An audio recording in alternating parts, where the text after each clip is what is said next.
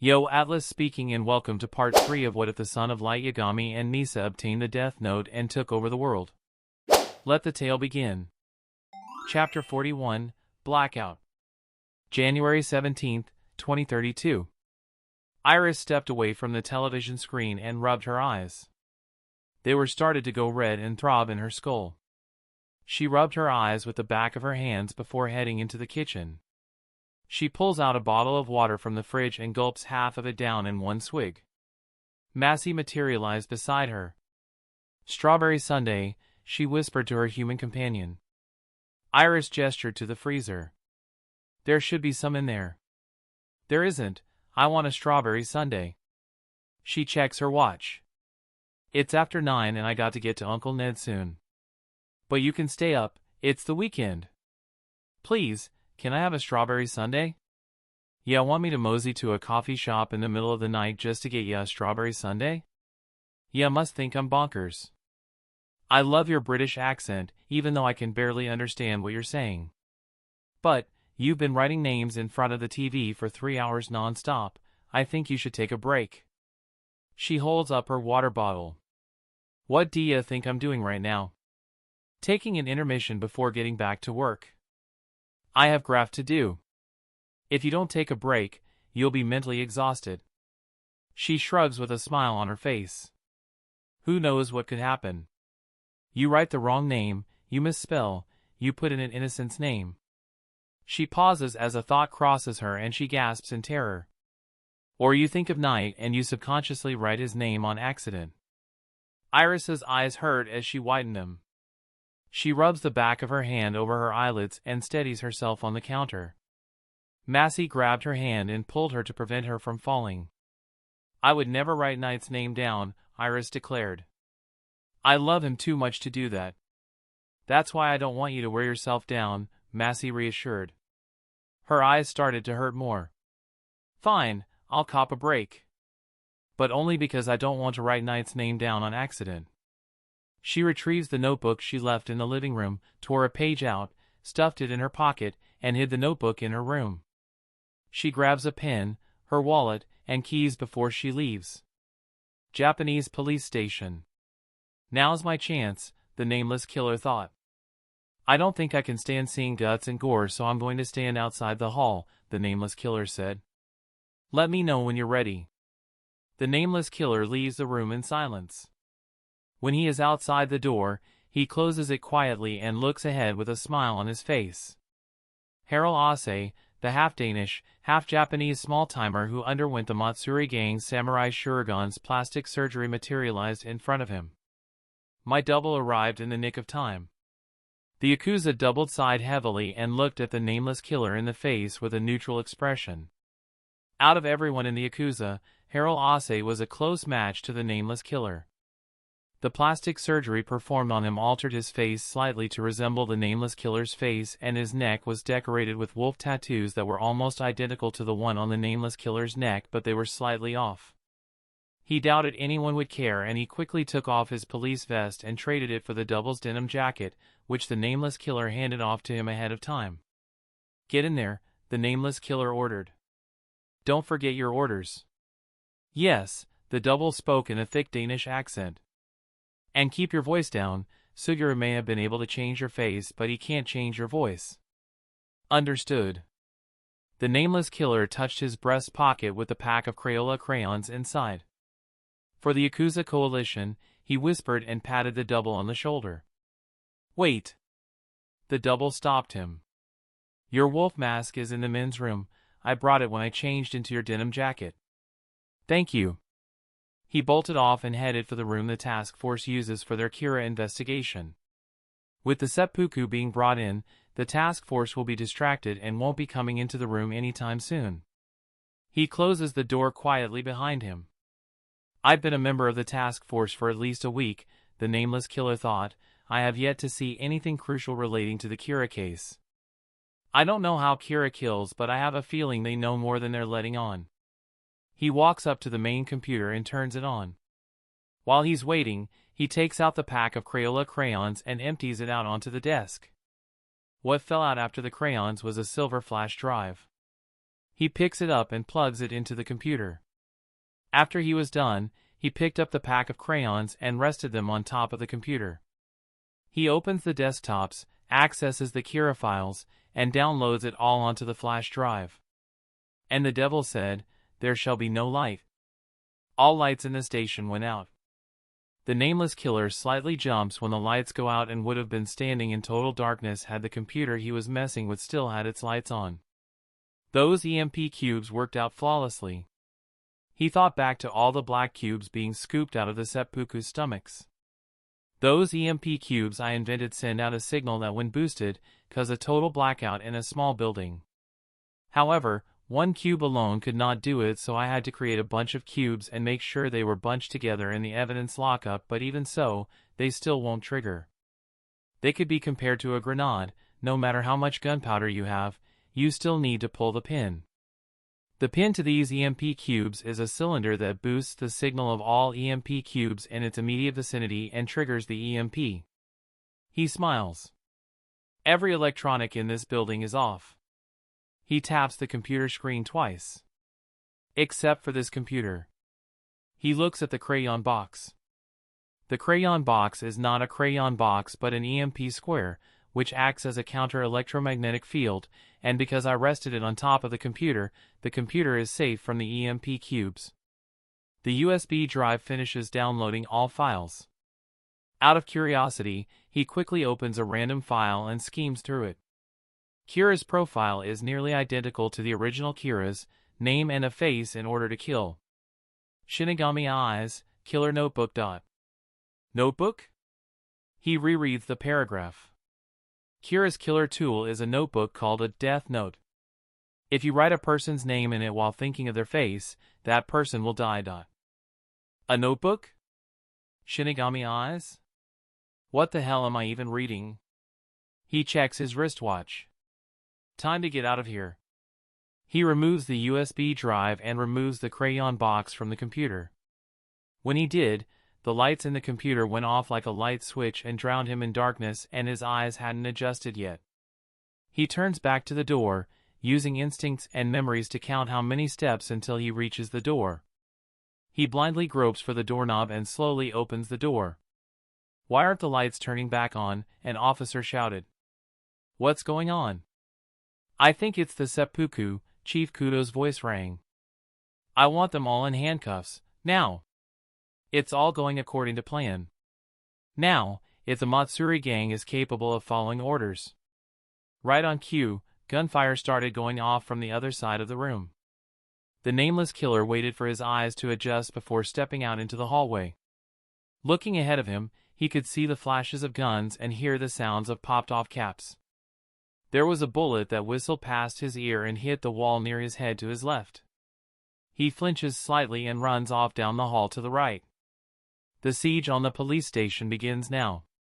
He runs to the men's room, kicking open each stall until he found one with a duffel bag on the ground behind the toilet. He reaches for it and opens it. He quickly pulls out his wolf mask and dons it, becoming the Kia killer once more. Now things are getting interesting. With Chief Kudo. Kudo drew his pistol and took cover behind a desk. The power went out, but he could tell by the tracer bullets which directions people were firing from. Even over the gunshots, he could hear the sounds of maniacal laughter coming from the firing squad. Could this be the seppuku? He asked himself. He looked over the jail cell to see all seppuku on the ground with handcuffs on. He couldn't see their facial expressions in this darkness, but he could make out their body language. Half of them were cheering, a quarter of them were cowering in fear, the other quarter was staying as still as a mannequin. He looked in the opposite direction to see what looked like the silhouettes of Heier and Yamane taking cover behind a desk with both guns drawn. No, this can't be the seppuku. The seppuku operates on cybercrime, not gun crime. This must be a third party. Kudo looked over the desk to see the direction of the unseen attackers. Shots were being fired off from the opposite side of the room, and based on the projection of the bullets, they were being fired from men standing blindly in the dark with assault rifles. These shooters, whoever they are, they must have broken into the building when the lights went out. This isn't a random attack, This was planned and the seppuku were their allies.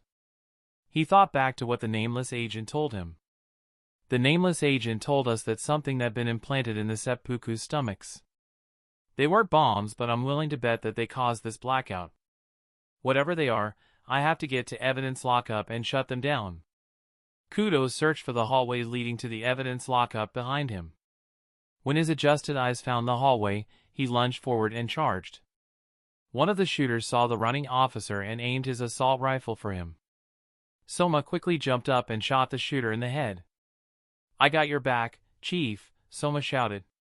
Kudo didn't have any time to praise the young detective and focused on running down the hall. His eyes adjusted, but the darkness still blinded him because he tripped on something laying flat on the ground. He doesn't waste any time finding out what he tripped over and picks himself up and carries on.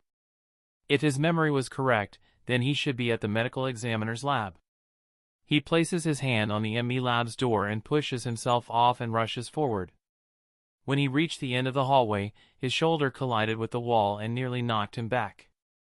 He reaches and feels a doorknob. He kicks the door open and waves his gun around, making sure the coast was clear. He reaches into his back pocket and takes out his cell phone. When he turned on the phone's flashlight, the beam shined onto a wolf face. He felt a foot connect to his stomach and fold him. He drops his phone at his feet and it lands flat on the ground with the flashlight aiming up at him and blinding him. A pair of hands grab a fistful of his hair and yank him forward to meet a knee to the face. Kudo holds his gun up only for it to be smacked out of his hand and in the corner. He felt one of the hands lead his hair to meet him with knuckles across his jaw, knocking him to the ground. The wolf mask attacker steps away from the flashlight beam and vanishes into the darkness. Kudo pushes himself up like he was doing a push-up and raised his fists, running off into the shadows like a coward. "Turn on the lights and we'll see who's the better man, Wolf Mask." "Trying to goat me," Wolf Mask laughed. "Sorry, but that's not going to work on me."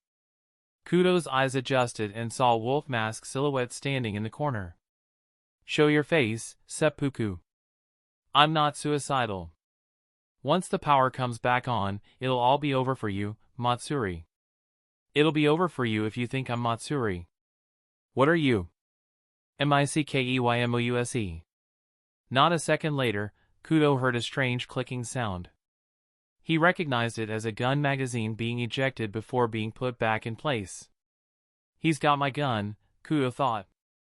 "Have to think of something. You're in a building full of Japan's finest, you don't stand a chance." Kudo was about to lunge until he heard the infamous shink of a knife and froze in place.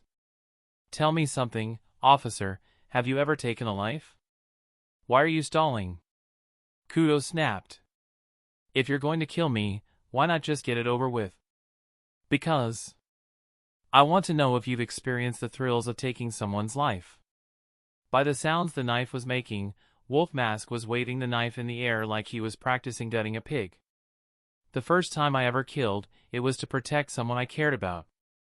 I failed to save him and I had to put him out of his misery. The second time I killed was to protect myself and by extension, someone I loved." Kudo felt his skin go cold when he heard the sounds of the knife scraping against the wall. He could see Wolf Mask's silhouette, but he wasn't going to take a shot in the dark, especially when he has no idea where his gun was and his opponent was holding a knife. "Why did you become a police officer?" Wolf Mask continued. "Was it to escape boredom?" Kudo bit his tongue. Wolf Mask sighed. "I guess I won't be getting anything interesting out of this conversation." He waves the knife once more. "Just to let you know, I've killed officers like you before, but they all deserved it." The silhouette of Wolf Mask took a fighting stance. "I just wanted to see if you were a pig that deserved to be gutted." The silhouette walked forward one step, which echoed through the room, despite the gunfire going on in the background. "I won't kill you, but I hope that you put up a fight." The knife suddenly dropped to the ground with a loud clank. When Kudo saw it, he thought his eyes were playing tricks on him in the darkness, but the silhouette of another figure had lunged onto Wolf Mask and both went staggering back towards the wall. Kudo picks up the phone and shines the light on the two figures. The nameless agent was attacking Wolf Mask, keeping him pressed up against the wall by his neck with his forearm. Keep him pinned down, Kudo ordered as he looked around for his gun with the flashlight. When he found it 5 feet away from him, he picked it up and aimed it using the flashlight. Wolf Mask uppercut the nameless agent with both fists and disoriented him. He shoved him off of him and put him in a rear naked choke. Let him go, Kudo warned as he pulled the hammer on his gun. I won't tell you twice. Wolf Mask continued to choke the nameless agent like it was nothing as he stared into Kudo's gaze through the eye holes in his wolf mask. Just as I suspected, he said, you've never killed anyone. You've never taken someone's life. Kudo gripped the gun tight in his hands that his knuckles started to turn white. You're such a boring person. The nameless agent elbows Wolf Mask in the gut and breaks out of the chokehold, a little too easily, but Kudo didn't care. The nameless agent turned and threw a hook. Wolf Mask ducked and took something out of his breast pocket. 3 pencil extenders fitted with crayons were in his hands, and he punched all 3 into the nameless agent's left eye. The nameless agent screamed and tried reaching for the pencil extenders, but he quickly fell flat on his back and started twitching. Kudo's face turns green as he feels the bile start to rise up in his mouth, but he forced it down and kept his aim on Wolf Mask. Get down on the ground, final warning. He was sure that Wolf Mask was smiling under that mask, but he walked towards him with loose shoulders and fingers looping around his belt loops. Kudo pulled the trigger. Click! What? Kudo gasped. Wolf Mask held up his gloved hand to brandish 10 bullets. When did he? That's when Kudo remembered. When I lost my gun earlier, he must have found it and emptied the bullets.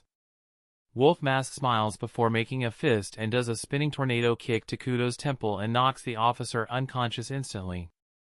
That was satisfying, he thought as he pocketed the bullets.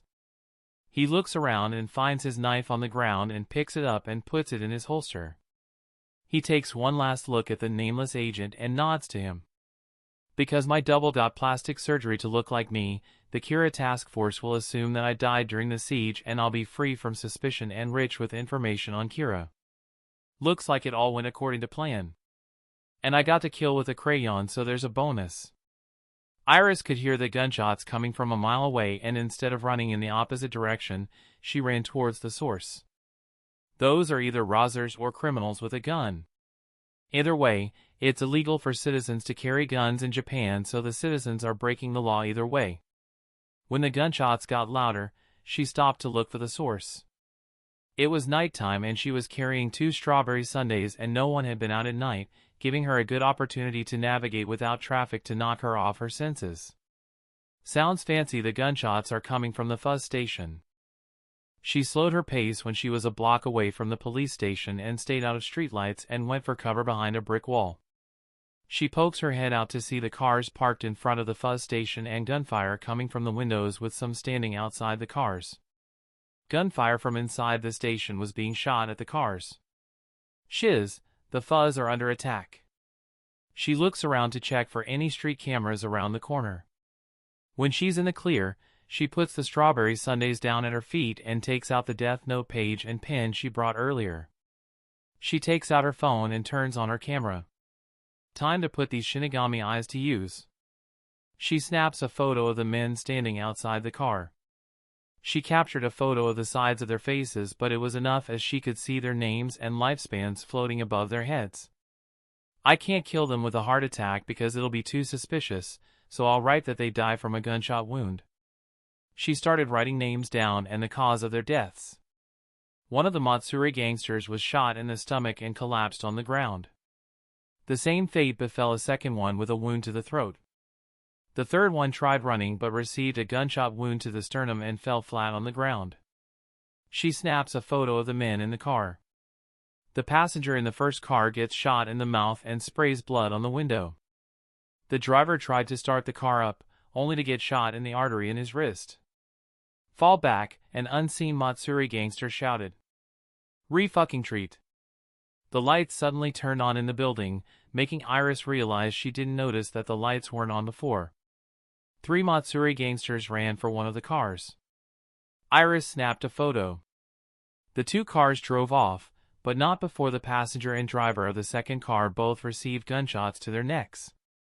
Iris peeked out her head out to see that the coast was clear. She leaned against the wall and sighed when she heard the sounds of officers running outside to arrest the fatally wounded Matsuri gangsters.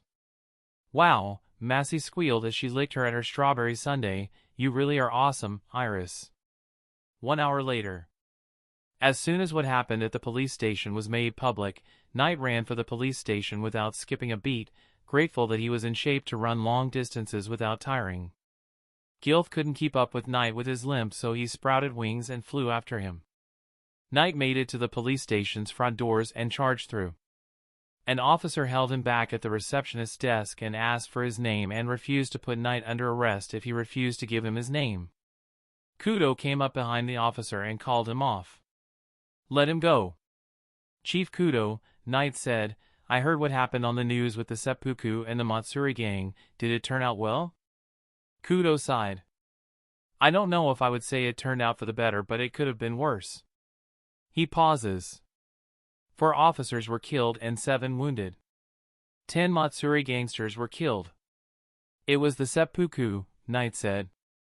"There's no way brilliant criminals like the seppuku would surrender without a fight. I tried to figure out their plans, but all I could come up with was that they wanted to get caught, and it looks like I was right. But teaming up with the Matsuri gang, I thought the seppuku was better than that." Kudo, "It's not just the seppuku and Matsuri gang you have to worry about, it's the entire remnant of the Yakuza." Kudo flashed him a confused look. "The nameless agent told me that 9 criminals from different Yakuza were killed by Kira in the same room. This would all appear to be nothing, but given that the seppuku let themselves be caught and the Matsuri gang attacked, I would say the remnant Yakuza formed into a coalition." Kudo sighed and crossed his arms over his chest.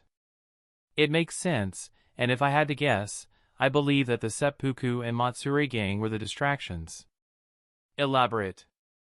"The seppuku all smuggled in some kind of device that caused the building to black out. As soon as the building blacked out, the Matsuri gang attacked. The Matsuri gang was meant to distract us from the Yakuza true goal, information stealing." "What makes you say this?" "When I ran to the evidence lockup to destroy the EMP devices, there was a man in a wolf mask who ambushed me. He wasn't part of the seppuku or Matsuri gang, so the only thing I can conclude is he is a third party like Imperial, Haydn, or even a small-timer, who snuck in when the lights went out to steal something." "What was stolen?"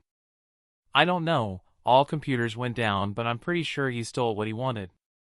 "This man with the wolf mask, anything to identify him?" Kudo shook his head. "It was dark and I only got a look at his mask. I do vaguely remember him wearing a sleeveless denim jacket, and he killed our nameless agent with a crayon." Knight blinked his eyes, not at the nameless agent being killed with a crayon, but being killed. "What?" "The nameless agent sent over here to help us with the Kira investigation. The man in the wolf mask stabbed him in the eye with 3 crayons and killed him." "He's dead?" Kudo nodded. "He died trying to stop him. I promised to find this wolf mask and bring him and the remaining Yakuza to justice." Knight's hair and eyes turned a dark red color. "Yes, the nameless agent that was about to become a thorn in my side is finally dead." He inwardly smiled. "It's bittersweet. Bitter because I wanted to see if I could use my intelligence to kill a nameless human with a death note, but sweet because he's out of the way. Now the interesting plot begins. It's time for Kira to bring the fight to the remnant Yakuza and bring down an entire criminal organization. I thought that things would be dull without a death note opponent, but it looks like even normal people can be interesting opponents." Inside information. The tattoos sprawled over the Kia killer's body represent an animal that he has killed. Because he mostly killed wolves, his theme is wolves. Chapter 42, Retaliation. January 18, 2032. The Japanese police station. Knight made sure to visit as soon as his killing schedule was clear and raced to the Kira Task Force headquarters room at the station. He ran into the officer who was blocking him last night, but he let him through. He jogged through the station and pushed the door open. The 4 Kira Task Force members were sitting around one table with a laptop open before them. He shut the door behind him softly. "How's it going?" he asked casually. "Finally decided to join us," Hey8 said sarcastically. Knight, I really wish you would put your feelings for Kira aside and help us capture him. It's Kira's fault we're in this mess. Why do you say that? Think about it. Why is it that the remnant Yakuza formed an alliance? The chief told me your theory, and I think that the remnant Yakuza formed an alliance to become a deadly force. It's because of Kira that they were driven to desperate measures. Knight flashed him a challenging grin. On the contrary, how Kira not been around, they'd be skimming the city, killing and robbing whoever they want because they know that there was no justice deity to kill them with heart attacks. Soma grabbed Hi-8's shoulder. Look, Hi-8, I know you're upset, but we shouldn't blame Knight for this. He's just a kid. He's 18 and in college, living off the money his aunt got from the Kira bubble and solving cases while getting personal at the NPA. If he's doing that, then he's earned the right to get blamed on. He smacked Soma's hand off his shoulder. Yamane spoke up. Hi-8, you're still in distress from last night. Hell yes, I'm distressed. We'd nearly got our asses blown off because Kira forced the Yakuza into a corner and we paid the price with 4 of our colleagues. Hi-8, Kudo said softly, yes, Kira backed them into a corner, but do not blame Knight.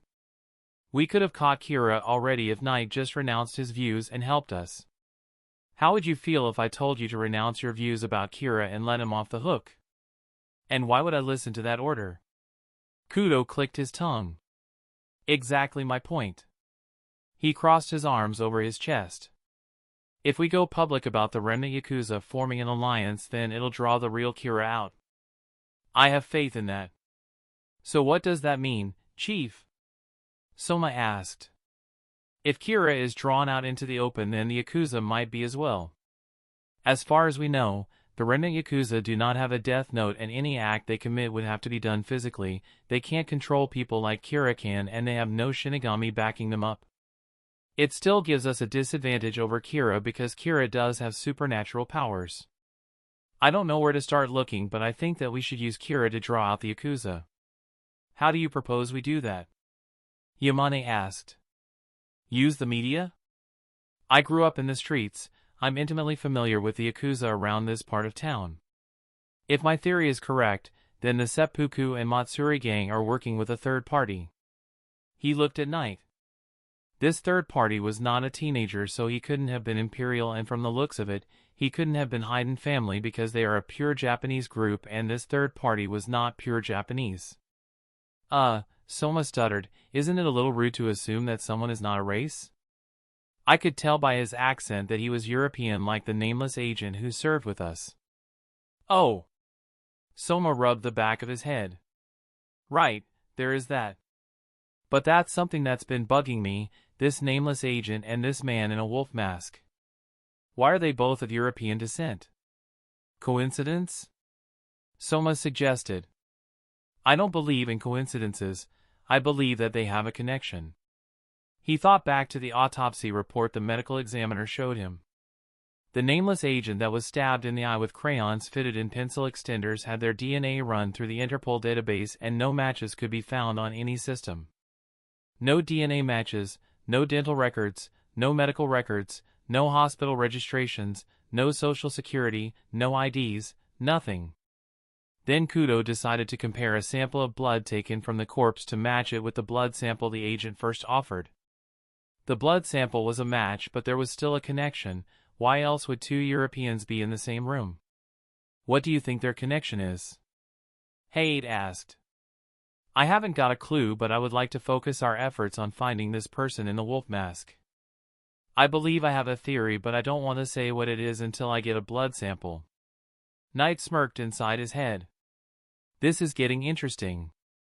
So, out of everyone in the Yakuza, Knight spoke up, you're going to look for the guy in the wolf mask rather than the Yakuza itself? First the nameless agent shows up, then he's killed by a foreigner?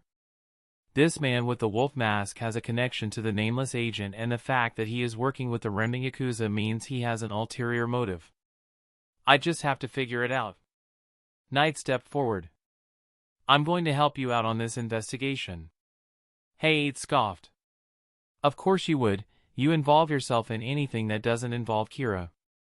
You do realize that you could use all the help you can get, he rebutted. Say what you want about Kira, whether you think he is justice or not, but the Yakuza just formed into one powerful enemy, and I think all officers should put aside their differences and take down this common enemy." He flashed a cheeky grin at Hey-8. "And if it makes you feel better, you could tell yourself that you are taking the moral high ground by bringing down the Yakuza as a police officer and not as a god of justice." Hey-8 sneered at him. "What's your motive, Knight? Why are you bothering to help out?" "I don't like criminals." Knight nearly snapped but held his composure. He took a deep breath before explaining, the justice system was created by people who each had a different opinion on justice, but they still worked together for a common goal and a common enemy. You and I may have our differences, but we share a common goal and a common enemy, and I think that's reason enough for letting me help you out." Soma cheered. "Yeah, tell him, Knight." "Knock it off," Kudo snapped, "all of you.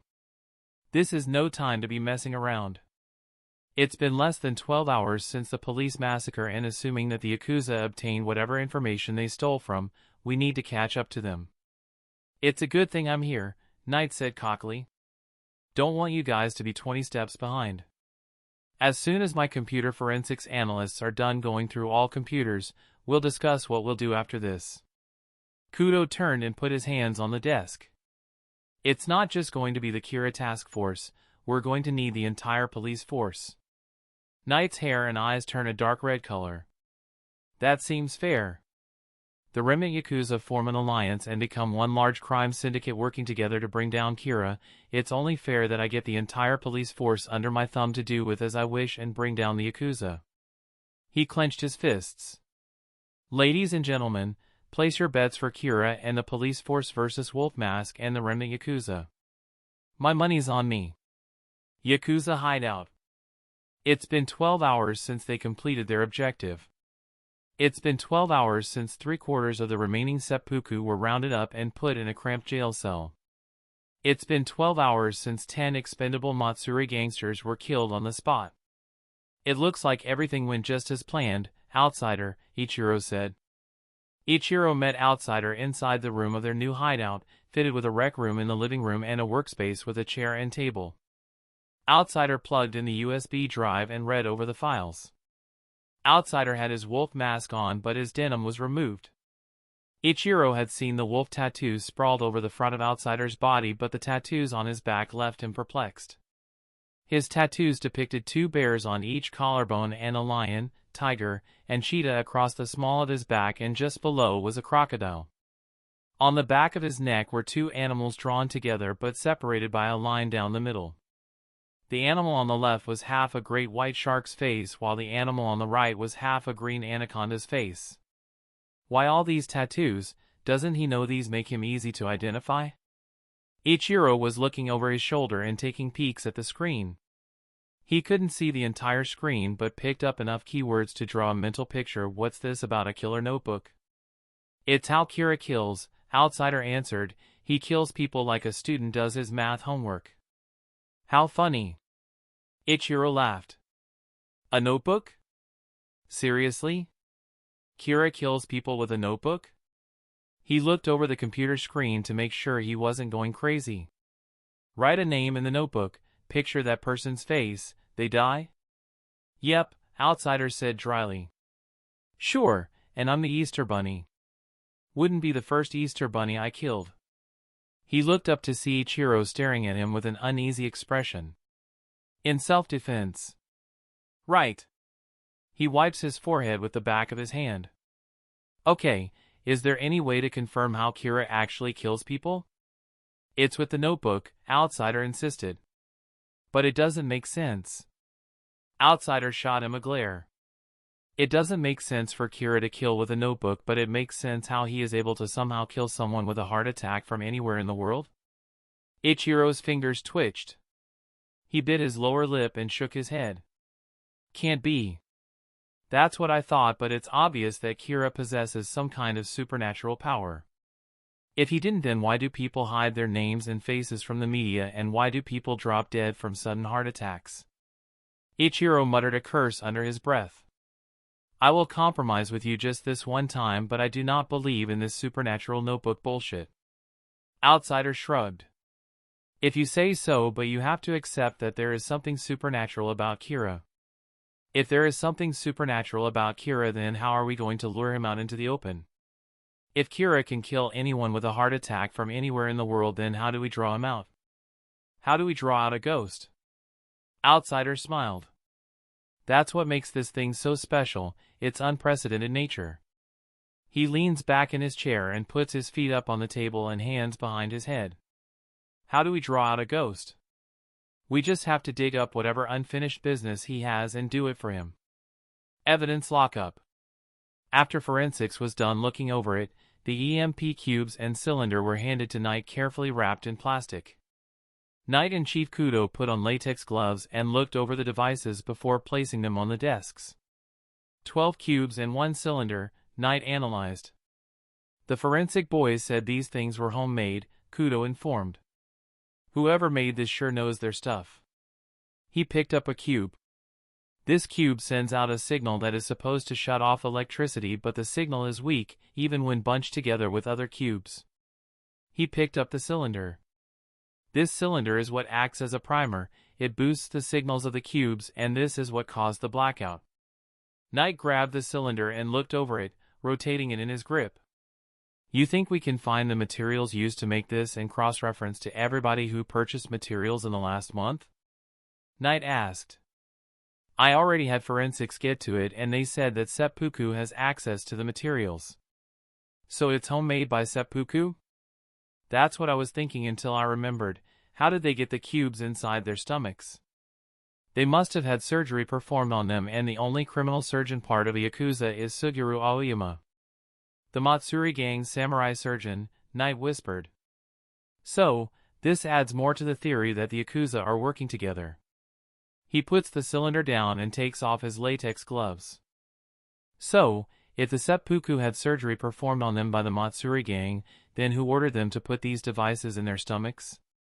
Was it that third-party wolf mask, or was it someone like Haydn or Imperial? Kudo touched his chin and looked for an answer. I'm not intimately familiar with the Yakuza's MO, but if I had to place a bet, then I would say the Haydn family Yakuza. Out of all the Yakuza, they have the most influence after Imperial Yakuza and their teenagers. The Seppuku is third in rank, and the Matsuri gang is dead last because no one cares about them. Knight sighed. Let's not also forget about the small-timers. That's what I was going to say, but now that we're talking about this, I'm trying to come up with a plan in my head. We know that the Seppuku was ordered to go in as bait and the Matsuri gang were meant to set the trap, but how are we going to draw out the Yakuza? Hit them all at once, even if we use Kira and the media? They're organized, Knight said.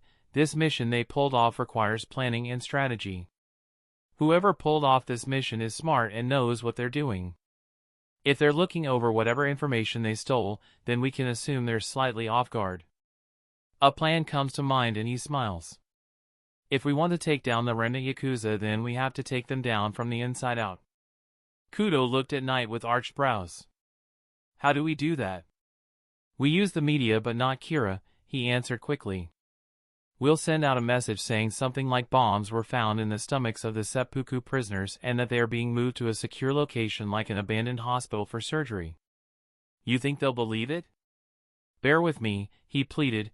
We set them up at a hospital, get camera footage of them being loaded up at the Ibaraki hospital dash. That's not abandoned. I'm using Ibaraki as an example, Knight hissed with annoyance. We get footage of them at Ibaraki hospital, then we set off little explosions in the hospital to make it look like the bomb threat was real. Once the Yakuza see this, they'll start to turn on each other and accuse the other of sabotage. What makes you so certain of that? They are working together out of desperation, and desperation makes people paranoid. Kudo held up a hand, signaling Knight to pipe down. Let's say that we blow up portions of this abandoned hospital and they turn on each other. What do we do then? We still need to figure out where they're hiding and where Wolf Mask is. Already a step ahead, we put a GPS tracker on one of the Seppuku, perhaps in their stomach, and we subtly release them. We follow the GPS tracker back to their base and it'll lead us right to their main base of operations, or at least one of their hideouts. After that, it's only a matter of time before we move in and apprehend them. He spread his arms dramatically. Simple. Kudo shook his head. Knight, What you are doing is unethical, blowing up a hospital, digging into a man's stomach to put a GPS tracker in him, and intentionally releasing him? Have you gone mad? Knight glared at Kudo. Chief, I understand your concern, but this is the best we can do right now. Look at what the Ren Yakuza was able to achieve by combining forces. They built many EMP grenades, smuggled them into the building, and stole confidential police information. They are desperate and are more than willing to take risky chances. We're operating within the law, Knight. If we pull cheap tricks like this, then we're no better than the criminals. It's no different than when the police and Sakura TV lied about knowing Kira's identity to draw him out. We'll plan everything out ahead of time and have a week to prepare. A bomb squad will make sure that no one is at the hospital to be blown up, and we'll hide the seppuku at a different location. I don't know about blowing up a hospital, Knight. If we make it seem like the Yakuza have bombs, then the military might get involved. Even better, because if the military gets involved, then paranoia and panic will increase tenfold within the Yakuza. Knight grabbed the chief's shoulders. Chief, you are a good man, you fight for justice, and you care for the well-being of others. Right now, this is the best plan I could come up with, because we need the Ren Yakuza to turn against each other. Plus, no one is going to get hurt, and if we're lucky, then we'll know the HQ or at least a hideout of the Ren Yakuza within a week. Kudo's eyes went from looking into Knight's eyes to the ground, rapidly moving back and forth. He couldn't figure out what to do, if he should be allowed to have a hospital blown up just to get Yakuza to turn on each other. He tried thinking of another plan, but he kept drawing a blank. Knight retracted his hands and turned away. Then again, it's your choice. The tone in his voice was the shrug he needed. Fine, Kudo said without hesitation. I'm uncomfortable with blowing up a building, but if this is the best plan you can come up with, then we must act upon it. Knight smiled. This is almost too easy. January 23th, 2032. Yakuza Rec Room. Even gangsters need a place to relax, and the rec room in their new hideout wasn't half bad, evident by the 15 gangsters enjoying themselves. There was a television set up in front of a couch being watched by Suguru the samurai surgeon and Yamato the vampire, a vending machine being attended by Shin, and a bench press used by Mitsu with an imperial named Yen acting as his spotter. As soon as he lifted up the bar and he couldn't hold it up, Mitsu wished that he had a stronger girl to spot him. Ichiro was pacing nervously around the room, his lips dry and nails bit off. It's been 5 days and we haven't made a move since, Ichiro snapped to everyone in the room. What is this supposed to be, a jig? That outsider promised us Kira's head on a stick, and what have we gotten? Nothing. Mitsu sat up on the bench press and held a hand up. Calm down, man. Don't tell me to calm down, I'm up to my eyeballs in stress. As long as Kira is still active, I can't restore honor to the Hayden family Yakuza. Kia Killer is not following through, and it's disrespectful. Shin considered reassuring him that the Kia Killer might have a plan, but he decided to keep his mouth shut and gulp down a can of soda. Suguru the samurai surgeon and Yamato the vampire were ignoring Ichiro's rant and kept surfing the television until they stopped on a news segment about a hospital. Suguru said, check this out. He turned up the volume as the gangsters rounded up. The female News 7 anchor spoke up. Following the gruesome incident at the police station involving the Seppuku and Matsuri gang, police have come to a recent discovery. She reads from the paper in her hands.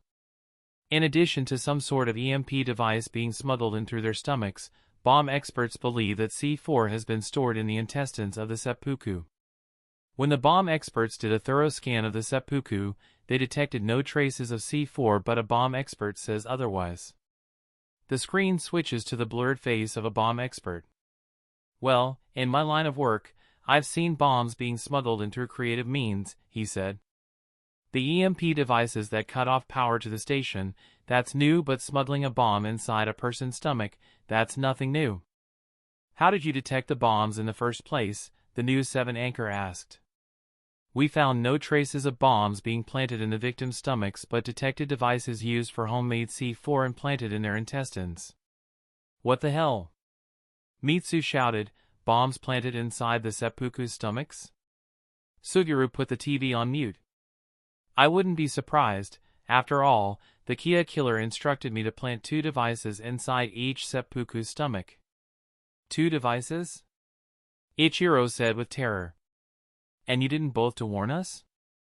I thought that they were EMP devices like the cubes. Shin laughed. I was told to plant 2 devices inside the stomachs of each seppuku, and take a pint of blood out of Harold Ase's body and replace it with the Kia killer's blood, so when he died at the police station, DNA will confirm the Kia killer died. Did you even question why the Kia killer told you to do this? No, only that I got to play the role of a surgeon and I love that role so much. He unmuted the TV. He did, however, told me to put the EMP cube in a place that's easily spotted while the second device is to be placed somewhere that is hard to detect. The bomb exported continued on the TV, so that's why these seppuku is being taken to the hospital so we can perform surgery on them to not only look for the bomb but get it out before it detonates. The News 7 anchor said, "We do wish you luck because it's more than likely that bomb can go off at the flip of the switch. Good luck. We'll get the bombs out their stomachs." Ichiro turned and started walking. "Where are you going?" Mitsu asked. Ichiro growled and pulled his lips over his teeth like a rabid dog. "To find out once and for all if we're expendable to the Kia killer." He barged through the door to find the Kia killer in the same chair as before, shirtless and wolf mask on. "What did you do to the seppuku?" he demanded. "Sugura told me that you told him to implant not 1 but 2 devices inside the stomachs of each seppuku that was to be caught. The first device was an EMP, but what of the second device?" Outsider looked over his shoulder and stared into Ichiro with lifeless eyes behind his wolf mask. "No need to worry," he whispered in a hushed voice. "I can assure you that those devices Suguru implanted inside them will give me an edge. I don't care about an edge, I care about what you put inside their stomachs. It'll spoil the surprise. Kia killer, a serial murderer who kills criminals in self-defense. How can I trust this is not some ploy to kill us later in the future? Think about it, Ichiro, how can I blow up an entire Yakuza and make it look like self-defense?" Ichiro hesitated and stumped for an answer. "Trying using your brain, you'll be surprised how obvious things are once you use your brain." The next day. "Holy shit. Fuck. Hell yeah." Ichiro turned and ran back to the rec room, where everyone was standing with Suguru and Yamato cheering. "What's going on?" He cut himself off when he saw the TV. The top floor of the Cibo hospital suddenly went up in flames and blasted debris over the streets. The camera crew panicked and shook the camera and backed away from the destruction. The bomb crew from earlier quickly rushed in and after the explosion stopped. "What happened?" an anchor off camera asked. "As you can see, we have live footage of the Cibo hospital going up in flames." "Was anybody up there?" "The seppuku was up there and it appears that a bomb went off in one of them. We should be grateful that the Cibo hospital has been abandoned for a year because had it been any other hospital, people would have died." All eyes belonging to the gangsters turned to the room with Outsider in. Outsider stepped into the rec room and looked at each of them, his expression hidden by his wolf mask. "It's a trick," Outsider thought. "There is no explosion that went off inside the hospital, it's nothing more than a cheap trick." He looked ahead, staring off into space. "These dumbass think because I implanted a second device within the stomachs of the seppuku, I must have killed them when they outlived their usefulness. The seppuku and everyone in this room are far from useless as of this moment, but I must admit, whoever came up with this trick to blow up the hospital is a genius."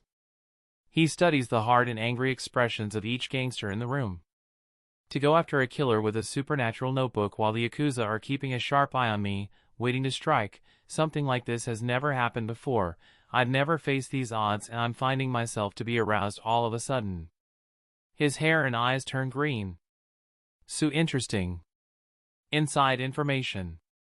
A small-timer is a member of a Yakuza whose existence is so trivial it doesn't matter what Yakuza they came from or what role they served. Iris and Iona were abandoned as infants. The Kia killer's girlfriend is alive and a tattoo artist, she is the one who did the tattoos for him. Chapter 43, Dusk. January 24th, 2032. 10 a.m. Outside Cibo Hospital. The camera crew finished rolling footage of the Sibo Hospital's top floor exploding. The bomb crew came out of the building and gave a thumbs up to Chief Kudo, who was standing across the street from the building with his team behind him. "That was awesome," Soma yelled, "epic." "I know," Yamane agreed. "How many times in life do you get to see a building explode?" He pondered for a second. "When said like that, I make it sound like it's awesome seeing buildings blow up." "Get your heads back in the game," Height ordered. "We're not done yet." Kudo nodded. "He's right, this is just to cause distrust amongst the remnant Yakuza." He faces the three men. "Now comes the part where we release one of the seppuku after putting a GPS tracker on them." Soma groaned. "I wish I came up with that plan. Why does Knight have to be so smart?" "Maybe if you hadn't slacked off during school and paid attention, maybe you would be slightly smarter," Height said. "Shut up!" Soma shouted. "I am not that dumb." "I'm not saying you're dumb, I'm saying you're easily distracted. This is a serious investigation, and if you're going to be complaining about people being smarter than you and buildings blowing up, then you're in the wrong line of work."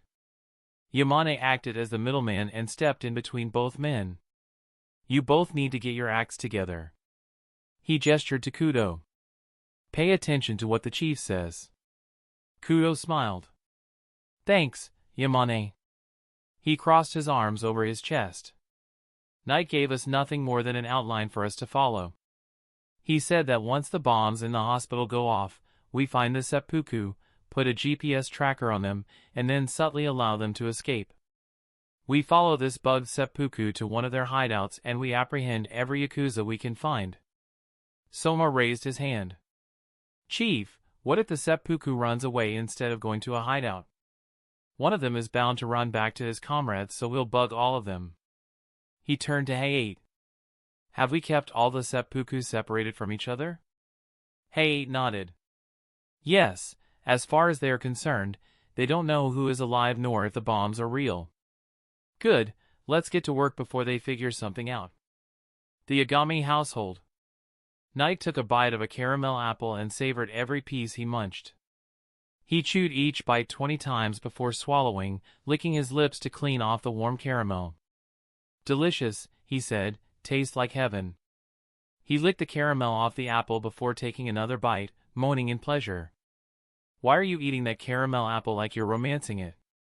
Knight turned to his red-headed companion sitting on the couch next to him. "Because caramel apples are so delicious and I believe I deserve a treat, Iris." He took another bite. "A treat for what?" Thinking 2 more steps ahead. Another bite. "I told you about my plan to drive the Yakuza into paranoia, right?" Iris nodded. "You told me everything from the 9 killed in the warehouse to your plans to bomb up the hospital and the alliance of the Yakuza survivors." "Yep, I'm pretty much caught up." "Then I'll update you once more." He took another bite and was left holding half an apple with a stick. "I told the police to plant a GPS tracker on the seppuku and subtly allow them to escape before tracking them down to their hideout." He faced her with a smile. "We're not going to wait for some random seppuku to break out, we're going to make them break out." Iris spotted Gilth and Massey materializing in front of them before returning focus to Knight. "Let me guess, we use Gilth and Massey to break out one of the prisoners, follow him to his hideout, and use the notebook?" Knight laughed. "Smart AF. I suppose you want Gilth and Massey to carry some kind of camera with them and then use it to capture footage of the Yakuza's faces. And then you tell me their names with the Shinigami eyes. Why?" Iris shrugged. "Why bother using the Death Note?" "Because it'll drive the Yakuza deeper into desperation and paranoia." He leaned close to her. She could smell the caramel in his breath and she felt her face redden. "We follow the seppuku back to his hideout, kill all but one there and then follow him to the next hideout, kill all but one, and follow him back to the next hideout, repeat until every Yakuza is dead." "That is so smart," Massey said as she took a spoonful of her strawberry sundae, "so they'll be like cattle leading the flock to death." "Exactly," Knight confirmed. "They think they're so high and mighty because they have the numbers, but quality beats quantity anytime, and once we dwindle their numbers, they'll be in despair, disarray, anguish." He smiles and lets his head fall back as he exploded with laughter. This will be a one-sided battle. He took another bite of the apple. Iris studied him hard. Knight seems happier than usual, she thought, looks like he's no longer bored out of his mind. She laces her fingers together and plants her elbows on her knees. Once again, I'm useless. I thought I could ease his boredom by giving him a high-profile case, the Kia killer, and he completely sidelined it in favor of curb-stomping a crime syndicate. Without my eyes, I'm useless. She studies him again. I wish I could be like him, to be able to enjoy the pleasures of a caramel apple while laughing without a care in the world, knowing something exciting is about to happen, especially if I made it happen. If I want to prove tonight that I am worthy of his gallant heroism and not just a useless side piece, I've got to step up. I already promised myself I would become more proactive, and this is the first step. Knight finishes the caramel apple and throws the stick in the trash. Well, Knight clapped his hands with a smile before getting up. It's going to be a long night and we've got plenty of work to do. He turns to Gilth. You know where the camera is? Gilth nods. Good, we'll need it. We'll activate our plan after midnight or so I'm going to get some sleep right now so I won't be tired for tonight. He looks at Iris. I'm going to hop in the shower. Want to join me? Iris looked in the opposite direction. Aye, she stuttered. I didn't bring any clothes. If you want, you can wear my shirt. Iris covers her mouth and felt her cheeks flush. Please stop teasing me. She couldn't bear to look him in the eyes. Well, I'm going to need you here at my house at midnight, so you might as well share a bed with me. Iris felt her heart pumping like a hammer in her stomach, and she thought that if the death note wasn't going to give her a heart attack, then Knight's teasing would. Either way, the world suddenly went dark for her. Did she just pass out? Massey asked. January 25, 2032, 12:59 a.m. Jail cell. Clank! A young man with greasy black hair stirred in his sleep in his jail cell. Clank! He opened his eyes and turned on his side. Clank! Ow, he winced. Fuck. He clutches his stomach and curls up in a fetal position. Surgery still hurts. Clank! He turned towards the sound and he waited before his eyes adjusted to the dark cell before getting out of bed carefully, mindful of his sore stomach. He winced. I've had surgery to get some kind of cube implanted within me, then I had to get surgery to get it out. He remembered what he saw on the news. If what the news was saying was true, then I have a bomb implanted in my stomach. I have to get it out immediately. Once his eyes were now adjusted to the dark, he turned in the direction the clanking was coming from. He moved towards the bars and looked down at the ground. A set of keys were laying on the ground within arm's reach of him. He gets down on his knees and reaches outside the cell. He stretches his arm to the fullest and manages to snag the thickest key by the tip and haul it into his cell. What was making that noise earlier? He thought. That clanking? He shook his head. Doesn't matter.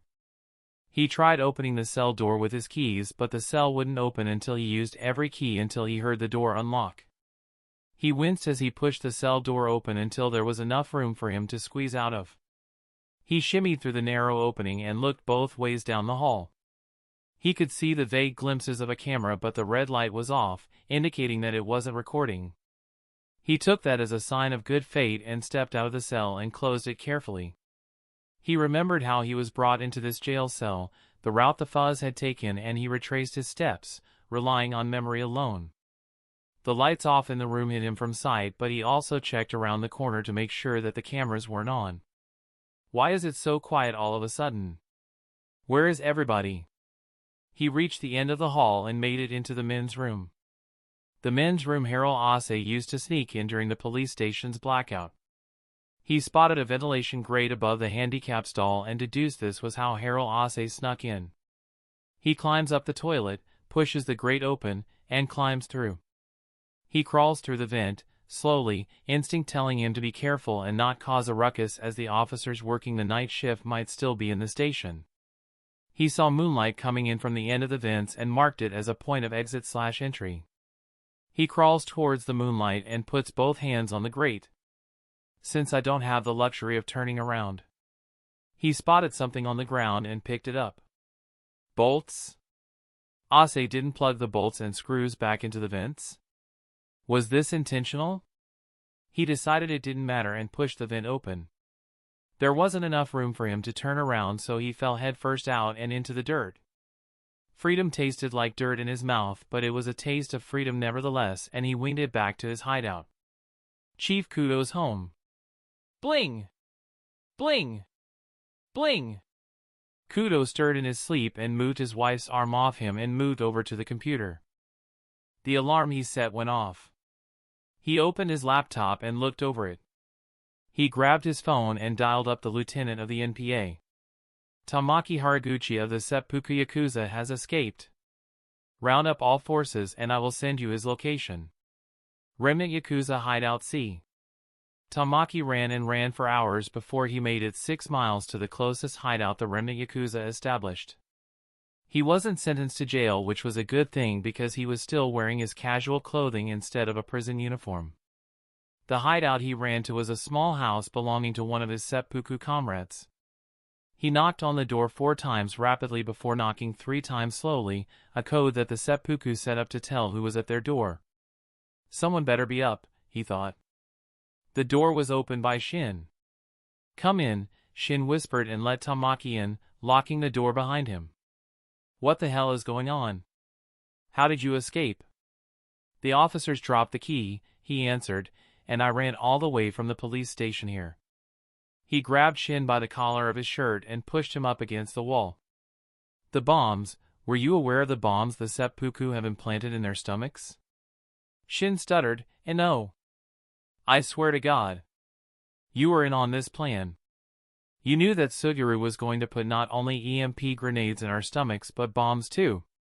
He punches Shin across the face. Fuck you for treating me like I'm expendable. He punches him in the stomach. How does that feel? I can't make any hyperactive movements after having undergone surgery twice. He uppercuts him. Do you know how painful it was to run here? What the hell is going on here? A small timer comes running up towards them and grabs Tamaki by the hair and throws him off. Tamaki tried lunging for Shin again, but the small timer shoved him back. Tamaki mellowed himself down and walked slowly to the small timer and stood shoulder to shoulder to him. I don't know how many of my comrades died in that explosion in the hospital. Who has the detonator? The small timer sneered, stay back or I'm going to have to get violent with you. You know, even if you kill me, you're still going to have to dispose of my body. The small timer pushed Tamaki down. Tamaki jumped to his feet and lunged. The small timer grabbed Tamaki by the throat and tripped him onto his back and put his hand over his mouth and nose. A second small timer came running out the hall and lunged for the small timer assailant. He grabs the small timer assailant by the back of his hair and yanks. He would have pulled him off except he was elbowed in the balls. You're killing him, Shin shouted, still standing by the door. Stop!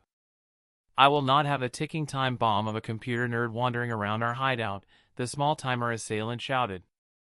The second small timer took out a knife and stabbed the small timer assailant in the side of the neck. The small timer assailant screamed and elbowed the second small timer in the nose and picked up the fallen knife. He stabbed his companion in the stomach and buried the knife up to the hilt before yanking it out.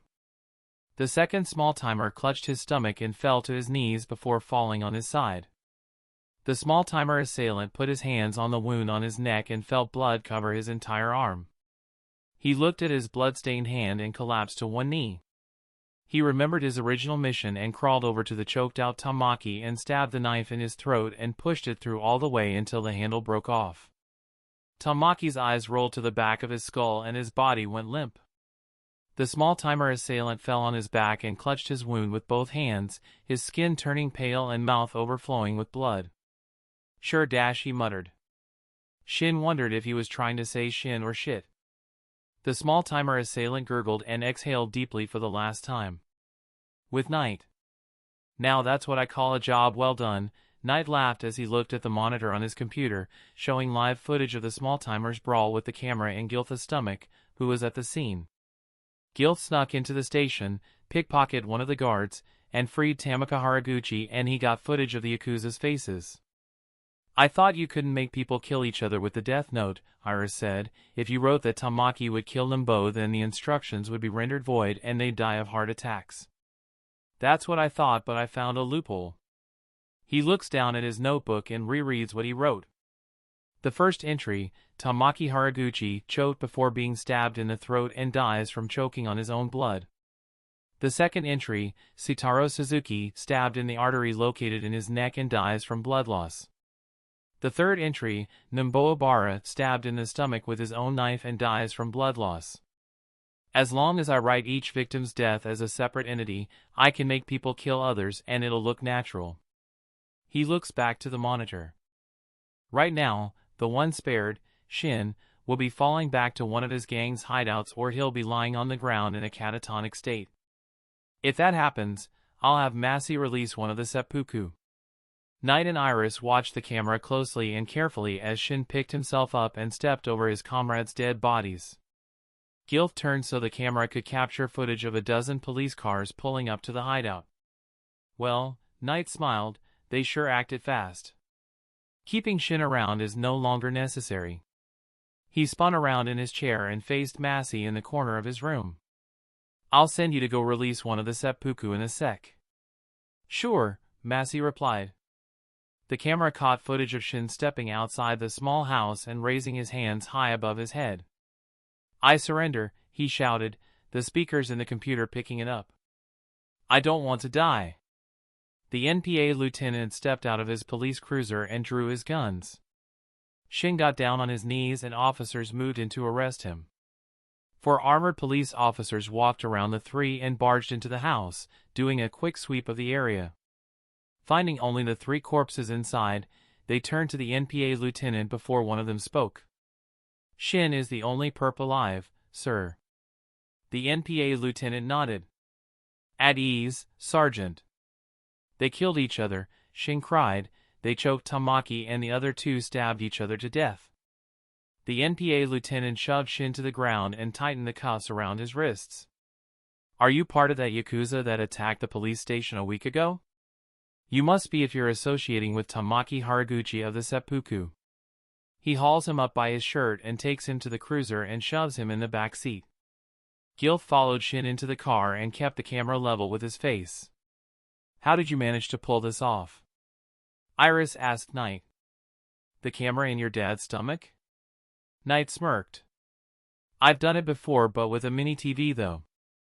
Because Shinigami can make themselves intangible, he made the camera phase through his stomach and then turned himself invisible. Because it's in his body, nobody can see it, even when he's semi-invisible. I'll help you out, a desperate voice called out. Knight and Iris snapped towards the screen. Shin cried and sobbed into the car seat before him. If you offer me protection from Kira, then I'll help you. I'll tell you whatever you want. What? Knight exclaimed. I want out, Shin cried. I want out of this fucking life. I was press-ganged into being a small-timer and I want out. Is he really begging for his life? Knight asked. How pathetic. If he's not going to run and if he's going to snitch out the rest of his guys, what are you doing to do next? Knight rolled his eyes.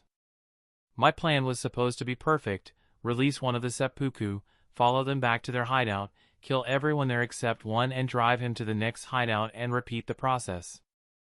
He grumbled and buried his face into his hands. Shin cooperating with the police fucks everything up. 1. He can give all the information needed to weed out the Yakuza, and 2. It'll be damn near impossible to kill him. I killed the Yakuza in the hideout because I could make them kill each other, and there's no way I can force a police officer to murder Shin, and if I write that Shin dies of a heart attack, the police are going to realize that Kira is one step behind them and I can't risk it. Suicide isn't an option because the state he's in, asking for protection and then commits suicide would seem too contrived. If Shin gives out all the locations of the Yakuza hideouts, Iris began, then it'll be impossible to hit them all at the same time with only 2 Shinigami, and the police will more than likely strike the Yakuza at the same time as well. And if one too many bodies drop dead, then it'll look too suspicious, too perfect. He stands up and begins pacing around the room. The most likely outcome to happen is that the police will interrogate him for answers and he either misleads or tells the truths. He touches his chin. But I also have a feeling the Yakuza aren't going to take this sitting down. He turns to Iris. Think about it, these people band together out of desperation because of Kira, and if they hear that Shin is going to snitch them out, then they'll panic even more.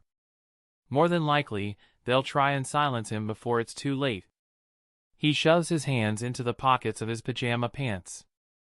At this point, I don't know if the Yakuza are going to strike and kill Shin or if the police will attack any locations Shin will give, but it's not going to be pretty.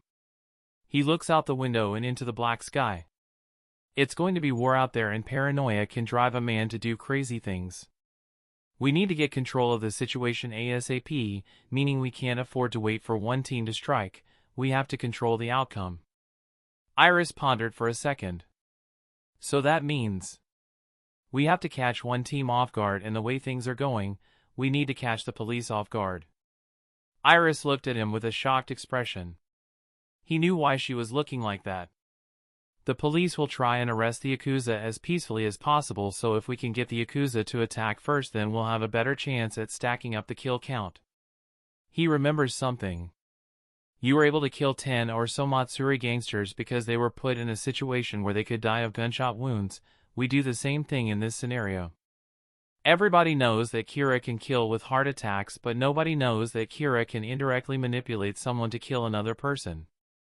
He turns to his computer and starts typing on the computer. I have an idea.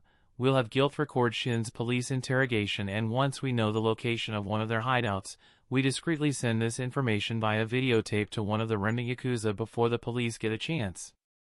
After that, we wait a while for the Yakuza to strike, and that's when the action happens. Iris hesitated. So, we're using the police as bait? Bait, pawns, what have you. As long as it results in more Yakuza dying, then by all means, your service will be honored, boys in blue. Knight touched his chin again and licked the bottom of his lips. He sits at his desk and scrolls through a list of names. It's going to be a long night, Iris, and I still need your Shinigami eyes. He begins writing down instructions for Massey to follow. Behind the story. Iris was not conceived as a twin.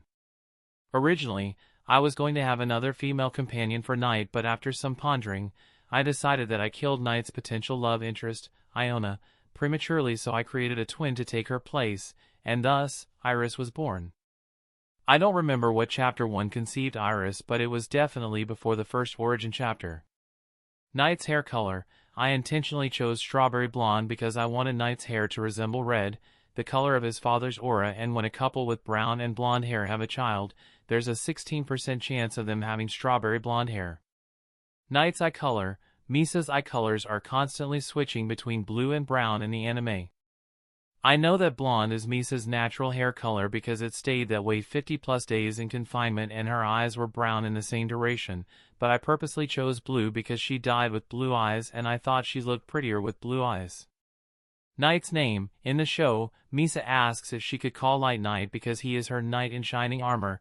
That's where Knight's name came from. I was going to name him Knight Yagami, but he already has Knight in his surname, so I changed it slightly. The Kia Killer's original name was going to be AA to pay homage to BB Beyond Birthday. Chapter 44, Dawn. January 25, 2032, 1:35 a.m. Interrogation room. The sound of knuckles cracking echoed through the room. We can do this the easy way or the hard way. The good cop in the room raised a hand. Calm down, hey 8. The good cop put his hands on the table and faced the prisoner. Shin, you can trust us with this information. Shin shook his head. How could I with this bearded cop cracking his knuckles like a wrestler? Yamane sighed and looked at his companion. You can drop the act, hey 8. He already said that he would cooperate. He sneered, just making sure. Yamane faced the prisoner. Shin, I'm aware of your past. I'm aware of how you were press-ganged into joining the Sama Yakuza to recuperate numbers, especially after Kira's return, and how you stayed with the Yakuza, even when the Sama Yakuza went down. You were afraid that you would be charged by association with the Yakuza, and you were afraid to go home to your wife. I wanted nothing more than to go home to my wife, but my wife is a Kira supporter, Shin said. If she found out I'm a Yakuza, she'll snitch to the police and then Kira will kill me. I understand, you and the remnants of the Yakuza banded together to combat Kira.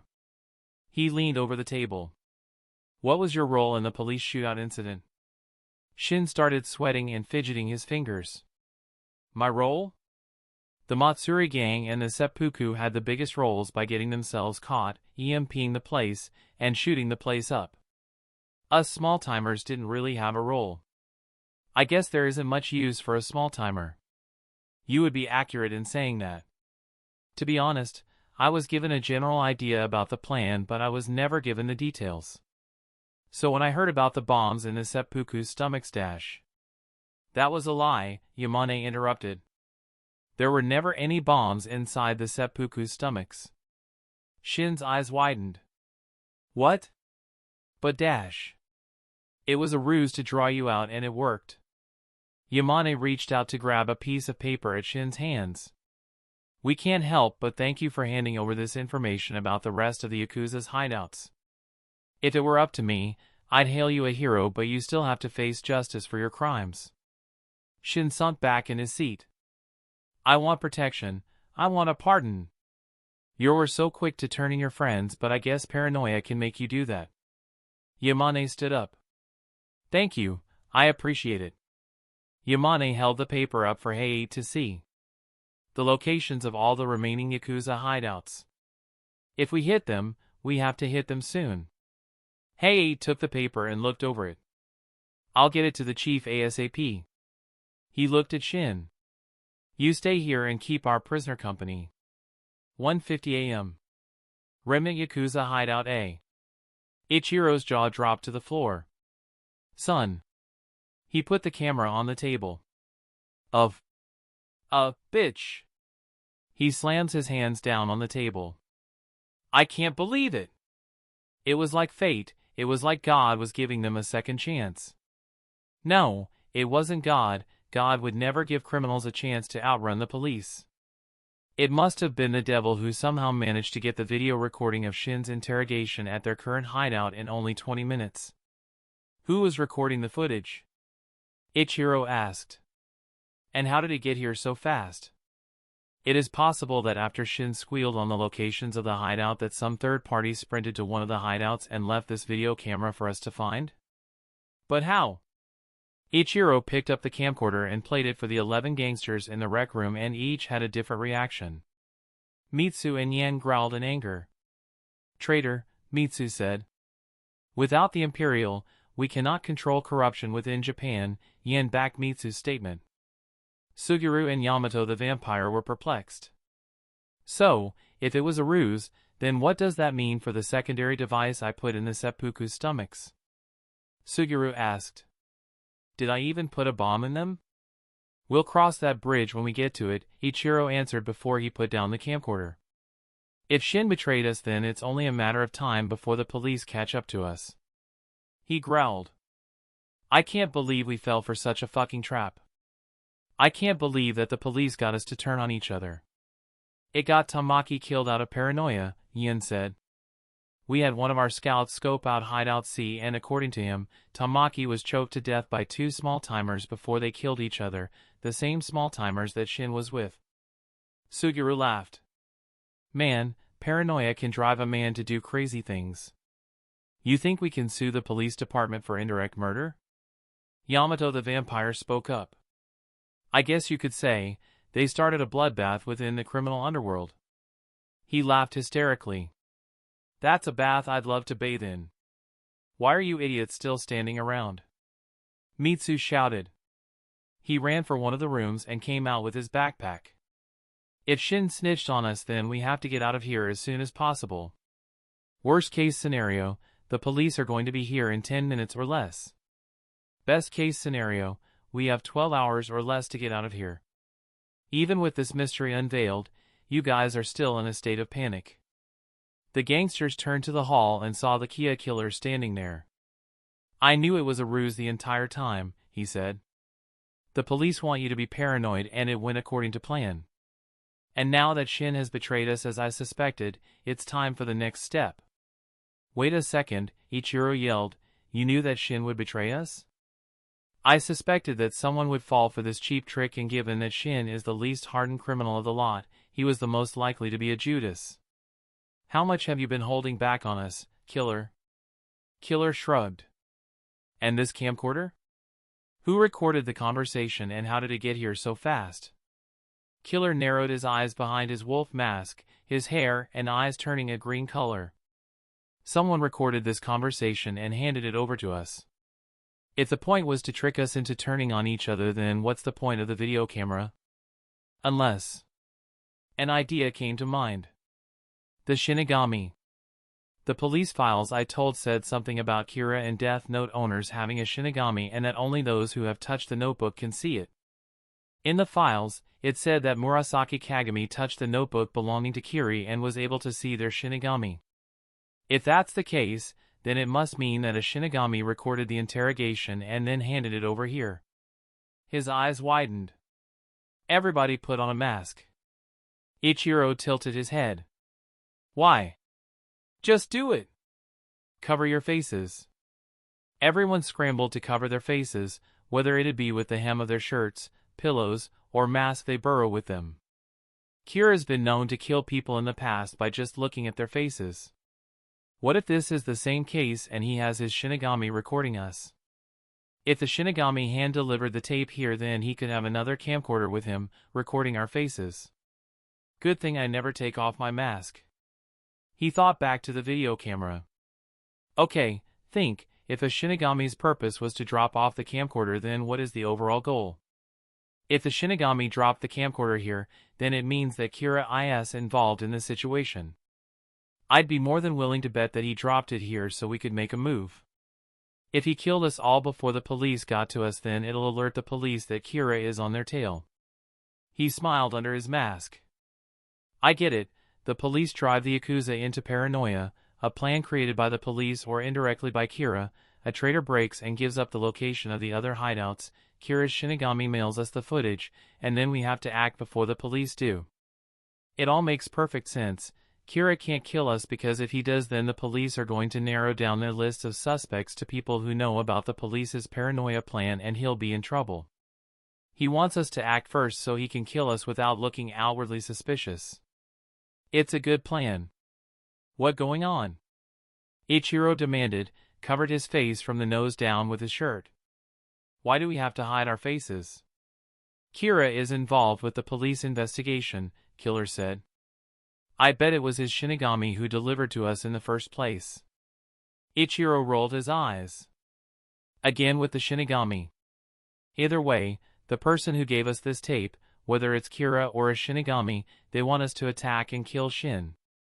If we attempt to kill Shin, there's a good chance we'll get killed in the process, like how the Matsuri gang died during the police shootout.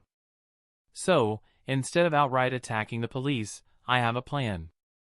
But first... He turned to Mitsu and Yen. I think it's time for the Imperial Yakuza to shine. You're teenagers, right? They both nodded. You got any high school friends? Yeah. Any of them risk takers? Mitsu and Yen looked at each other and smiled. You have no idea, they both said. 2 a.m. Knight was still up and at his computer. Sleep was starting to catch up to him, despite taking a nap hours prior. He looked over his shoulder and saw Iris sitting on the edge of his bed on the brink of falling asleep. He looked around the room and saw Massey standing in the corner near the door, taking spoonfuls of strawberry sundaes. Shinigami don't sleep, Knight thought. Lucky. He slaps himself across the face and plugs the charger into his computer. He closes it and turns on the television for background noise. Iris jolted awake from the high volume and calmed herself when the sound started to lower. Looks like fighting Yakuza isn't the only battle we're fighting, Knight chuckled. The human body needs at least 8 hours of sleep. I've taken a 3-hour nap hours ago and I'm still tired. Maybe I'm just not used to staying up so late. Yeah. Iris slurred, I'm not a night owl. Massey raised her hand. I am. Both teens rolled their eyes. Why bother staying awake? Iris yawned. Why not just save our strength for the morning? Because Shin already acted, he already told the police everything he knew about the Rending Yakuza, and Gilth immediately handed the camcorder over to the Yakuza. He rests his elbows on his knees. What happens if they attack the police station and we miss our chance to kill them with Gilth's video camera? Why not just have Gilth record their faces at the hideouts and then kill them? She rested her elbows on her knees and started falling forward. Knight sprinted and pushed her down on the bed and climbed on top of her clumsily. Because, if the Yakuza die before the police have a chance to act, then they'll suspect that Kira is involved, and we have to make sure the police don't know that Kira's getting his info from the police. Iris yawned again. I remember. I'm sorry. I'm just so tired. Knight flopped down on the bed beside her. That'll be the first time I ever stayed awake past the usual time I'm supposed to sleep. He reached out and grabbed a pillow to put under his head. He had been battling to keep his eyes open, but that was like a magnet trying not to attract metal. Iris's eyes closed and she blindly put a hand across Knight's chest and grabbed his shoulder. She leaned in towards him and rested the back of her head on his arm. Sleep, she pleaded. Please, go Knight, Knight. Can't go to sleep without your nightlight, Iris? Massey laughed in her head. Knight chuckled. Nice one. He noticed that his movements had begun to slow and that it was getting harder to form a thought in his head. Just, gotta. They both fell asleep. I guess I can wake them up when something interesting happens, Massey thought. Elsewhere. This is going to be epic. Yeah, we'll be on YouTube. Yeah, we're going to be famous. Let's get to it then. We don't want to keep Mitsu and Yen waiting for too long. 2:45 a.m. Wake up. Knight knocked the hand away that was tapping him on the shoulder. Wake up. Knight rolled on the other side. Wake up. Massey smacked him across the face with her death note. Knight jolted awake and clutched his face in pain. Why the hell would you do that? He shouted blindly. I was in the middle of having such a good dream. In that case, I'm sorry to have woken you up to this nightmare. She sits him up and points at the television screen. What's going on? The Yakuza, they're attacking. Iris regained consciousness and sat up, her eyes adjusting to the only light source in the room, the television screen. What happened? Knight ignored her and rushed to the computer and opened it. He quickly checked for any updates in the Rending Yakuza case. Aside from the input of the Yakuza locations, there hasn't been a recent attack by the Rending Yakuza since the police station. If Dad followed his simple orders and handed the Yakuza the camcorder. He opened the death note before him and took out a pencil. Iris, I'm going to need your eyes. Iris pushed herself out of bed and stood behind Knight. How did it feel? Knight suddenly asked. To sleep in the same bed as mine but without doing anything. Iris was so tired that she couldn't comprehend the joke. She heard it but couldn't comprehend it. The Rending Yakuza, Massey began, they weren't attacking the police station again. Knight shrugged nonchalantly. I sort of figured but dash. No, they're not attacking the police at all. Knight looked at her with uncertainty. What's that supposed to mean? She pointed to the television. Take a good look this time. Knight did that, a good look at the television, even when the bags under his eyes were trying to pull his eyelids down like a magnet. Multiple crimes were happening all at the same time across Tokyo. There was a robbery in progress at the bank, a bus jacking downtown, and a hostage situation at the Kitakyushu Municipal Museum of Art. Knight pulled up this information on his computer and could not find anything concrete to work with. He switched channels to the bank robbery and saw 3 robbers, all armed with pistols and wearing helmets. He switched to the bus jacking.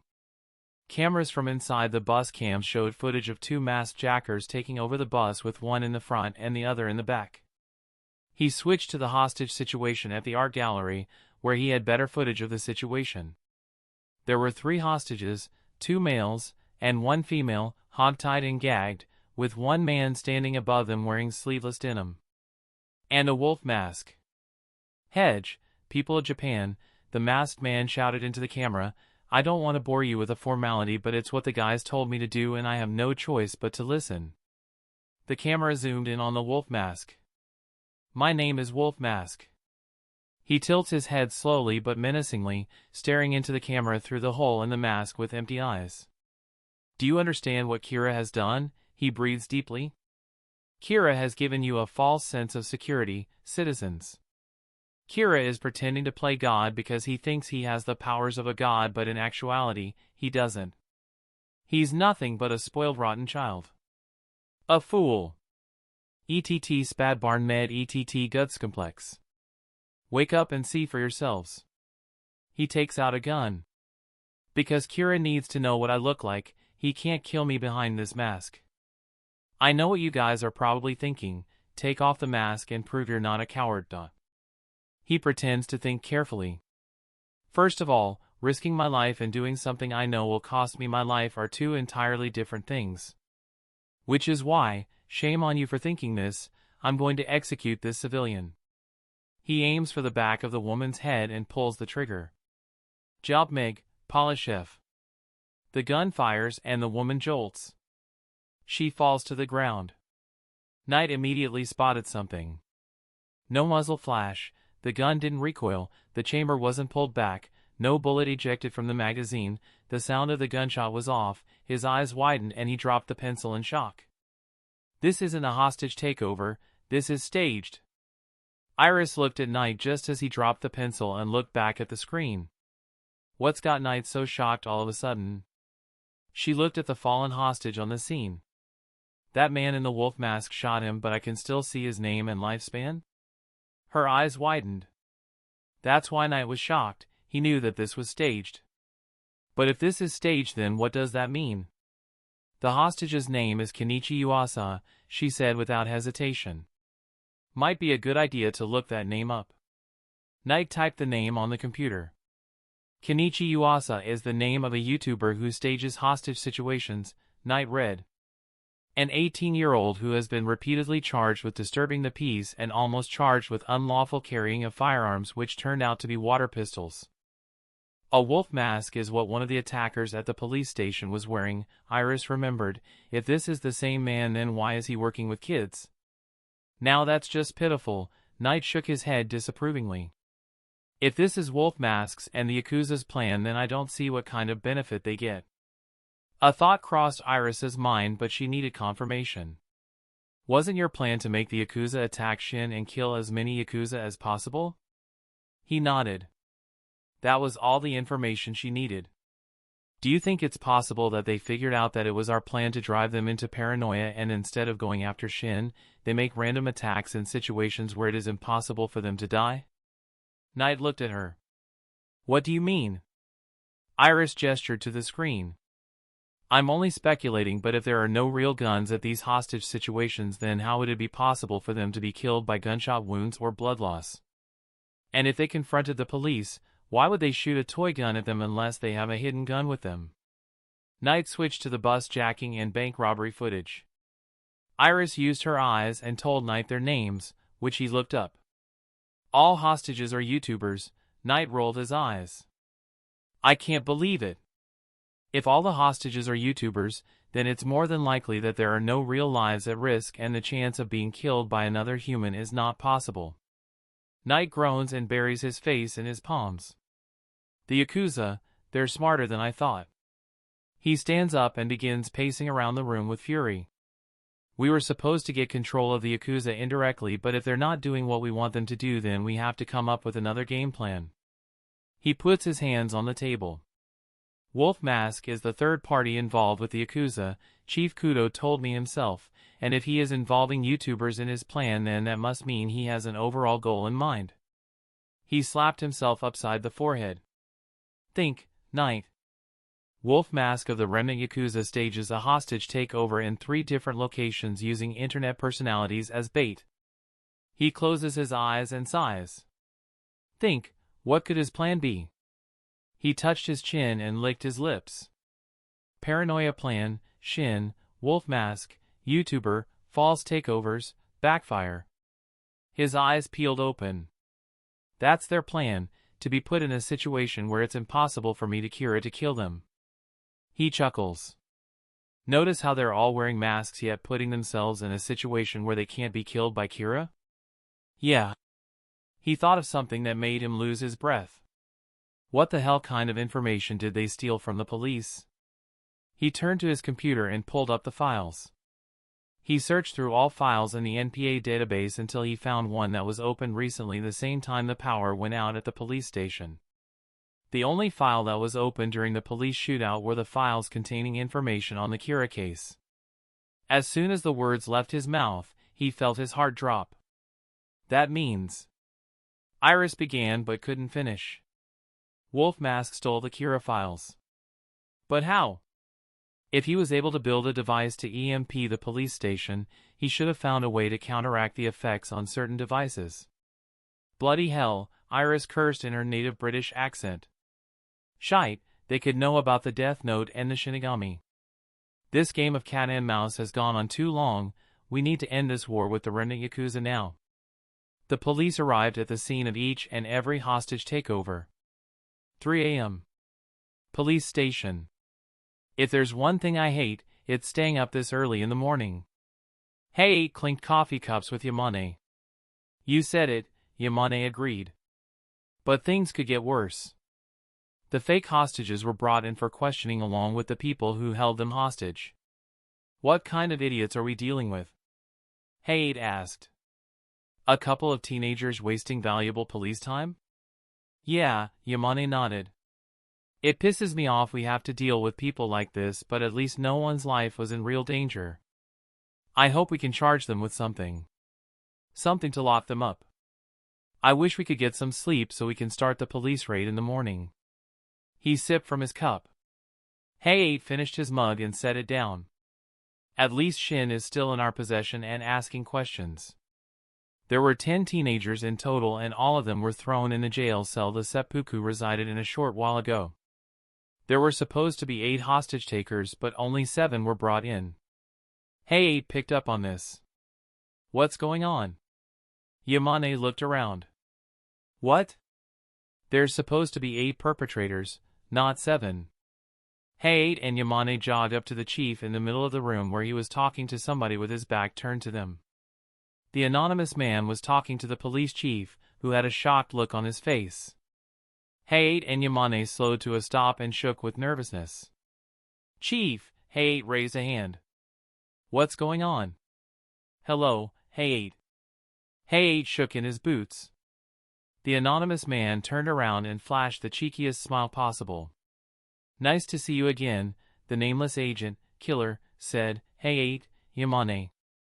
Inside information. The YouTubers are friends with Mitsu and Yen of the Imperial Yakuza, though they have no direct affiliation with the Yakuza itself. Due to a lack of screen time for Knight, instead of showing the chapter from the Kia killer's perspective, it was shown from Knight's perspective. The seppuku will get their time to shine. Chapter 45, New Moon. January 25, 2032, 3:20 a.m. Japanese police station. I have to get to the police station, Knight thought as he jogged through the night.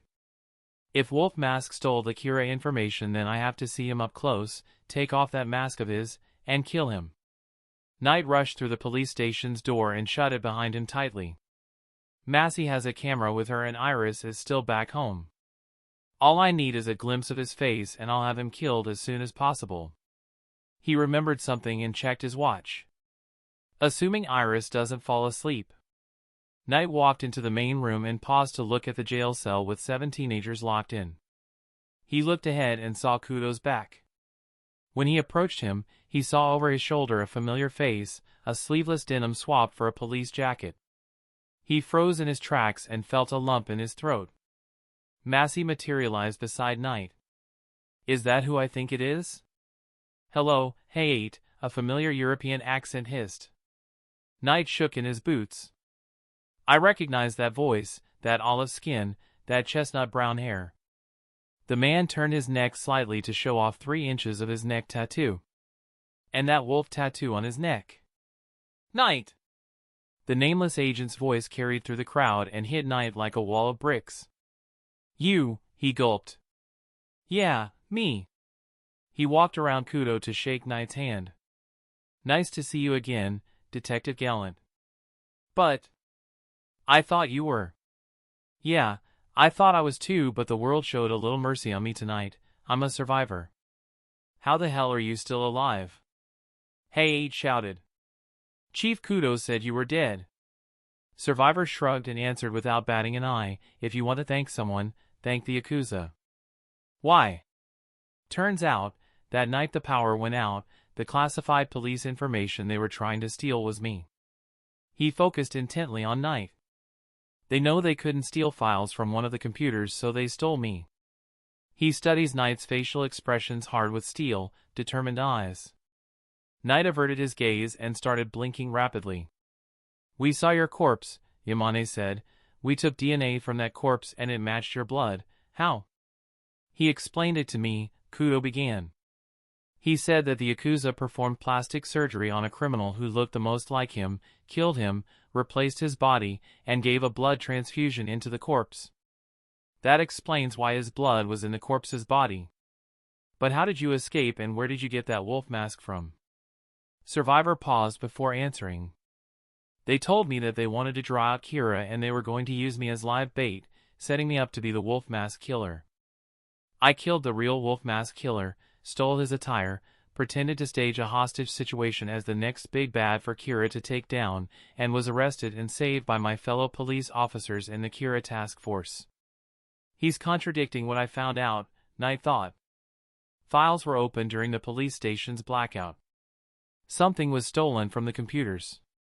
Survivor stared directly into Knight's eyes. Does he suspect I'm Kira? No, how could he suspect me from the files alone? No one should suspect me with the exception of Height, but if I'm a suspect, why am I not under surveillance? He remembered that Massey was behind him.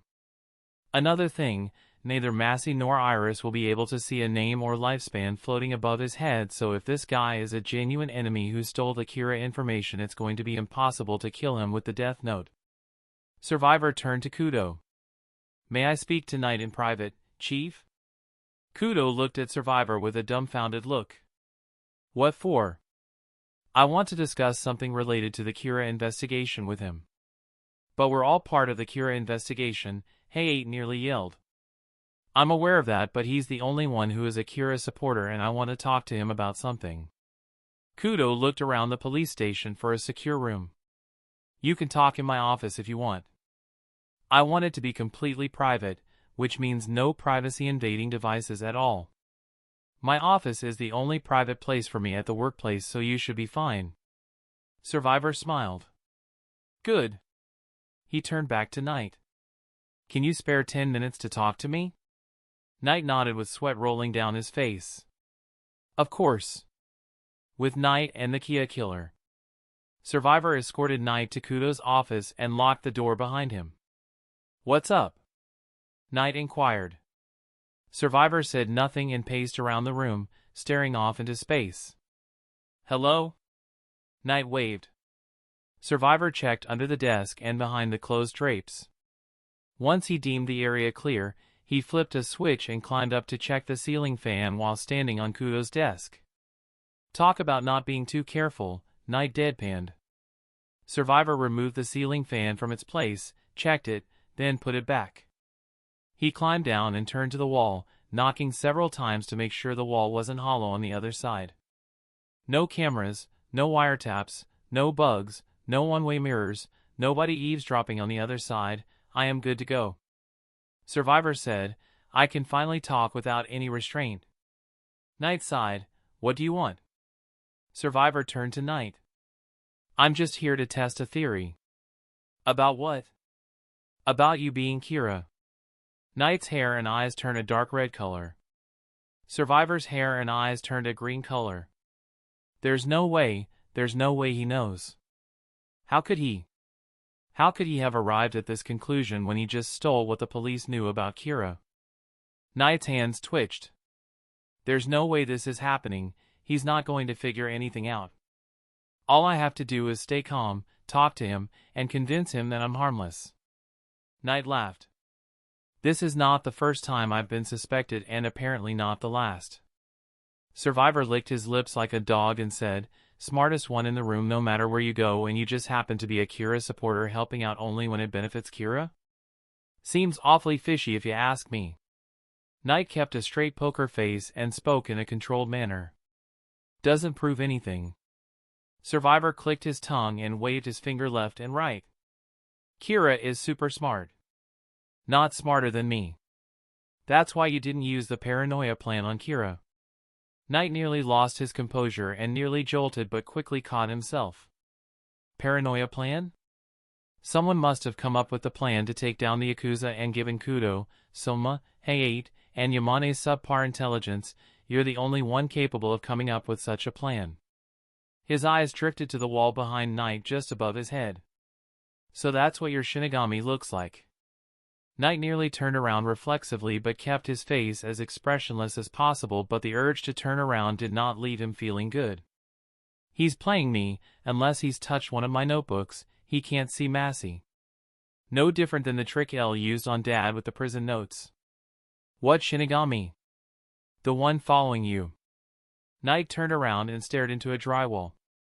He looks back at Survivor with his hands up in an oh well manner. "You're mistaken." Survivor smiled at him and stuffed his hands into his pockets. "I don't believe I am." He took one hand out and held up a finger. "You want to know why I came to the conclusion that Knight Yagami is Kira?" Knight's eyes widened. "How do you know my last name? How did you not know that I would thoroughly vet the people I'm working with, find out their dirty secrets prior to working with them? I stalk people. I find out their eating habits, their handwriting, how many times they get up to take a piss, how many dollar bills and coins are in their wallet. I find out everything. The only thing I can't find out is what goes on inside their brain, what they are thinking of. After all, I'm not a telepath, so I use basic psychology instead." His smile widened. "You know how I figured out you were Kira?" "I don't know how you came to the false conclusion dash." "I built a profile." Knight narrowed his eyes. "What's that supposed to mean?" "I created a psychological profile of the man, woman, or child most likely to be Kira and matched it against the most logical candidate." He held his fist. 3 major key points. He put one finger up. 1. Given how impressionable he is to following the original Kira's goal instead of going his own path, the current Kira is young, most likely a teenager. He raised a second finger. 2. The current Kira is incredibly smart and is always one step ahead of the police of all countries. Another finger raised. 3. Kira always wins a battle whenever Knight Yagami gets involved with the police. Knight couldn't take it anymore. He was on the verge of breaking down, and he could handle the pressure of this being tumbled down upon him. His fists were clenching involuntarily, and more sweat began pouring down his face like an overflowing fountain. He surveyed the room for bugs earlier, so no one outside this room should be hearing this conversation, Knight reassured himself. "And as to how I figured out your surname?" Survivor paused to let that hang in the air. "Your name was on the files I copied. I was the one who stole the information regarding Kira." Knight's mouth dropped and a slight gasp escaped him. Survivor stifled to hold an appeal of laughter, but he allowed himself a soft chuckle. "That is all the proof I need." He stares Knight directly in the eye. "Knight Yagami, you are Kira." He steps forward and stops inches away from Knight. He chuckles slowly and puts his chin on the top of Knight's skull. "You didn't react with confusion but horror, and that's the reaction I needed to prove that you were Kira. I'll let you in on a little secret too. I am Dash, the Kia killer," Knight finished. Survivor's eyes widened with shock, and he pulled away to look at Knight in the eye. His shocked expression was quickly replaced with a smile. "You knew?" He quickly realized something. "You knew, and the fact you didn't say anything proves more that you're Kira. If you were a law-abiding citizen, you would have told the police about it, but you kept a tight lip on it, which only proves that you are Kira because Kira likes to solve things with a notebook." He puts his hand on Knight's shoulder. "I bet that was your plan, huh? You were going to free someone from the seppuku discreetly, follow him back to one of the Yakuza's hideouts using the Shinigami and kill everyone there and spare at least one so you could follow him to the next hideout and repeat until they were all dead." He turns around and paces towards the desk. Bet you weren't expecting someone in my group to turn traitor on this Yakuza, but I did, which is why I came up with the best plan. I find a way to passive-aggressively attack Kira, and by doing so, I would get sent into the police station to meet the man I most suspect is Kira and talk to him. He crosses his arms over his chest. Out of curiosity, how did you know I was the Kia killer? I didn't, Knight answered without hesitation. At first. Survivor turned to face him and saw the look in Knight's eyes. Knight was staring at him in the eyes with cold and emotionless eyes. The eyes of a predator longing to kill its prey, not out of hunger or survival but anger. He's seen that look before when he provoked criminals into attacking him, but the killer aura that was radiating off of Knight gave him the chills. He has the mentality of a god, Survivor thought. His rationale isn't human. It was Iris who figured it out, Knight thought. But I shouldn't mention her name. If he finds out she's my accomplice, he might kill her, and I need the Shinigami eyes. It was my girlfriend who basically handed me the answer, Knight continued. She thought that I was feeling bored about not having a tough opponent to deal with, so she asked Soma to give me a case file for me to work with. Soma picked up the Kia killer, but I barely had a chance to read it. I skimmed through it like it was nothing, and once I heard that the Kia killer's call sign was at the warehouse where 10 gangsters died, I came up with a theory that the Kia killer might be involved somehow. The Kia killer started in Europe with him killing every single member of the Red Cobra gang in Sweden before escalating from there. And the police station incident, someone had stolen information from the computers during the blackout, which meant that this person must have had some kind of counter-electromagnetic field with him to prevent certain devices from turning off. There were no counter-EMPs found in the stomachs of the seppuku, just the cubes and the cylinders, so the person who stole the files must have been someone who was in the room at the time of the blackout and who is the least suspicious person to walk into the Kira task force room without alerting anyone. A member of the Kira task force himself. Survivor clapped his hands slowly and loudly. Impressive. Knight spread his arms. What are you going to do, Kia killer? Kill me in self-defense? Hate to break it to you, but this is a stalemate. You have no name for the death note to kill, and if I can't kill you, then you can't kill me in self-defense. What happens when a positive and negative charge meet? They cancel each other out. He moved to the side of the room to pull out a chair and set it in front of Kudo's desk. He walked around the desk to sink into the chair. Sit and we can talk on equal levels. Knight glared at Survivor and took the seat. They both had their arms across their chests. What do you want? Survivor clicked his tongue. Direct, I like it. He leaned over. I wanted to kill you in self-defense, but I don't have a name, so neither one of us can kill the other. His eyes drift down to Knight's collarbone before refocusing on his eye level. I always thought of Kira as a force of nature, a force of justice, a force of divine retribution, what have you, but now that I realize that you're nothing but a flesh and blood teenager, I'm disillusioned, disappointed, disenchanted. And when I see a serial killer with a body count stacked in the triple digits, I think of them as a force of evil, Knight sneered. My vision hasn't changed. He licked behind the back of his teeth. Why do you want to kill me? Why criminals and why in self-defense? Do you do it out of a sense of justice? Survivor laughed hysterically. Sense of justice, what hit you upside the noggin? I thought you would be smarter than that, Kira. He licked his lips and leaned forward again. If you ignore the fact that I kill criminals in self-defense and define me by standards they put in place today, then I'd be a bad person. I don't kill criminals out of justice, I do it because it is my favorite pastime. No different than you solving high-profile cases. No different than Suguru the samurai surgeon performing sadistic surgery or Yamato the vampire sucking blood dry. Let me guess, you provoke criminals to attack you because you enjoy the challenge. Smart as a whip. He studied Knight hard as he continued. You know the difference between you and me? You think you're a god, but you're not. You're nothing but a teenager with a power belonging to a god. Me, I've accepted that I'm just a regular human. And when you think about it, I'm a far more efficient killer because I was able to stack up a body count in the triple digits with nothing but my wits and whatever I had in my pocket.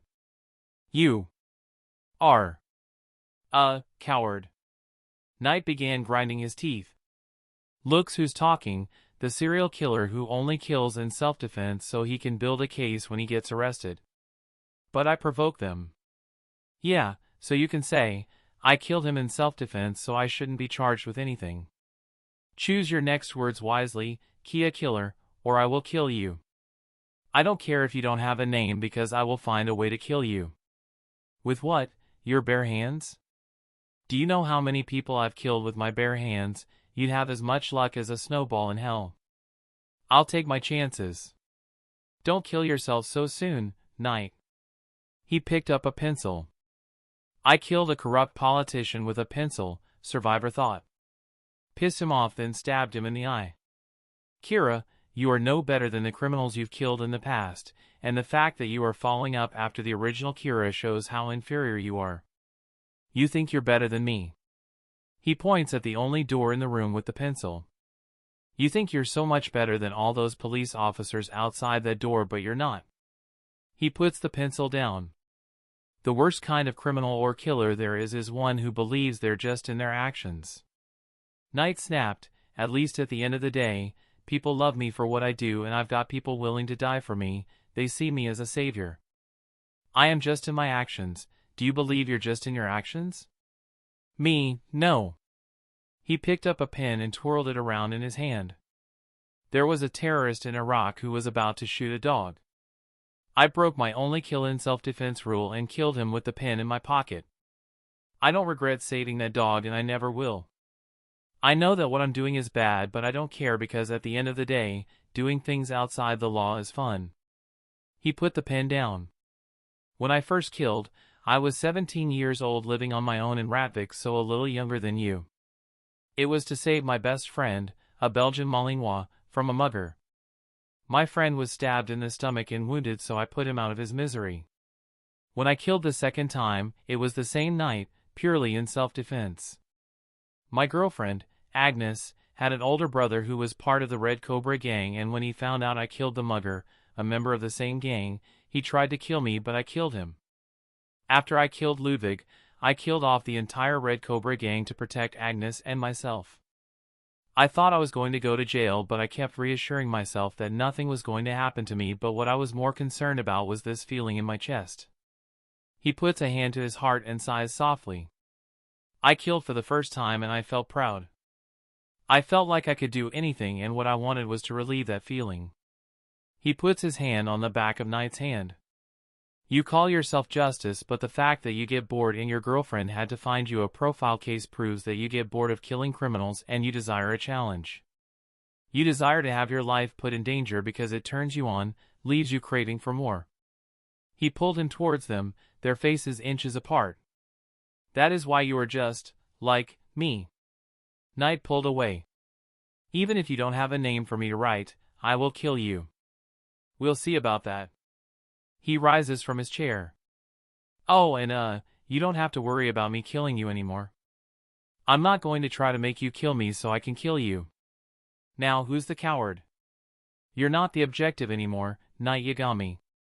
You're a competitor, a rival, a participant in a new game I'm about to play. He suddenly remembered something. Oh, and if you tell anyone that I'm the Kia killer, I'll tell everyone that you are Kira. Knight laughs. Like they'll believe that. Or, I can tell them how you hacked into the ICPO's database. Knight's body did not betray how he was feeling on the inside when he started breathing heavily. How do you know about that? I had one of the seppuku install a virus into the ICPO's database that will alert me if someone searches up certain information like the names of Yakuza or who is going through a search history of the Kira files.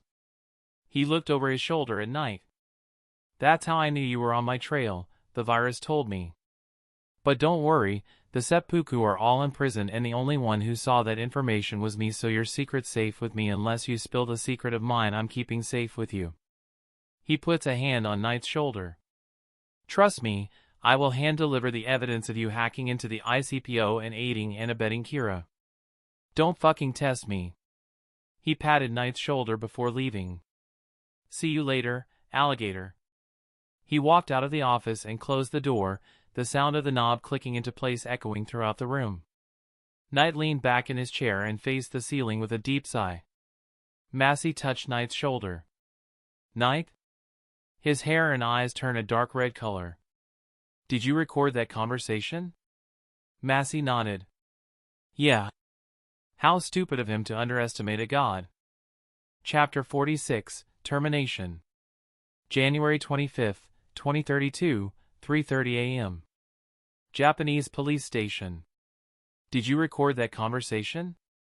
Knight asked. Massey nodded. Yeah. How stupid of him to underestimate a god. He picked himself up and ran a hand through his hair and left the room. What's going through the Kia killer's mind is that without my death note, I'm nothing. A crucial flaw in that statement: I have the death note, which makes me 10 times more dangerous than he is. He reconnected with the officers outside the room and looked around for the Kia killer. Man, he thought. So many people moving slowly in the night. The price for working the night shift, I guess. Thank God today is Sunday so I can sleep in. He gave up on looking for the Kia killer and reconnected with the Kira task force. They were standing near the jail cells with the jailed YouTubers, who were sitting down and staring off into space, some drifting into unconsciousness. Hey, noticed Knight and called out to him. What was that conversation about? Knight inwardly laughed. Oh, hey. The stupid, stubborn shoot first, ask questions later cop who is constantly invading my Kira-worshipping life. It's called a private conversation for a reason, hey. He suddenly became wary of the Kia killer and looked around for him. If Hey 8 is asking about the conversation, then it must be true that the Kia killer said nothing about his discovery to the rest of the team. My secret's safe for the time being. Speaking of which, where did that anonymous guy go? Over there, Yamane pointed to his right. Knight followed where he was pointing to see the Kia killer sitting on a desk with a cup of coffee in his hands. He looked over his shoulder and looked at Knight with a mischievous grin on his face. Knight flashed him an identical grin. Keep smiling, bastard, it'll be the last facial expression you'll make very soon. He turned to Chief Kudo. Chief, did he say anything about the Yakuza that kidnapped him? Kudo sighed in disappointment. He said that he overheard them talking about making big plans. Bigger than the seppuku smuggling in EMPs or Matsuri gang shootout. I can't decipher that vague and cryptic information. I may be the smartest person in the room no matter where I go, but even I can't solve everything instantly, he shrugged nonchalantly. It's a good thing we have him on our team. If he has a different objective in mind, it's best that I stay close to him so I can unravel it like a Christmas present, one wrapping paper at a time. Kudo continued, what matters is that we find the rest of the Yakuza as soon as possible. He points to the holding cells in the back of the room. Thanks to Mr. Shin Sawada, we have the locations of all known Yakuza hideouts.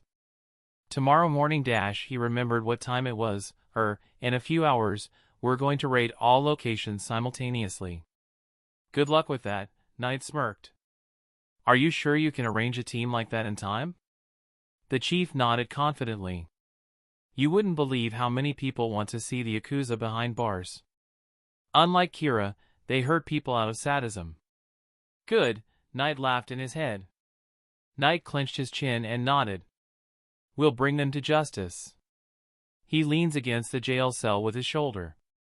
Once he felt the cool bars send chills across his skin, he pushed himself off. Speaking of which, what's going to happen to the prisoners in there? Well, since the nameless agent involved them, we'll either have to release them or hold them for their parents to post bail. Good, they're innocent. Knight's hair and eyes turned a dark red color.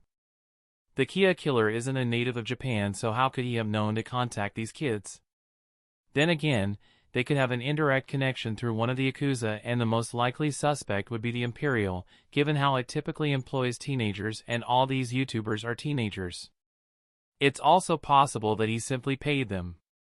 You should question these people just in case, Knight said. He checked his watch. If you don't mind, I'm going to go home and get some sleep. Kudo chuckled. I was wondering what you were doing up this time of hour, at. He checks his watch, 3:35 in the morning? When there's an emergency, I automatically wake up. His face beamed. Looks like I got the 24-hour schedule of a cop after all. The Yagami household. Knight wasn't feeling so groggy, so he jogged home in the middle of the night. With Massey floating behind him, he didn't have to worry about being caught off guard by muggers or yakuza, so he jogged stress-free. Iris, I hope you're still awake. He unlocked the door with a key he had in his pocket and locked the door once he was secure inside. Massey floated up and through the ceiling and into Knight's room. She phased her head through the ceiling and said, Gilth and Iris are both upstairs. Knight smiled. Perfect. He walks up to his room. The lights were still turned off and the room was illuminated by the television set left on. Iris sat at Knight's desk while Gilth stood in the corner with Massey, a bag of barbecue chips in his hand. Iris rotated in her chair and held up the camera that Massey used to record Knight's conversation with the Kia killer. I saw the whole thing play out, she said. I can't believe the Kia killer knows you're Kira. I think we can rest comfortably for the time being. The police are going to raid the Yakuza's hideout in the morning and they're not going to find a single gangster. He looked at Gilth. Gilth understood what Knight was silently asking. All Yakuza cleared out of all hideouts. Are you sure? I flew to every hideout that Shin mentioned and they were all cleared out. Good. He turned back to Iris. By the way, your Kia killer theory, you were right. She knew what he was talking about. It was just a theory. And it was correct. Tactics have just changed. You're not going to kill him? Oh no, I'm still going to kill him. With my bare hands if needed, but this is no longer a game of trying to kill the other. What is it a game of? Knight shrugged. I can only guess, but I have a theory that it involves not racing to see who can kill the other. The Kia killer said that he does what he does out of boredom, and after discovering that I'm just a regular human, he decided to change things up. If he were to kill me, then there would be nothing more for him to kill. If you can kill a god, then what's a higher being you could kill? Oh, Iris realized. If he kills Kira, then there's nothing interesting to look forward to. So he'll probably... This is one of many guesses, but the theory is, instead of trying to kill me, he's going to try and do something just as challenging. Iris looked down at the camcorder in her hands and thought of something. In the video, he mentioned how he is a better killer than you. He touches her chin. If I had to say, you and the Kia killer both kill criminals, and if he's not going to kill you, I suspect that he might want to prove that he is better than a god. Knight's eyes slowly widen and a smile slowly forms on his face. He laughed hysterically. He's going to prove that he's a better serial killer than I am. He laughed again and he sat down on the edge of his bed, still laughing and clutching his sides. A regular human being challenging a god to prove that he is a better killer than him? Now that's interesting. If that's how you want to play it, Kia killer, then game on. February 11th, 2032. Ice cream shop. 10 o'clock at night, a new moon out tonight, so there was nothing to illuminate the streets, but they didn't need the light because Ichiro and 3 other Hayden family Yakuza were settling in an ice cream shop that closed 30 minutes ago. The only reason Ichiro and 3 members of the Hayden family Yakuza were out was because the manager was a former member and let them use the shop as their impromptu hideout. Despite the closed sign on the front of the door, 5 strangers started walking in. Ichiro and the 3 Hayden family Yakuza sitting at a table in the corner sat up and approached the strangers. They saw the plain white masks on their faces and noted the color of their skin. More white boys, Ichiro thought. I despise working with anyone who isn't pure Japanese, but I'll take what I can get. The last person to walk in was wearing a white mask hiding olive skin underneath. Ichiro recognized him by the wolf tattoos on his neck. Kia killer, Ichiro exclaimed, you're back. Of course I am, he laughed, his voice muffled by the mask. You can't kill me that easily. Who are these people? He gestured to the strangers who sat at a table in the corner opposite of the Hayden family's table. Reinforcements. Haven't you noticed that our numbers within the Yakuza have been dwindling? In the beginning, there were 60 of you and 10 of you died at the warehouse, 10 of the Matsuri gang died at the police shootout, plus 1 small-timer, then a seppuku broke out and was killed along with 2 other small-timers. Adding that Shin betrayed us, there's a total of 24 of us remaining with 11 of the seppuku still in jail. And whose fault is that we lost over half our crew? The Kia killer shrugged with faux confusion. I don't know. The Matsuri gang was always expendable and the seppuku accepted that they were going to jail, so it's not my fault we lost 2/3 of our group. Speaking of Shin, it's been over 2 weeks since Shin betrayed us. When are we going to make our move on Kira? I am going to be making my move soon. I promise that the Yakuza won't be involved. Ichiro sucked his teeth. First of all, you set up the Matsuri gang to get killed and the seppuku to get imprisoned, so the least you can do is include us in your schemes.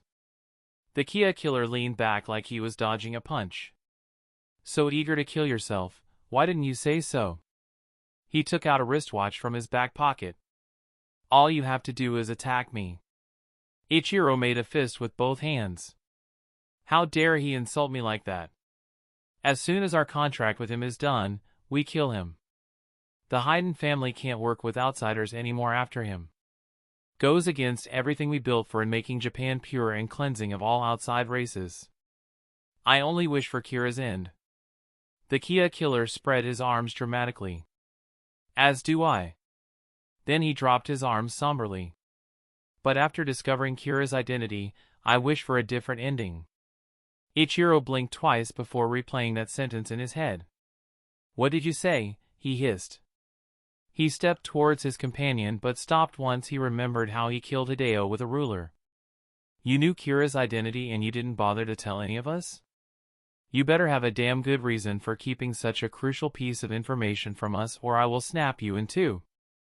I do have a good reason for not telling you, the Kia killer insisted. I've decided that killing Kira is no longer my objective.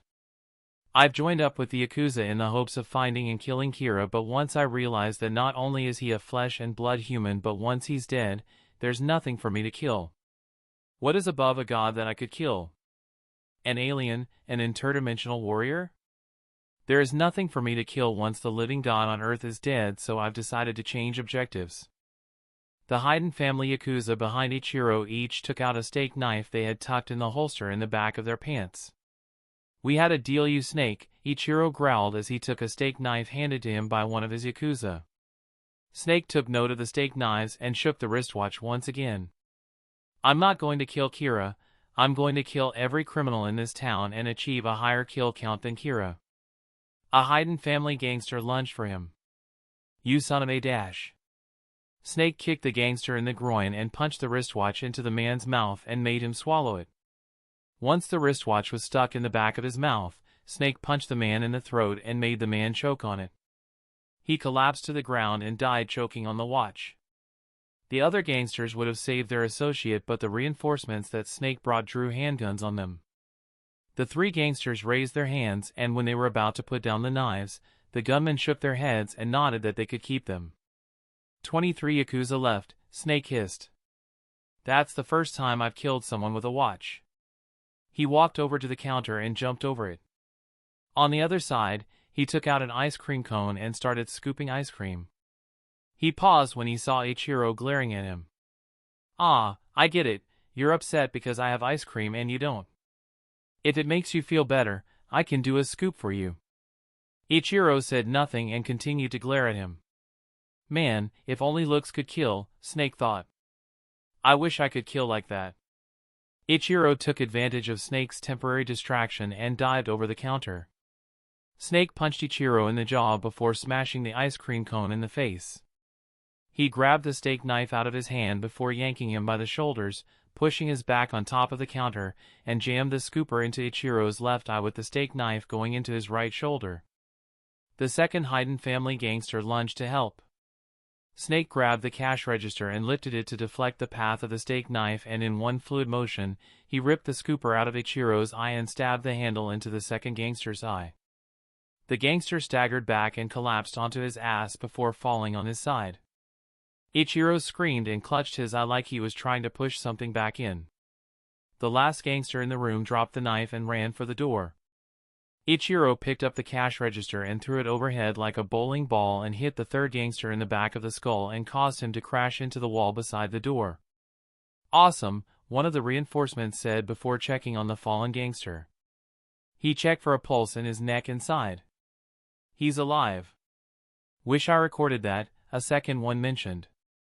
Snake chuckled and looked down at the bleeding Ichiro, still clutching his eye. He grabs either side of his face and stares deep into his eyes or eye.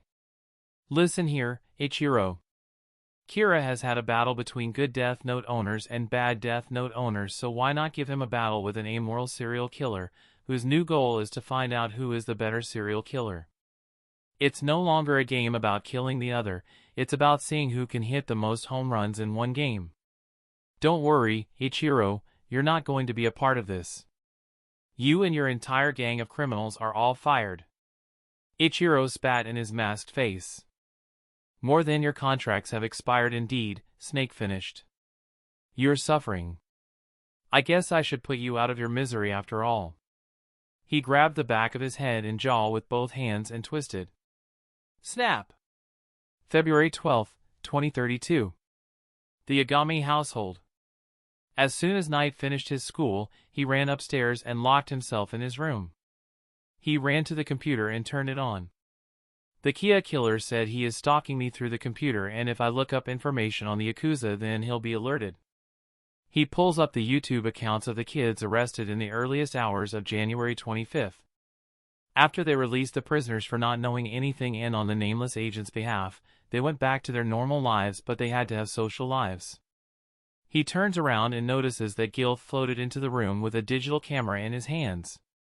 If the Kia killer had the foresight to install a virus to stay one step ahead of whoever is looking up their identities, he probably would have prepared some kind of countermeasure for the YouTubers. But I have one advantage he doesn't, the Shinigami. Gilth placed the digital camera on his desk. Good news, Gilth began, the criminals you had stalking the friends of those YouTube kids left their phone in the mailbox. Then the criminals you specified to stalk the people the YouTubers' friends hung out with had snapped pictures of their faces. Gilth floated to the bed to rest. God, I'm tired from flying to and back from everywhere. Knight turned on the TV before looking down at the camera and scrolled through the photo gallery and viewed several pictures of men's faces that had been taken from a distance. I've done it, I outmaneuvered the Kia killer. I had Mom and Dad stalk the YouTubers and their friends the second they were let out of jail, and once I knew the faces and addresses of their friends, I wrote that several criminals would stalk them and take pictures whenever they were with a large group and leave their cameras in the mailbox for Dad to collect. He sends the photos to Iris. If someone with the name Suguru or Yamato. The photos were sent back to him along with numbers under each photo, numbers that can only be deciphered by the mathematical equation Knight came up with. When he solved the equation for each cryptic name, he came across the names Sugurujiro, Yamato Tao, Mitsu Amano, and Yen Ishigami. Mitsu Amano and Yen Ishigami are members of the Imperial based on their age, while Sugurujiro and Yamato Tao are part of the Matsuri gang based on their history of mental illnesses. Good work, Gilth praised, still laying on the bed. And I know the names of every single Yakuza now, and I did it without looking their names up. Suck on that, Kia killer. Gilth sighed. Now that you know their names, what are you going to do now? I'm going to find a way for them to kill the Kia killer and show to him what a god can do compared to a regular fleshing who has to get around the law when killing. He took out the death note and was prepared to write down instructions before he heard something on Sakura TV. I'm so bored. Knight was snapped out of his writing in the notebook to look at the TV and replay what was said in his head. The news anchors on Sakura TV weren't moving their lips nor looking at the camera with joy but distress. That's when Knight realized that the voice speaking was a voiceover from a caller.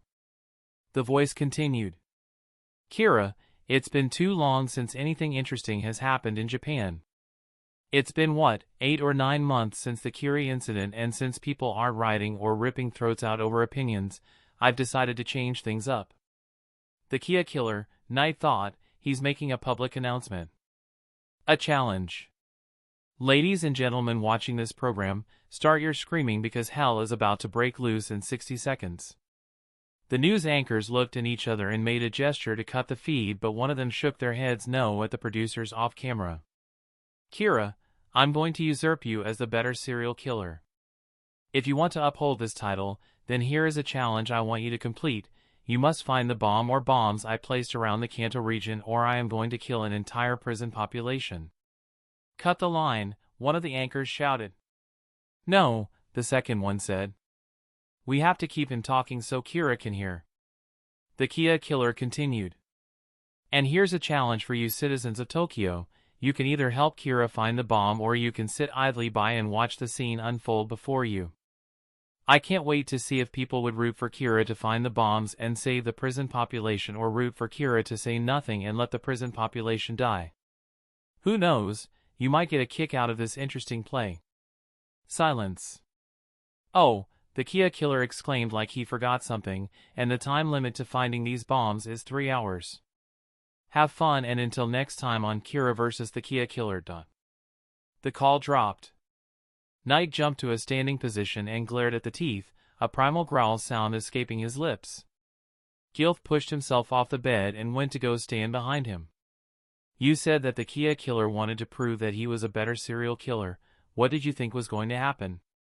He grabs Knight's shoulder. "Seriously?" Knight said nothing and continued to growl at the screen. "Son of a bitch," he hissed. "Why so angry? I thought that you would be happy.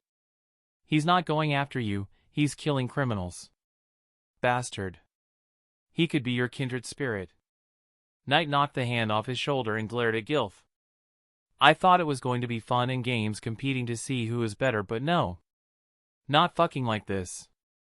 What's wrong, Knight? Don't you think it'd be handy to have a serial killer help take out the trash?" "No," he snapped. "No one is allowed to kill criminals but me. I want people to support me and worship me, but I do not want them to start killing criminals. If they get the idea that anyone can kill in the name of justice, then I'll be creating more and more murderers every day. Soon, people will start killing others for no reason at all, and they'll use Kira as a poor excuse to justify their actions and diminish the justice that Kira truly represents." He focused intently on Gilth. "I thought you of all people would understand, fallen god of the New World." Gilth glared at him. "Don't push it, Knight, I can still kill you with my death note. Do that and you'll lose the only thing capable of preventing Kira's name from rotting." He turns back to his desk and picks up his notebook. His hair and eyes turn a dark red color. "Is that what your plan is, to become a more efficient killer than I am, starting off by killing prison populations? All right, Kia killer, if you want a battle of competence, then I'll give you one. But know this. While you are fighting for a fun and exciting experience, I am fighting to preserve the good name that Kira has brought back to Japan and the entire world. Once I kill you, I'll use you as a stepping stone to encourage people not to kill and have faith in Kira." Chapter 47, Countdown. February 12, 2032, 5:05 p.m. Japanese police station. "And here's a challenge for you citizens of Tokyo. You can either help Kira find the bomb, or you can sit idly by and watch the scene unfold before you. I can't wait to see if people would root for Kira to find the bombs and save the prison population, or root for Kira to say nothing and let the prison population die. Who knows, you might get a kick out of this interesting play. Oh, and the time limit to finding these bombs is 3 hours. Have fun, and until next time on Kira vs. the Kia Killer. Chief Kudo finished replaying the tape on the big screen for the whole police station to see. The call on Sakura TV ended 5 minutes ago, a total of 2 hours and 55 minutes left to find the bomb. Kudo did not have the patience to play the call again a third time, as they were on a tight schedule, but that went without saying. Once the call ended on the projector, he turned to the police station. "I want you to call the bomb squad and tell them that we have a bomb threat," Kudo said quickly with slight panic in his voice, pointing at Hey 8. "Call our tech guys and have them trace that call. I also want a team heading to all prisons and clearing it out.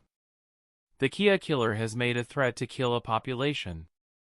We need to make sure that every prison is secure immediately within 10 miles. "Yes, sir," Soma said. "Yes, sir," Yamane seconded.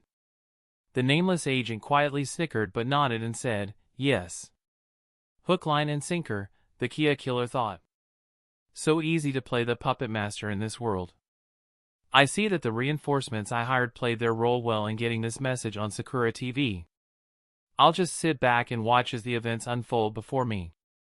He decided to participate in the conversation by pointing out, he said a prison population, he didn't say which. Kudo was about to say something and then hesitated. He said the first thing that came to mind. Then we'll have to make sure that they're all secure and that every prisoner in all prisons is secure. Hey, 8 volunteered, I'll stay here and work with the tech guys in tracing the call. Yamane sighed pensively and said, I'll send a squadron down to every penitentiary within 10 miles to secure the prisoners. Soma jumped and raised his hand and said, I'll come with you. Kudo nearly snapped at Soma but composed himself and said, No, I need you to stay here with Hey 8. But, sir. Soma started complaining. I've seen the way you shoot. If you can shoot 3 running Imperial Yakuza non-lethally, then I want you on standby for when they locate the source of the call, as we may encounter hostile resistance. Soma gasped, unable to come up with an answer. All he wanted was to prove his worth within the police organization, and the fact that the chief wants him on standby in case they expect hostile resistance when they trace the call warmed his heart. The chief finally sees that I am worth something, Soma thought. I won't let you down, Chief. Yes, Chief, Soma sternly said. Let's hurry things along. Kudo snapped at the entire police station and prompted the building to get to work. 10 minutes later. 5:15 p.m. Knight Yagami burst through the front doors of the police station and went marching to the room belonging to the Kira task force, an emotionless look on his face. When an officer tried to stop him, he sidestepped around the officer and opening the door without knocking and shutting it behind him. The first set of eyes he stared into belonged to that of the Kia killers, or the nameless agent as they referred to him as. The Kia killer looked at Knight with a smile on his face, a cheeky grin, shiny white teeth mocking him. Knight's hair and eyes turn a dark red color while the Kia killers turn a green color. He's kept my secret, Knight thought. He's not going to snitch me out, the nameless agent thought. Good, I can count on the Kia killer to keep his trap shut. I'm going to sit back and watch as Knight tries to figure out where I place the bombs. Knight looked away from the nameless agent's eyes and turned to Kudo and the others. Soma was the first to speak. What are you doing here, Knight? I came here to assist in helping you find the bombs, Knight answered without hesitation. I thought you would approve of the Kia killer killing criminals, Hey said, dumbfounded. Knight shook his head. Not like this, not like making a game of it. Good thing you're here, Knight, the Kia killer hissed in slight mockery. We could really use your brains. And if by some miracle, the bombs will splatter your brain on the wall. Knight nodded. Yeah, and hopefully the walls won't be splattered with my brain. The Kia killer flinched when he heard Knight voice his thoughts almost perfectly like verbatim. He snapped himself out of his daze and remembered what the conversation was. Chief Kudo and I were planning on locating the bombs. I bet you were, you treacherous, murderous, amoral puppet master. It's a good thing I'm here because I'm going to help you find them. He passes a glance at Puppet Master. I don't want any criminals to die.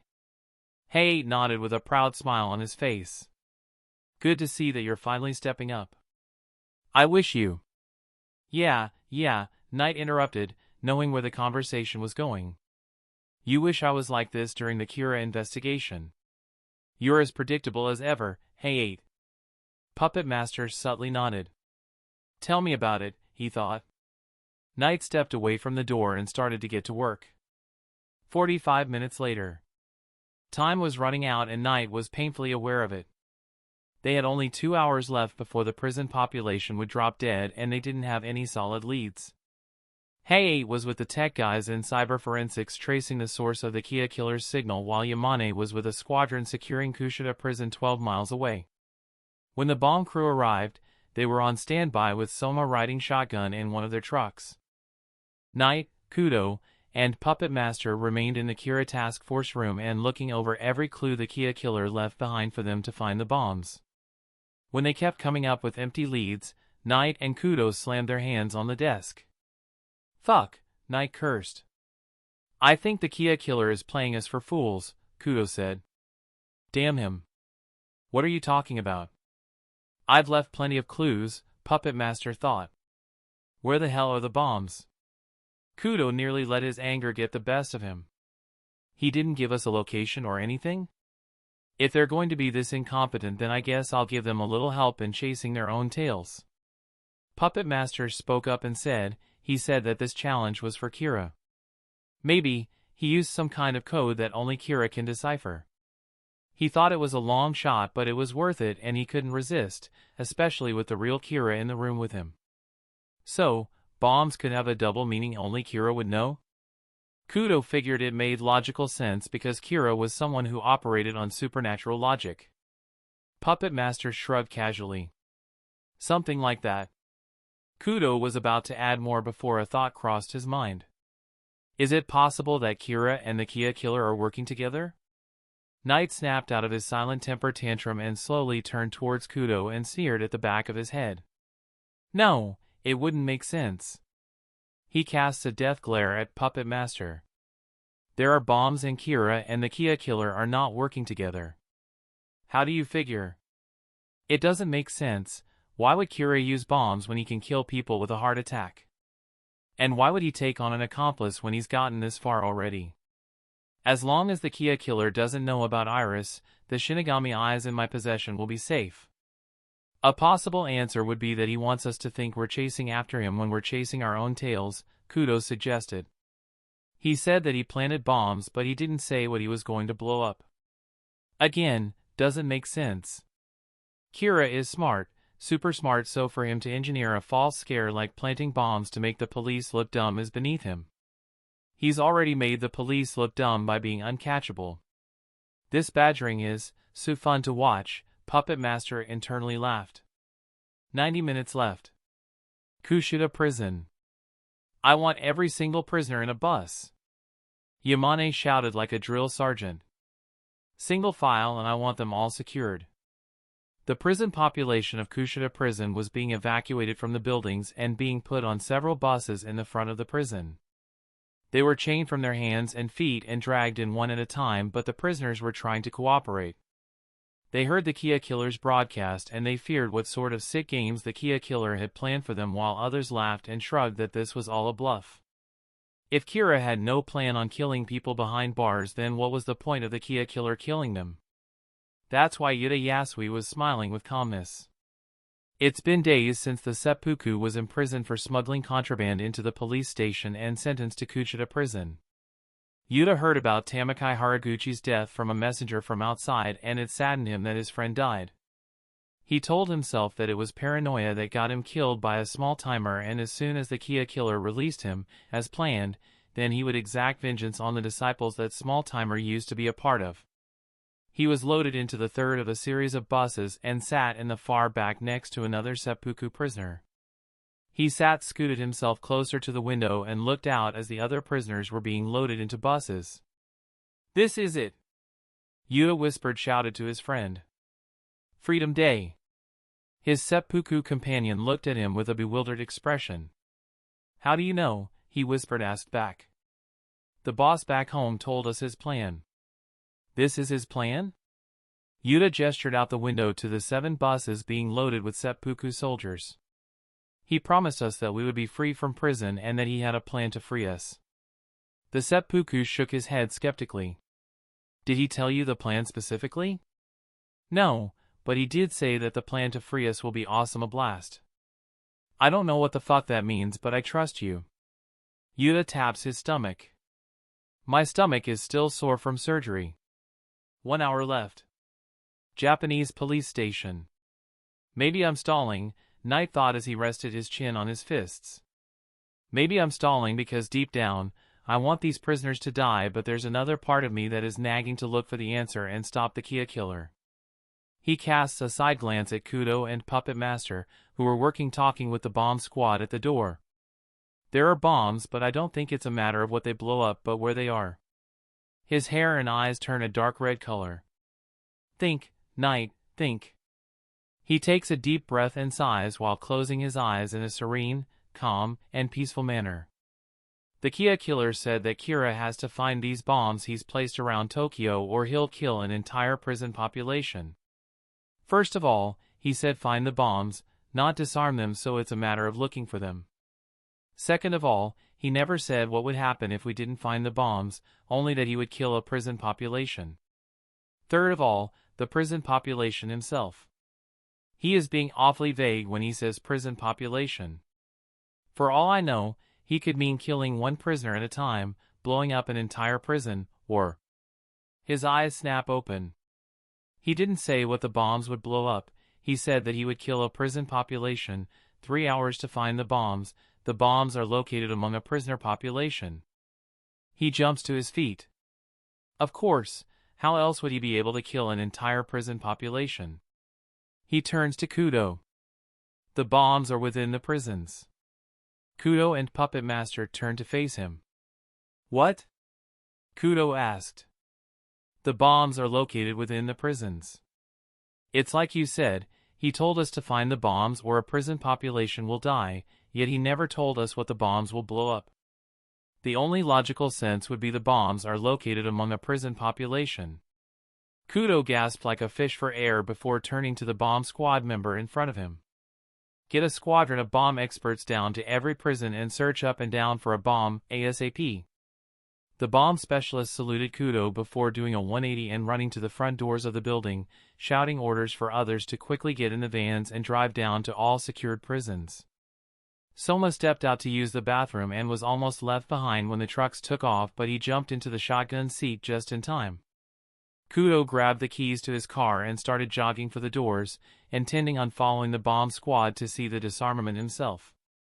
Knight and Puppet Master caught up to him and climbed in the car, Puppet Master sitting in the front passenger seat with Knight sitting in the back. Ha! Knight laughed in his head. If you're sitting in the front seat, you can't make any subtle hand movements without a side glance from Kudo. Puppet Master laughed in his head. Knight thinks he's so smart having me sit in the front seat where I can be easily seen by Kudo if I make any suspicious moves, but I already thought 2 steps ahead. There's nothing for me to do but sit back and enjoy the show. Knight and the Kia killer looked at each other in the rearview mirror with a matching facial expression that read, "Bring it on." 30 minutes left. Kushida prison. Kudo had contacted Yamane about the bomb being among the prison and ordered everyone to stay as far away from the prison as possible and to wait for the bomb squad. They arrived 10 minutes later and started sweeping the area for the explosive devices. Yuta watched the bomb squad sweeping the area with a smile on his face. These fools, he whispered to his seppuku companion. They truly have no fucking idea what's going on.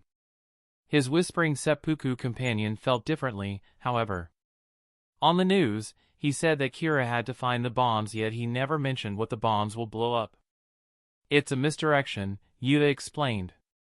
A bluff to get us out of our jail cells and into the open for us to save. We have nothing to fear.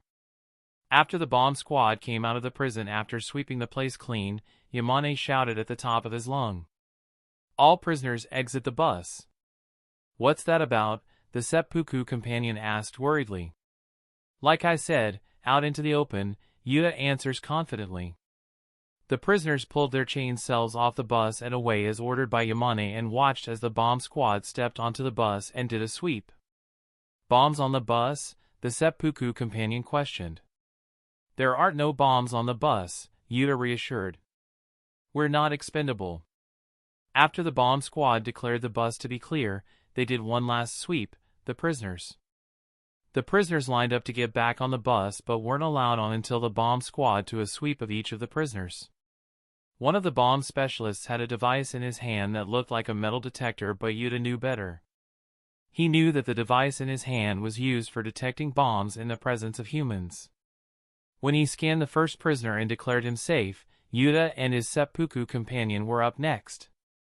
The bomb specialist ran the device over both seppuku's bodies and flinched when the bomb detector made a soft whirring sound.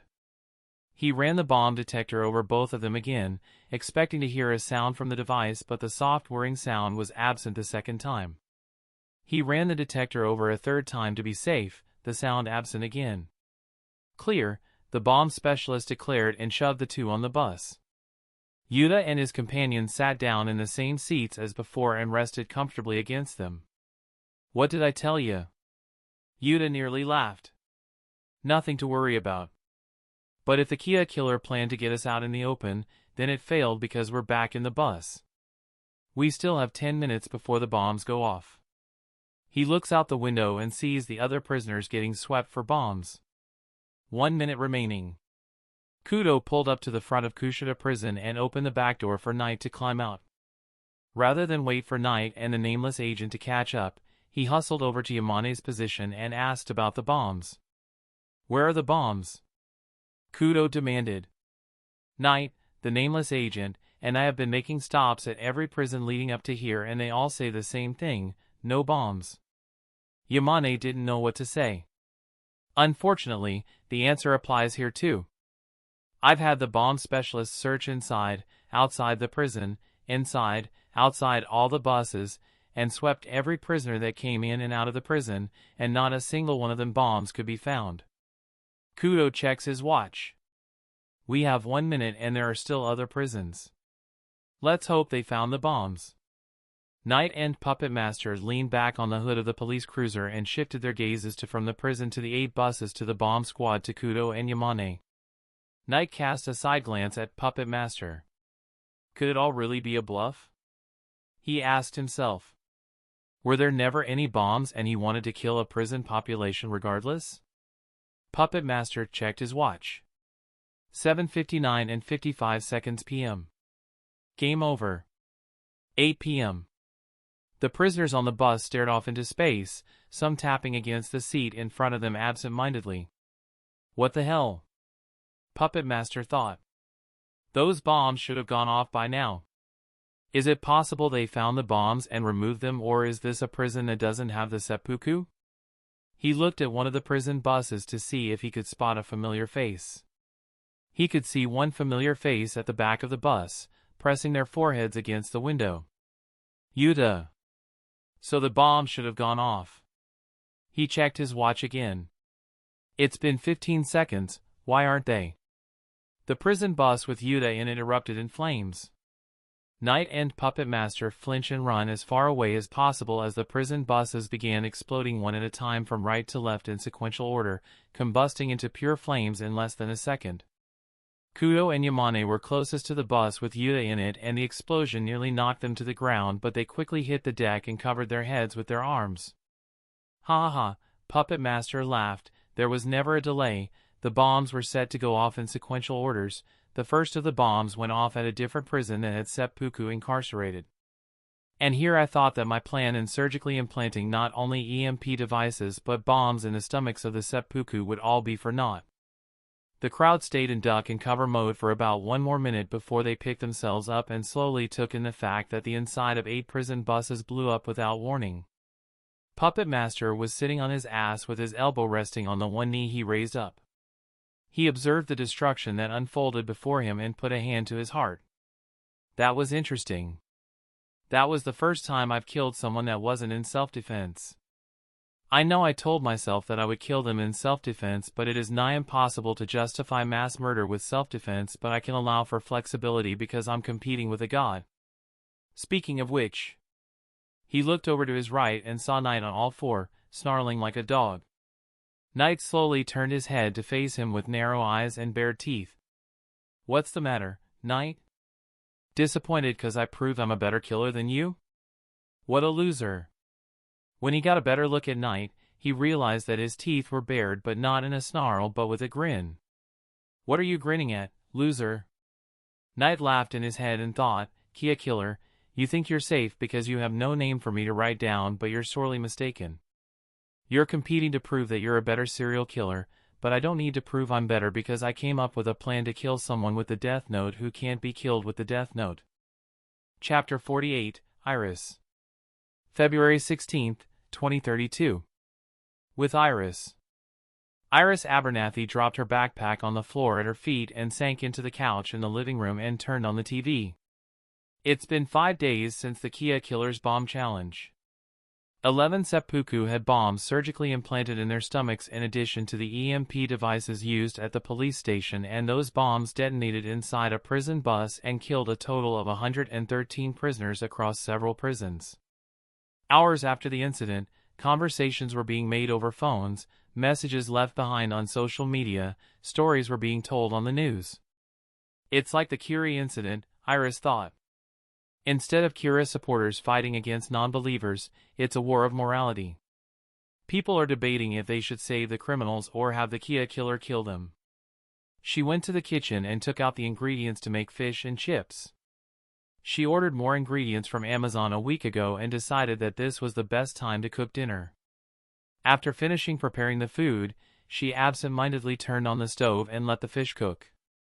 She took out her phone and flipped through the photos that Knight sent her to Identity.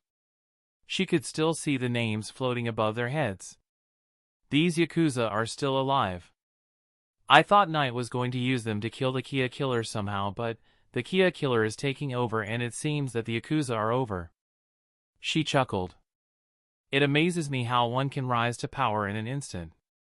Everybody knew the Kia killer as someone who killed criminals in self-defense and they considered him to be a nobody, even with his astonishing high kill count. He became a feared individual when he used Yakuza to escalate and became the second most feared mass murderer after Kira. She subconsciously put her phone back in her pocket and stared at the food cooking. If the seppuku were used as unwitting suicide bombers, then who's to say the others aren't aces up his sleeves? I have to kill them. But what if there's a reason they're still alive? What if Knight is using them as his puppets? Then again, if he were to control them, it would only be for 23 days, but you can't set the death date beyond one's predestined lifespan, and if they're due to die in less than 23 days, then they can't be manipulated with the death note. A short while later, she takes the fish off the stove and finishes cooking. I have to kill the Yakuza before the Kia killer can use them. It's been 5 days since the bomb challenge, but that could be because he's prepping for the next challenge. Assuming that the Yakuza are cooperating with him, willingly or not. She makes herself a plate of fish and chips and eats at the dinner table, staring into the television set to check for news updates. The news segment talked about how Sakura TV had another call from the Kia killer about the next challenge, and they played the recorded audio. Hello, the Kia killer's voice rang through the screen. Hello. Hey, so no introductions needed because I sure made headline with the bomb challenge 5 days ago. He sighed heavily. I must say, I don't know if you're indecisive or just cruel. I'm talking to you citizens of Tokyo. I gave you a challenge, and based on what you read on social media, some of you approved of me blowing up those criminals while others thought that I had no right. Then there's the case of people saying that only Kira is allowed to judge. He snickered. Kira worshippers, you didn't approve of me blowing up criminals, but you approve of Kira killing criminals? You Kira worshippers are so interesting, so the next challenge will test the reactions of Kira worshippers and those who do not approve of killing. Iris leaned in the direction of the television and paid close attention. Suguru Aoyama is the name of the Matsuri samurai surgeon. As you all know, he is a mentally ill surgeon who likes performing operations on people until they die. Suguru is the one who implanted the bombs inside the stomachs of the seppuku, and he's been useful for nothing more. If the samurai surgeon doesn't Yamato the vampire by 9 o'clock tonight, then I'll kill all Matsuri gangsters. Suguru, to confirm that you killed Yamato, then you must call Sakura TV and confirm for yourself, but you can only call 30 minutes before the deadline. If you all 31 minutes before the deadline, then it will be considered invalid and I must see the body for myself. Aside from that, that's all. The call dropped. Iris blinked as she absorbed this information. She checked the clock on her watch. It's 7 o'clock, she told herself. Only 2 hours for Suguru to kill Yamato. Massey materialized behind her. Sounds interesting. What do you think is going to happen? We know the names of every Yakuza thanks to Knight's plan, Iris said before taking a bite of her food. If all the Yakuza die prior to Suguru killing Yamato the vampire, then the Kia killer will have no one to kill. She leans back in her chair and ponders her plan. It's possible he thought this far ahead. If we kill every Matsuri gangster before he does, then the samurai surgeon will have no need to kill Yamato the vampire and the Kia killer will be left without targets to kill. But, what would happen if Kira manages to kill every Matsuri gangster prior to the samurai surgeon acting? He'll realize that we're a step behind him, Massey answered. And that you know the names of every Yakuza that worked with him. Right, which means, I have to find the samurai surgeon, prevent him from killing Yamato, and then have the Kia killer kill off the remaining Matsuri gangsters. Maybe this way, we can catch him in the open. Given that he killed prisoners who weren't working for him, it's not such a long shot for him to use to Matsuri gang to achieve a higher kill count. But how are you going to find him? Iris pondered and began stroking her chin. That's a question I was just about to ask myself before you beat me to the punch. She scratched the back of her head, digging the nails through her hair and scratching her nails against the surface of her flesh. I'm trying so hard to think of a plan and I can't come up with one. She leans forward and sets her elbows on the table, lacing her fingers together inches from her face. I'm trying so hard to think of a plan. She couldn't think of a plan on the spot, so she started digging into the food she made. She was deep in thought before she was pulled back to reality when she tasted the lukewarm temper of the fish and winced in disgust. Gobsmacked, the food's a bit taters. You've been staring into outer space for years, of course the food's going to get cool, Massey exclaimed. Assuming that taters means cold. Iris forced herself to swallow the piece and went back to her inner thought that you've been staring into outer space for years, of course the food's going to get cool, Iris replayed mockingly in her head. You've been staring into outer space for years, of course the food's going to get cool. You've been staring into outer space for years. You've been staring into outer space. Iris gasps with wide eyes. I know how to find the samurai surgeon. Massey blinked and tilted her head. How? She pointed, you're going to find him for me. Massey pointed at herself. Why do you expect me to do all the work? Iris raced into her room. She came back 40 seconds later holding her death note. She held the death note up to her head. You chose me to own this death note. Iris cut her off. You implanted your memories in me and the memories tell me that you've been watching Knight from above and you purposely chose me to pick this death note. You've been watching me from a portal in the Shinigami realm. So? If you can spot me from the portal in the Shinigami realm, you can spot Sugurajiro in the Shinigami realm.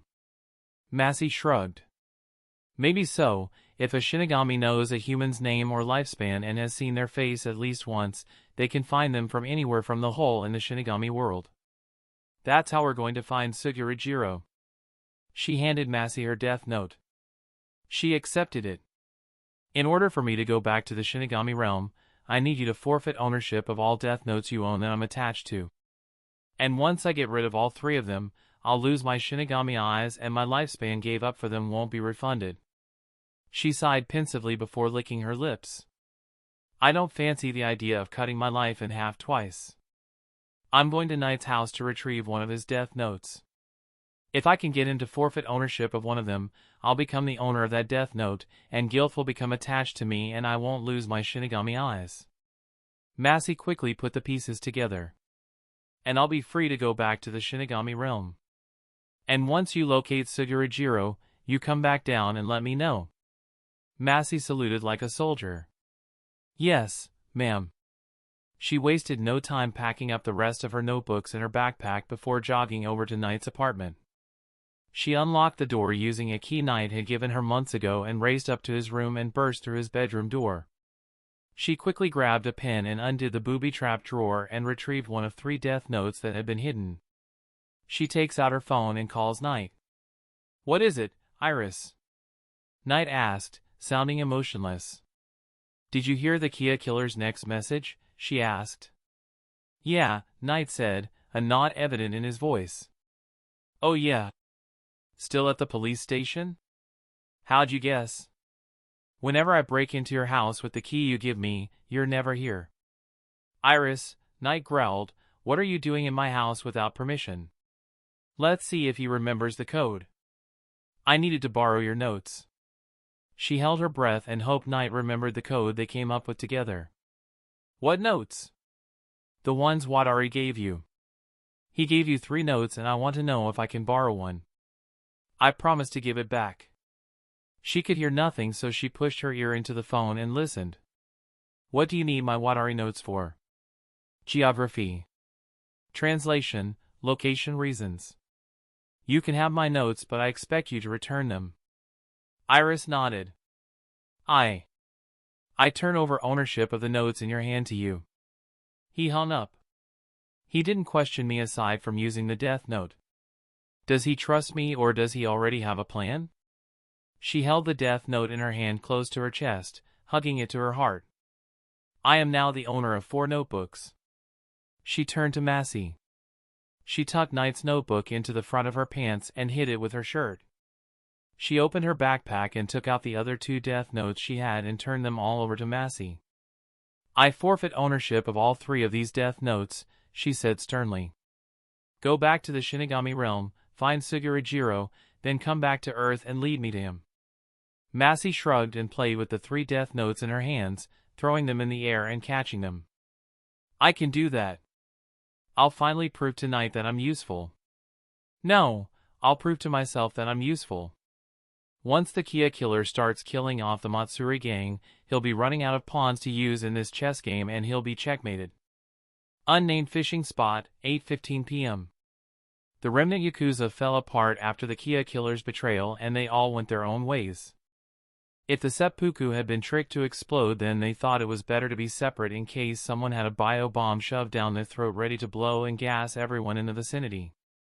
Suguru, Yamato, and the 2 remaining Matsuri gangsters hid in a tool shed situated in a dock above water at a lake. Well, it was the 4 of them, but after Yamato went outside to take a leak, one of the Matsuri gangsters took out his phone and replayed the Kia killer's message. On a possibly unrelated note, Yamato hasn't returned to the tool shed, so he either got spooked off by some giant catfish or he listened to the message on his phone and bolted. He bolted, Suguru said. As soon as we planned to kill him, he bolted. Like, what the hell is wrong with that? Let's find that bastard, a Matsuri said as he pulled out a knife. Let's stab that blood-sucking vampire. But wouldn't you need silver to kill a vampire? Suguru slapped his companion across the face. That's a nickname given to him, you imbecile. The Matsuri gangster rubbed his red cheek. Why? What do vampires suck? You just said it not 10 seconds ago. Blood? Blood! Why does Yamato suck blood? Renfield syndrome. He served 4 years at the Akame Asylum for the criminally insane before escaping. Let's find that bastard. The Matsuri repeated his statement from earlier. You already said that, the other Matsuri gangster said. Don't go repeating yourself, Two-Timer. Sorry, Two-Timer apologized. We should chase after Yamato and kill him. That's what I've been saying for the last 10 minutes. Suguru exclaimed. He turned his back to grab the duffel bag he threw down earlier and took out a bone saw and a pair of handcuffs. I've developed a fascination for slicing and dicing since I was young. I hated the way my face looked, so I tried rearranging it, but plastic surgeons put my ugly face back to the way it was. Matsuri gang allowed me to channel that hate and anger and use it towards those who returned me to my ugly form. Why you tell us this? Two-Timer asked. Because I'm going to handcuff that vampire to a gurney and fuck up his face with this bone saw. But wouldn't you need silver to kill a vampire? Shut up! Suguru shouted and charged for the door. Two-Timer, Beepo, let's go. Coming, Beepo announced before running after him. The 3 charged out the door. It was a waxing crescent out tonight, so there was enough moonlight to guide them to the path of the cars. They took 1 car to get here, and since the car was still here, it proved that Yamato had gone out to take a piss and bolted soon after, deciding that risking a U-turn to the car in front of the shed of homicidal Matsuri gangsters wasn't worth it. Good thing that fucker didn't take the car, Suguru laughed as he climbed into the passenger's seat and absent-mindedly cuffed himself to the door handle. He turned to Beepo, who was taking the driver's seat. Let's kill him. Thump. Two-Timer clutched his chest and collapsed face first into the dirt, convulsing and screaming. Beepo immediately abandoned his task of starting the car up and ran to assist his friend. My chest! Two-Timer screamed. It hurts! Hold still, Beepo said as he put his hands around Two-Timer's neck cautiously. My chest, it hurts! Two-Timer repeated. We can't afford to have you attracting attention, he murmured. My chest dash. Snap! Beepo's emotionless face suddenly shifted into a wide-eyed scared expression like the flip of a switch. Oh my god, he cried, what have I done? He runs back to the car and climbs in. He takes the keys he found in the console and starts the car up. Where's Two-Timer? Suguru asked. I killed him, Beepo cried. Before his crying expression faded away into a teeth-baring Cheshire grin. I fucking kill him, yeah. He stomped on the gas and took off. A silhouette hiding in the dark shook its head. I don't think so.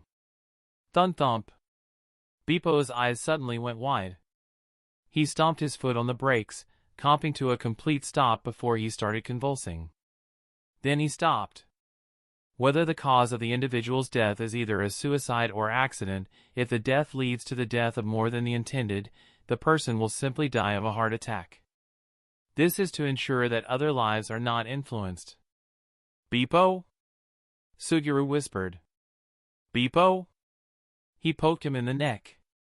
What the fuck's gotten into you? He looked over his shoulder to see how far they were from the fishing dock and he could still see Two-Timer's body lying in the dirt.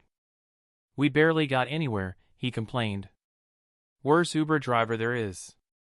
The window on the driver's side made a humming noise before lowering, the button to lower being pushed seemingly by an invisible hand. Suguru nearly jumped out of his seat before he remembered that he had handcuffed himself to the handle on the door. He starts yanking at his hand to break the handle, but his weak arms made this impossible. He tried using the bone saw he packed, but it couldn't cut through. When he saw that the window had lowered all the way down, he held the bone saw up as a weapon, ready to slash anything that poked its head through the window. Why the hell did I do that? Why did I handcuff myself? Stomp! He froze in his seat when he heard the unmistakable sounds of footsteps. Yamato? The soft footsteps got louder as they drew closer and he raised the bone saw above his head, ready to slash when. Iris Abernathy poked her head through the window, her face covered by the skin-colored face mask and a chocolate-brown wig, both used by her during the Curie incident. Suguru 34510150. Hello, she whispered. Suguru slashed his bone saw at her. Despite being out of range and having more than enough time to react, she jerked her head away from the window. I can't allow you to kill Yamato Tao, Iris said in a strict manner. Who are you? Suguru demanded and went back to trying to saw his handcuffs. I'll kill you. Iris chuckled. You can try, Suguru, but it's not going to work. She looks over to the dashboard. As expected, no dash cams. She turned back to him. Don't you think you should have found the key before handcuffing yourself in the car? Don't mock me, he snarled. I'll kill you and cut open your stomach. Your fate's already been sealed. Once the time reaches 9 o'clock, all members of the Matsuri gang will be killed by the Kia killer. Thing is, I've killed off all of the Matsuri gangsters with you and Yamato being the exception through other means aside of a heart attack. You're sorely fucking mistaken. Iris tilted her head. Am I? Please, enlighten me. First of all, tell me who you are. How about you tell me what I want to know, then I'll make Yamato come back here and you can cut him open. He eyed her suspiciously. Where is Yamato? Iris took out her death note from the back of her pants. If I write that Yamato Tao comes back to the tool shed before dying of blood loss, it will happen. It's how I killed Hiroshi She with a heart attack and prevented you from taking off by killing Jun Takeuchi at the wheel. It's how I manipulated you into handcuffing yourself. She slipped open the notebook to show the entries with their names in it. His death was set at 9 p.m. You're my puppet and you're about to expire. You bitch. But I can reverse it. I can undo it all if you tell me what I was wrong about earlier. I said that I've killed off every Matsuri gangster and you said I was wrong. Please, enlighten me. Suguru dropped the bone saw in his lap and contemplated. He sighed in an oh well way before speaking. Akane Asylum. Iris narrowed her eyes. Excuse me? Akane Asylum, an institute for the criminally insane and where the Matsuri gangsters are mostly sentenced. The Matsuri gang members that were arrested and not killed by Kira were sentenced to Akane Asylum for rehabilitation. A large chunk of Matsuri gangsters are there, so if you force me to tie myself up so the Kia killer can kill them there, then maybe you can catch him in the act. Wow, Iris thought. Akane Asylum is littered with criminally insane Matsuri gangsters. The Kia killer wants to prove he's a better serial killer, so there's no doubt he'll try and sneak in people to kill. He blew up the seppuku with bombs and killed bystander prisoners, so how does he plan to get rid of the criminals at Akame Asylum? Thank you, Iris said. She packs her notebook away and begins walking in the opposite direction. Wait! Suguru called out. You said you'd free me. I lied, Iris hissed under her breath. I also lied about reversing anything I wrote in the notebook. Once your name's been written, there's no going back. I performed surgery on the Matsuri gangsters in the asylum so I can undo whatever it is the Kia killer is using to kill them with. I lied and now you lied full circle. The Matsuri gang in the asylum was sentenced before the Kia killer came to Japan, and I doubt you would put a chemical weapon in the bodies of Matsuri gangsters for no reason. I doubt you can even make a chemical bomb. I can help. You already are helping. Come back here. Iris vanished in the darkness. Warning, slight sexual content. Iris Abernathy's home, 9 p.m. Just as promised, if the samurai surgeon did not announce publicly that he killed Yamato, then every member of the Matsuri gang was due to die. Iris switched to the news and waited for something interesting to happen. Remember Akame Asylum? She pulled up live footage of the asylum itself on her computer and was shocked to discover that the outside of the building had been set on fire. Wow, Iris gasped. The Kia killer is going to burn the place down to the ground? She switches camera feeds to get different angles of the building. She flinched when she saw a bottle with a fiery rag on the top collide with the building. Molotov cocktails, she said. Is the Kia killer there in person or? She switched camera feeds to see a large rock break down a window on the 3rd floor before a Molotov was thrown in immediately after. A man set on fire jumped out the window and fell to his doom. She kept switching camera feeds to get as many views of the asylum as possible, and no matter what camera feed she switched to, Molotov cocktails had been thrown at the asylum from all angles. Who the hell is throwing the Molotov? Iris exclaimed. One of the windows was broken down and a spherical object was thrown in. What was WHOA? The section around the window blew up with rubble and caused the walls around the window to crumble away. A grenade! More and more of these grenades were being launched into the windows in addition to the Molotov. Iris wanted to do something. She wanted to switch camera feeds to find out who these people throwing explosives and Molotovs are, but all assailants were standing outside the camera's field of view. Not even a shadow could be seen. She figured the slaughter might end in a few minutes, but things escalated when the building went completely ablaze. It was 9:45 by the time the emergency services managed to get to the asylum and put out the fire and save what's left of the building. Details were being hidden from the media, but Iris kept watch on the cameras. She felt the fish and chips stir in her stomach and held a hand to her mouth as she felt herself about to vomit.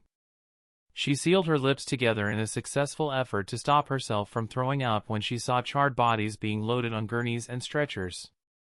The orderlies in the asylum came out mostly unharmed, but the inmates themselves had burned to death with only a handful or less surviving. Did I do the right thing? Iris asked herself. Should I have killed Yamato and stopped the Kia killer from attacking? After some pondering, she found her answer. No.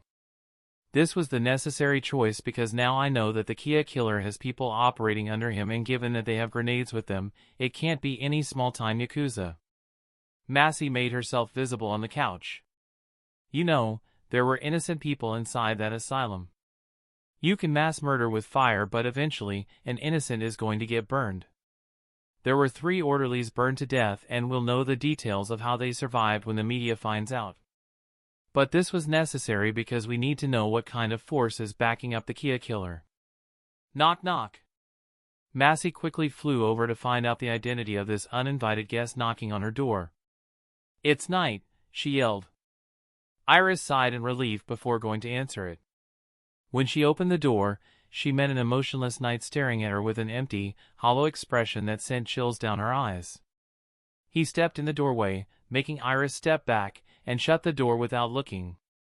"Do you realize what you've done?" he hissed at her. "Prove that the Kia killer has accomplices of his own?" She continued to stare into his eyes, the question nagging her with persistence as to what she could have possibly done to make him hiss at her. "Exactly," he yelled with cheer in his voice. Iris stared at him like a deer in headlights. That took a quick 180, she thought. "I've been shacked up with the Kia killer all day and all night, making sure that he doesn't do anything outwardly suspicious and catch him in the act. Now that I know that he has someone working for him, someone not part of any Yakuza in Japan, I think I found a way to beat him, trap him, and kill him." He grabbed her by the back of the head and pulled her into a kiss. "You know how to act without taking orders, and it proved to be a big help." He kissed her again, harder. "Why did you do it, Iris? Why did you act without me giving orders?" Iris could hear the words, but she couldn't comprehend them at first from Knight attacking her mouth. "To prove that I'm useful," she whispered huskily, "to prove to myself that I can be proactive and I don't need to be codependent on you." He frowned for a brief second before returning to smiling form. He initiated the kiss once more, but it was she who introduced her tongue into his mouth. They backpedaled to the couch to burn off energy. "Kia killer, kill us if you can," Iris thought. Chapter 49, Flesh Out. February 21st, 2032, 12 p.m. Saturday afternoon, a day where Knight could stalk the Kia killer at the National Police Agency for hours on end until he was forced to go home. Today was a little different because the Kia killer had arrived 2 minutes late and he walked into the Kira task force room with a solemn look on his face. Knight was sitting at a desk next to Hay-8 and an empty chair and pulled it out for the nameless agent. The nameless agent took the offered seat and stared off into nothingness. "What's wrong with you?" Knight asked, studying the nameless agent's blank expression. "You look like you've seen a ghost or something." As if his body had been frozen to slowing down, he slowly looked at Knight with half-open eyelids and licked his lips at him. Hay-8 looked up from the paper he was reading and took notice. "What the hell happened to you?" Aside from his chestnut brown hair being messy and bags under his eyes, there was nothing outwardly wrong with him and it looked like a case of sleep deprivation. "I've been up all night trying to find leads," he spoke with a slurred speech. He rubs his hands over his eyes and yawns. "Sorry if I seem out of focus today. I'm going to go get some coffee." "I'll join you," Knight quickly said. He followed the nameless agent over to the coffee maker and grabbed 2 mugs. After pouring the coffee in their cups, the nameless agent picked up a pack of sugar and poured it into his coffee. And then another pack. And another. Knight rolled his eyes and growled. "Would you like some coffee to go with your sugar?" The nameless agent laughed before shutting up abruptly. "Why does everyone say that?" After 13 packs of sugar later, the nameless agent finally picked up his mug of coffee and sipped. Hay-8 sighed pensively and got up from his seat. "I'm going out for a smoke." "Take your time, Hay-8," Knight waved. Hay-8 walked out the door and left the 2 killers alone in the room. "I'll just drink my coffee and talk things with Knight/Kia," both men thought. "Have you been on social media recently?" the nameless agent asked. Knight shook his head. "You should. I've heard some very interesting stories on it in response to the challenges." He sipped from his mug and winced before calming down.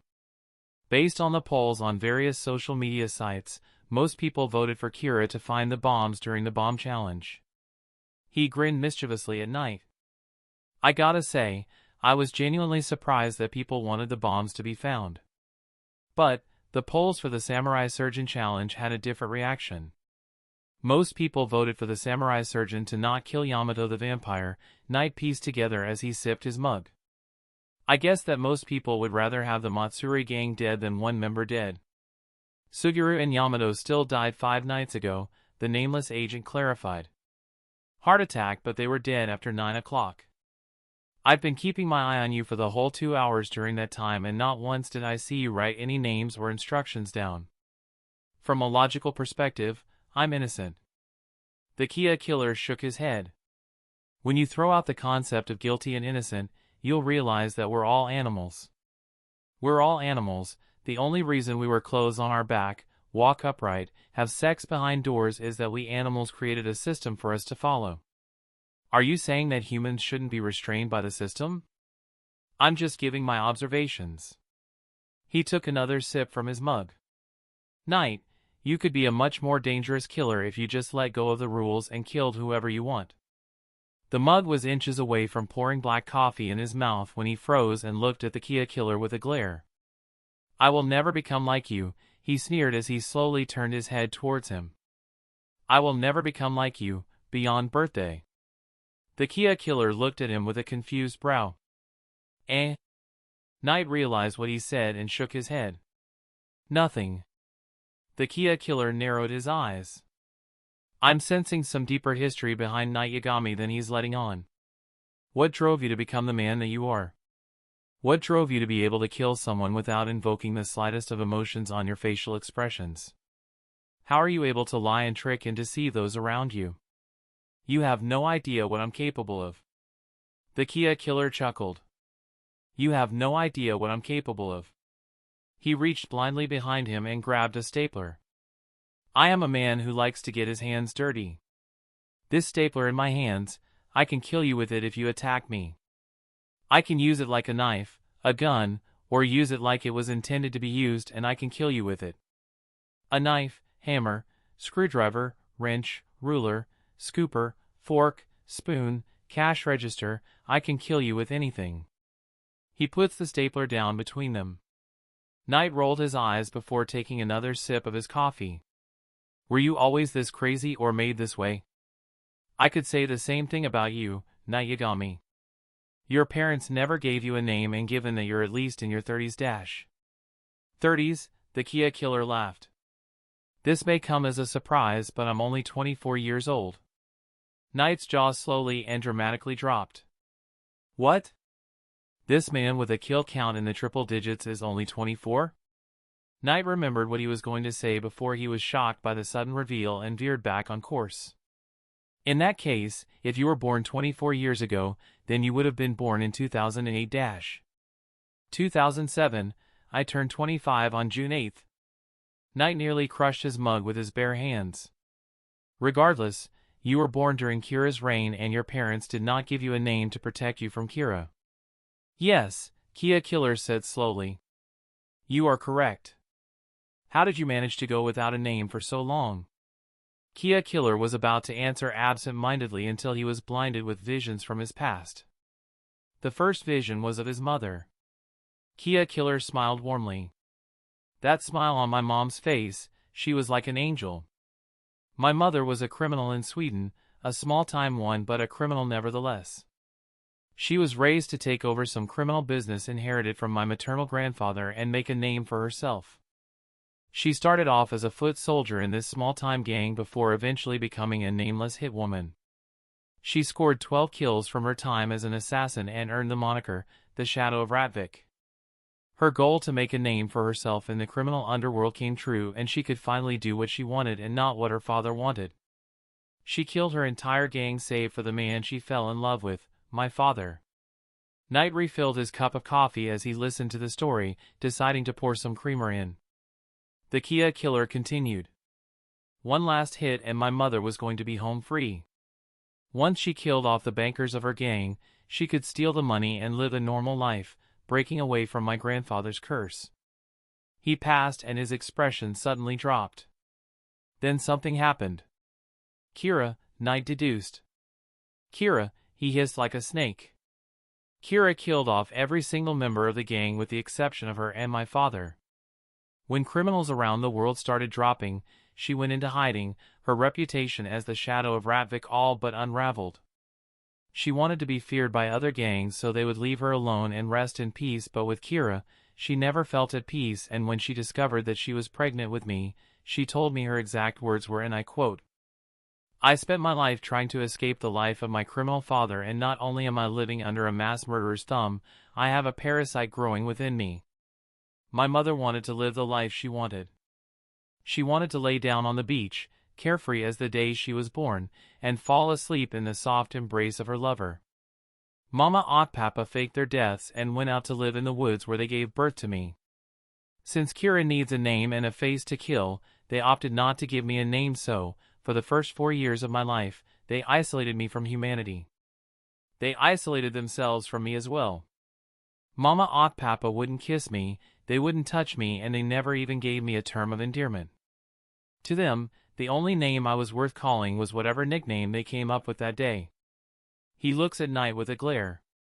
That is how I managed to go without a name for so long. Knight studied the Kia killer's body language hard, studied every expression and micro-expression he made, from the way his eyes focused intently on Knight like a wolf to the stiffness in his shoulders. Knight knew that the Kia killer was angry. Under any other circumstances, Knight would have brushed this off, but the Kia killer was an amoral serial killer who operates purely on keeping himself entertained, so to see him in such an angry state was not something he could brush off that easily. So there is a human under the Kia killer after all, Knight thought. The end of Kira's reign, Knight decided to jump in. What happened when Kira's reign came to an end in 2013? I was 5, the Kia killer answered. I was 5 years old when Kira's reign came to an end. 5 fucking years old. Knight flinched and nearly spilled his coffee, but got a good grip in time.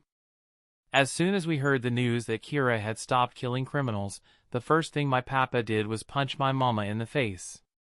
He socked her so hard in the face that he left her with a black eye. She wasn't going to take this laying down, so she socked him in the face and they both drew weapons. I remember every word they spat at each other. I hate you, Eva. I never loved you. I wish we both died that day, Lars.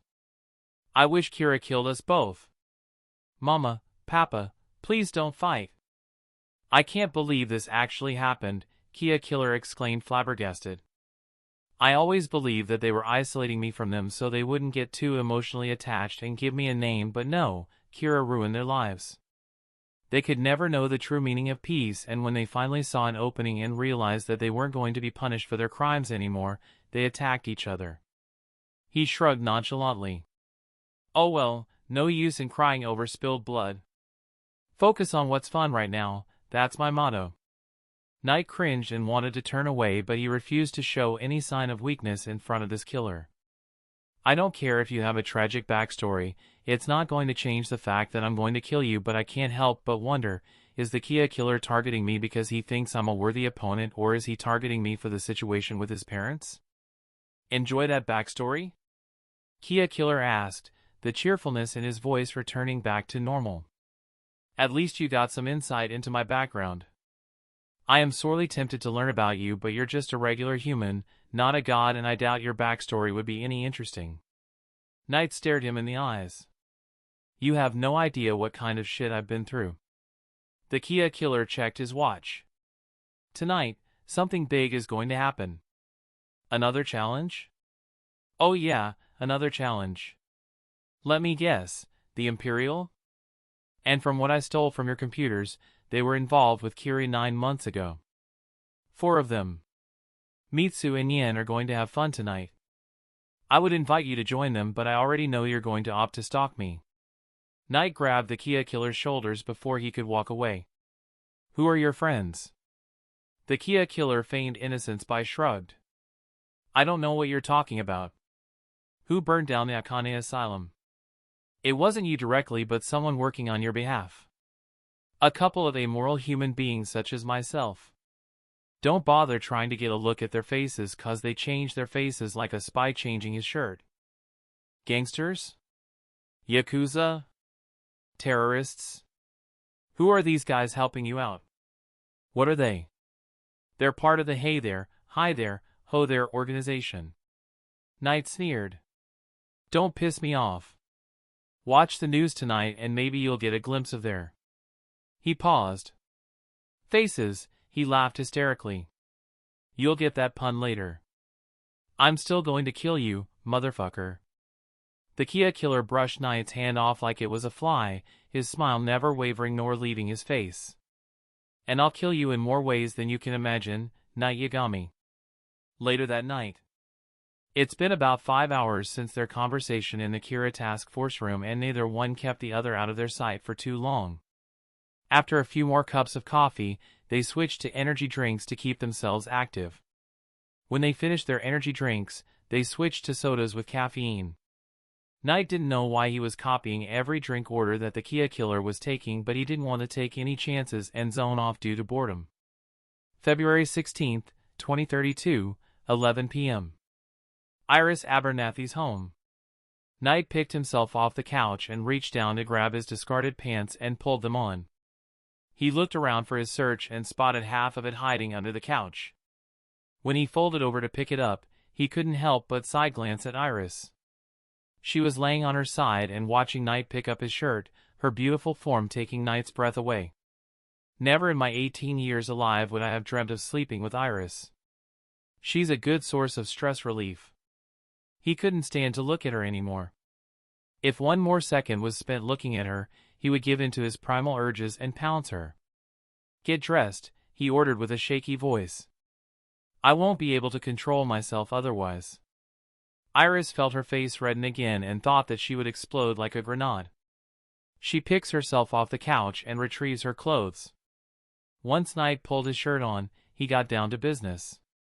"I've got a plan," Knight began. "Listen carefully because Iris," he paused to look at her with a straight face, "you're going to kill the Kia killer." Iris gasped. "Follow my plan and I promise that you'll succeed." She nodded. He told her the plan. "It's a risk," Iris said, voicing her trepidation. "If something goes wrong, like my name is written dash." He grabbed her by the shoulders. "That's why I conducted experiments in the first place. I want you to rule the world with me as my goddess. You sacrifice half of the years remaining in your lifespan just for me. The least I can do is make sure you survive and the Kia killer is dead." She closed her eyes with a sigh before going deep into thought, her hair and eyes turning pink. "The Shinigami eyes are useless on the Kia killer, but thanks to Knight's brilliant planning, I now know how I'm going to kill the Kia killer. All I have to do is wait for the opportune moments."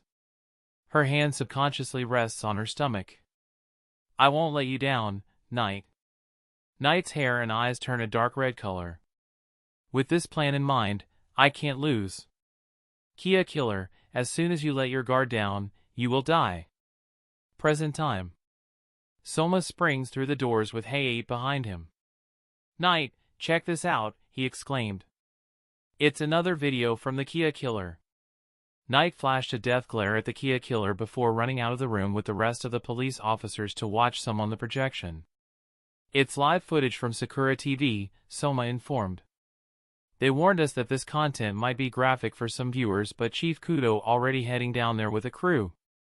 Knight looked up at the screen to see two people tied to chairs with burlap sacks on their heads sitting in a meat locker. "Is this the challenge?" he asked himself before noticing the Kia killer standing next to him, watching with interest. The camera filing them was shaking and making cracking sounds, but those sounds were muted when the man holding the camera spoke. "Are you guys finally awake?" a deep voice asked. "Screw you," one of the burlap figures spat. The camera shifted focus to a clock on the wall that read 5:05 p.m. "It's been 5 minutes, the cameraman spoke. "I'm sure Kira is watching by now. No need to stall." The camera turned towards the person who was holding. A figure wearing a faceless white mask lacking eyes and mouth faced the camera. "Hello, Kira," the masked figure said. "I'm not going to bother with introductions, but I want to talk about what I've been reading on social media. During the bomb challenge, most people were in favor of sparing the criminals in lieu of killing them, but during the Samurai Surgeon challenge, most people would rather have the entire Matsuri gang die than Yamato the vampire survive. I mean, everybody in the Matsuri gang, including Yamato the vampire and the Samurai Surgeon, is dead, but still.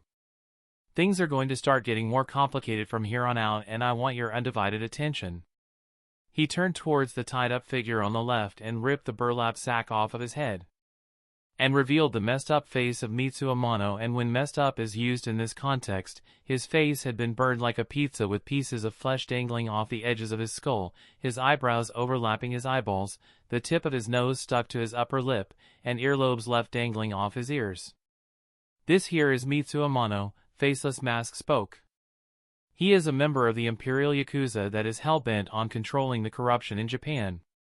He does enjoy the thrill of killing because he tried to stab me in the stomach with a knife and a smile on his face, but he was overpowered. If there's one thing I like about Mr. Amano here, it's that he's got spirit. He punches Mitsu across the face with a gloved hand. I have been interrogating Mr. Amano for hours now, and he refuses to give up the location of his comrades. Admirable but stupid in this situation. So here's the challenge. He set the camera down on what might have been a table that was leveled up to his waist, so he had to crouch down. He stepped to the side so the camera would continue to capture footage of Mitsu and this other captured figure. What's the challenge? Knight wondered. Kira, you have until midnight tonight to kill off every single member of the Imperial Yakuza with the exception of Mitsu Amano. If you do not kill off every single member of the Imperial Yakuza, I will force-feed Mitsu the flesh of every small-timer I took out, and believe me, we took out every single one of them. He ran off camera and returned 30 seconds later with a tray of meat in his hands. He held the tray with one hand and used the other to pick up a fork and turn to Mitsu. The flesh of Shin Sawada. A second man wearing a mask came forward and pried Mitsu's mouth open. Bon appetite, the first masked man spoke before shoving a piece of meat down Mitsu's throat while his colleague forced him to swallow. Kira, the masked man spoke again. If you have a conscience and hate to see people suffer, then I'll know you'll do the right thing and kill off every single Imperial out there. Do the right thing and we'll make sure this pile of human garbage gets put out of his misery.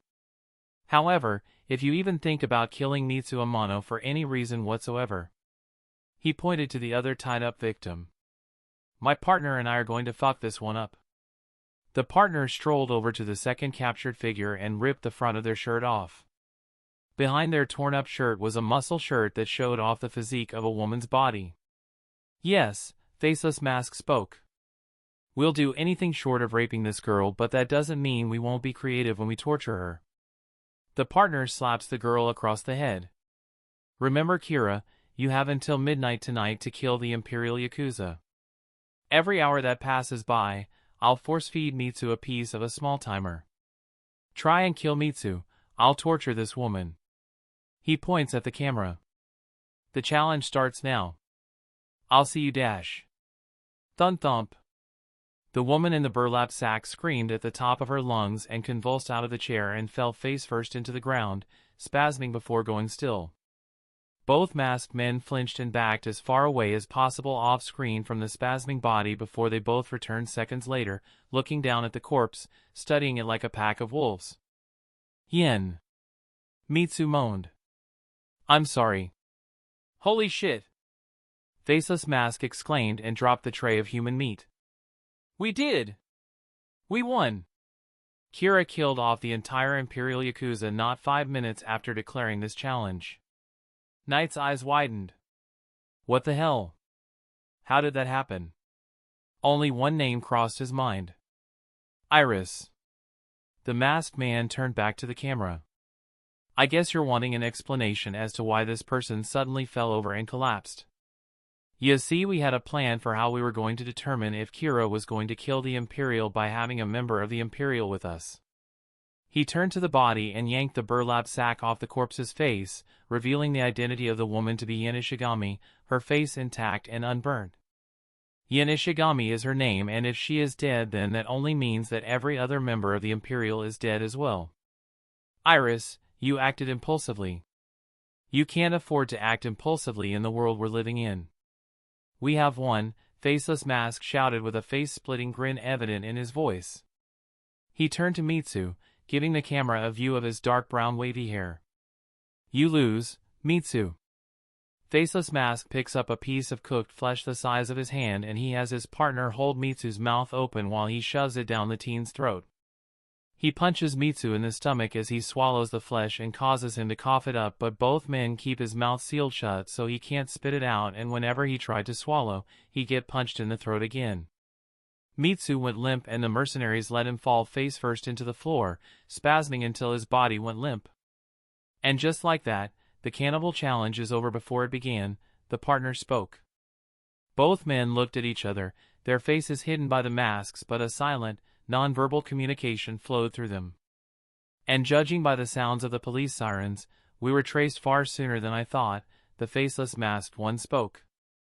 Oh well, it was interesting while it lasted, and getting Kira to kill an entire group of Yakuza for us put a lump in my throat. He laughs hysterically. And the lump in my throat is not a piece of flesh.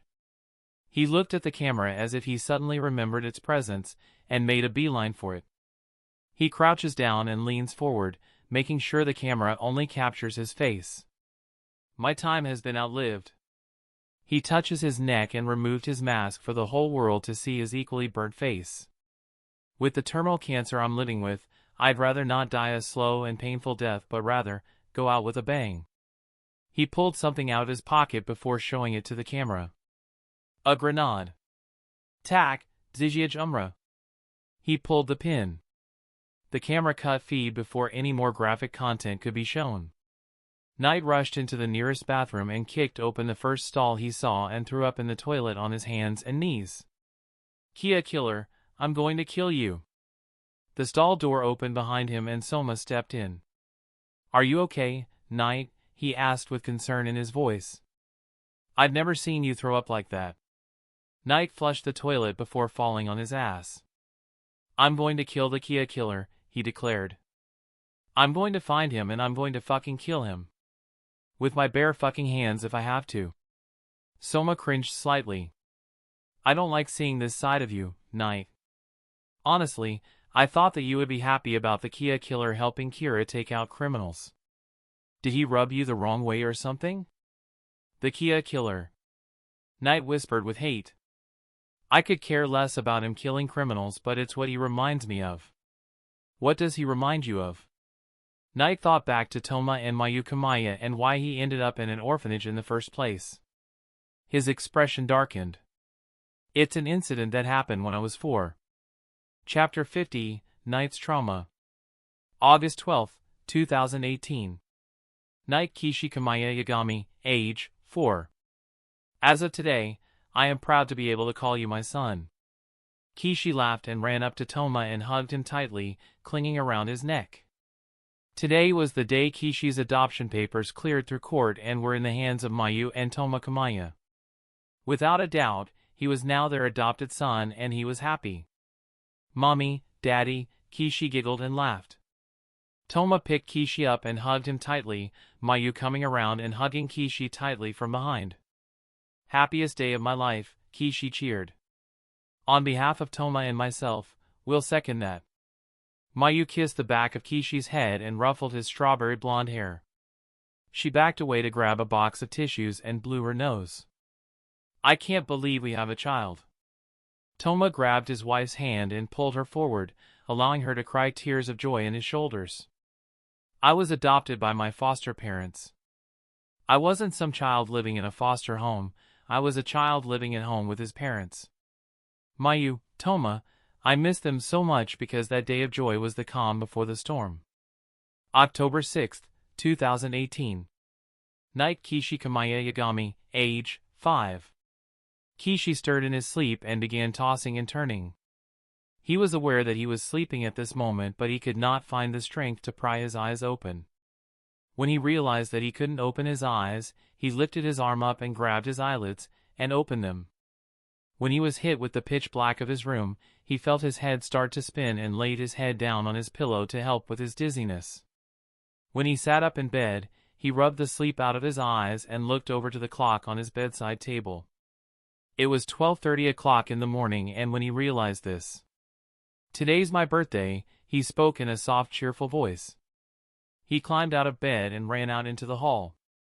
He didn't want to cause any unnecessary disturbances from his parents, so he didn't bother to turn on the hallway lights and navigated to the kitchen based on memory.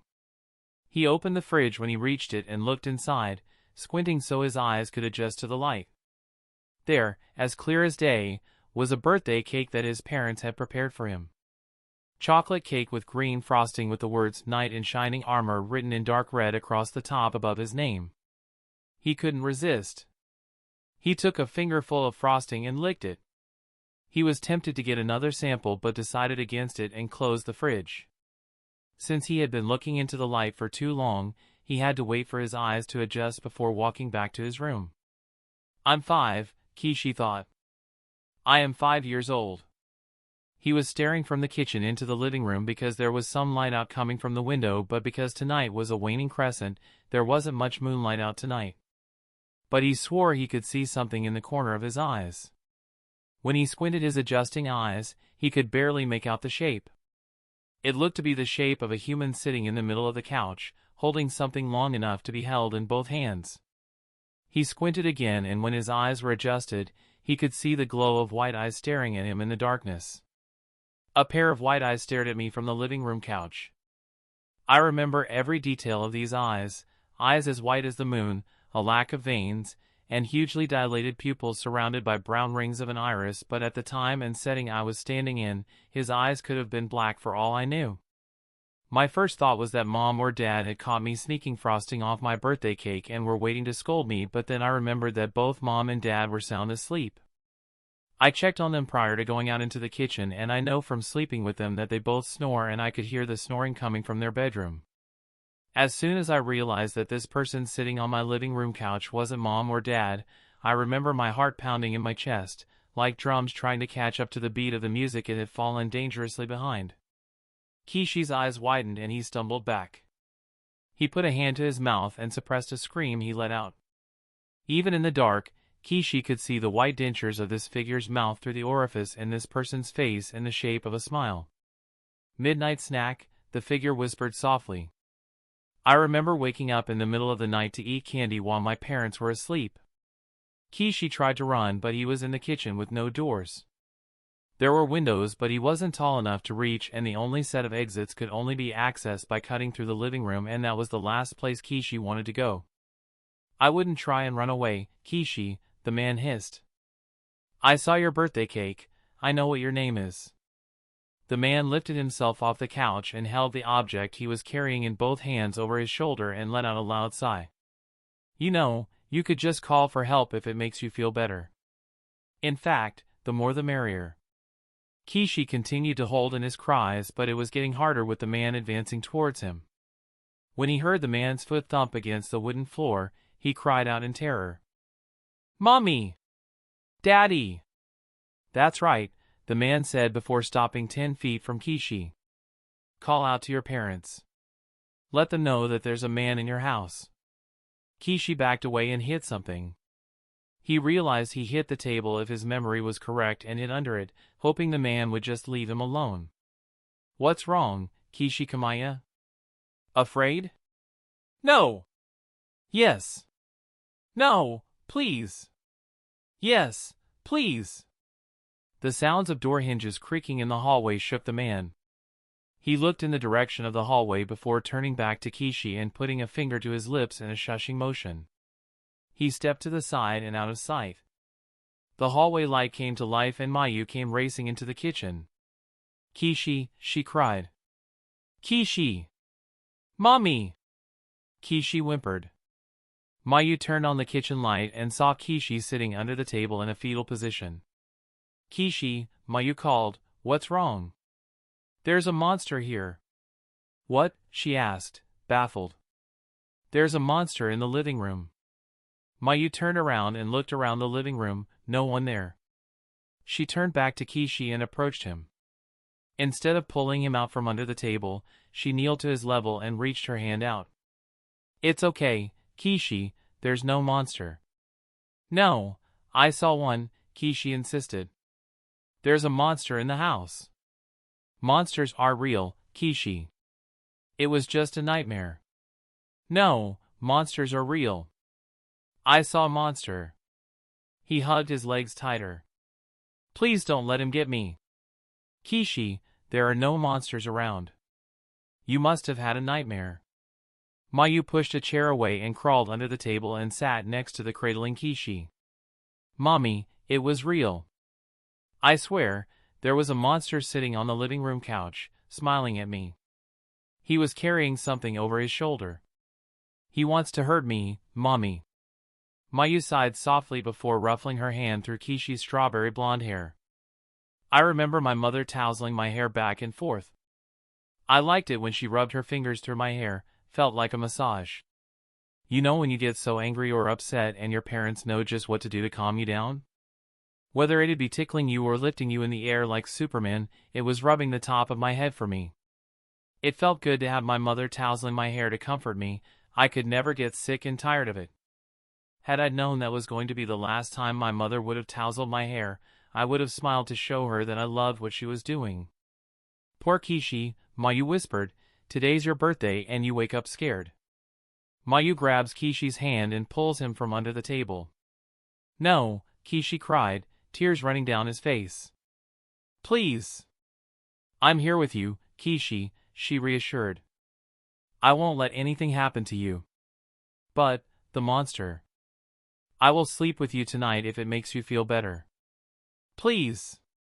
Mayu picked him up and held him with one hand to her side, grunting as she adjusted so he wouldn't fall.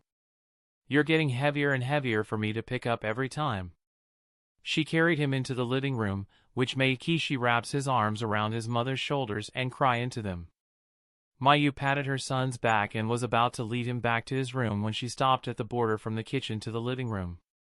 The hallway light was on, lighting just barely half the living room, but it was enough for her to see the dent in the couch cushion the size of a large man. Her husband's physique was average and the dent left in the cushion could only be left by a man with a stocky build, which made her eyes widen with horror. Key dash. Her speech was cut off when an axe connected to the side of her throat and tore flesh away from her throat. She screamed in agony and dropped Kishi before falling face first into the wooden floor.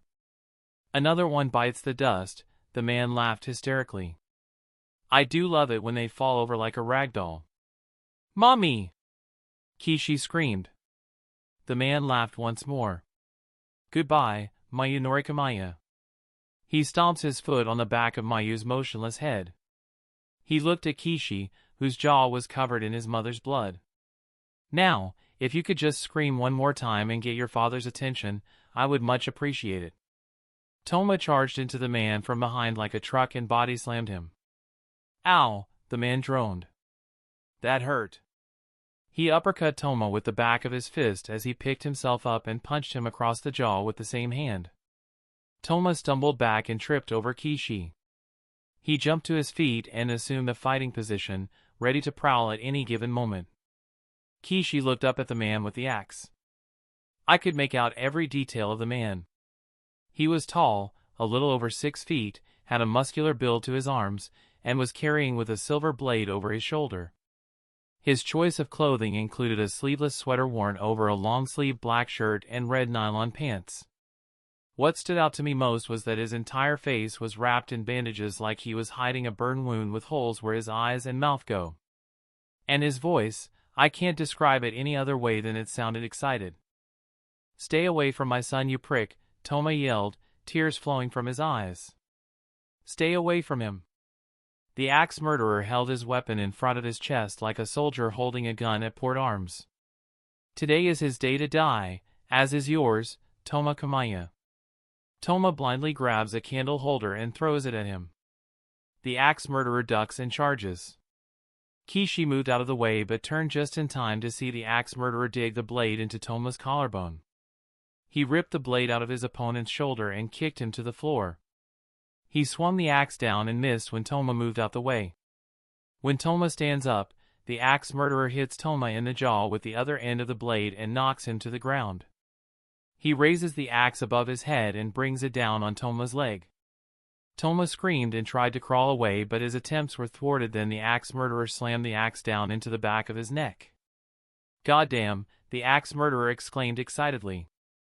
What a mess! He looks over the blood that painted his axe blade like a Jackson Pollock painting. You think the art gallery would consider this to be art? Blood was draining from Toma's neck and onto the floor faster than he could comprehend. He grabs the axe murderer's leg and looks him in the eye. Kira, protect us. The axe murderer chops off Toma's arm in 3 hard swings. Sorry, today's a day of death and not saving. Toma's eyes roll to the back of his head, his pupils dilating. And just like that, his name disappears. He looks over at Kishi, who was trembling in the corner of his hallway. One little mouse left. He relishes the look of terror on Kishi's ghost pale face and takes a big step towards him, making sure his footsteps echo throughout the hallway. He takes another step and repeats the process. "No," Kishi cried. "Stay away from me." "But if I stay away from you, how will I ever kill you?" "Don't you want me to kill you?" "No!" "Too bad. Stay away from him." The axe murderer didn't have time to register what he was hearing until he felt a sharp pain in the calf of his right leg. He screamed at the top of his lungs and yanked his foot away from whatever was causing his sharp pain, but that only seemed to make the feeling worse. He looked at his calf and seeing Mayukamaya, still full of life, hands wrapped around his leg and teeth biting in the back of his leg through his nylon pants. He jumped in pain when he felt something tear off his muscles and swung the axe down on Mayu's scalp with blind fury. He was hacking and slashing with all his might, but his biter only a bit down hard and took an entire chunk off. Fed up with the pain in his leg, he hit Mayu in her face, aiming for the other side of her throat, and gave a quick slash. She was losing blood from both sides like a fountain, and her grip on his calf softened, but she refused to stop biting him. The axe murderer had to wait until Mayu took her last breath before prying her off his calf, wincing at every movement he made. "Wow, wow, wow," the axe murderer whispered, winced. "Now that is what I call determination to protect your son." Sadly, it was all futile. He turned back to Kishi, who was bawling his eyes out. "Mommy," he whimpered in a broken voice, "Daddy. Don't worry, your mother and father are with you." He held up his axe and pointed at the blood. He pointed to a splotch of blood at the tip of the blade. "This is your mother." He pointed to a smear of blood beneath it. "And this is your father. Pretty soon, you'll be joining them on this blade, little Kishi." "Why? Why what? Why did you kill them?" The axe murderer looked at him with a serious look. He removed the bandages that concealed his identity and let out a sigh as he felt the cool breeze of the AC hit him. "Because I'm alive, that's why." He stayed where he was and kneeled to meet the boy's eye level. "I don't expect you to get this, but killing people is something I enjoy doing. It's not so much the act of killing people as much as the concept of cruelty that I'm attracted to. When I was growing up, everybody painted the world as a place of sunshine and rainbows, and it bothered me. My family and friends were not sunshine and rainbows, and when I stopped trying to picture this world as a happy-go-lucky magical place, the more I began to see what I'm capable of. The world is a cruel place, and the only people who are truly alive in this world are those who embrace the cruelness of this world." Kishi stares at the axe. "Your mother and father believed in justice and that good overcomes evil every time, but they were blind to the cruelties. I am not blind. I embrace these cruelties and I live life as this world is, ruthless and murderous." The axe murderer looked at the space above Kishi's head. "By the way, the cake said your name is Kishi, but your real name is Knight Yagami." Kishi's eyes went wide. Knight is written as Kishi in Japanese, spelled with the kanji characters for equestrian and gentleman, while Yagami is spelled with the kanji characters for knight and god. "I thought you should know your real name in addition to the day you're destined to die." He stands up and holds the axe over his shoulder. Kishi tried to crawl away, but he was backed into a corner with nowhere to go. "Happy birthday to you." The axe murderer paces towards Kishi. "Happy birthday to you." The axe murderer stands above Kishi. "Happy birthday, dear Knight Yagami." He holds the axe with both hands. "Happy birthday to you." He raises the axe above his head and thump. The man drops the axe and clutches his chest in pain. He falls to his side and convulsed, spasming like he was experiencing a seizure. "Kira." The man choked before seizing up and letting out a long drawn-out sigh with his eyes slowly closing. Kishi backed into the corner, an impossible task as that would require him pushing the wall back, and stared at the 3 dead bodies before him. He cried his eyes out and crawled over to where his parents lay, sitting on his knees in their blood to hug them. "Mom," he sobbed. "Dad." He fell on his side and let the dam that had been holding all tears building up within him collapse and cried for hours. There was all but a single thought lingering in the back of his mind: Kira. It was the worst birthday I ever had. I was finally adopted by 2 parents, and barely 2 months later, they're stolen from me, murdered right in front of my eyes, and all I could do while waiting for the police was eat the cake they prepared for me. The man who murdered my parents was identified by the police as the Midnight Slaughterer, and slaughtering families round about midnight was his MO. He was a man who saw the world as evil, and he embraced the evil of this world. I am so grateful that I am alive, and I will stop at nothing to make sure that the Kia Killer gets what he deserves. Kia Killer, I'm going to kill you with my bare hands. Chapter 51, Preparations. February 21st, 2032. The bathroom. After Knight finished the tale, he went to the sink to grab some paper towels to wipe his mouth. I am so grateful that I am alive, and I will stop at nothing to make sure that the Kia Killer gets what he deserves, Knight said before turning on the faucet. Kia Killer, I'm going to kill you with my bare hands. He began washing his hands. Soma nodded reassuringly before grabbing Knight's shoulder. I'm sorry for what happened to you, Knight. I had no idea what kind of trauma you went through. I never knew your love for Kira came from Kira saving you that night. Knight dried his hands off. It wasn't Kira that saved me that life, but someone with his power. A Shinigami, he thought. My life was saved by a Shinigami watching me from above. It looks like guardian angels do exist. That man who killed my parents, he didn't want to change the evils of the world, he wanted to embrace them. Knight sighed with a shaky breath. He is proof that Kira needs to exist in this world to combat those who embrace evil. But, Kira is still evil for killing innocent people. The FBI, he's responsible for Break, Roach, and Maroon dying, even if they had a death note of their own, and he's responsible for the Kiri incident. Knight looked at Soma menacingly in the mirror. You left one out, Knight hissed. The Kia Killer. Unless, you're starting to sympathize with him because he's killed off every single remnant Yakuza remaining. No, Soma shook his head, I think you're missing the point here, Knight. Evil only breeds more evil. Had Kira not existed in the first place, the world would have returned to normal, where people like the Midnight Slaughterer get away with their crimes. He turns to look Soma in the eye. I thought you understood Kira. I do understand Kira, but I also understand that an evil person like him brings out the evilest demons within people. I.e. Kiri. Knight sighs with content. Soma. I just told you a deep and personal story tying back to the earliest age I could remember, and you're trying to taint that memory? After this, I think I'll kill Soma. Knight, I dash. Hey, opens the bathroom door and points at the two. Get back to work, he shouted. The remnant Yakuza may be all but wiped out, but we still got a lot of work to do, so get to it. He left.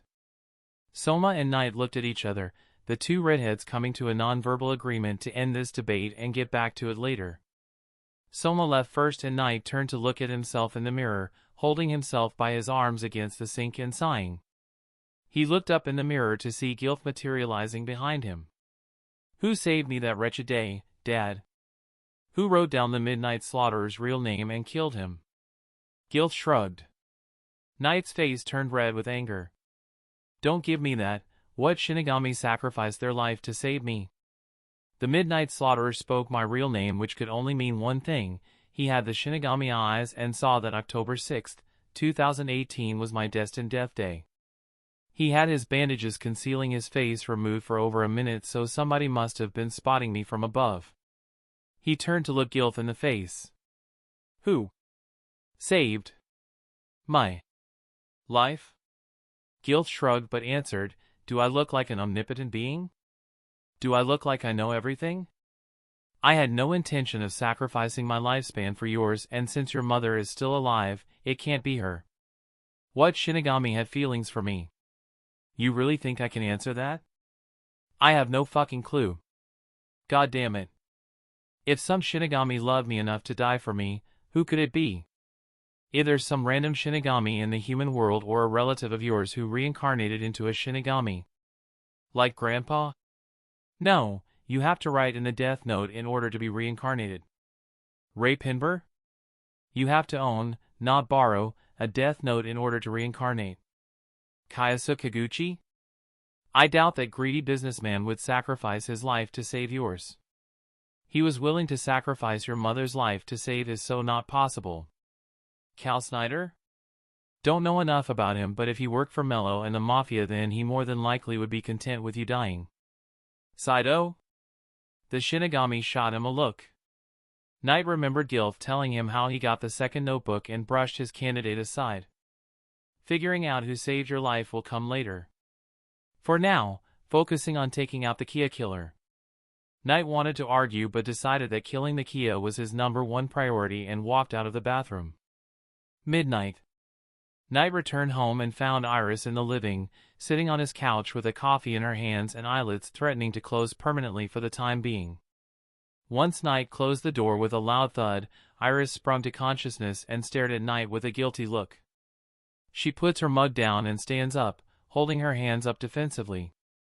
I killed off the rest of the Imperial gang, she said hastily. I couldn't let that boy suffer. I see you're fulfilling your word on becoming more proactive, Knight said dryly, killing people without my authorization. He stalks towards her. She cringes away from him and avoids eye contact with him. Killing the rest of those Imperial thugs was the part of the plan, but the fact of the matter was you did it impulsively. He grabs her chin and forces her to look at him.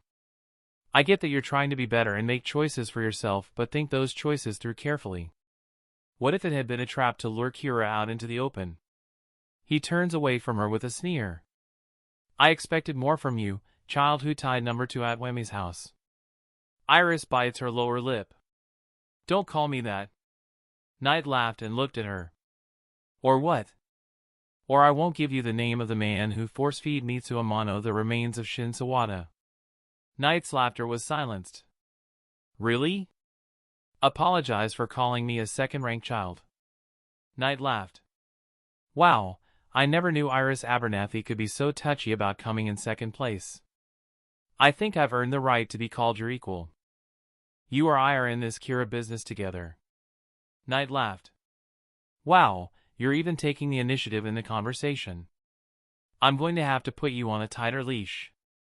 I'm not a dog, I'm a human. She held her hand out. A goddess. Knight looks at her hand like he was looking for traps. Goddess?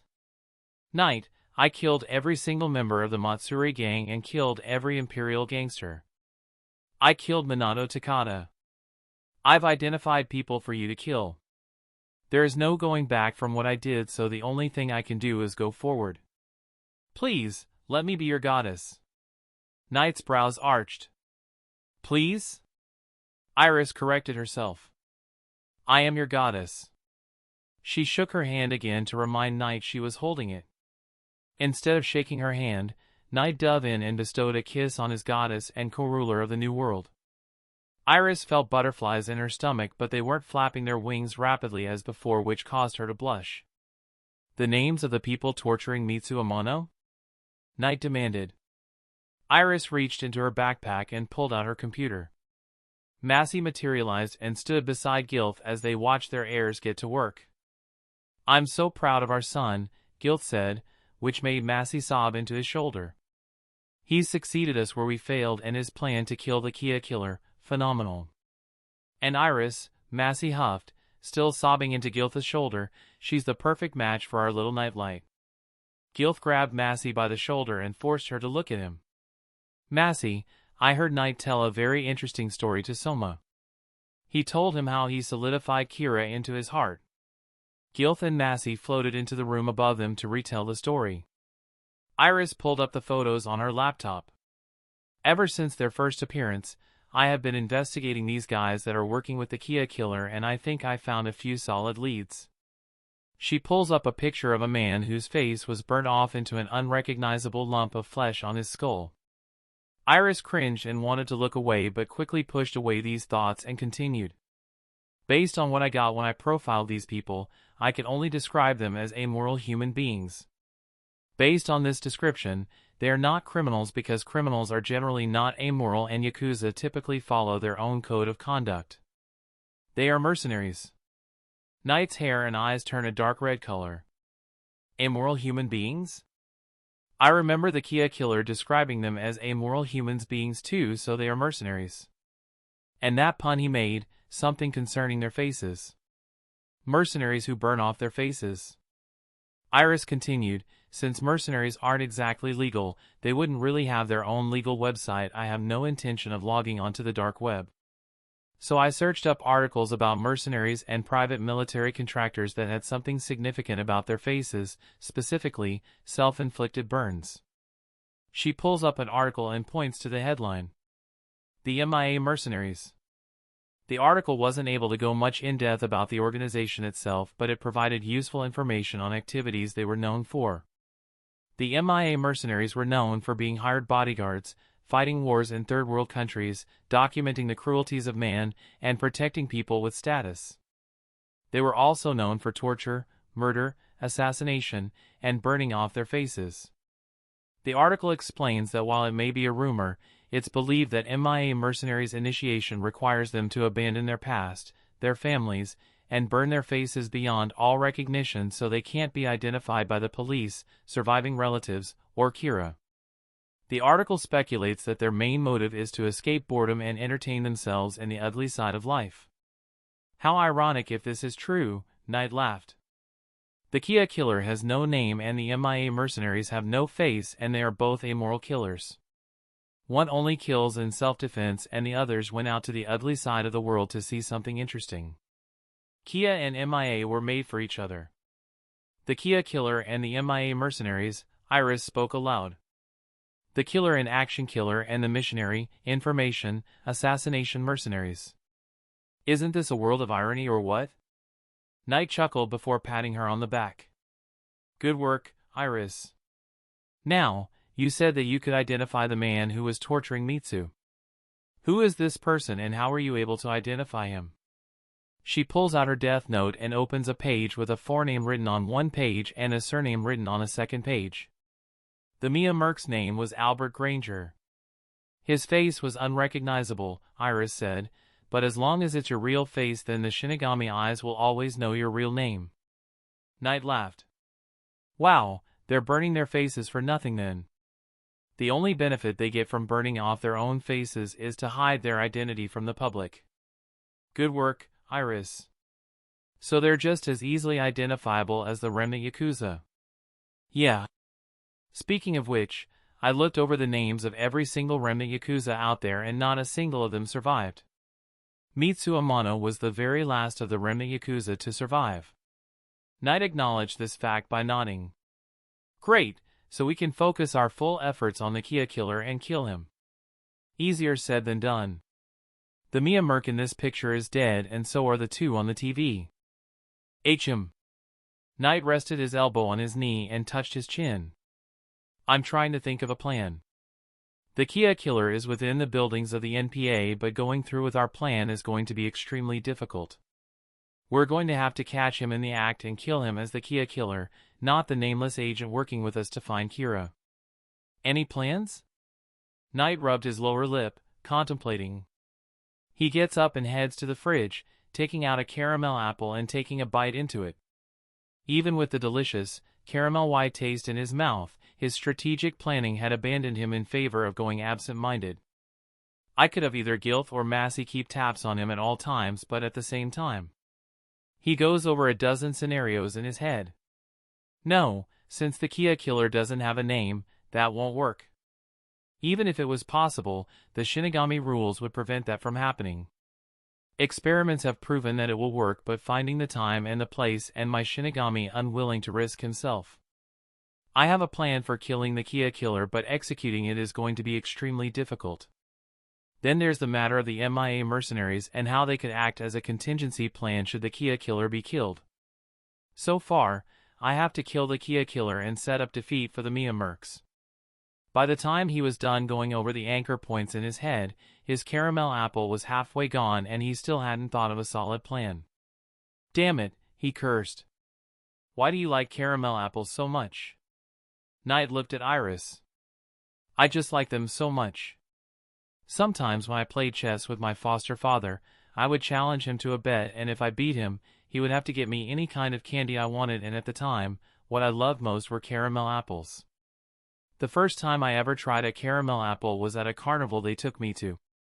Just as the carnival was closing, we made one quick stop to a candy shop and Dad bought me one caramel apple for the road and he paused to lick the caramel apple in his hand. I fell in love with him ever since. Iris chuckled softly. I remember one time when my sister and I were being tossed around from orphanage to orphanage, we would sneak out in the middle of the night sometimes to head into the cafeteria and sneak out these cartons of ice cream that the chefs kept hidden in the back of the freezer. We would steal the cartons and take them back to our room. She smiled and sunk back into the couch. We hid under the covers and talked about whatever was on our minds at the time. It was general stuff like what we want from Father Christmas or what we were going to dress up for All Hallows Eve or what food we were excited to eat at the Harvest Festival. Knight took the rest of his caramel apple with him to the couch and sat down beside her. Interesting. Iris chuckled once more. It's ironic, I forgot about all of that stuff until Iona passed away. Her smile left her face. Wow. I really can't believe it. It's been 14 years since Iona and I were sneaking ice cream cartons and I'm only just now remembering it? It's amazing how much the human remembers when he forgets. Yeah. He took a bite of his caramel apple. I can relate to that too. I remember only one conversation with my sister out of every conversation I had with her, and it was when we were eating cartons of ice cream. Iris looked down at the ground and licked her lips.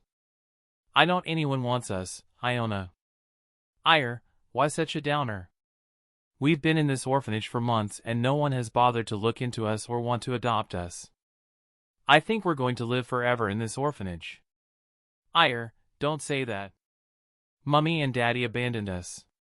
They'll come back, I promise. No, they're not. Mummy and Daddy abandoned us because they didn't love us. Don't cry, Heir.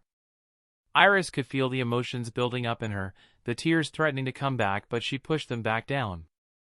Someone will love us. I love ya, sis. I know. I just what? Want someone else to love me. Iris's eyes widened. Oh my God, did I really say that to my sister? What? Iris looked at Knight, who was studying her hard. She realized that she had been thinking aloud. Nothing, she brushed off. Just remembered something cruel I said to my sister. I'm sorry, Iona, I didn't mean to say it like that. I love that you love me and everything, I said it because I just wanted to feel loved at that moment. I wanted to know that there was someone else in the world aside from my flesh and blood that loved me. Knight sighed hard before throwing the stick to his devoured candy apple away. We have to kill the Kia killer, Knight said with determination. No. Matter. What? Iris side-eyed Knight. I couldn't agree more. Recorded message. The television screen shut off before turning back on. The person on the screen was wearing a wolf mask and holding a dismembered arm like it was a microphone in front of a black background. Citizens of Japan, he announced enthusiastically, I am proud to say that this month has been a successful purging of all Yakuza in Japan. The Haydn family. The Imperial. The Seppuku. The Matsuri gang. Every single one of them is dead, and it's mostly thanks to me. He pretended to realize that he was holding a dismembered arm and dropped it in mock disgust. Sorry, wrong microphone. He reached off-screen and pulled a real microphone out. Kira, thank you for killing the Imperial for me. Now that organized crime in Japan is all but gone, what's next? Do we go overseas to kill every triad in China? Kill off every serial killer in the FBI's 10 most wanted list? Find the Hellfire Club or Illuminati and murder every single one of them? The sky's the limit, Kira. He was laughing hysterically behind his mask before his laughter died down like a light bulb turning off. Kira, I know that I'm breaking the law and killing criminals like you do, but understand that we are one and the same. We are kindred spirits. The only difference between the two of us is that I am a regular human and you, a regular human being with the remote ability to kill people. He stalks towards the camera until his masked face covers the entire screen.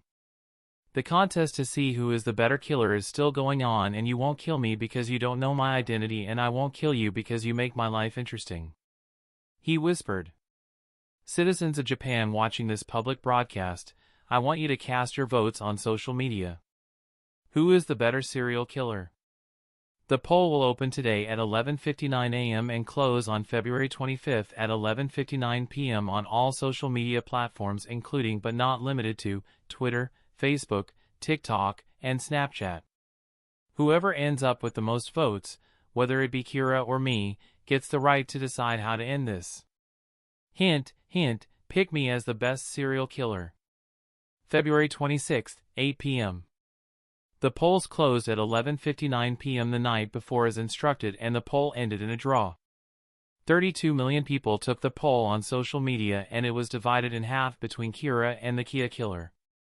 In the beginning, Kira was in the lead by 2 million votes by the first day, but by the second day, the Kia killer was in the lead by 13 million votes. By 11:59 p.m., both sides had 16 million votes, and the Kia killer made a second broadcast. Well, Kira, it looks like we're in a forever battle on who is the better serial killer. Kindred spirits indeed. The NPA. All hands on deck, Kudo shouted to the entire precinct that they loaded up their weapons and put on body armor.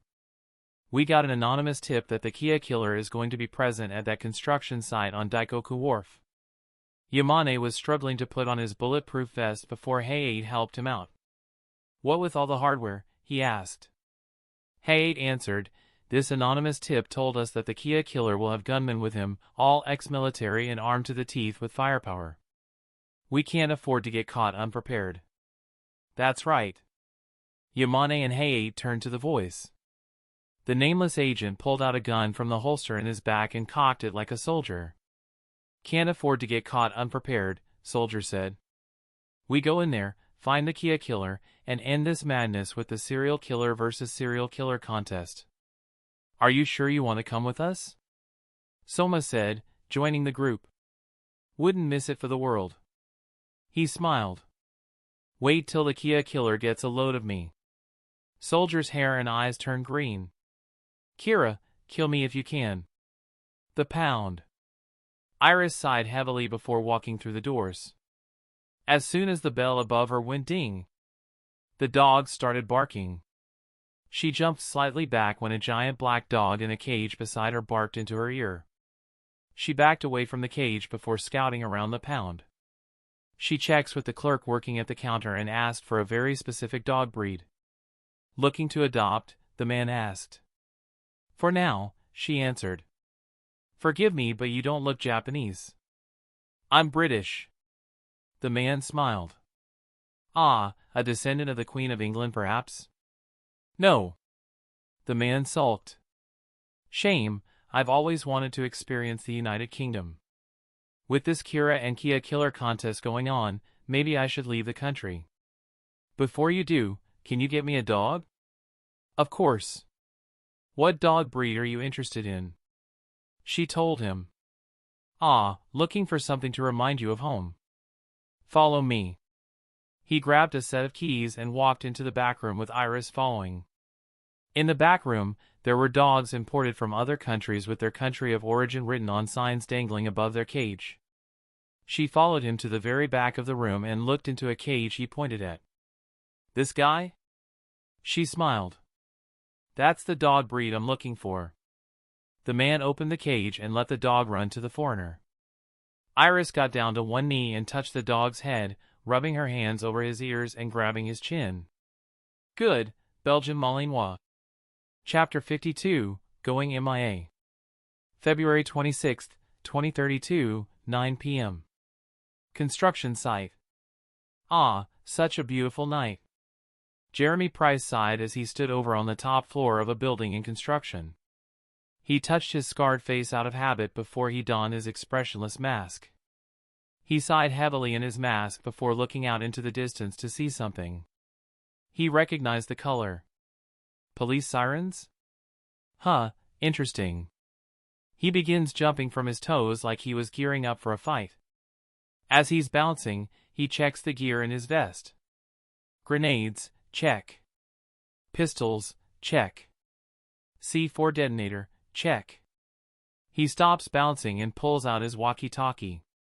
Price to Valdez. A voice responded, go for Valdez. It seems the police have arrived as scheduled by our client. He focuses heavily on the dozen police vehicles that pull up to the construction site. Based on what our client said, it will be a simple police raid. Bulletproof vests, heavily artillery, but no helicopters. We can deal with this shit. Remember Ecuador? Price smiled. Hell yeah, we made fish food out of those rebels. Now, let's make sushi out of these Japanese coppers. Bottom of construction site. Kudo pulled out of the car and drew his pistol, making sure it was loaded with a full magazine before cocking it. Remember, the Kia killer is inside along with heavy artillery, Kudo reminded. Keep a low profile. The Kia killer pulled out of Kudo's passenger seat and slammed the door dramatically. Snipers on station? Kudo called in the snipers and they confirmed they were in position.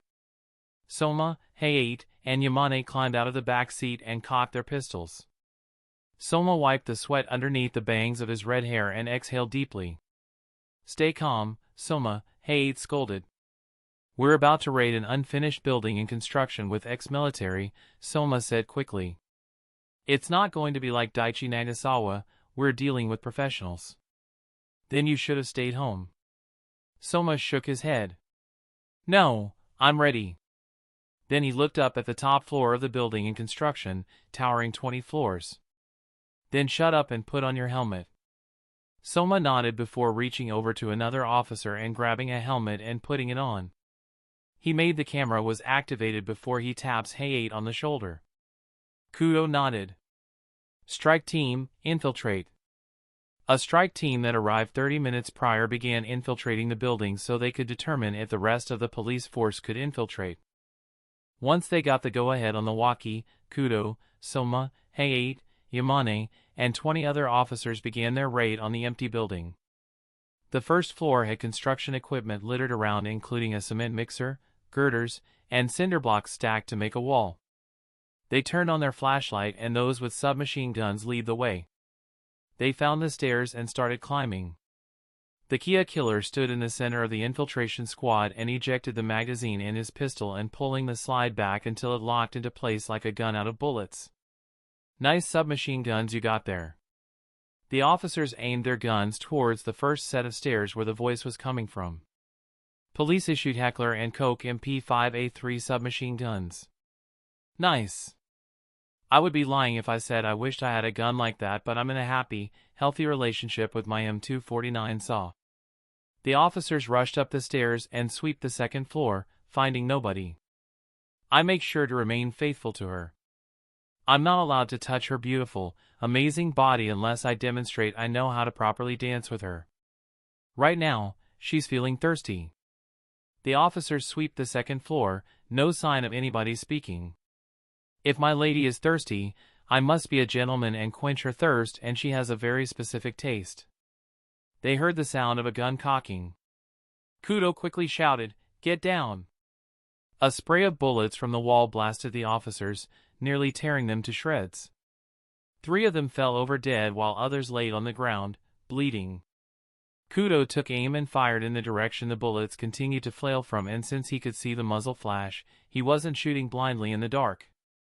He took aim and a gunshot went off, causing the trail of bullets to cease. The shot didn't come from his gun because he didn't feel the recoil and looked at Soma laying on the ground to his left, smoking leading his barrel. Soma, Kudo thought. Excellent shooting. Wow! You should be on our team, sport. Still laying on the floor, the officers aimed their submachine guns in the direction of the new voice. Redhead, you just took out Valdez with a single headshot. A spray of shells from a shotgun blasted an officer in the face as they were coming up the stairs. They heard the pumping of the shotgun and quickly rolled on the floor. A second shotgun blast fired off and hit one of the rolling officers in the neck. That's 37 on my kill count.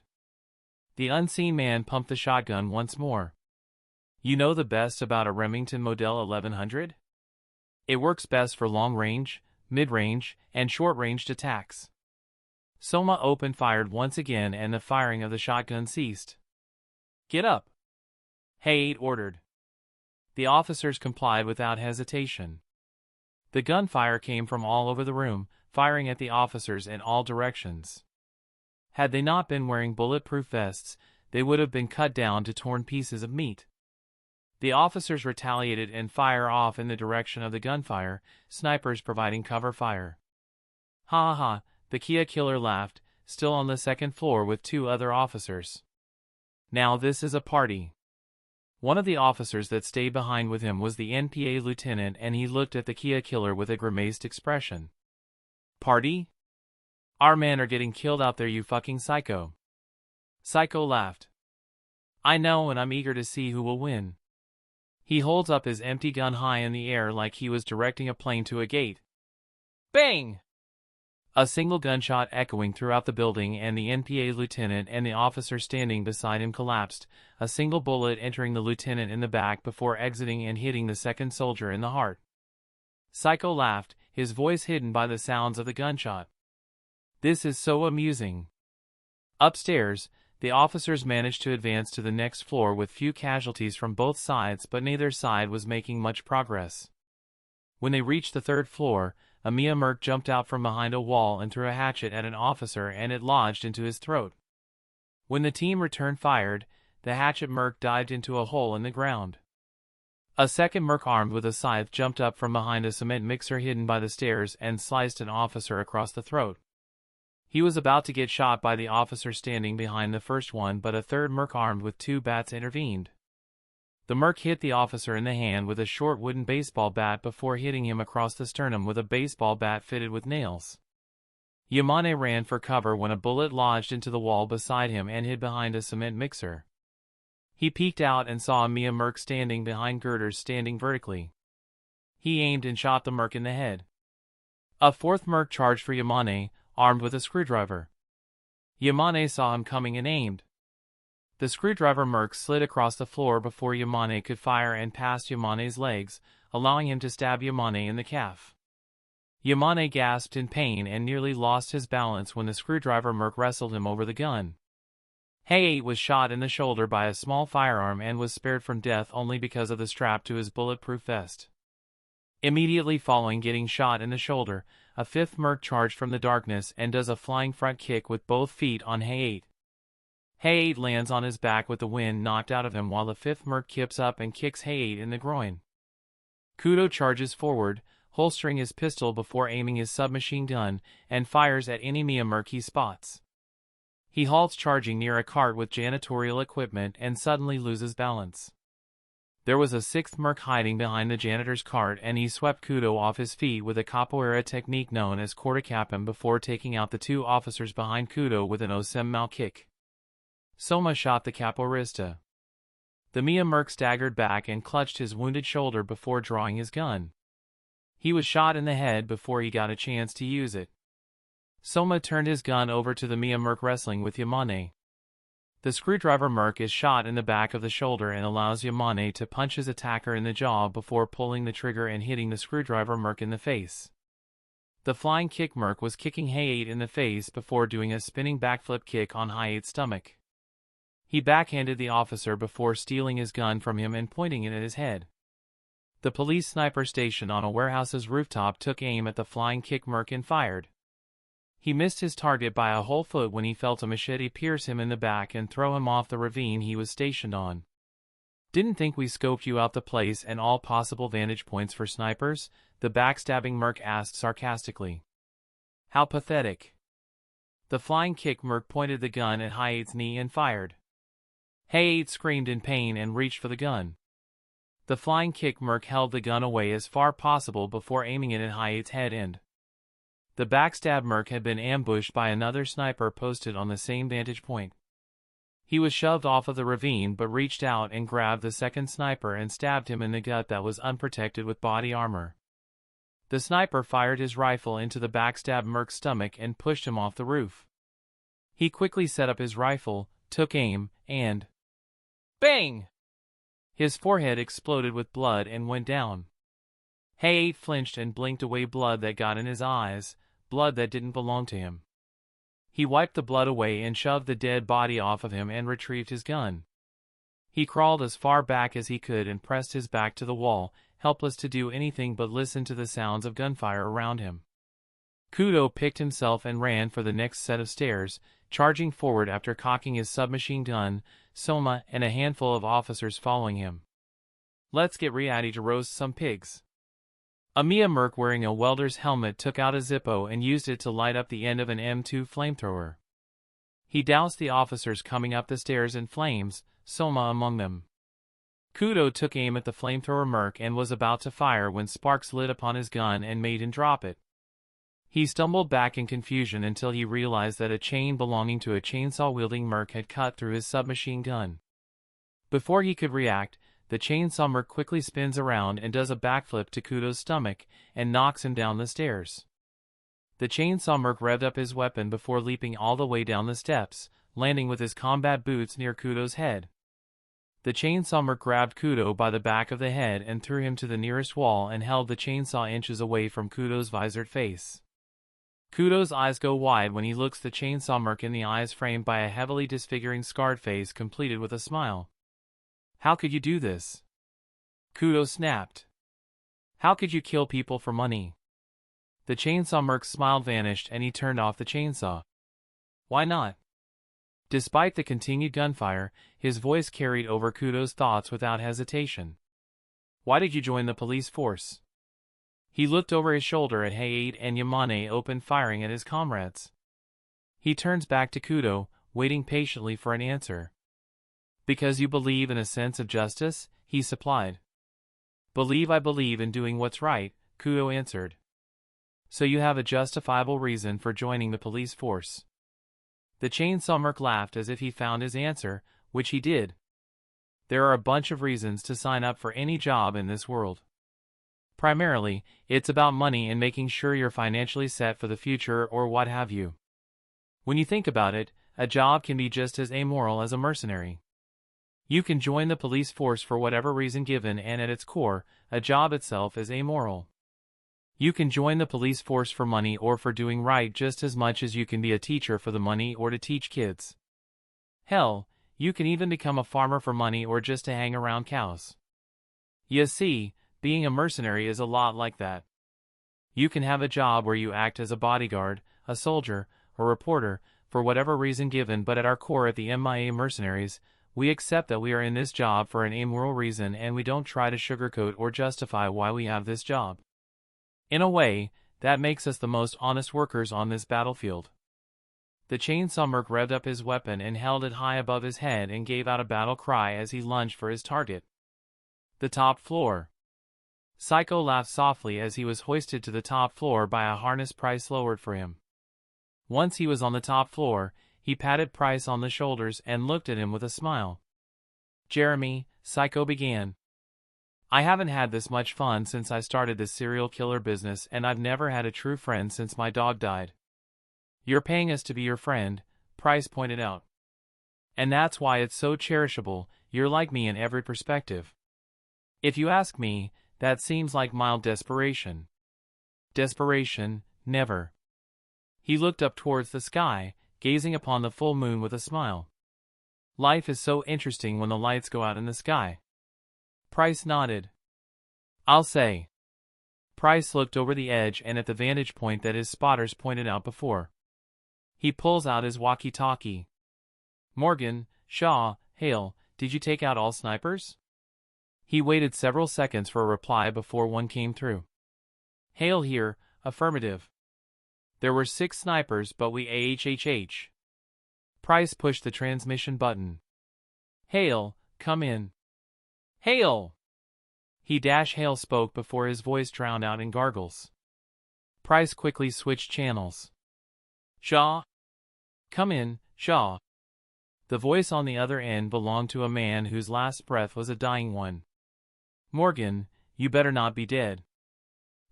Morgan gagged, ack. All 3 lines went silent. Price tried calling them again, but no one answered. Psycho's eyes and hair turned green. Sudden, inexplicable mercenaries dying? And that last word Morgan said, Yak. If I didn't know better, I would say that Morgan was trying to tell Price that he was suffering from a heart attack. He narrowed his eyes. So, Kira's here indeed. Price looked at Psycho. Orders, sir? Kira is here, he answered quickly, and he's killed Morgan, Shaw, and Leah. But, Price panicked as he removed his expressionless mask. Shouldn't their burned faces work as an effective countermeasure to Kira's eyes? He shook his head. Negative, blocking one's face with a physical object is the only way to protect one's identity. Looks like you guys are burning your faces for nothing. He laughed. Sucks to be you. Price growled and touched his disfigured face. All for nothing. He rubbed his fingers over his scars, feeling every inch of his burned skin. My beautiful face, all for nothing. The way I see it, Price, there are two ways for you to die. The first way is you die by Kira and suffer a heart attack, or you can die fighting. You have control over the last moments in your life. You may have burned yourself into an ugly monster, but now's your shot at redemption. Die fighting and go out on your terms, or have Kira kill you in a useless attempt at hiding your identity from him. My money, Price sneered. Don't worry, you'll still be paid handsomely. I want my money redirected into my children's savings. I want my wife to be covered for the rest of her life. Psycho shrugs. Not a problem. And I want to make sure there's nothing of me to bury. If I can't have an open casket with my burned face, then I don't want a funeral at all. Psycho saluted him. Yes, sir, Jeremy Price, sir. Price pulled out his combat dagger and began racing down the stairs to join his comrades in battle. Psycho pulled out the Bowie knife tucked in the holster of his chest. Did you hear all of that, Knight? He asked as he donned his wolf mask. Psycho turned around and watched a shadowy figure emerge from behind a pillar. This shadowy figure none other than... Every word, Knight nodded with a mischievous smile on his face. You killed my 3 snipers. Psycho held the Bowie knife up and pointed it at Knight. I remember something in the Kira files I swiped. Something about Shinigami eyes giving you the ability to see a person's name by looking at their face. Spot on, Knight cheered. What's my name? He spun the knife in his hand. I'm curious. You're nameless. Psycho's smile grew wider behind his mask. That means I'm immune to your death note. Knight pulled out his original death note, which was tucked in the back of his pants. You mean this? He waved the notebook in front of his face. Psycho eyed the weapon with interest. So that's the tool used by a god of death. Expecting something more magical, fantasy-like? He nodded. Knight shook his head. Simplicity. He opens to a blank page and takes out a pencil. If you can't kill me, Psycho began, then what's the point of using your notebook? I'm going to kill off the rest of the MIA mercenaries, he said simply and started writing. Psycho's smile never left him. Now that's what I'm talking about, you deduced the identities of my cohorts. Amoral human beings indeed, and they're all going to die. Psycho shrugged with a heavy sigh. So I guess that's your answer. Knight looked at him and knew immediately what he was talking about. Oh yes. I thought that we could have an everlasting battle between killers, Psycho said with mock sadness. I thought that we would be forever battling to see who is the better serial killer. Don't you want to escape your boring life? Don't you want a battle of wits to go down in history? Something to keep you entertained? Knight nodded resolutely. Yes, he spoke in a soft, controlled manner. I want nothing more than to be entertained in my boring life. Then why do you want to kill me?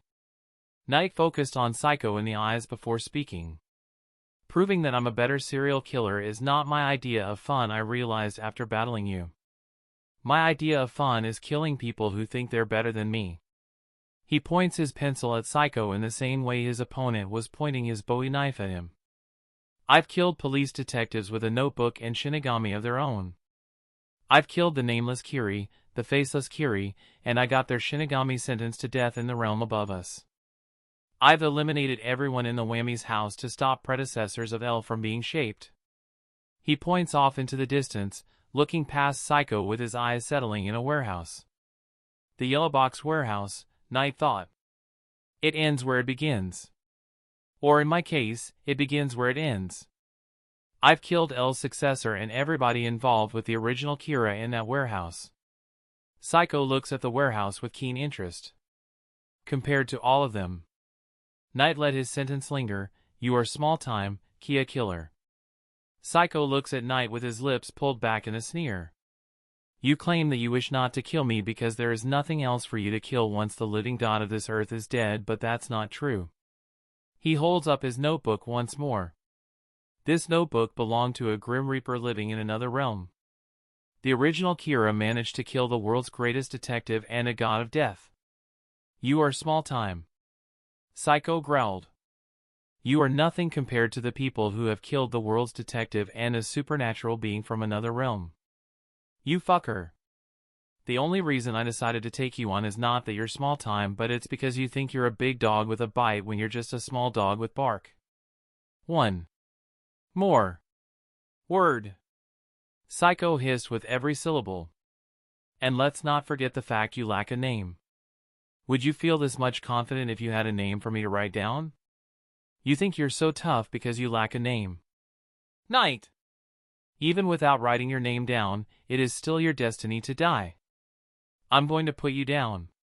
Knight laughed hysterically before finishing his sentence, like you put down your best friend. Psycho lunged for Knight. Chapter 53, Traitor. February 26, 2032. Construction site. The Kia killer lunged for Knight. Just as planned, Gilth snuck up behind the Kia killer holding a spare death note that Knight handed Gilth along with specific instructions. Gilth lined up the death note like a bowling ball and slid it forward across the floor. Just as the Kia killer was upon Knight, he steps on the sliding notebooks and tumbles to the ground, his shoe causing the notebook to kick forward at an accelerated speed. Knight lunged for the notebook, but it skidded through his grasp and went flying over the edge. He looks over the edge, fearing the worst. Until he sees the death note falling on a lower section of the building, the 10th floor. Without wasting any time, he sprints for the stairs Price took earlier and jogged down. The Kia killer picked himself up and ran for Knight. As Knight reached the bottom step, the Kia killer dived off the top step and tackled Knight to the ground. They rolled across the ground with the Kia killer rolling on top of Knight and raising the Bowie knife above his head. Knight stopped the knife by reaching for his wrist and pushing against it. The Kia killer put his other hand on the hilt and began pushing down harder, the tip of the Bowie knife reaching ever so closely to Knight's heart. With Kudo, the chainsaw merc revved up his chainsaw and swung it.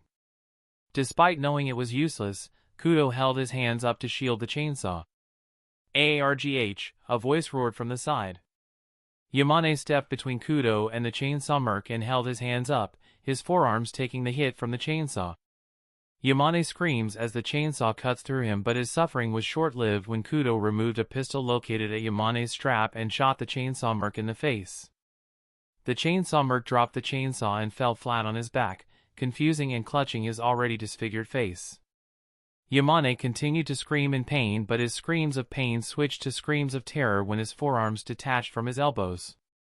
He slipped in his own blood and landed on his side, promptly hyperventilating. Kudo reached down and dragged Yamane to the side and discarded his bulletproof vest to remove his shirt. Bang! Kudo nearly jumped out of his skin when that gunshot went off near his ear, but was relieved when he discovered the source to be Soma. Without visor, aiming down the stairs, Kudo was kicked down earlier and aiming at the now motionless chainsaw merc with smoke dispensing from his barrel. Kudo remembered Soma's situation with being set on fire, and it made his heart pump with fear. He looked Soma not just in the eyes but up and down, and a tear escaped his eyes. The fire from the flamethrower merc had burned through his clothing and left the skin on his chest, armpits, and neck charred crisp. His jaw and mouth suffered first-degree burns and his left eye was bloodshot, though Kudo was sure his eyes were bleeding from the fire. When he really looked into Soma's bloodshot eye, he could see a large horizontal scar across his eye that looked to come from a knife. "I got your back," Soma stuttered. "Chief." Soma," Kudo stuttered with sadness. "I'm so sorry." "Nothing to apologize for, Chief." He noticed Yamane and immediately recognized the situation. "I'll be right back, Chief." he ran back up the stairs. With Knight. Knight was physically fit. He played basketball his entire childhood, and when he had free time, would go a few rounds with his friends in college, but he realized he was out of his league. The Kia killer was operating on rage, not logic, and that adrenaline granted him the extra strength to push the tip of the blade through Knight's shirt. "Small time my ass," the Kia killer scoffed. "I'm not Shin Sawada." Click! The Kia killer's eyes widened. "I know that." Click. He slowly looked forward, not easing off on trying to stab Knight, and made eye contact with a familiar face. "Lieutenant," the Kia killer chuckled, "I thought Shaw killed you. How did you get up here?" The NPA lieutenant aimed for between the Kia killer's eyes and was fingers away from pulling the trigger. "You!" he hissed. "Goddamn traitor." "Yeah, a traitor's my profession." He got the message before the lieutenant delivered him one and ceased trying to stab Knight, but he didn't miss the chance to punch Knight across the face. "Get off of him," the NPA lieutenant ordered. "Right now." Traitor held his hands up slowly. "Now, Lieutenant Dash." The NPA lieutenant fired. Traitor screamed as he felt the bullet lodged into his shoulder and fall flat on his back. "Owie," Traitor screamed, "that hurt." "There's no one around," the NPA lieutenant realized. "I could kill you right now and I won't have to deal with any legal issues." Knight sat up and crawled away from Traitor, stopping only when his back touched the NPA lieutenant's knees. "What about me?" "He betrayed us," the NPA lieutenant said simply. "I should have known after all this time. Your voice, your mannerisms, the convenience of everything happening around you." Traitor wiped the blood away from his shoulder before standing. He pointed the knife at the NPA lieutenant. "You're out of your league, Lieutenant. Throw your gun away and I won't kill you in self-defense." "There is no self-fucking defense for you, traitor." Traitor smiled behind his mask. "You sure about that?" The NPA lieutenant fell forward and tripped over Knight when someone launched into him from behind like a car. Price climbed on the fallen lieutenant and put him in a rear-naked chokehold. The gun was still in the lieutenant's grasp, but Price wrapped his leg around his arm like a snake and kept it aimed away from him. Traitor sprinted for the lieutenant and delivers a solid kick across his temple and sends both men falling over. Knight picked himself up and ran. Traitor gave chase until he tripped over something. The lieutenant had enough fight in him to stick his leg out and cause Traitor to trip. Traitor ignored him and took off after Knight. The lieutenant kicked himself up to a standing position, dropping the gun and struggling to keep his balance when Price climbed on his back like a monkey. The lieutenant nearly slipped when he tried to shake him off before deciding it wasn't worth it. He was also aware that he was dangerously close to losing consciousness now that the Mia Merc established a firm grip around his throat. "Nobody kills me but me," he thought before looking over to his left. He reached blindly and grabbed the back of Price's neck, locking him in a tight grip. "If I can't escape your grasp, then you're not going to escape my grasp either." He wobbled like a drunken sailor to his left, but the Mia Merc held his grasp and didn't falter, even when he could feel nails digging into his nape. "He'll be going under soon," Price thought, "loser." His thoughts were interrupted when he looked in the direction his wobbling victim was traveling in and realized with horror that the NPA lieutenant wasn't wandering aimlessly, he was wandering towards a window that had been set up recently. "He's going to kill us both," he panicked. "Wait!"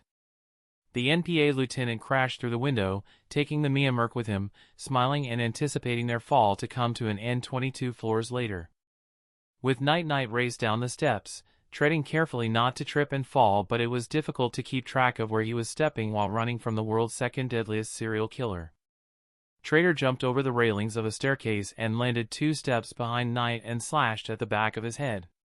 He missed by several inches and hissing in anger before continuing the chase. Knight had been counting how many floors he had been descending as he ran, and when he counted the 10th floor, he sprinted through the stairwell door and spotted the death note from earlier and legged towards it. Traitor halted and twirled the Bowie knife in his hand, reeled his arm back, and threw it. Massey suddenly materialized in front of Knight. "Duck!" Knight followed his mother's orders without hesitation and felt a soft breeze flow above his head. When he looked up, he saw the Bowie knife bounce off a metal support beam. Trader slid across the floor and picked up his knife, standing up just in time to corner Knight on the section of the roof the notebook landed on. Knight picked up the notebook and furiously took out his pencil and started writing in it. Trader kicked the notebook out of his hands and sent it flying across the room before making contact with the ground and sliding towards a square-shaped opening in the middle of the room that led down. Trader punched Knight in the face before grabbing him and throwing him down on the ground. He kicked him in the kidney before climbing on top of him and punching him across the jaw. "You're so pathetic," Trader snarled, using a supernatural weapon to leave a legacy behind, calling me small time when I achieved my greatness with my bare hands. "And hired help," Knight spat. Trader held the knife up to his chest before pressing down. Knight reached out and grabbed his hands and held them back like before, but he was too worn out to put up a proper fight, and he started panicking when he saw that the knife was going to pierce him. "Wait!" Knight screamed. "Don't kill me!" Trader laughed. "Fucking coward." Knight gasped when he felt the knife make contact and he felt his arms go out. His shirt stained red around where the knife pierced him, and Knight blinked rapidly like he was losing consciousness. Eventually, he ceased his resistance, rolled his eyes to the back of his head, and rested his against the metal floor, and sighed. The Kia killer pulled the knife out of Knight's chest at a slow pace, wanting to measure all the blood he's accumulated from that single stab. "Rest in hell, you bastard." Trader wiped his knife against the hem of his shirt until the blood was gone. He stepped over the motionless Knight and stood over the edge, looking down to see if he could spot the notebook. He was looking down to the third floor and could barely make out a vaguely rectangular-shaped black object against the gray floor, but it was nighttime and the only lights that this construction site had to offer were construction site lighting bulbs. Another thing he noticed is the silence. He ordered his men to kill all police officers that stepped onto this construction site, and since he couldn't hear anything since he came down from his high, that could only mean one thing: the battle was over. And when this realization dawned upon him, he sighed heavily and relaxed his shoulders, feeling like he got rid of a burden he'd been carrying on his shoulders for the first time. This was a very interesting battle, he thought. I was hoping to keep Knight alive a little longer, but I guess all good things must come to an end. He took his first step towards the stairwell when he suddenly froze in place when he saw a pair of eyes staring at him from the darkness. He clutched his Bowie knife tight in his hands and held it up to his chest in a fighting position. "What are you waiting for? Fight me already." "You heard him, mate, get him." Trader stumped and blinked rapidly, replaying that sentence over in his head to make sure he wasn't going insane. The pair of white eyes disappeared in the darkness, most likely because the owner of said eyes blinked, and Trader was caught off guard when a crouching figure charged at him, but he reacted. He brought the knife over his head to counterattack his attacker before the sight of said attacker froze him in his place. He stuttered. "Dog?" The dog breed before his eyes was the same that his best friend was, the Belgian Malinois. The dog pounced him with mouth-foaming aggression, tackling him to the ground and chomping his teeth at him. Trader laid on his back with his forearm taking the dog's bites while his other hand was stretched to its limit with the Bowie knife still clutched in its grip. "No!" he cried. "Dog!" The dog was biting harder on his forearm and drawing blood. Trader winced and raised the knife above his head, and dropped it. He put his other arm on the dog's throat and gently pushed him back. "Stop!"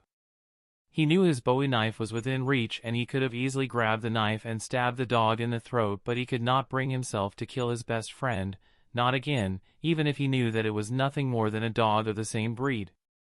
Flashes blinded him as he fought this dog off, flashes of memories from his childhood when he first received his dog companion. The birthdays he celebrated with him, the Christmases, all ambushing him like insurgents attacking soldiers, and he couldn't hold back to the emotion. That's why he slowly pushed the dog off of him as he picked himself up.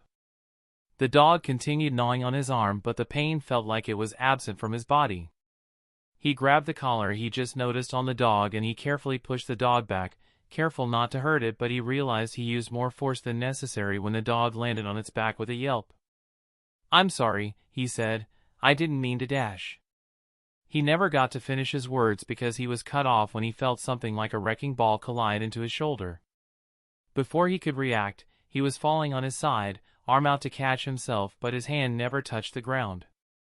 He wondered why he couldn't feel the ground before the feeling that you get when a roller coaster goes down a steep hit him. That's when he realized with wide eyes of horror that he had been pushed over the edge of the opening in the floor and he wasn't going to be feeling the ground until he hit the 3rd floor, and he was falling from the 10th floor. Knight stood over the edge, staring down into the abyss as he watched Trader touchdown. His hair and eyes turned a dark red color as a cheek-splitting smile framed his face. Good riddance, Kia Killer. I told you I'd kill you with my bare hands. Iris walked out of the shadows, arms crossed over her chest, and made her way to Knight's side, looking down the opening. The Belgian Malinois whimpered some before coming between the two Death Note users. Iris looked at the bloodstain on Knight's shirt and bit her lower lip. Let me guess, body armor with blood packs? Knight nodded, his grin never leaving his face. Your plan, Iris said, did not work out. Knight would have sneered, but he was too high on ecstasy to care for Iris's useless observations. February 16, 2032. I've got a plan, Knight began. Listen carefully because Iris, he paused to look at her with a straight face, you're going to kill the Kia Killer.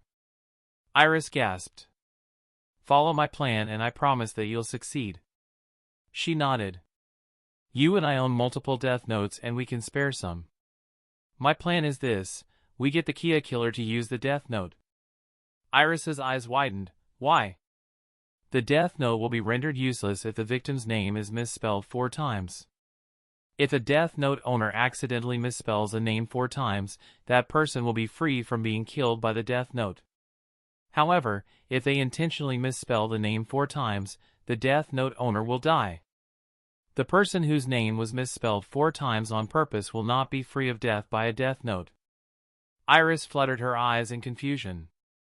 We can't kill him by writing his name in the Death Note, as he is a nameless human, but he can still be killed by a Death Note. This rule proves that, in some cases, the Death Note doesn't need a name or face in order to commit murder. If we make the Kia Killer misspell a name 4 times on purpose, then the Death Note will kill him. But in order to do this, we need to make him the owner of a Death Note. He looked at Iris. This is your job and I won't forgive you if you make a mistake. You make the Kia Killer the owner of a Death Note. Once that happens, you either convince him to misspell a name 4 times on purpose or you can misspell the name 4 times on purpose. But, what if I die? If a Death Note owner accidentally misspells a name 4 times, that person will be free from being killed by the Death Note. However, if they intentionally misspell the name 4 times, the Death Note owner will die. Iris felt a sigh of relief wash over her. I've already conducted an experiment. A borrower of the Death Note can misspell a name 4 times on purpose and the person owning the Death Note will die, not the borrower. Who was your guinea pig? Shin Sawada. I made him an owner, then I had another prisoner misspell a name 4 times in the notebook. Shin Sawada, the owner, died of a heart attack while the prisoner, the borrower, remained fine. It's a risk, Iris said, if something goes wrong like my name is written dash. He grabbed her by the shoulders, that's why I conducted experiments in the first place. I want you to rule the world with me as my goddess. You sacrificed half of the years remaining in your lifespan just for me. The least I can do is make sure you survive and the Kia Killer is dead. Present time. That was my Death Note you tried to make the Kia Killer the owner of, Iris pointed out. This plan would have worked out perfectly if the Mia Mercs didn't exist. I learned not to be too constricted with my plans, Knight said, as the adage goes, never put all your eggs in one basket. Beside, he held up his hands, looking into them like he was searching for invisible blood. I got to kill the world's second most dangerous killer with my bare hands. The dog barked. Was the dog a plan you came up with on your own? Iris nodded, a grin beginning to spread across her face. That conversation you had with Kudo in the office that was recorded mentioned that his best friend was a dog, Belgian Malinois. I figured that as a last resort if you got overwhelmed in making the Kia Killer the owner of my relinquished Death Note, I could set this dog on him to give you a fighting chance. And it worked. You're on your way to becoming an excellent strategist. He patted her on the shoulder before pointing a finger up. Did I hear that? Iris listened. Nothing. Exactly. She immediately caught on to what he was saying. Complete silence. No gunfire, no talking, no nothing. We're the only ones alive at this battle site. Unless... I took care of all the snipers with my Shinigami eyes, and I had Massey restrain the Mia mercs and face me so I could write their names down. What about Kudo? He bit his lower lip in anticipation. Iris looked at her with a somber expression. I could not spot them out the crowd, and every officer and Mia merc had no name or lifespan floating above their head. Knight absorbed this profoundly sad news like a sponge and nodded slowly. Oh well, no use crying over spilled blood. He clapped his hands together. I'll be your gentleman and collect your notebook for you. Without any hesitation, he headed towards the stairs and made his way down. As he walked down the stairwell, he noticed devices covered in axle grease stuck to the walls. When he took a closer look at one of the devices, he saw that it was in the shape of a cube, which reminded him of the EMP devices the seppuku smuggled into the police station. Bombs, he said. The Kia killer planted bombs. He looked at the walls going down the stairwell and saw similar devices. Where's that detonator? Getting the notebook was his first priority, but finding the detonator before the bombs went off would become an utmost immediate priority. He reached the floor where the notebook fell and saw the Kia killer laying on his stomach, arms spread like a bird, a stain of blood surrounding him with drops of blood splattered on the side of his wolf mask. He smiled in Chuckle's light before looking over the Kia killer's shoulder. Gilth materialized in front of Knight and looked down at the notebook next to Traitor's skull. I'm curious, the Shinigami said. Shouldn't he be laying on his side instead of on his stomach? Who cares? Knight asked. He was pushed and went falling on his side but landed on his front. Knight shook his head. Who gives a fuck what position he landed on, Gilth? Bring me my death note. Gilth shook his head. I'm not your servant, you pick it up. Fine. Knight stepped over Traitor's body and picked up the notebook, whose front was covered in blood. He waved the notebook up and down, drops of blood flying off in different directions, and flipped open to the first blank page. Traitor's twitched and made a gurgling sound. Knight looked down at Traitor with a confused brow. What the fuck, he exclaimed. You're still alive. Traitor looked up at Knight with bloodshot eyes. I'll live you. Knight laughed as he took out a pencil. We'll see about that. He pressed the pencil down on the page and... Freeze! Knight felt his heart drop to his stomach, his skin going cold, the hairs on his forearms spiking up. His mind raced in all directions as he turned around slowly to meet the man who spoke this word. The source of this person speaking, the director of the Japanese National Police Agency and leader of the Kira Task Force, Chief Kudo, shirtless. The chief was aiming a revolver at Knight's head, shaking steadily in his hands, tears running down his face. Knight, he sobbed, how could you, after everything we've been through? Soma stepped out of the shadows, charred with burn wounds, gun aimed so the bullet would fire between Knight's eyes should he choose to pull the trigger. Hay laid down against the wall aiming at Knight, Yamane by his side, both arms amputated and bonded with fabric taking from Kudo's shirt. Traitor coughed blood on the inside of his mask before moaning the words, ha, ha, ha. Gilth began laughing hysterically behind Knight, hunching over and holding himself by his knees. You got careless, you bastard. Knight Yagami, Kudo hesitated. Kira, you are under arrest for mass murder. On the season final of the Kindred Spirits arc. That's right. I am Kira and you're all fucked. Chapter 54, Full Moon. February 26, 2032. Construction site. Knight Yagami, Kudo hesitated. Kira, you are under arrest for mass murder. As the words replayed in his mind, Knight suddenly became aware of the situation before him. He was standing in a room, a serial killer that fell several stories down, coughing up blood inside his mask, a Shinigami by his side, laughing his ass off because he had been careless, and 4 officers staring him down, one without arms and the other 3 aiming firearms, fingers twitching ever so shakily over the trigger, and he was holding a death note in his hands. dead set on finishing off the Kia killer by misspelling a random name 4 times until he suffered from a heart attack. On top of it all, he suddenly became aware of his heart pounding in his chest, threatening to explode. Knight gasped, what are you? He was surprised when he couldn't find the words to talk. What are you talking about? You can't deny it, Knight Yagami, Kudo said, we've got you dead to rights. We have solid evidence and an admission of guilt. Knight shook his head, his face scrunching into a sad expression. No, I'm not Kira, If you're not Kira, then what are you doing with the Death Note and that Shinigami behind you? Knight gasped. He can see Gilth, that means he must have touched the Death Note. He remembered something. Gilth was saying something about the Kia killer laying on his front instead of his side. He was trying to tell me that his body had been moved before I came downstairs. The more he looked back, the more it made sense. Oh my god, Kudo saw the Death Note laying next to the Kia killer and he touched it. He sighed heavily. I became careless. A Shinigami is hardly solid evidence, Knight defended. The Shinigami is not the solid evidence, but this is. Kudo held up a silver rectangular device in his hands he pulled out from his back pocket. A camera?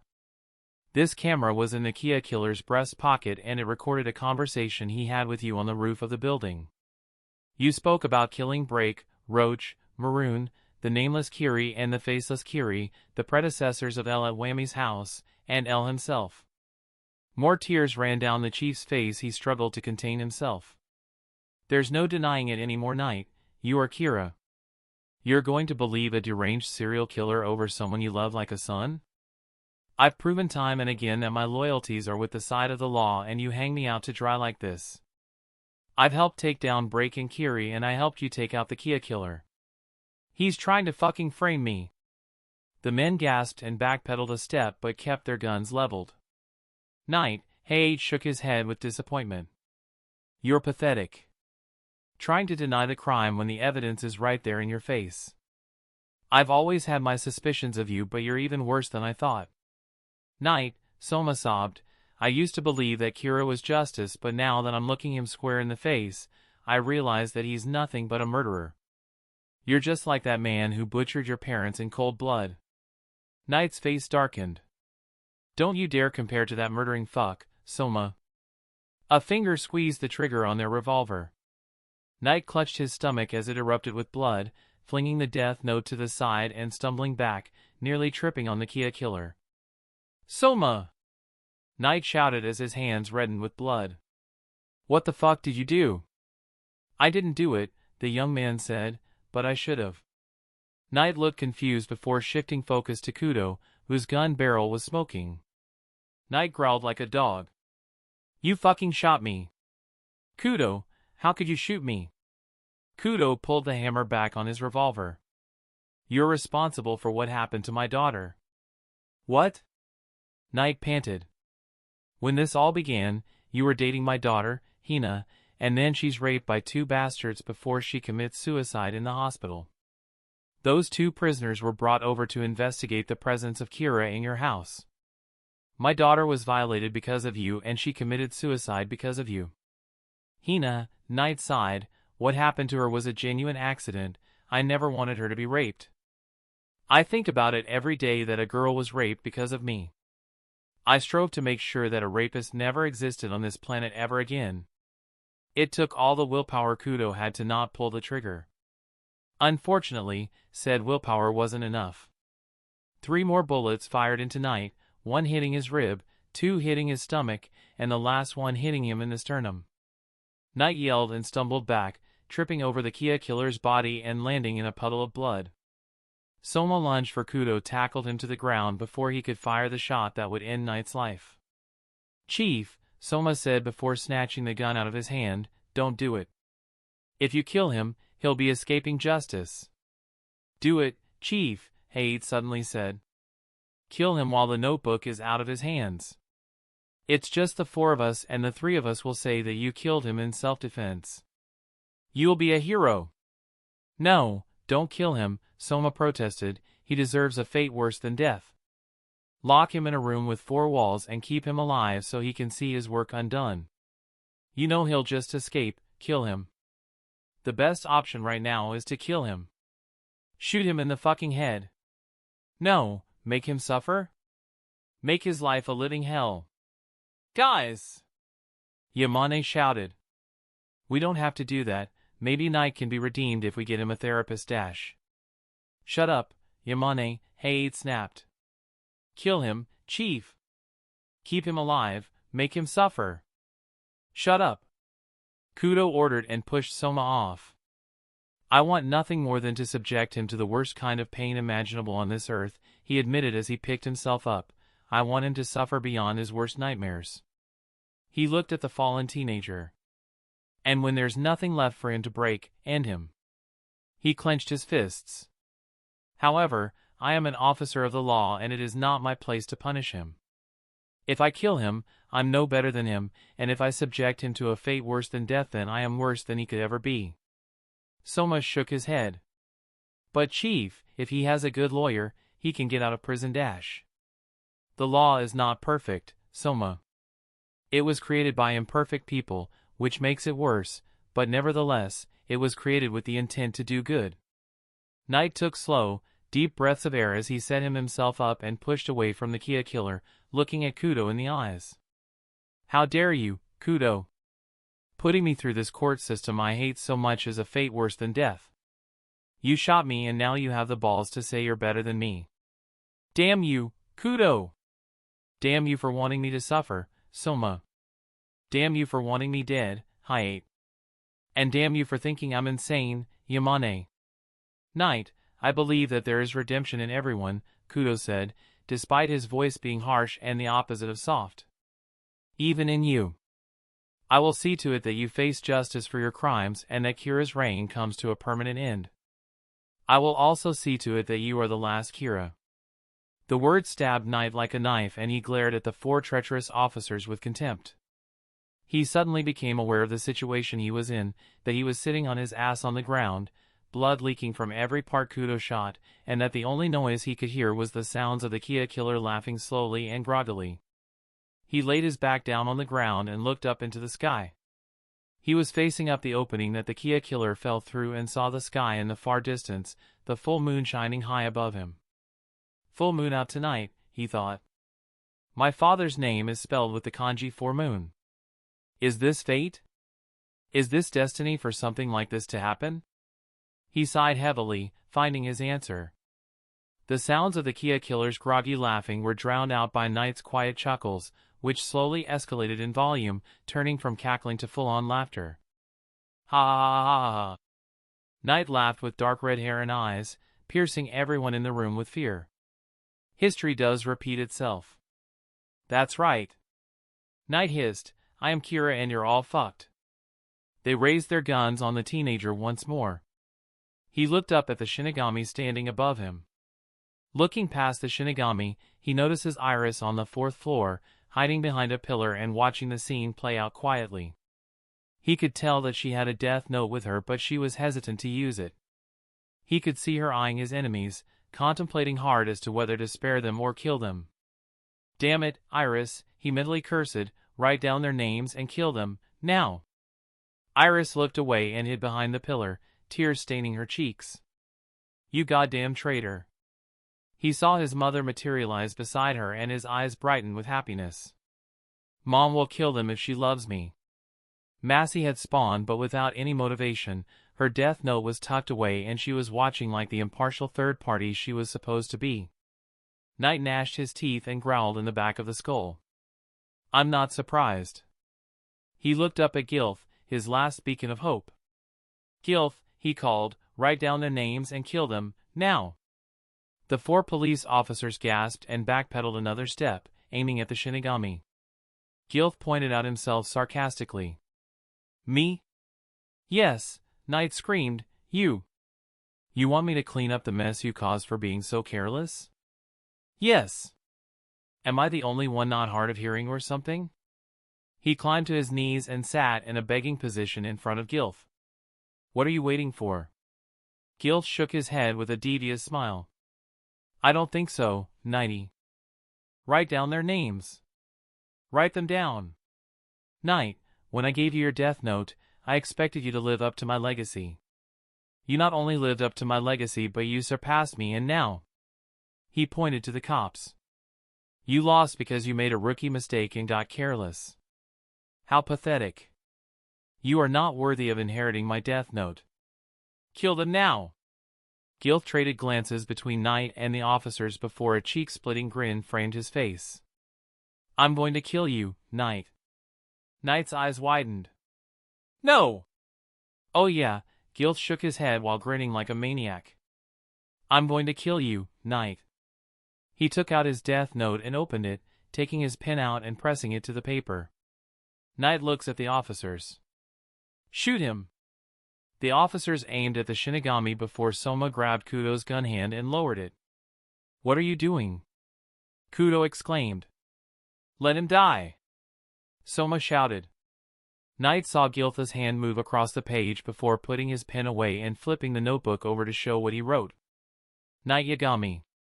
Knight screamed, and oh, don't kill me. Too late, Knight, Gilth hissed. Once a name's been written, it's over. He saluted the human. So long, loser. Knight climbed to his feet and grabbed the front of Giltha's jacket and broke down crying. I don't want to die. I don't want to die. Knight grunted and clutched his chest, putting his hands over his heart. He screamed at the top of his lungs before collapsing on his back and convulsing. Fuck dash. His body locked up and he let out a sound from his mouth that sounded like a diver breathing through a snorkel before his eyes rolled to the back of his skull and his eyelids closed slowly over them. End scene. Gilth slapped his notebook closed and tucked it away. I'll see you in nothingness, Knight Yagami. He sprouted wings and took off flying in the air. The adrenaline that had been pumping in the officers' bodies was slowly dissipating and returning their heartbeats to a normal rhythm. Kudo dropped the revolver and fell to his knees, tears flowing freely from his eyes. Soma kneeled beside the chief and put a hand on his shoulder, squeezing gently before speaking in a soft voice, It's okay, chief. What was it all for, Soma? Kudo cried. All those innocent people involved, what did they die for? Soma tried thinking of an answer before it came to him naturally. They're at peace now, chief. All these officers and these mercenaries, what did they die for? They died to bring an end to the world's greatest serial killers. That reminded him. Speaking of which, the Kia killer pointed a bloody hand out in the opposite direction of the surviving officers, aiming up a little. Calm, Pa. New York. He wheezed. Soma moved over to the Kia killer before taking out a pair of handcuffs. You're under arrest, he announced aloud. Iris saw her moment of opportunity. Laying on the ground of the fourth floor, she scooted until she could get a clear view of the officers. Knight, she cried in her head, I'll get them for shooting you. She took out the death note page she kept hidden in her locket and activated her Shinigami eyes. She looks over at Yamane first. Kaido Hamasaki, 69290145. Then Hey 8. Itsuki Kimura, 75287813. Soma. Katashi Takanaka, 70396522. And finally Kudo. Masaki Kudo, 82230786. This is for Knight. Thun thump. Yamane arches his back off the wall before falling on his side. Thun thump. Hey clutched his chest, his legs going out from under as he falls on his front and spasms. Thun thump. Soma clutched his heart with one hand before falling on his back. He reached out for the sky before his arm fell flat on the ground, along with his life. Kudo drew his revolver and covered his face with his forearm, looking desperately for the source. He pulls the hammer on his revolver and points aimlessly. There was enough space on her scrap of paper for one more name and she wrote the chief's name without hesitation. I would say I'm sorry but that would be a lie, Iris whispered. Thun thump. Kudo's eyes went wide. The revolver became too heavy for his hand to hold and it falls through his fingers. His body becomes too heavy for his legs to carry and he tumbles to the ground, landing on his side, eyes staring off into the distance, the feeling of his heart pounding getting slower and slower in his chest. I didn't want it to end like this. Kudo recognized that voice. He would have widened his eyes in surprise, but his eyelids were too heavy. Knight raises his hand up in the air and slams it flat on the concrete ground. He uses it as a crutch to pick himself up and rise in the air, standing tall in the air, towering over the downed Kudo with his shadow cast over him. I really wish it didn't have to be this way, Knight said, looking down at the chief. But this is what happens when you fuck with a god, especially one who surpassed the original god. Knight took a knee to the ground and stared intently into Kudo's eyes as he passed away from this earth, his eyes closing peacefully, somberly. It's been an honor, Chief Kudo. Knight averted his gaze and looked away. You on the other hand, he pointed to the Kia killer, we have some unfinished business. Like the chief, he kneeled before the Kia killer and stared him through the eye holes in his wolf mask. You said you'd outlive me, that's a lie. You said you beat me, that's a lie. You said you can't be killed by the Death Note, that's a lie. You thought yourself untouchable, but the hunter becomes the hunted. He reached over and picked up the Death Note he lost earlier. This Death Note belonged to my accomplice, Iris. She forfeited ownership of the Death Note before handing it to my Shinigami. The Shinigami made you touch the Death Note, making you the owner of the notebook. A rule in the Death Note is that if a name is misspelled 4 times on purpose, then the owner would die. The plan was to make you the owner of the Death Note to misspell 4 names in the notebook as a borrower and kill you. He tried thinking of a name to misspell on purpose before one came to him. Without wasting any time, he writes on the pages of the Death Note. According to my memories, after Rem killed L, Dad took a peek in her notebook as to what L's real name was. I think I'll misspell his name 4 times on purpose. He misspells L's real name 4 times before looking at his watch. 38. 39. 40. Thump. Hunted convulsed on the ground and turned over on his back, gagging and twitching arms and legs in pain. His head goes limp with his vision beginning to blur. Shit, he thought, this really is the end of the line for me. I thought that I would. He sighs. Oh well, at least I got to have fun, and I'm glad I got to see my best friend again for the last time. He turned his head to his right to see the Belgian Malinois walking down the stairs, looking at him ravenously. Hunted closed his eyes and sighed peacefully. Knight sighs like he's finished a marathon. Good riddance, Kia killer. I, Kira, am the god of the new world indeed if I can kill someone unkillable by the Death Note with the Death Note. He drops the notebook to his feet and leans over, putting his hands on his knees to steady himself, taking deep breaths in and out. Are you okay, Knight? Iris asked with concern as she ran to his side, Massey behind her. She touched his shirt, soaked in blood. That body armor is not only stab-proof but bulletproof, and the blood packs made your death look real. Knight nodded. Yeah. But Iris stuttered, I saw Gilth writing your name in the notebook. When you collapsed, I still saw your name floating above your head. How in world did you survive? Gilth flew back down to the ground, landing beside Massey and taking out his notebook. He flipped to the page with Knight's name. That is my name written in the notebook, Knight said, but because my dad was writing it at the right time, I was spared. Seeing the confused look on her face, he decides to explain himself. He tells her of the final battle between Break, Roach, Maroon, and Grudge in December of 2030 and the rule they used to their advantage. Iris pieced the puzzle together. So, because your father wrote your name the same time Grudge wrote your name within a 0.06 second difference, you were spared because it was considered simultaneous.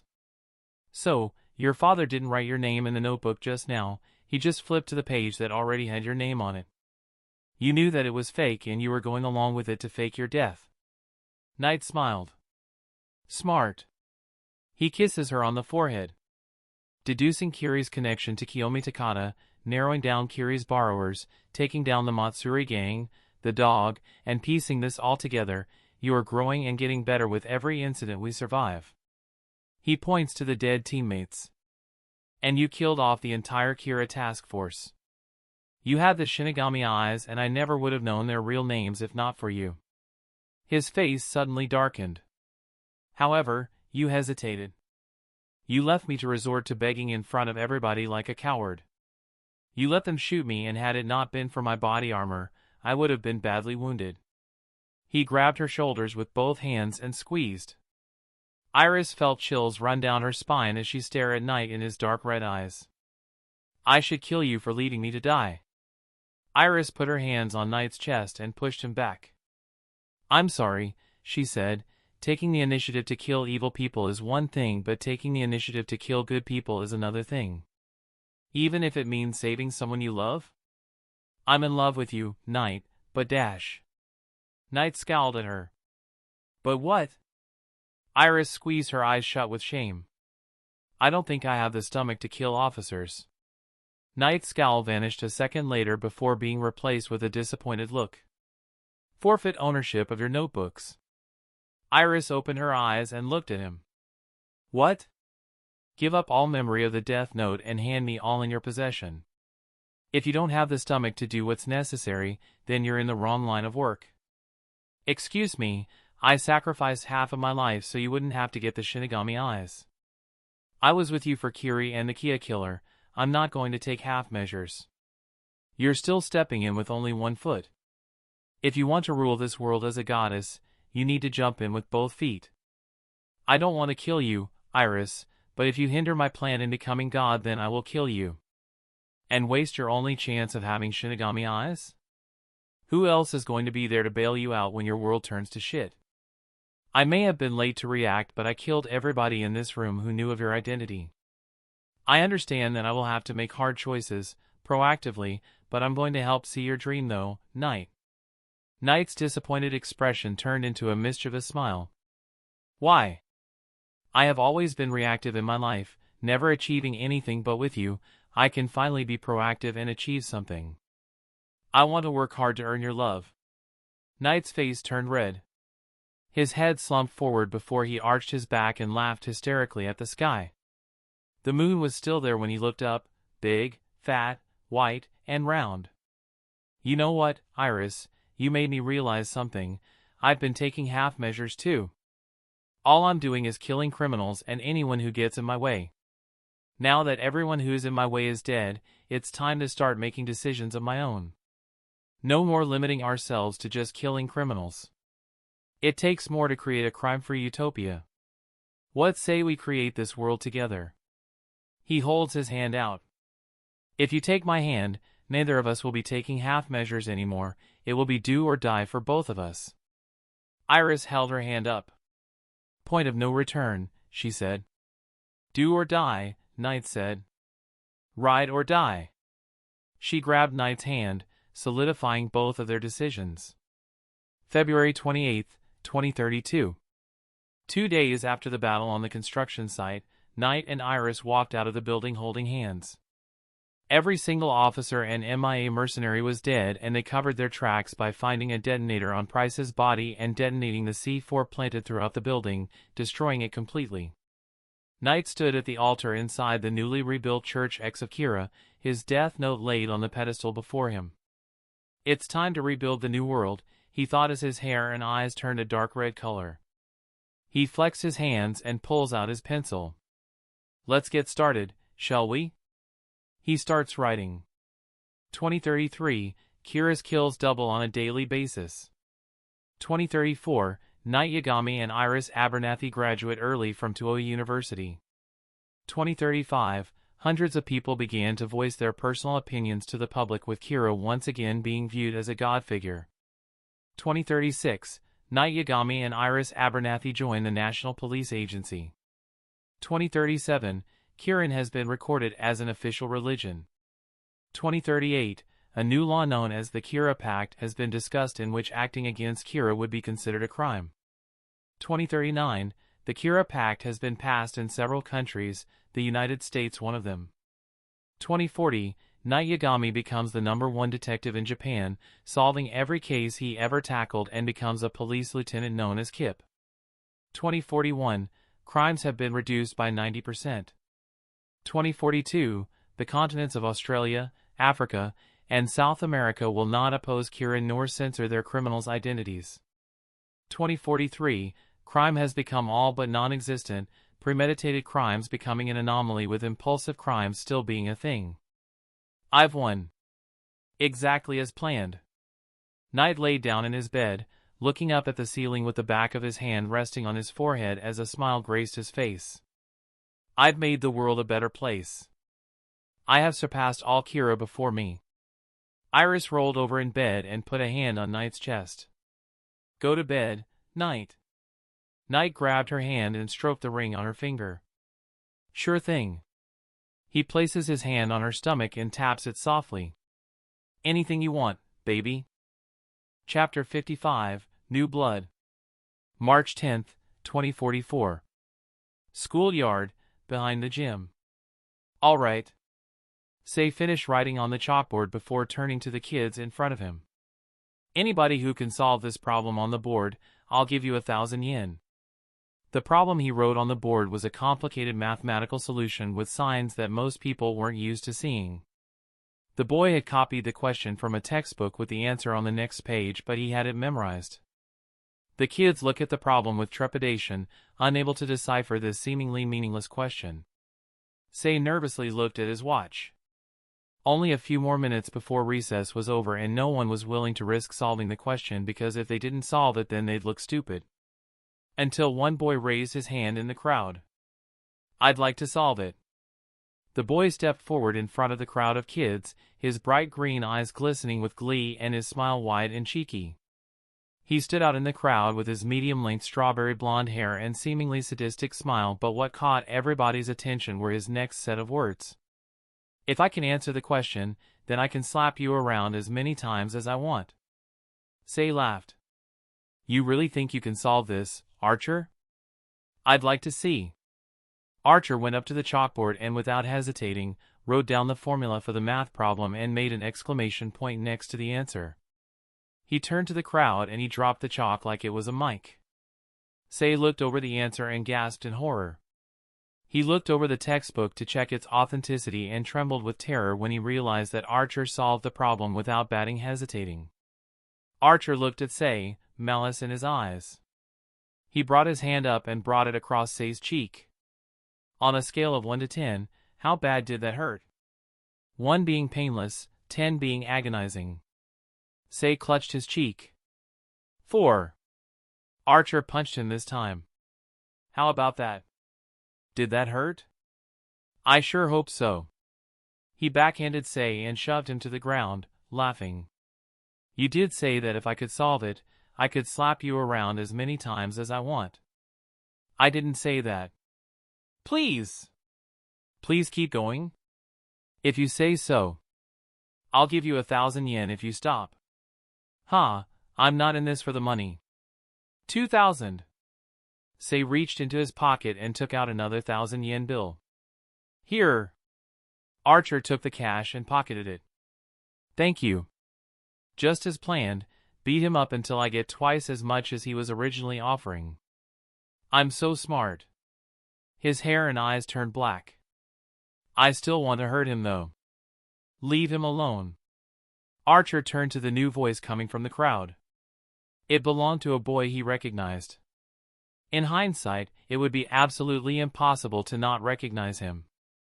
Hey, Angel. He smiled at the boy. Playing heroics again? Leave Say alone. Stop tormenting him. Archer kicked Say in the stomach. Make me. Okay. Angel clenched his jaw. He moved over to Say and helped him up. Say, write another math problem on the board. If I can solve it, then Archer will have to leave you alone. Say stood up and stared at Archer with trepidation. He picked up his fallen textbook and erased the current problem on the board before replacing it with another that was just as complicated. Angle picked up the chalkboard and followed Archer's method in writing the formula to solve before writing an exclamation point next to the answer. He looked at Archer with a nervous look in his eye. That's correct, Say said. He looked over the answer and smiled. Thank you, Angel. Angel did a mic drop of the chalk as well. Now leave Say alone. Archer shrugged. All right, A deal's a deal. Us smart guys got to take care of each other. The kids in the crowd started murmuring. Wow, one of them said. Those two are geniuses. I can't even comprehend the math problems on the board. The boy beside him leaned in and whispered, they're geniuses. That's interesting, they're geniuses but they're complete opposites. One of them is a sadistic genius and the other is a heroic genius. And they're twins. Archer and Angel looked at each other in the eyes, a silent conversation happening between them that only the twins knew about. Archer distinguished himself from his identical twin brother by having his strawberry blonde bangs come down over his left eye, while his twin brother took a more conservative approach and had his hair swept away from his forehead so there were no bangs. Only 2 more minutes before recess was up. The kids had departed, Archer among them. Angel turned back to check on Sei. Are you okay? He touched Sei's sore stomach. I'm fine, the boy reassured. He pulled 2 bills of 1,000 yen out of his pocket. Here, for your trouble. What? Angel took the cash. Thank you, but I dash. Thanks for saving me. Angel pocketed the money. Anytime. With 90 seconds to spare, Sei ran back to the playground and waited patiently for the whistles to call everyone to lunch. Angel jogged away before reuniting with his twin brother, Archer. Archer spread his arms out and wrapped them around Angel's shoulders. Good job, brother. He kisses him on the forehead. The plan worked. Angel dropped his heroic facade and averted his gaze, staring shyly at the ground. He took out the money in his pocket and held it out to Archer. Nah, keep it, bro. He took out his 2,000 yen. See, I told you there was an easy way to make cash. My plan worked. I bully someone into giving me money, you step and play the hero, and get more money, or we split the money that I got. Since you got 2,000 yen, it's yours to keep. Why? Angel asked with guilt. Why did you have to beat him up? Archer grabbed Angel's head and made him look him in the eyes. If you had a problem with my plan, you should have spoken up. He patted the top of his head. You're smart, Angel, but you lack initiative. You need to step outside your shy zone and stand up for yourself. Angel averted his eyes once more. Sorry, Archer. You'd be dead without me. As much as I want you to change, just know that I'll always have you back. He gives him a hug and says into his ear, I'm your brother, brothers take care of each other. I know. The whistle blew, signaling everyone that it was time for lunch. Lunchtime. Archer dragged his brother with him to the cafeteria. They were having rice today in the cafeteria. They sat with some upperclassmen, but they sat at their own table. As Archer and Angel sat together eating their lunch, a short boy with a buzz cut walked up to Archer with a Hostess cupcake. He left it on Archer's table before turning to leave. Hold on, Archer called out. He stood up and approached the boy. He held the snack up. This is a cupcake, what was the deal? The boy cringed in fear and looked down at the ground. Archer grabbed him by the back of the hair and made him look. What was the deal? Apple pie, the boy stuttered. Yes. I helped you with your homework, you owe me. I don't give my intelligence away for free. He dropped the cupcake and punched the kid in the stomach, making him fold over on the ground. How does that feel?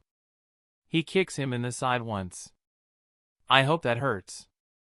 The boy fell to the ground once more, the crowd of students gasping around them. The teachers and workers in the school cafeteria observed from a distance, but none had decided to act. Don't worry, one of the chefs spoke, Kira will take care of the bad kids for us. Archer jerked his thumb up in the direction of the chefs. You hear that? No one is going to help you.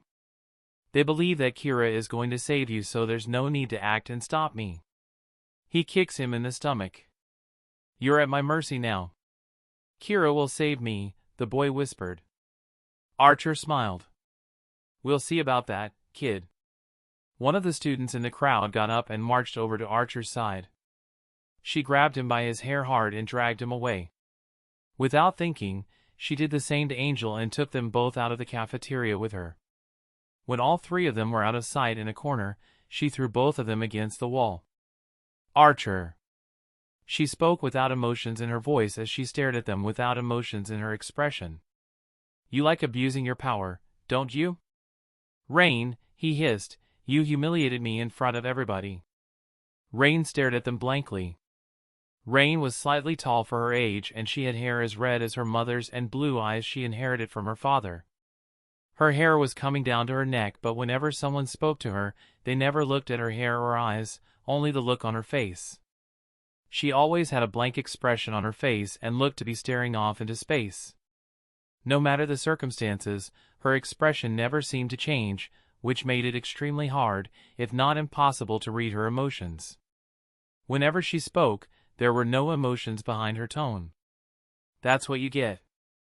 You're abusing your power, and that's going to end badly for this utopia. She grabs him by his hair and forces him to his knees, gripping onto his hair tighter. We're supposed to live in a world that is free of tyranny and evil. You just can't help but play the bully, can you? I can't help it. Do you know what it's like to be completely free from Kira's scope? While everyone lives in fear, we live our lives how we wish. I love torturing people. Abraham Lincoln once said.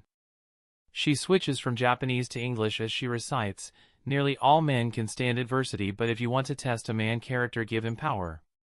She switches back to Japanese. You never should have been spared by Kira. She looks at Angel. You are too much of a coward to stop him. How pathetic. Angel looked down at the ground in shame. Shut up, Archer growled. He managed to free himself from Rain's grip. You're just jealous because I have a personality. He stands up and looks her in the face. Because I'm better than you. Rain stares into him with a blank expression on her face, his words doing nothing to deter her. Mom and Dad told me to watch you too.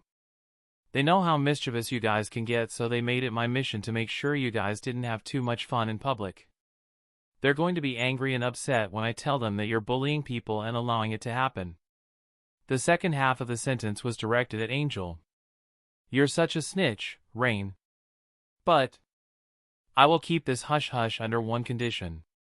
And what would that be? She pulled out two papers folded into squares from her back pocket, one black and the other gray. Archer's eyes widened as he recognized the game. Dokji. Her face remained expressionless as she handed him the black square. He took the square. What's the deal?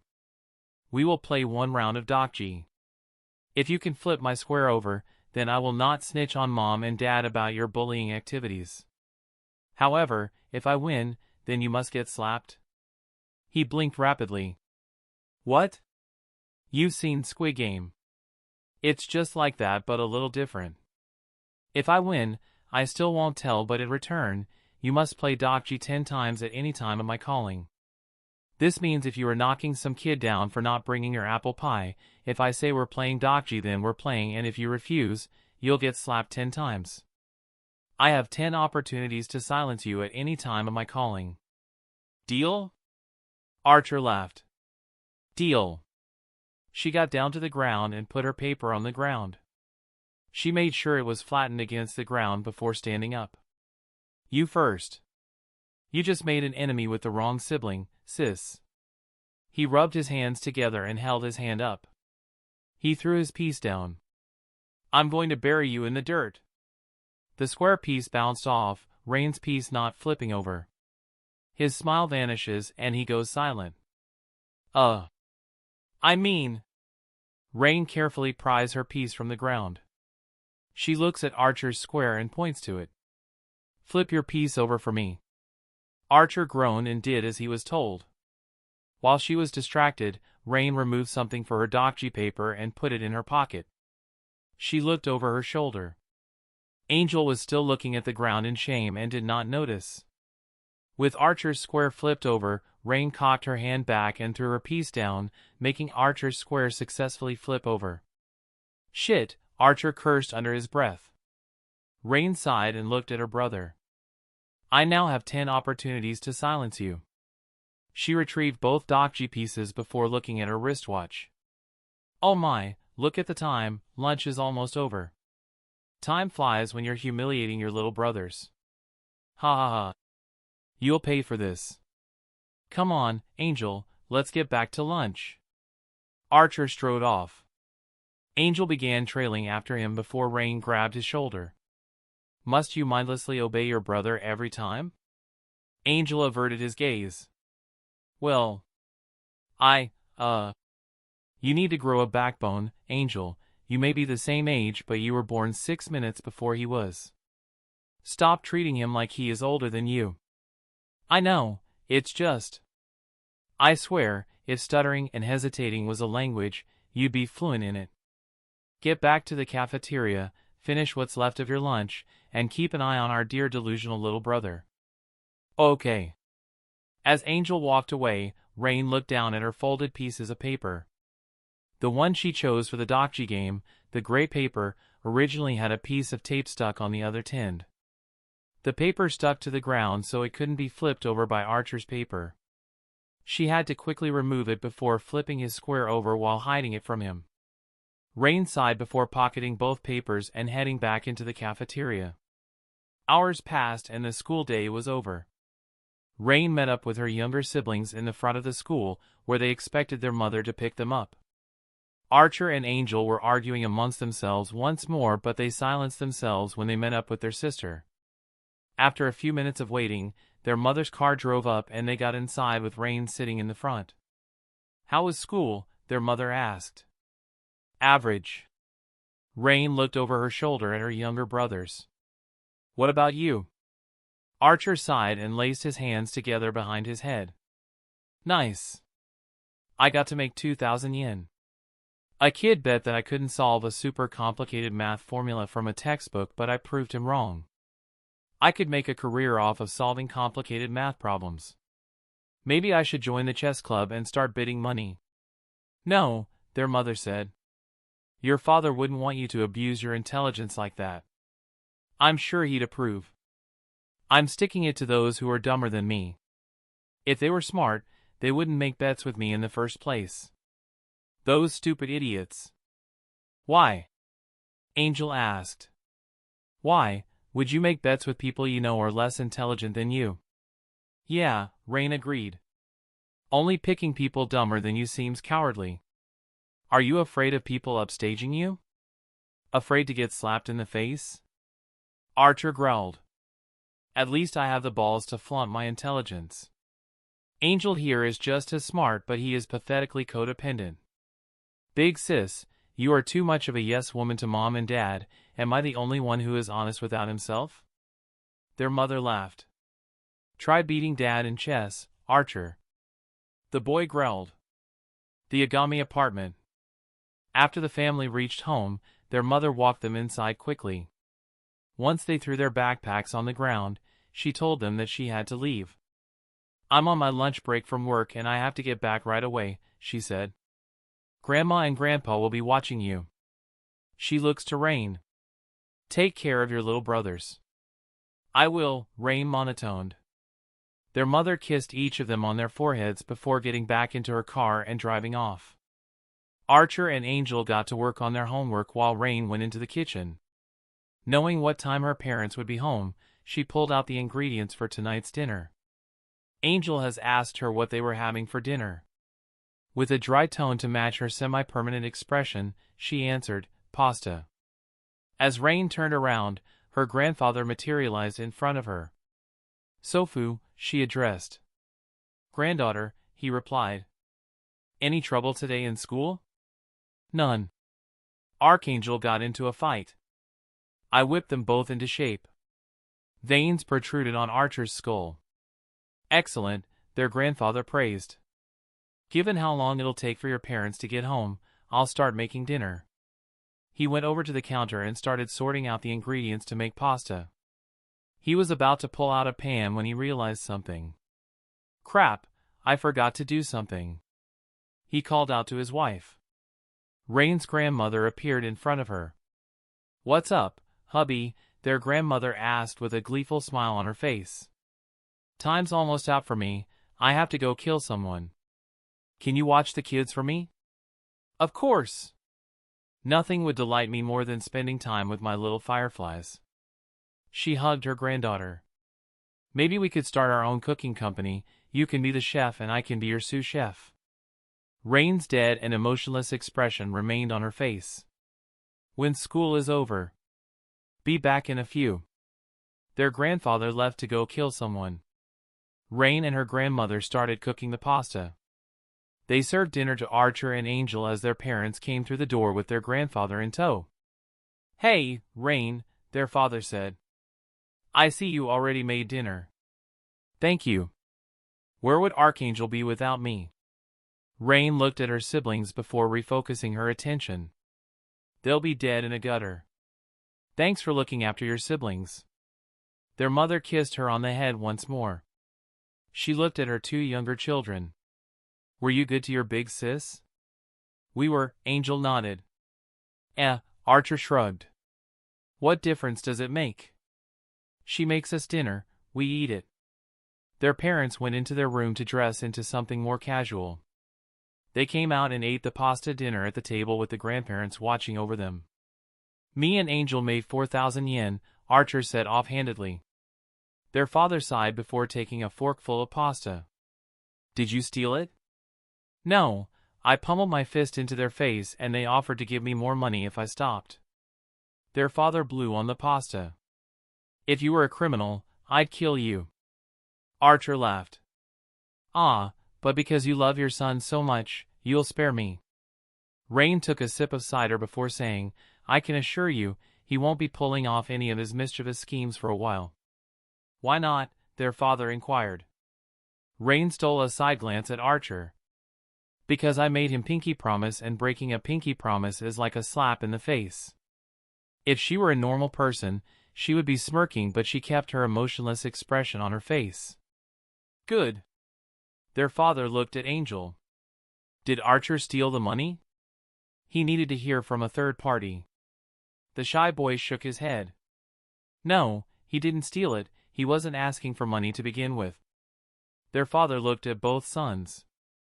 Archer, you're going to give that money back. You apologize to that boy, understand? What? Why? I will not have you abusing your power. In case you've forgotten, with Kira now the god of the new world, bullying in schools has dropped. I will not have you disrupting the peace, so you better give the money back and apologize. Or else. I'll take away your notebook. Archer growled. I will give back the money but I will not apologize for it. And you're going to stop bullying people. I will not apologize for that either. Angel looked down at his plate. Blushing badly, he looked up with closed eyes and turned to his parents. I'll apologize for you. Don't fight my battles for me, Angel. I don't want you to feel embarrassed, brother. I'll apologize for you.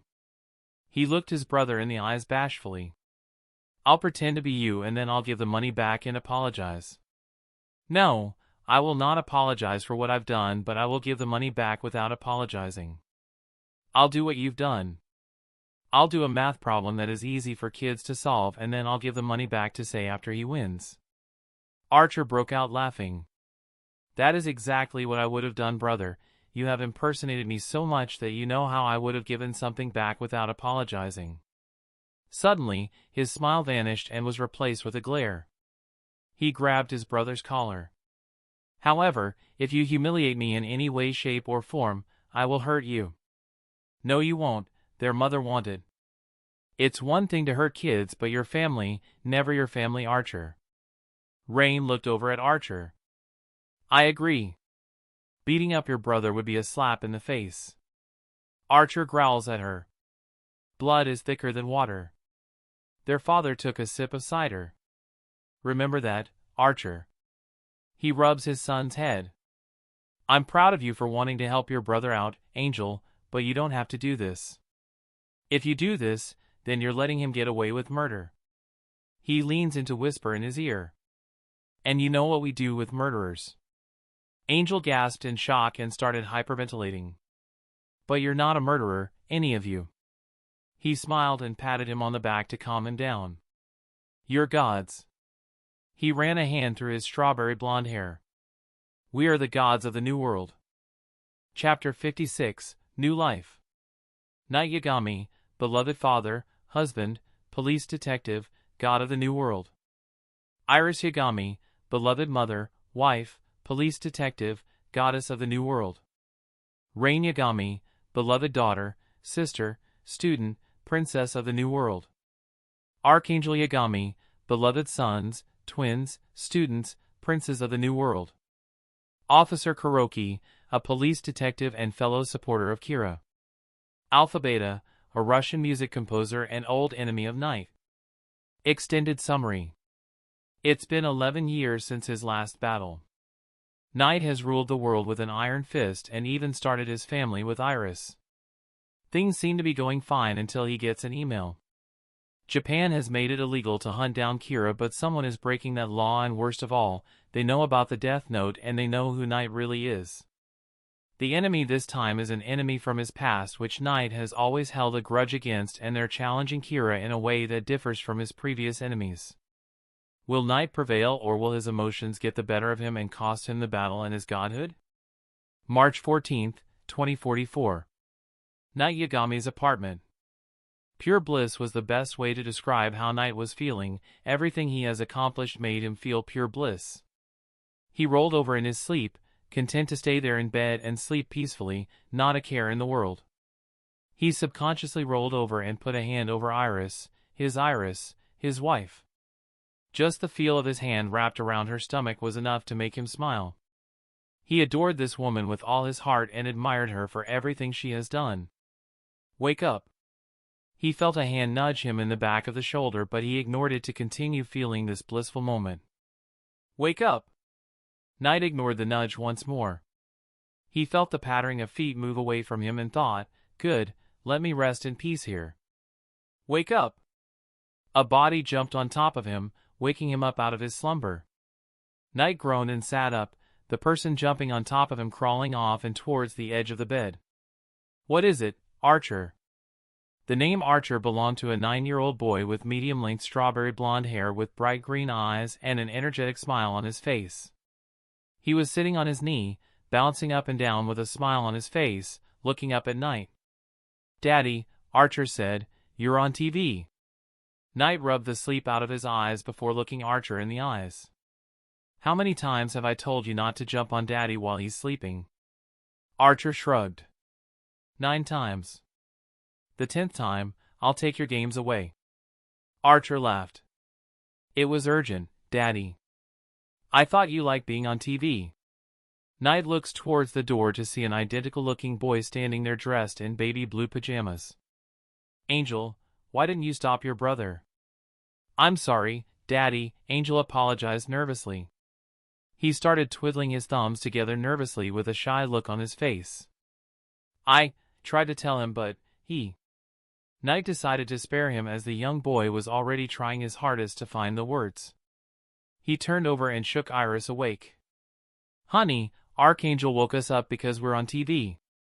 Iris pulled herself out of bed and walked with Knight into the living room. Where's your sister? She asked. Rain is making us scrambled eggs, Archer answered. How nice of her to cook all of our meals for us. Knight and Iris sighed, unable to believe that Rain was a step ahead in cooking breakfast for the family. In the kitchen, a young girl with neck-length red hair stood over a stove, stirring egg yolk in a bowl before pouring it into a pan. She turned around to see her parents and 2 younger brothers. Unlike identical twins Archer and Angel, Rain had a blank look on her face, no emotion on her expressionless face. Mom, Dad, she droned emotionlessly. Good morning. What are you doing? Iris asked. Making breakfast. She looked over the scrambled eggs. Archangel begged me. Where would they be without their big sis? Definitely dead in a ditch. Archer stuck his tongue at her. Iris chuckled. Thank you for taking care of your younger brothers. If you say so, Mom. She turned back to the stove. Knight turned to his sons. What did you guys wake me up to again? The twins turned to the TV, which had the news station on and was paused on the Prime Minister of Japan. They pressed play on the TV to hear what the Prime Minister had to say.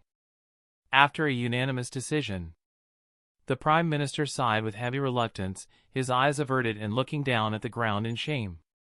Japan has decided to sign the doctrine known as the Kira Pact. The Yagamis gasped. The crowd went into a frenzy, some people in the crowd calling him a coward, reporters asking him questions, while others were cheering in excitement. Archer quickly muted the TV to hear what his father was about to say. "I've done it," Knight laughed in his head, his eyes and hair turning a dark red color. "I'm safe from the authorities in Japan. I've truly succeeded where the original Kira failed. Anyone who comes after me now will be arrested and charged." Gilth and Massey materialized behind Knight and laughed with him. He looks toward his family to remind himself of all he has accomplished. Break, Roach, Maroon, Grudge, Minato Takata, Sora Takata, Muter, the Kia Killer, Chief Kudo, everything I've accomplished led me up to the moment where I have become accepted by Japan, a law passed in my honor, the people protecting me. This is more than I could have hoped for. He looks at Iris, her hair and eyes turning pink. My accomplice and possessor of the Shinigami eyes. He shifts focus to his eldest child and only daughter, Rain, whose eyes and hair turned a gray color. Rain Yagami, 10 years old, the eldest child, always has an emotionless look on her face. She's hard to read, but she follows my orders without hesitation. An unflinchingly loyal pawn. He looks over at his twins and smiles at them. Archer's hair and eyes turn black while Angel's turn white. Archer Yagami, 9 years old, is the most mischievous of my children. A wild card who is always scheming, even if there's no need to, excels at improvising. Angel Yagami, 9 years old, older than Archer by over 6 minutes, is the most introverted of my children. He would be useless if not for the fact that he is a phenomenal actor. A tear escapes his eye. Angel tilts his head. "Daddy, are you okay?" "I'm okay," he sobbed with a smile. I can't believe it." He wiped the tears away, but they kept coming. "I am the god of the new world and the people accept me. I have become a living deity, everything obstacle I've had to overcome has not been for naught. And most of all, I have a family, who love me, support me, and will succeed when my lifespan inevitably ends." He turns to his wife and wraps his arms around her in a hug. Iris was shocked at the hug, not used to seeing Knight crying, and she wrapped her arms around him, their hearts making contact. Knight turns to his children and hugs each of them, kissing them on their forehead.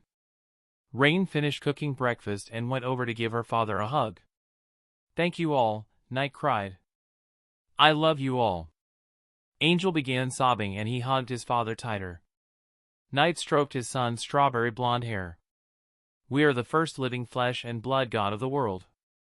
Archer cheered. Knight nodded. "Yes, we are." He turns to his wife and kisses her on the lips. "My beautiful Iris." NPA. "What's up, Kip?" An officer greeted Knight Kip Yagami at the front door of the police station. "Not the crime rate." Knight shook the officer's hand. "How have you been, rookie?" "Been keeping thugs in prison, so that's good." "How have your children been?" Iris Ice answered first. "Same old. Always flashing their high IQ in front of the class." Last test Archer and Angel took, Archer purposely missed every single question while Angel got every question right. The previous test, the answers were reversed. I'm pretty sure most of the schemes they pull off were thought up by Archer. Smart kids. The officer shook Iris's hand. "What about Rain?" "She's a wild card," Knight described. "Unpredictable. Sometimes she gets a 0, a 100, a 50, a 25, a 75, it varies greatly, but all three of them get on a roll every month. You must be very proud of them." "We are. They take after us." Knight smiled with a single nod. "Yeah, but mostly from me. I was always number one in Wammy's house." After finishing greeting the officers, Knight and Iris went to their assigned stations to get to work. Knight checked his schedule and found out that like before, he was getting out at 7.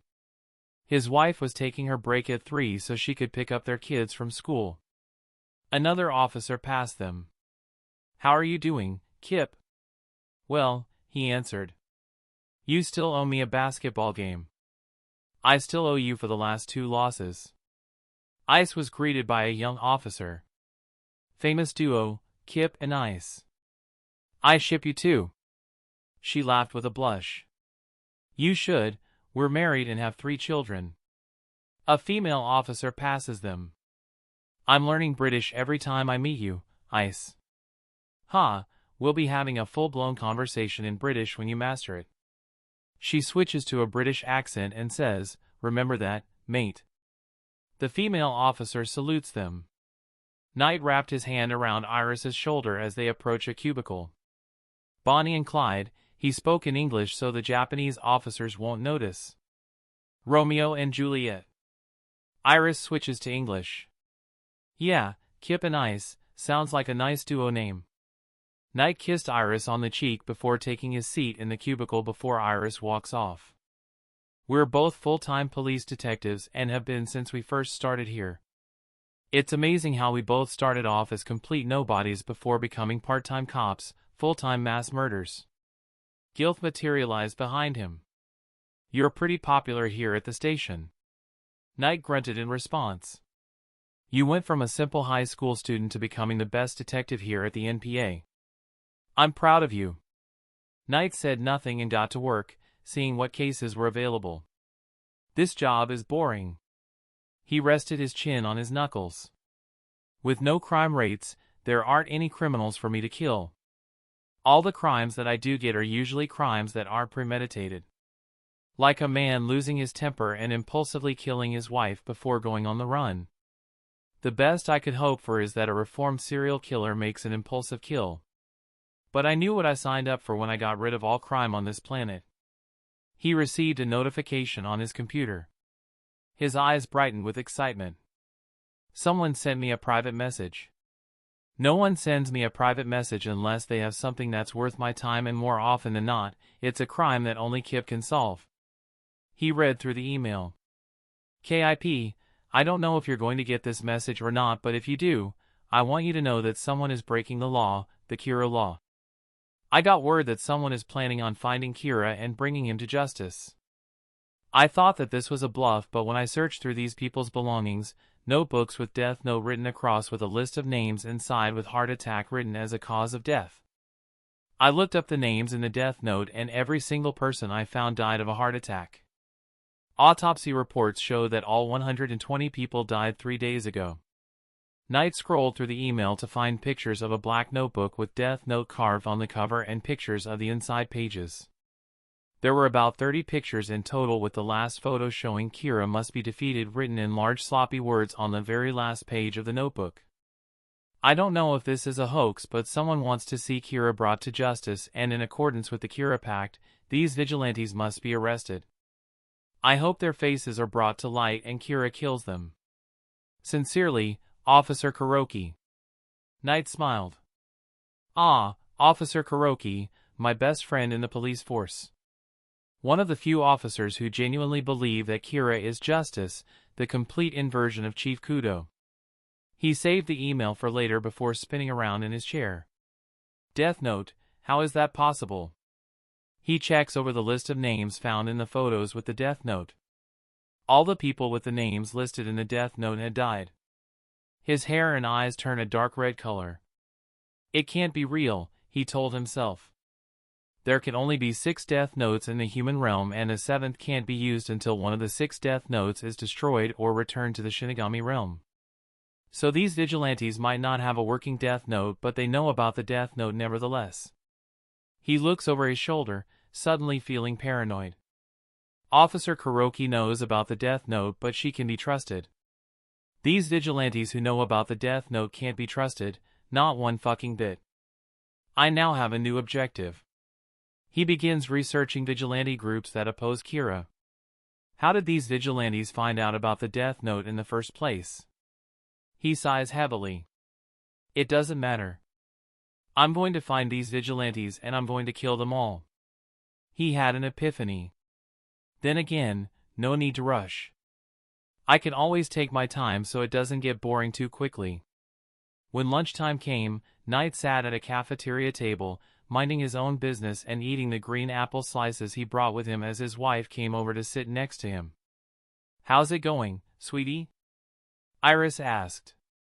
"It's going good, honey." He took a bite of his apple slices. "I think I got a new case to work on." "Really? What kind of case?"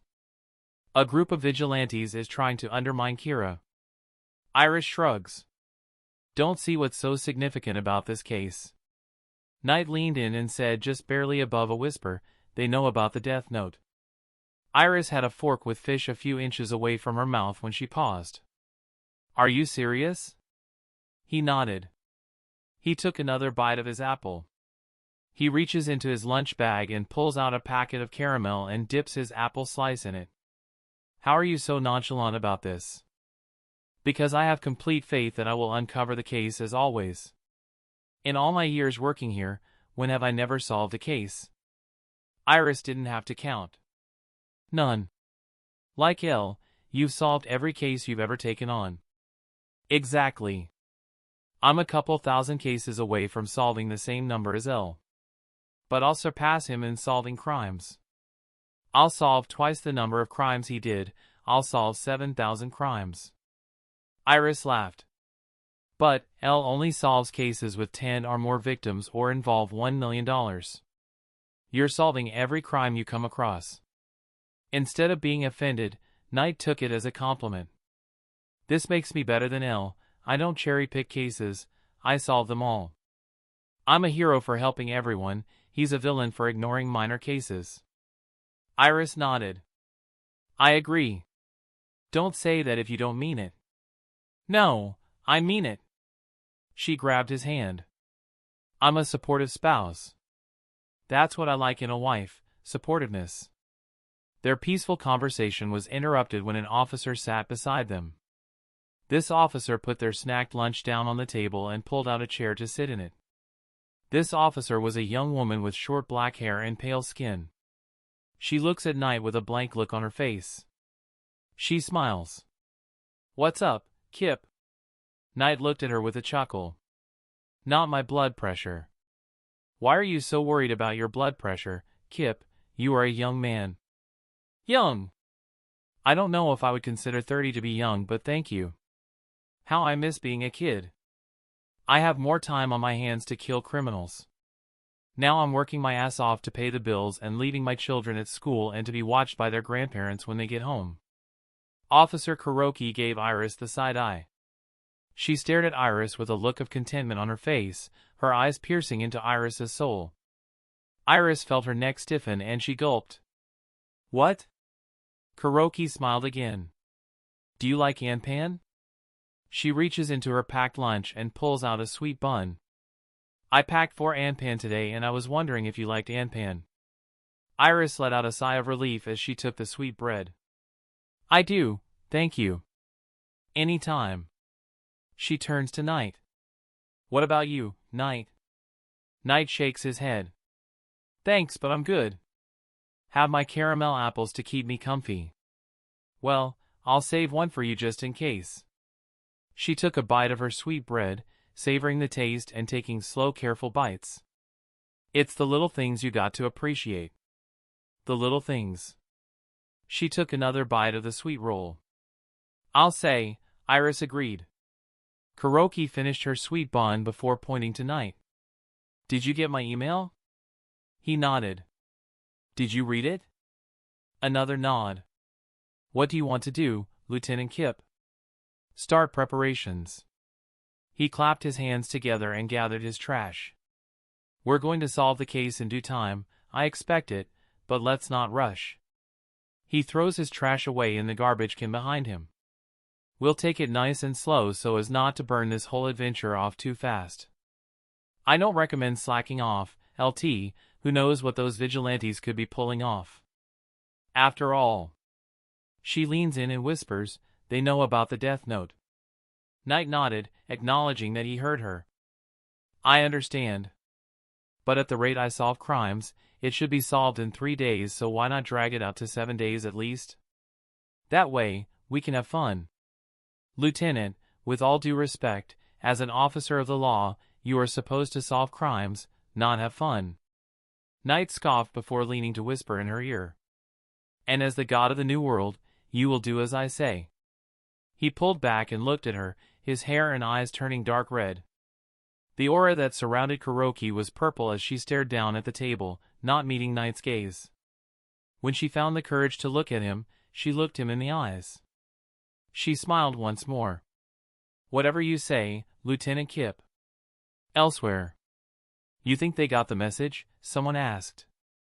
In a small town just outside of Moscow, there was an empty hospital that had been vacant for years. The only people to reside in the place were 10 people, and they were standing in the surgery room, a lantern lit up for them with food and water before them. They had cleaned the room ahead of time to make sure that no insects or homeless people were inside, and just for the sake of cleaning the place up.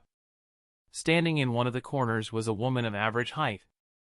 She had blonde hair tied in pigtails and wore a blue leather jacket. She took out her phone and looked at the recent photos she sent overseas to Japan. Thank you for your help, she addressed the boy across the room with golden blonde hair, speaking English with a slight hint of Russian behind the accent. Honestly, we never would have been able to pull this off without you. I commend you. The golden-haired boy scoffed. I was meant to be commended. He reaches into his pocket and pulls out a white chocolate bar and takes a bite.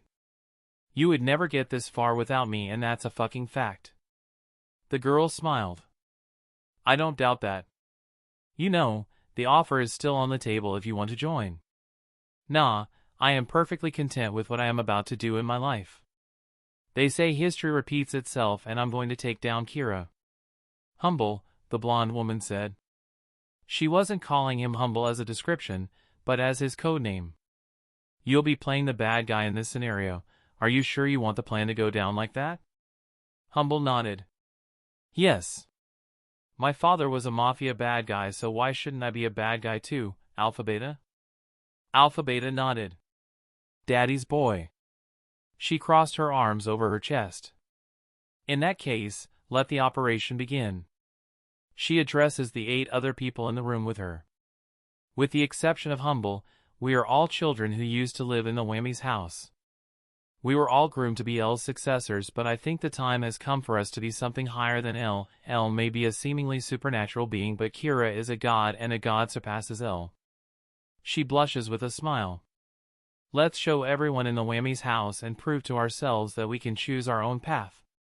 Let us all revel in the glory of surpassing all LS who came before us. A muscular man wearing a sleeveless shirt held his hand up. I don't care about surpassing L, just so you know. An Australian man spoke up. I'm pretty sure none of us care about L, Sheila. What? She shouted. I had spent hours doing that speech, and you say that you don't care about L? She puts a hand on her chest and calms herself. Thanks for nothing. Can you at least pretend to care? The muscular man looked at the Aussie and they both nodded. We'll be more glorious than L himself, the muscular man spoke. We'll make it so that L stands for loser, the Aussie added. Thank you. Alpha Beta bowed dramatically. Now those speech preparations weren't for nothing. She claps her hands and rubs them together like she was trying to start a fire. Let us meet Kira, all of us. Let us meet Kira and show him what the 10 lost children can do. Let's show Kira that L was a cakewalk compared to an army of L successors. Let's show Kira that our combined IQ makes us the smartest beings on the entire planet. She holds her hand up. We are the 10 lost children, and we are the smartest beings on this earth. Fuck yeah! Muscular shouted. The Aussie thrust his hand in the air. Yeah! Humble took another bite of his white chocolate bar. Wait till I take down this next generation Kira. Once our mission is complete, we shall be free. Free to do whatever we want. All hail the 10 lost children. Alpha Beta's hair and eyes turn a violet color. I can't wait to meet you, Lieutenant Kip. April 1st. Oh, make. The alarm on his bedside table went off. Angel groaned and lazily pressed the snooze button. When he found where his limbs were and what function they served, he sat up and got out of bed. He looked over to see the empty bed beside him. Huh, Archer is already up. Why didn't he wake me? He rubbed the sleep out of his eyes and got out of his bed. He found his slippers and put them on. He turned on the light and winced like a feral cat. Once his eyes adjusted, he opened the door. I can smell someone cooking. He sniffed the air inside. Scrambled eggs. He walked out into the hall and... Ekak! Angel fell on his rear, screaming in terror and crawling back until his back hit the wall. A demon had just appeared in front of him in the hallway, its face red with 2 horns and yellow eyes. It started advancing towards him before it stopped just 2 feet away. Angel covered his and cried into his forearms. Ha ha ha, the demon laughed. After a few seconds of laughing his ass off, the demon tore its face off to reveal the face of an identical twin named Archer. You should have seen your face, you worthless worm. Angel looked up at his twin brother, face red from fear and tears threatening to fall. Huh? Archer looked into Angel's eyes. You gonna cry? No. Angel wiped his eyes. I'm tired, it's yawning tears, why did you scare me? It's April Fool's Day, dumbass. He waved the demon mask in his hands. Auntie Kuroki gave this to me for Halloween last year. Just wait, I'm going to wait in Big Sis's room and I'm going to scare the living shit out of here, but she's making us breakfast. So I'm going to scare Mom and Dad. Where are they? Angel hesitantly pointed to the door at the end of the hall. Thank you. Archer put on the demon mask once more. He turned to his parents' door but suddenly stopped. He looked suspiciously over his shoulder at his twin. You're not trying to pull a fast one on me, are you, Angel? You planning on pranking me back? Angel shook his head. Are you sure? They say watch out for the quiet and introverted ones. I'm not going to scare you, Angel insisted. Archer contemplated for a second. Yeah, on second thought, you don't have the guts to pull off a good prank. He walked over to his parents' door. He snickered behind his mask and opened the door and walked in. Angel sat down in the corner once more, pulling his knees up to his chest and hugging them tightly. He put his head down on his kneecaps. He looked up to his parents' open door to see Archer coming out. What? Angel's brows furrowed. Archer came walking out of his parents' room, mask off, and face pale as a ghost. He looked over at his twin and sighed in defeat. Well played, Angel. Well played. A blush spread across his face as he walked away. What? Angel got up and followed him. What happened? You knew what they were doing in there, Archer accused. Can't scare me my ass. He turned away. That's the last time I barge into Mommy and Daddy's room without knocking. What are you talking about? Hey, Archer, come back. What do you mean? What kind of scare did I pull off? Angel walked down the stairs with his hands shoved into his pajama pants. He looked over his shoulder at Angel, eyes full of anger. You're much more of a schemer than I thought, Angel. I'll never let my guard around you ever again. Not paying attention, he walked headfirst into the wall. Chapter 57, Scary. March 15, 2044. The NPA. The day started with Knight and Iris walking into the police station together. They had met up with officers at the front door, joking with them, laughing with the others they met in the station, but things took an interesting turn when Knight met up in the main room. The officers in the main room were crowded around Officer Kuroki as stood before a board with photos and papers pinned, a title on the top of the board written The Vigilantes. Kuroki looked up at Knight and Iris and smiled joyfully. Ah, Kip, Ice, you made it. She clapped her hands together, her face turning red and eyes watering with happy tears. I was just going over this vigilante case with the others. She dramatically pointed to the board. As you can see, we've been busy. She points outward. And we were waiting for our key players. I knew a fellow Kira follower wouldn't miss the chance to chase an anti-Kira vigilante. Knight grunted. I think we're all following Kira on account that it's illegal to hunt him down. Yes. She jerked her thumb at the board. Enough wasting time, let's get started. Shall we? We shall. Knight and Iris took their seats a few feet away from Kuroki and looked up at her, showing that they are giving her their full attention. Kuroki presented to the officers. Now that our MVPs are here, I'll go over the case once more so we're all caught up and none of you average intelligence cops are confused. Shut up, one of the cops yelled. Don't insult us like that. As I was saying, just yesterday, as soon as the Prime Minister declared that Japan has signed the Kira Pact, a vigilante group targeting Kira has now become the new case for us to tackle. She points to a photo on the board. It was a photo of the note that the vigilantes left behind, a different one Kuroki had sent to Knight, one that didn't include a death note mention. These guys have made it their mission, even before the signing of the Kira Pact, that Kira would be brought to justice. How can you bring something to justice if it already is justice? Bringing these guys' heads on a stick to Kira, that is justice. I'm sure Kira would approve. She resists the urge to look over at Knight and Iris. But, as police officers of the law, it is our job to catch these people for violating the newly placed law. I'm sure we can all agree. If anyone doesn't want to work this case, I suggest you leave right now. A few of the officers stood up and left. Kuroki's eyes and hair turned orange. What is wrong with these guys? Kira is justice and they refuse to serve him? Some officers they are. She looks over at Knight and Iris, who remained behind along with several other officers. Kuroki didn't need to ask what Knight's thoughts were on the subject of officers refusing to serve Kira. They always knew that there would be some people who refused to serve Kira, even if it was a law to go against him or try and capture him. Knight snickered inside his head, his eyes and hair turning dark red. I've done what my dad failed to do. I've held out long enough that it became a crime to hunt Kira down. Take that, Dad. Kuroki turned back to the remaining officers. Nice to see such good law-serving officers ready to stand for Kira, the true king of justice. Together, we're all going to bring this group of vigilantes down and project our Lord and Savior. Knight frowned. Cool it on the fangirlness, Kuroki, you're sounding too biased.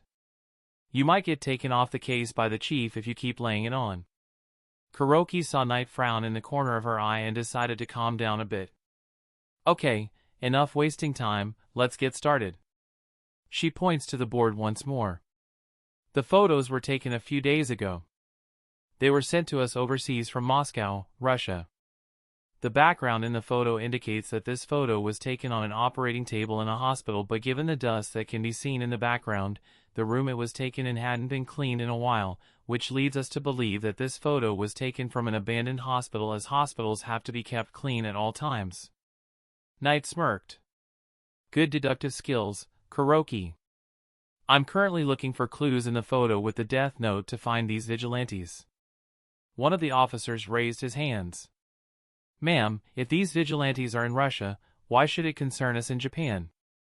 Because Russia signed the Kira Pact, and given that our best detective is here in Japan, they have requested our help.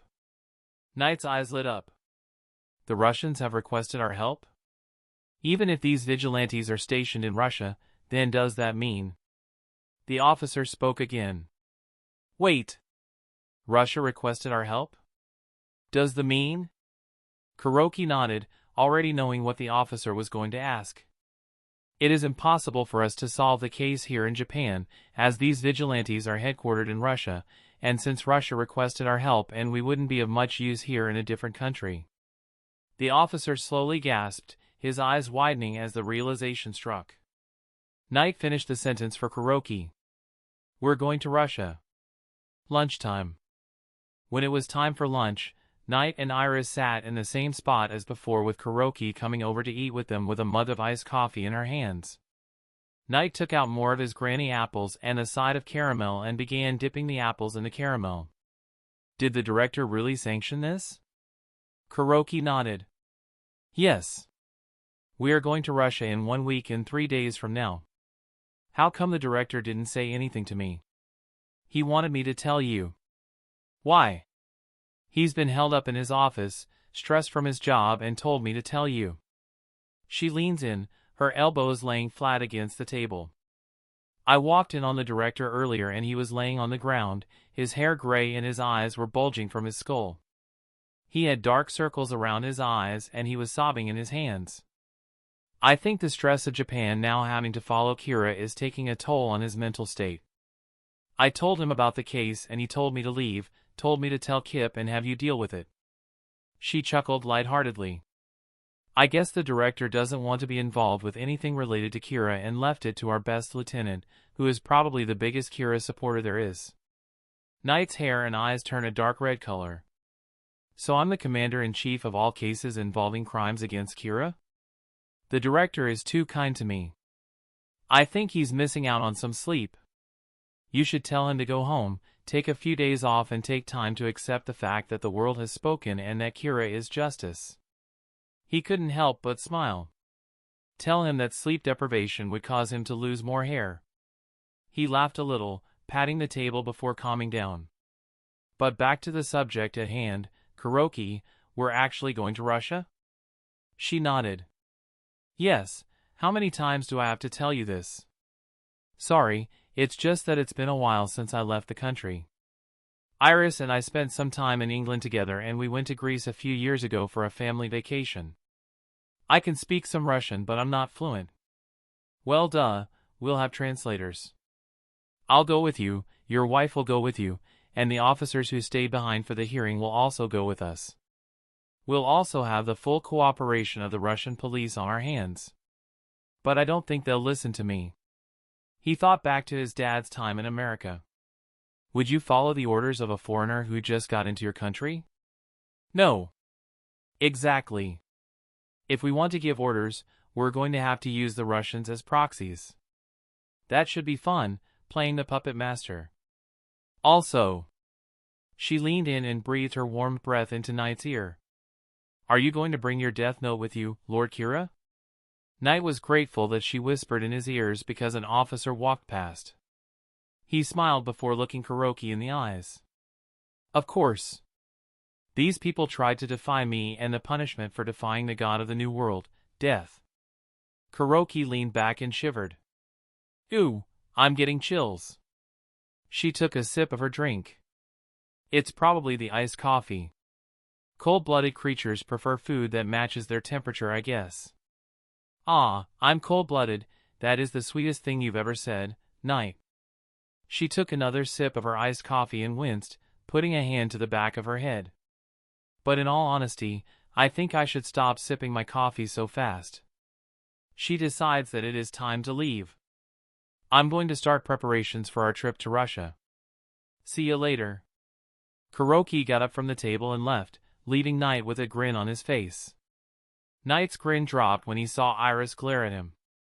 In all the years they had been married, Iris rarely got angry with Knight. When she did get angry, she looked at him with a blank look on her face with wide eyes staring into his soul. She would breathe very slowly and very carefully and would stare at Knight for seemingly hours on end and would blink every now and then. I don't fancy the way you're talking to Kuroki, she spoke in British English. I don't fancy it at all. Knight licked his lips, sweat dripping down his head. Look! He began in English as well. There is nothing going on between us, I'm just trying to stay on Kuroki's good side. In case you forgot. He closes in on her face, so close to the point they could feel each other's warm breaths. He whispers very softly, Kuroki knows who we are and what we are. Not only that, but she has a death note of her own. Iris remains unflinching. Never should have handed her one, Knight. If you don't want a terrorism repeat, you should have killed her. She's more valuable alive than she is dead. Trust me, I have no feelings for her. She's expendable to me as much as any other officer in this station. You and our children are the sole exceptions, of course. I'll Adam and Eve it when I see it. Knight chuckled, laughing softly. Adam and Eve it. I wasn't being funny. She grabs the back of Knight's hair gently and forces him to look at her. When he stopped laughing, she spoke. If I see you and Kuroki getting too close to each other, I will kill her. Understand? Scary. Knight resisted the urge to roll his eyes. Now I know how Dad felt when Mom got upset with him dating other women. I get it. But I'd advise leaving Kuroki alone because she is an invaluable asset. You kill her prematurely, you'll piss me off and then I'll kill you. In the past, Iris would have hesitated and gulped at Knight's usually empty threat, but not this time. She maintained eye contact with her husband and her eyes remained unblinking. You wouldn't. Why not? Because people will question why Kira killed me, even though I did nothing to defy him. You could probably get away with disease or accidental death, but because I have the Shinigami eyes, you can't control me. She grabbed her husband's hand. If you plan on killing me through disease or accidental death. She took out a pair of handcuffs and cuffed their hands together. You won't be able to. Accidental death is out of the question with these cuffs on, and if you kill me with a disease, I could possibly infect you. If you come in close contact with a person who is infected with a disease that can kill them in a few days, you could wind up being exposed. A disease that could kill me in 23 days won't work either because I'll have plenty of chances and opportunities to kill you, and once you write I die by disease in 23 days, you can't change the time of death, no matter how soon it comes. Either way, when I die, it'll be of a heart attack. Knight tugged on the handcuffs and got a flashback. Handcuffing me, again. This is what genre did, but Iris is scarier. She tugs on his arm. I'm only going to say it one more time, don't get too close to Kuroki. If I sense something inappropriate going on between you, you're both dead. Knight let out a silent grunt, imagining his father behind him saying, scary. Look, sweetie. God, I'm more like my father than I'd like to admit. You won't do that.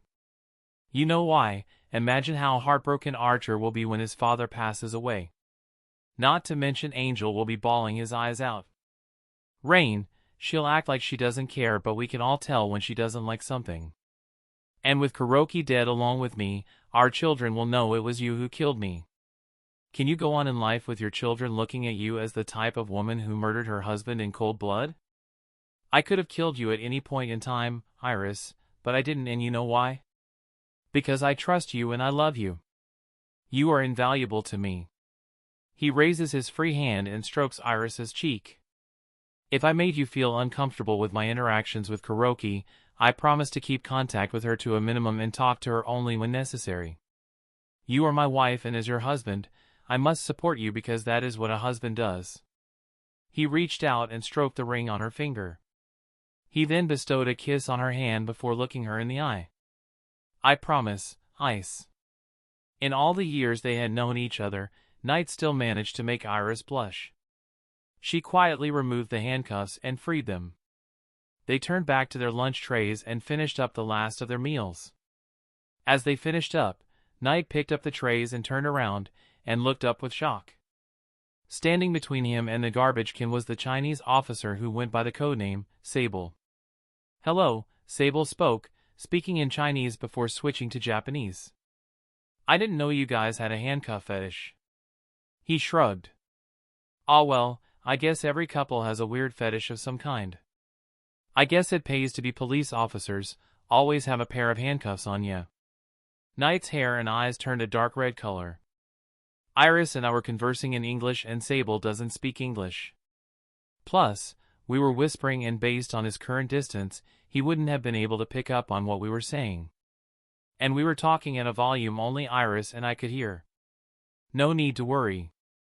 Yeah, I became a cop so I can live out fantasies I've had since I was a hormonal teenager. Get a life of your own, Sable. Knight walked past him and threw his stuff in the trash. He turned back to Iris and patted her on the shoulder. Time to get back to work. Right. Iris got up and began walking off. Sable looked despondent. What? You're not even going to say hi to me, Ice? Man, you're as cold-blooded as your name. Anyway, take care and so long. Moscow. Alpha Beta felt like a little kid again. It had been so long since she played a game of hopscotch in the street. She was coming home from work, and when she spotted a couple of elementary girls playing hopscotch in the street, she couldn't resist. She dropped her briefcase to the ground and took off her heels. She walked up to the girls and asked if she could play with them. The girls agreed, and she was hopping and skipping along the square. After finishing her third round of hopscotch, she turned to the girls and gave them each a high five. "Thanks for letting me play with you," she said gratefully. "It's so easy to get caught up in the adult world that you forget to have fun every now and then. See ya." She grabbed her briefcase and put on her heels before walking away again. She checked her phone for the time and for the update she got earlier. She got an update on her phone 2 hours before her lunch break that a crime scene happened near her apartment area. She hustled down the street so she could get a glimpse at the crime scene. When she arrived at an apartment complex 2 blocks away from her apartment, she saw the police officers coming in and out of the building with an ambulance arriving at the scene. She sighs pensively before walking towards the building. She is blocked by an officer guarding the door, which prompted her to take out her badge. "Forensics," she informed the officer. "I work in forensics." The officer sighed before letting her go. Alpha Beta's eyes and hair turned violet. "It is so easy to forge papers and badges nowadays. I pity the old generation falling victim to the new generation's schemes." Alpha Beta moved into the building and followed the officers upstairs to the crime scene. She wore her laminate badge around her neck and got a few looks from the officers on the scene, but they let her move on and ignored her.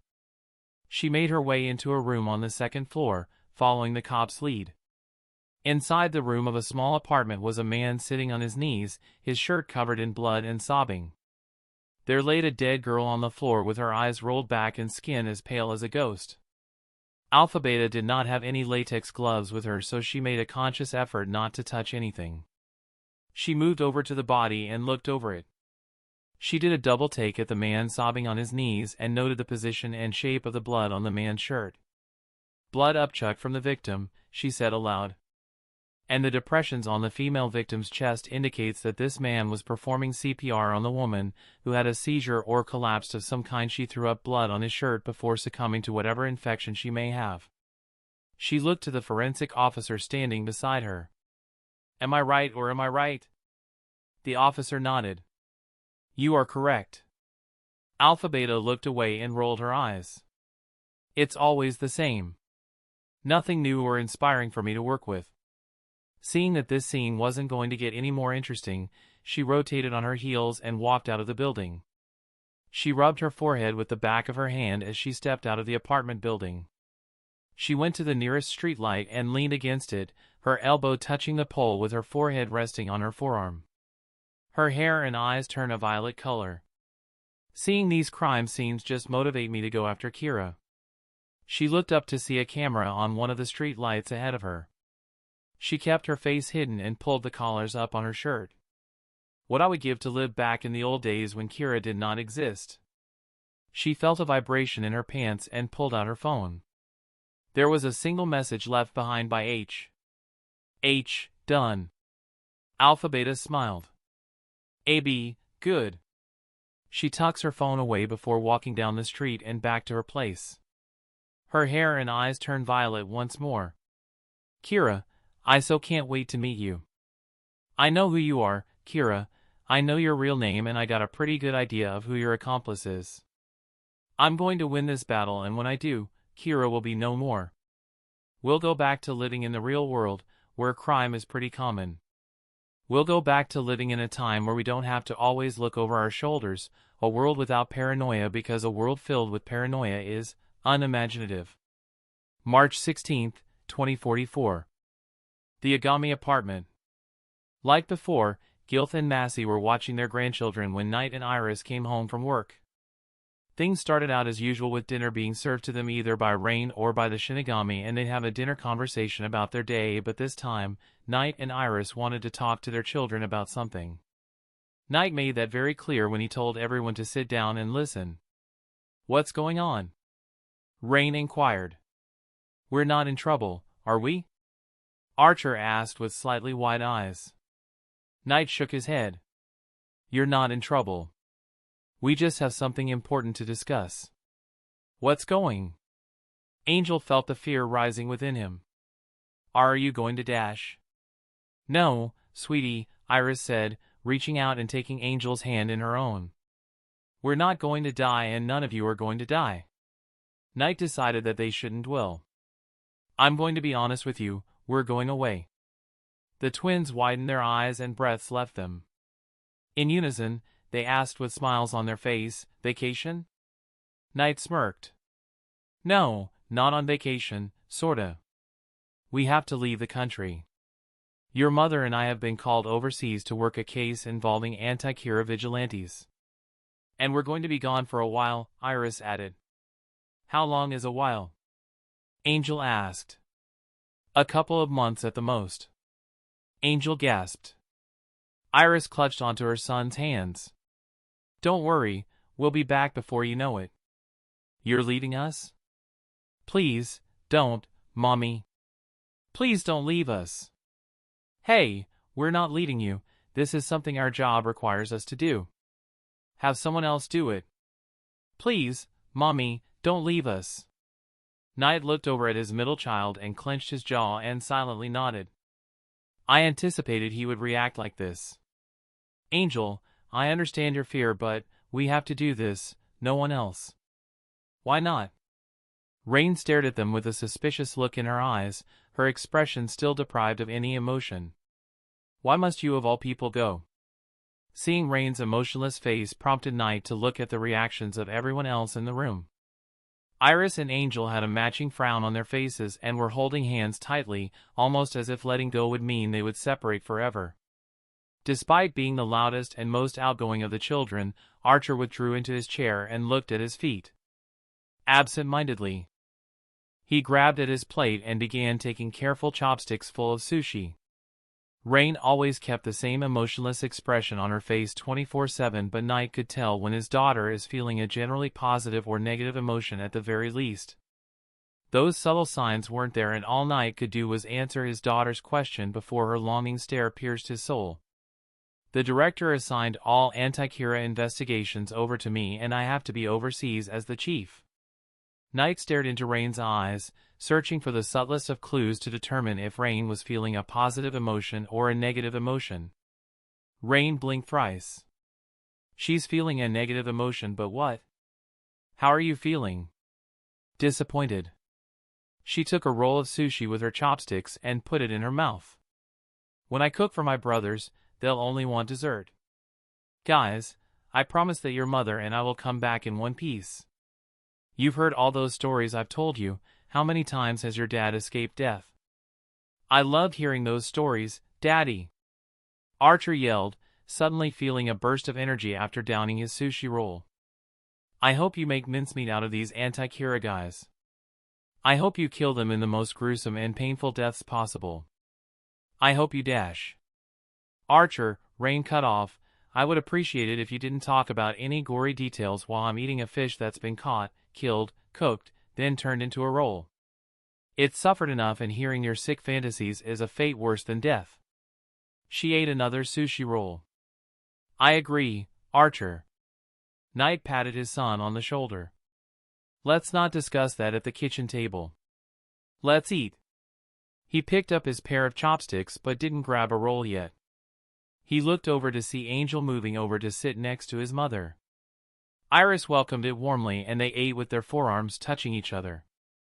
Iris wrapped her arm around Angel's shoulder and massaged his shoulder gently. He laughed a little and curled into his mother's touch like a cat, and he wrapped his hands around Iris's waist and tugged her in, not wanting to let her go. Watching from the corner with a bag of barbecue-flavored potato chips in his hands, munching on the chips like popcorn, was Gilth. Massey stood beside him with a cup of a strawberry sundae in her hands. The sight of the family having one last supper together had distracted them from their own meals. Massey looked over at Gilth and rubbed the back of his head, messing his hair up a bit. Can you believe we're grandparents? She let out a soft laugh.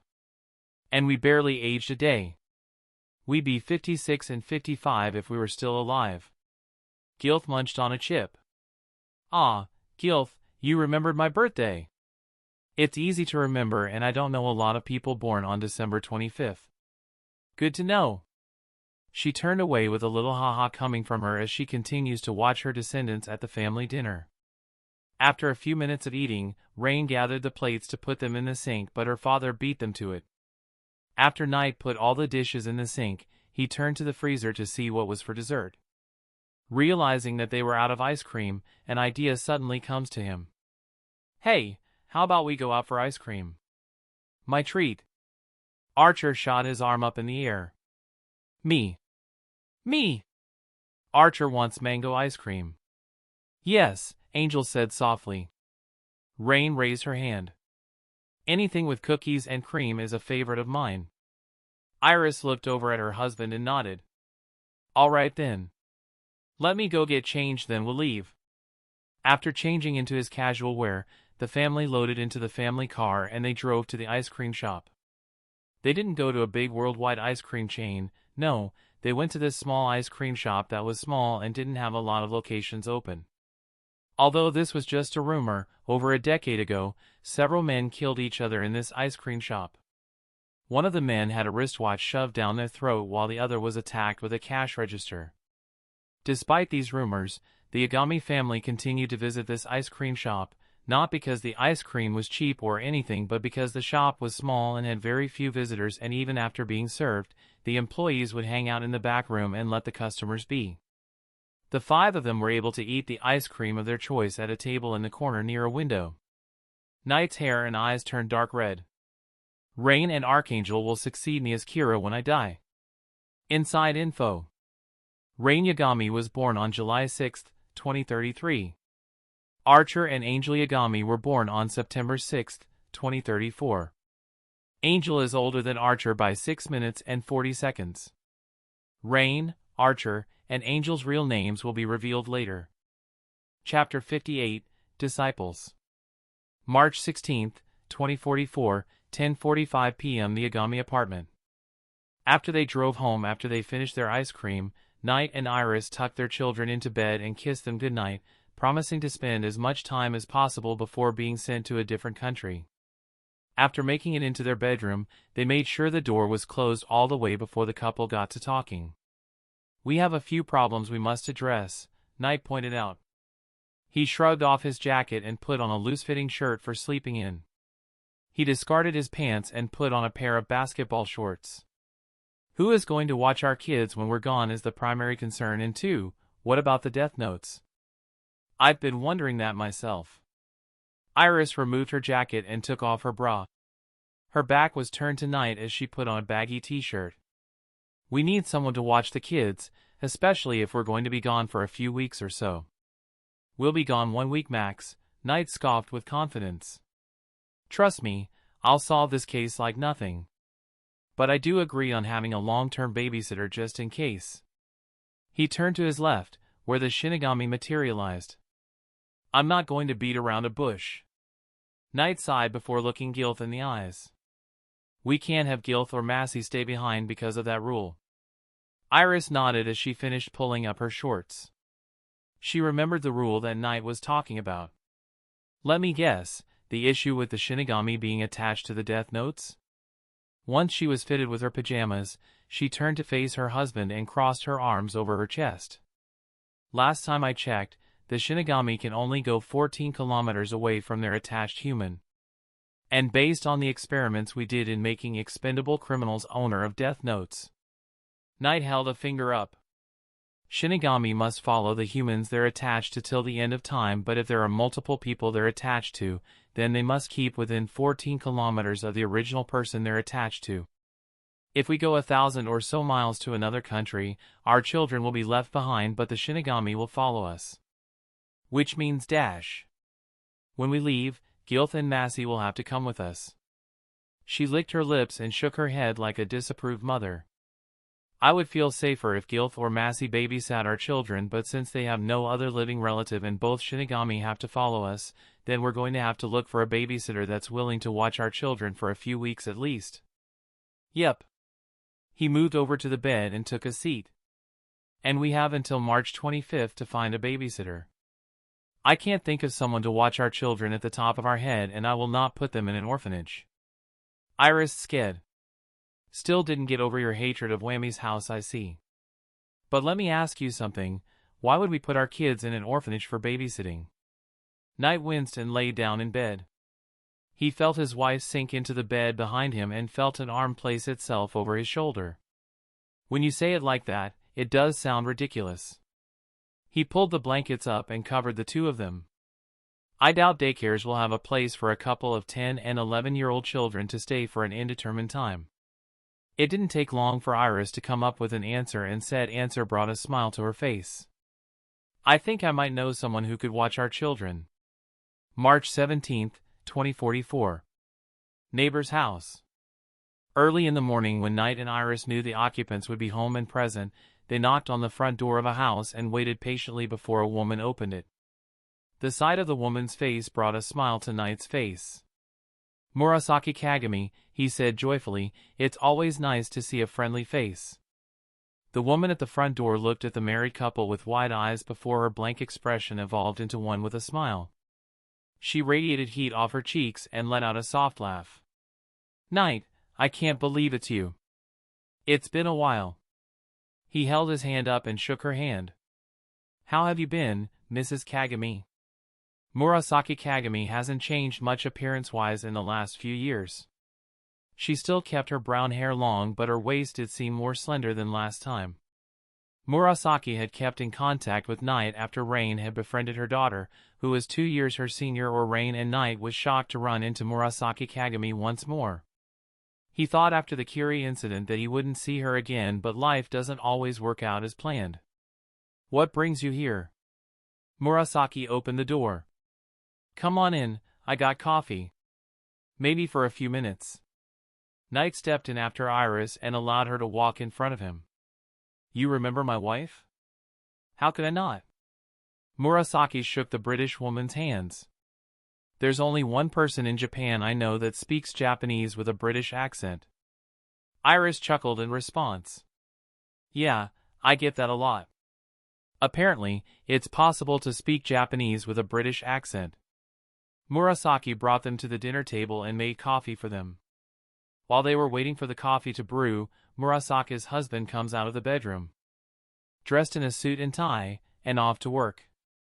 He stopped in his tracks when he saw the pair of strangers sitting in his house. It took him a few seconds before he recognized them. Mr. Yagami. He shook Knight's hand with a strong grip. How have you been? He shrugged. I would say life could be better, but nothing's better than putting crooks in jail and having them sentenced to death by Kira. If you say so. He moves over to his wife and kisses her on the head. I gotta get to work. Stay safe. She kisses him on the cheek and walks him out. She returns a few minutes later and serves up the coffee that finally finished brewing. So, what brings a couple of old faces such as yourselves to my house? The kids just left for school. We know. Iris took a sip of her coffee. Our children are at school too. She put her mug down and sighed before closing her eyes, contemplating how to phrase her next words. As fun as it is catching up with you, Murasaki, we didn't come here for coffee. Although, we do appreciate it. She took another sip of coffee, and it took every ounce of effort not to wince at the taste of black coffee. Tisk, I'm not surprised. She reached for a sugar cube in the center of the table and put it in Iris's mug. How can anyone stand black coffee? It tastes horrible. I used to like it, but after I became pregnant a second time, the flavor changed. My daughter made me hate coffee. Knight laughed. It happens to us time and again. I used to like mushrooms, but when I got sick with the flu, just the sight of mushrooms made me feel nauseous. Years later, whenever I look at a mushroom, even when I'm in perfect health, I feel like I'm going to throw up. He poured some sugar cubes into his coffee. It made the black coffee taste a bit more tolerable. I'll cut to the chase. You know how we work for the police? Yep. Murasaki took another sip of her coffee, keeping her eyes focused on Knight's blue eyes. Another Curie incident you need to involve me with or something? No, this is a little different. He prepared himself by taking another sip of the bitter black coffee. You know how Japan signed the Kira Pact a few days ago? He continued after seeing her nod. Well, there is a group of vigilantes that defy Kira and are trying to get him captured, and since they're breaking the newly laid law, it is our job as officers of the law to bring them to justice. They're in Russia, which should be out of our range, but the Russians requested our help, so we're going to have to go there. He paused to let that sentence hang in the air. And since we might be going up against dangerous people who might want to hurt the officers serving Kira, we decided that it would be best if our children did not get involved. He searched Murasaki's face for the subtlest sign of change. Her eyelids got heavy for a bit before she blinked. She's slowly comprehending this information. Good. The longest we could most likely be gone is a week, so we were wondering if you could watch Rain and Archangel for us while we're gone. Once again, he watched for signs of her getting agitated, but she was blinking slightly rapidly and sweat began dripping down her face. I know it's a bit daunting to be taking care of 5 children, but our kids are well behaved. Sitting on the sidelines as this conversation exchanged was Iris, and she replayed Knight's last sentence in her head and mentally laughed. Her hair and eyes turned pink. Being well behaved would be a weird way to describe our children. Rain is an emotionless stoic, Archer is a mischievous boy, and Angel is a shy boy who panics when separated from his brother for too long. At best, I would describe them as quirky. Rain and Masumi are already good friends, and we raised our kids to be independent and take care of themselves. Rain cooks breakfast for her younger brothers on a regular basis. Murasaki remembered something. My daughter told me that Rain said that she has 2 younger brothers and said one is hot-headed while the other withdraws like a turtle in his shell. Yeah, that would describe our children perfectly. He finished his bitter coffee in one last gulp before putting the mug down. I'll pay you if it means taking care of our children. I thought you would be great for taking care of our children, and I promise that we will be gone for a week at the most. Scout's honor. Murasaki pressed her lips together before shaking her head. I would say yes, but I have to talk to my husband about it. If he says yes, then your kids can have my son's room. What happened to your son? Ray is staying with his cousins for a few weeks. She smiled. He's still my little ruler. She put her mug down. And as for payment, I do not believe that would be necessary. Watching the kids of someone who is fighting for Kira's judgment is payment enough. You have my word that I'll convince my husband to watch your kids for as long as it takes. Iris smiled warm-heartedly and got up from her seat to hug the sitting Murasaki. Thank you for taking care of our children. We appreciate it, Knight inputted. When my husband gets home, I'll talk to him about it and give you an answer by tomorrow morning. Perfect. He looked over at Iris. You were right, she was a good choice. March 18, 2044. The Yagami apartment. So we're staying over there? Rain inquired. After they came home from school and their parents got off work, Rain and her 2 brothers sat on the couch with their parents standing before them, explaining their situation. Rain sat in between the twins with Archer on her left and Angel on her right. This was a normal sitting pattern for them when all 3 siblings were on the couch, and very rarely did Archangel sit together unless they were eating or watching a movie they deemed boring. They liked sitting with Rain between them. They could watch or listen to something in front of them without their secret twin language interrupting their concentration. That's right, Iris confirmed. You must be happy to be staying with your friend, right, Rain? Rain blinks twice. Yes. Iris nodded. She's feeling a positive emotion. Good. Archer groaned, staying over at a girl's house? You know that Mr. Kagami is there as well, and there would be 3 boys and 3 girls each? Yeah, but we don't like coming home when parents are there.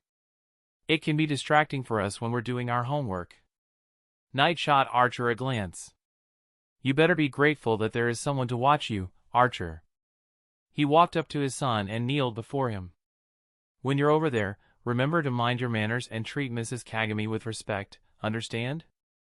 His son nodded. And help her out around the house. He turns to his daughter. Rain, as always, you're in charge of your younger brothers. Rather than respond with a witty comeback she usually gives, she just blinks twice. The quiet child of the group had been staring at the floor at his feet and looked up at his mother. No longer able to hold back his emotions, he broke down crying and sobbed to his mother, "Please don't go, Mommy." Iris took a seat beside Angel and hugged him tightly. "I don't want to, but this is something I have to do. I promise I'll talk to you every chance I get. P, please. I'm going to miss you too, sweetie, but we'll be back before we know." She kisses him on the forehead and rubbed his strawberry blonde hair lovingly. "I promise." She held up her pinky. "Pinky promise." After a few seconds, Iris and Angel shook pinkies. In the background, Massey started sobbing into Gilth's shoulder after materializing. "I'm going to miss our grandbabies, Gilth. Can't we just stay with them and watch them?" Gilth rolled his eyes. "Women, they're so emotional." March 23th, 2044. The NPA. It was 2 days before the operation in Russia was due to begin. Officer Kuroki had been held up in her office for a few days working over notes that Russian authorities have sent to the station. There were various pictures of crime scenes that involved the destruction of churches and organizations dedicated to Kira. In St. Petersburg, a statue of the Russian word for Kira had been erected a few days ago and burnt to a crisp. The names of criminals that had been released online were getting either erased or having their names and face altered so Kira couldn't kill them. One photo, in particular, caught her interest. It was a photo of a judge in a black robe with his name written on the bottom. The name was written directly onto the picture but was added using text from a photo editing tool. According to the file that came with the photo, the anti-Kira vigilantes had doxed the judge's real name and face to the public and outed that he had been forging criminal records on innocent people so they could be judged and killed by Kira. No one believed these vigilantes at first until they also released a cassette recording of the judge admitting these falsifications to an unknown third party, and the pro-Kira judge was arrested. "Huh, so that's what you plan to do." Kuroki put the photo down before grabbing another. "And what do we have here?" She looked over the file that came with the photo. The second photo was a picture of a group of people wearing face paint and baggy clothing beating down a gagged and hogtied man. The file described the incident as a group of Kira fanatics taking justice into their own hands on a man that Kira deemed to be innocent. Apparently, the fanatics believed that Kira was wrong in their judgment of this man and decided to take their judgment out on him. One of the fanatics had screamed that the innocent man had tricked Kira into thinking he was not guilty, and they were doing Kira a solid by beating this guilty man into the ground with baseball bats. Kuroki put the photo down and leaned back in her chair. "So that's your plan, huh?" She let out a deep sigh as she put her hands on her desk and licked her lips. "These anti-Kira vigilantes are trying to prove that Kira is wrong by showing the violence that Kira inspires in good people." She shook her head. Her hair and eyes turned orange. "These were never good people to begin with. They're just like those cults and fanatics around the world who use God or a godlike figure to justify their actions. They're no different than murderers, they're just pretending to act on behalf of Kira." She rotates in her chair before picking up the photo of the judge. "How dare you frame an innocent man? You're not a good person, you're just a fucking murderer." Kuroki reaches into her desk to pull a notebook with a red cover out. She opens the notebook on her desk and takes out a pencil. Her eyes started glowing red. "With these Shinigami eyes, I can act as judge, jury, and executioner as both an officer of the law and as a disciple of Kira." She writes down the judge's name in the notebook. She grabs the photo with the group of fanatics and writes down all of their names with the exception of the man who's been bound and gagged. After she was done, she sunk back into her leather chair and looked up at the ceiling, and sighed. These vigilantes are planning on exposing the bad stuff that Kira inspires, trying to get the public to turn on Kira using the people that believed in him. But you know what, it's a double-edged sword. On one hand, while you're swaying the public, you're also giving Kira a list of criminals to kill on the other hand. You are both helping and hurting Kira at the same time. I would almost say that we should have you around, but it's only a matter of time before you do something stupid, and I'm sure Lord Kira would agree. A blush crept across her face. Lord Kira is going to be so proud of me for taking out the trash for him. I can't wait to work alongside Lord Kira in 2 days. Just me, him, and his goddess. It is an honor to be a disciple of the gods of justice. March 24th, 2044. Murasaki Kagami's house. It was after work that they decided to drive over to Murasaki's house as planned. Murasaki opened the door for them and welcomed the Yagami family with open arms. Masumi ran to the front door and hugged Rain the second she saw her. She had caught the expressionless girl in a bear hug that managed to make Rain groan in pain slightly. Masumi was a short girl at the age of 12 and turning 13 in September. She had her mother's matching brown hair, but she kept her hair short and she had brown eyes that matched her hair color. She was older than Rain by over a year and they have been friends for a year. If Rain had a day off from taking care of her siblings, she would mostly hang out with Masumi and her friends, but she still didn't show any emotions around her friends. Somehow, in all of the year they had been friends, she managed to find the very subtle signs when Rain was feeling a positive or negative emotion. "Made you scream," she said, commenting on hearing Rain groan after bear hugging her. "You may not express your feelings, but you sure can express feelings of pain. How have you been, Rain?" Rain blinked twice before high-fiving Masumi. "Good, I've been taking care of my 2 misfit brothers, found a way to silence one of them, and proved how dead in the water they'd be without Rain. Also, if they give you any trouble, just tell them that their punishment would be a slap in the face." Rain looks over her shoulder at Archer, who had an annoyed look on his face. "A slap in the face indeed. Thanks." Masumi looks over at the twins. "What's up, Archer? How have you been?" "I've been good, thanks for asking." His tongue felt sour as he forced the words out of his mouth in false politeness. He looked over at his father and thought back to what he said about minding his manners. She looked over at Angel and a smile made its way onto her face. "And there's the little Angel." The nervous boy looked up at the older girl and smiled nervously. His face turned red and radiated off heat like a furnace. He avoided eye contact with the older girl before waving at her with a shaking hand. "Hi. Ah, you're so cute." She runs her hands through his soft hair before patting him on the top like a dog. Angel smiled softly and moved his head back and forth, reveling in the feeling of the girl rubbing his head in a way similar to his mother. "He's cute?" Archer exclaimed. "We're twins." "I know." Archer looked over at his older sister. "How can you even be friends with her if you barely show any emotion?" "I like hanging out with girls," Rain said simply. "It's such a breath of fresh air after hanging around boys all day, Archangel." "Hey, not my fault we were born boys." He sighed deeply before dropping his head. "But I'm glad I was." Knight and Iris looked at each other with blank expressions on their faces, but they both somewhat had an idea of what the other was thinking. I guess sibling banter is inevitable. After their parents had left them with the Kagamis, Murasaki and Masumi helped the kids set up in their new room. Rei Kagami's room, which had been converted into a guest bedroom, now had 2 beds with a television, a desk, and a bookshelf full of manga.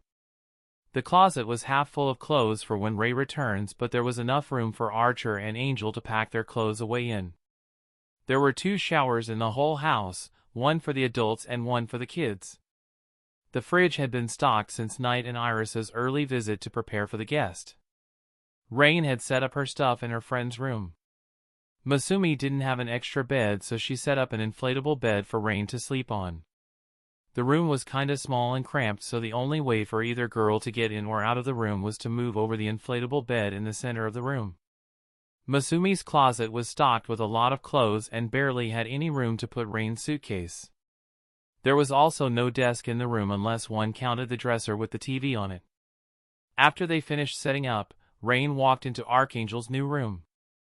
Rain walked in with her backpack and locked the door behind her. With the same expressionless face she always had, she held up her backpack and unzipped it before them. She reached in and dug around for something. Archangel knew what she was digging out and they did the same with their backpacks. Archer pulled out a death note with a black cover. "Don't worry, big sis, we brought our special notebooks with us."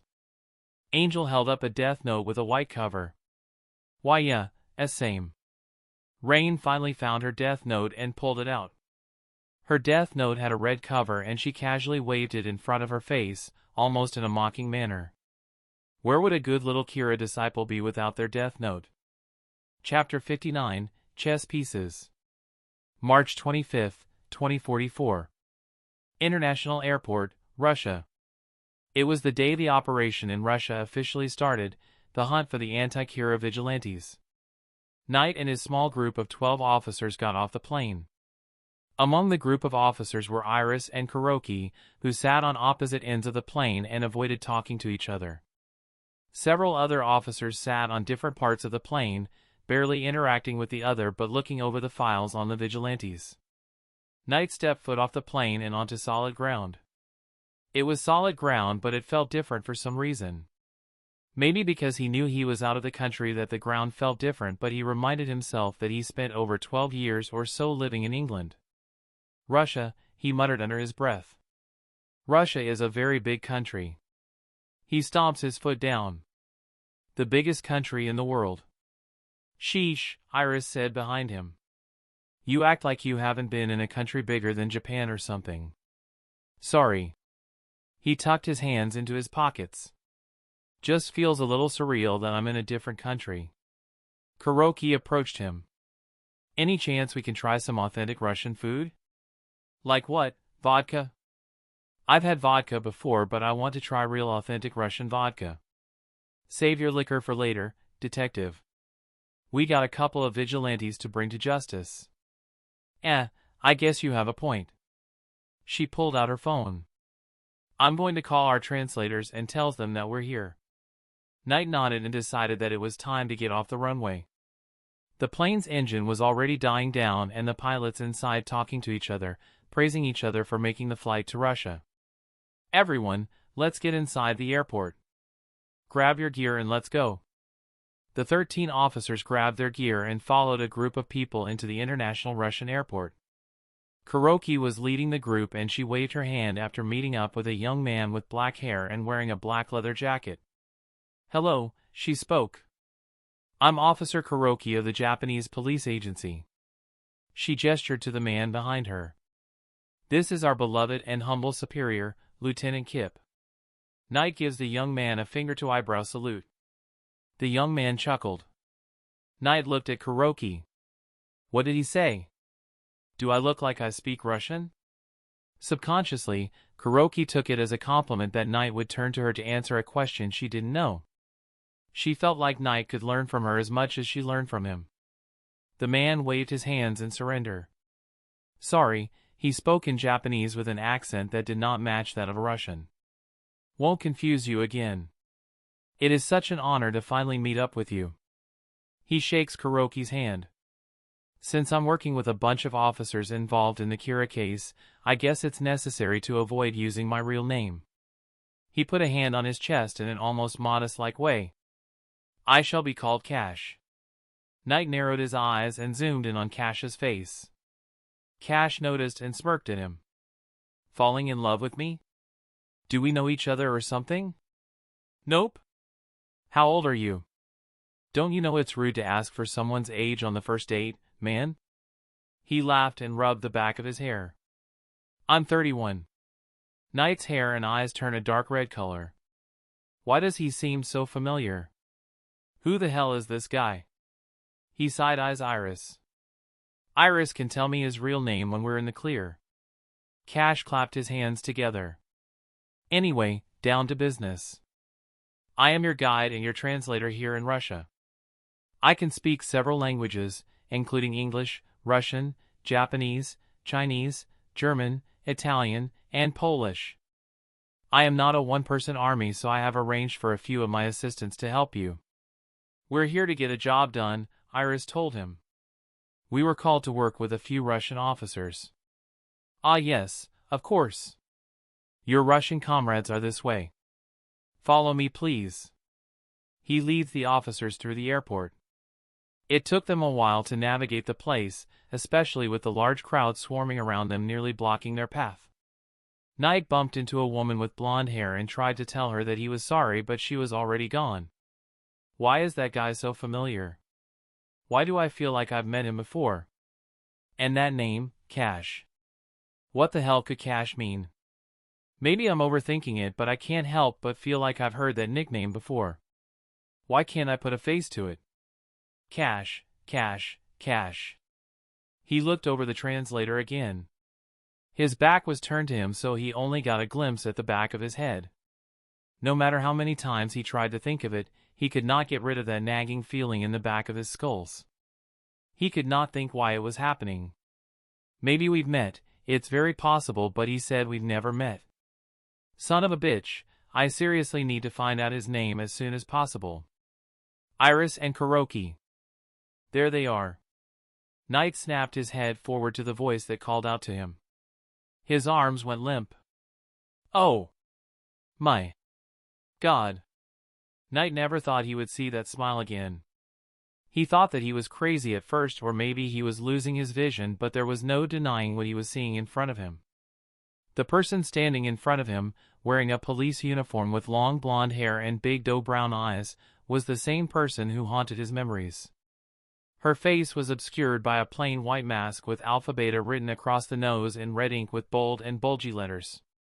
Even though her face was obscured by that expressionless mask, Knight knew who this woman was standing before him. Kip? Iris tugged on her husband's arm. She had been concerned after noticing that he froze in the middle of the crow and tapped him on the shoulder. Kip, honey? She follows his gaze to the woman with Alpha Beta written across the nose. She activated her Shinigami eyes. What's the bloody point? I can't see her real name with that mask on. Does Knight know her or something? Lieutenant? Kuroki knocked on Knight's forehead with her knuckles like a door. Anyone home? It took every ounce of willpower Knight had not to express all of the emotions he was feeling within him. The blonde woman laughed and pointed at Knight. Did you turn into a statue or something? Am I Medusa or something? Knight's hair and eyes turned dark red. Alpha Beta. June 10th, 2022. Knight Kip Yagami, age 8. You shouldn't be rooting for Kira, a boy said. He is evil.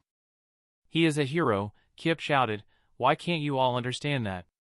Killing of any kind is injustice, a girl said. Wow, the blonde woman gasped. I thought you looked familiar. You're that famous police officer known as Kip, right? It took every ounce of willpower for Knight to utter his next words. Yes. That's an interesting name, I will admit. Why did you choose Kip or all names? You could have chosen something like Rook or Knight. Her eyebrows visibly wagged up and down. A childhood codename, he replied. Something I've been called when I was about 4 or 5. Who gave you that name? Your parents must have been on crack to give you that kind of nickname. She touched her chin. Wait, was it your parents who gave you your codename, or was it someone else? Someone else. He discreetly bit his lower lip. That bitch, she knows what she's doing. Never in my 30 years alive would I imagine I'd run into her of all people. I like it. She closed her eyes and let out a small chuckle. I'm sorry, what are we doing? We are supposed to introduce ourselves and pat each other on the back and support one another. After all, we are all working the case of the anti-Kira vigilantes. She walks up to Knight and shakes his hand.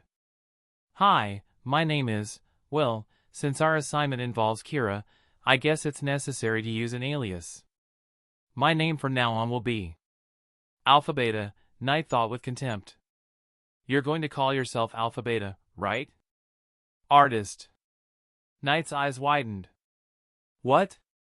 She's not going to call herself. You know what, not artist, sounds too distracting. How about Alpha Beta?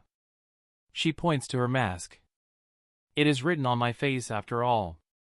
He glared at her. That stupid bitch, she did that on purpose to mess with me. Alpha Beta turns to Iris and grasps her hand. You have beautiful red hair, sweetie. She winces and took her hand back. Goddamn, your hand is as cold as ice. Sorry. Iris put her hand in her pocket. I've been told I have cold hands. Wow, can I just say that I love your British accent? Iris looks at Knight and rolls her eyes with a sigh. I've been told that I speak Japanese with a British accent. How did a lovely Brit like you make it into the Japanese police department? My husband. Your husband? Alpha Beta looks over at Knight, her eyes widening with glee, making it obvious that she was smiling with glee behind her mask. Nice choice. Your husband here is quite beautiful. Any chance I can play Dash? Hey! Kuroki shouted. I thought we were on a mission here. Stop wasting our time. Alpha Beta nodded. You're right. My sincerest apologies. Right this way, folks. Time for us to have fun. How does Iris not notice? Knight screamed in his head. She is practically giving all the answers away for free and Iris doesn't recognize Alpha Beta? If Alpha Beta is a Wammy House survivor, does that mean Cash is too? Is that why he's so familiar? Alpha Beta and Cash lead the 13 police officers away from the airport and to a motel that had been rented out by several local Russian police stations to allow the foreigners to work. There were several rooms reserved, each for 2 officers to sleep and along with one motel room reserved for the entire department to work in there. The main room was full of 16 people, plus the 13 Japanese officers and 3 Russians working with them. Knight put his bag down in the bathroom before walking out into the living room. So, this is our new headquarters for the time being. He scans the room, noting how big the beds were for 2 people and a small person in between to sleep upon. There were 2 couches that were big enough for 3 people to sleep on. There were 2 bathrooms with 2 showers, but the officers decided to separate the bathrooms by gender. Since they each had their own room, separating the bathroom by gender wasn't necessary. For obvious reasons, Iris and I will be sleeping in the same bed. After Knight told his crew to set up the equipment for them to use for their investigation, Knight's eyes lingered over the last Russian man in the corner. Like Alpha Beta, this man wore a mask to cover their face, but this time, it was a mask he couldn't recognize. It was a simple jester mask with a white face, red lips, black circles around the eyes, and red hair. There were blue teardrops running down the side of the mask, but Knight assumed they were tears of joy because the jester mask had a permanent smile. Knight wasn't afraid of clowns, but they still gave him the creeps, especially when their stares lingered on him for far too long. He knew the person behind the mask was supposed to be a Russian translator and Alpha Beta was the local Russian officer helping them on this case, but he wished the jester had his mask off. He'd feel safer if he knew who was behind the mask. It'll make it easier for me to kill him later. Hello, Knight spoke to the jester. What are you looking at you? You, the jester responded. Hate to burst your bubble, but I don't swing that way. Especially towards someone who dresses up as clowns. I'm just keeping an eye on you, that's all.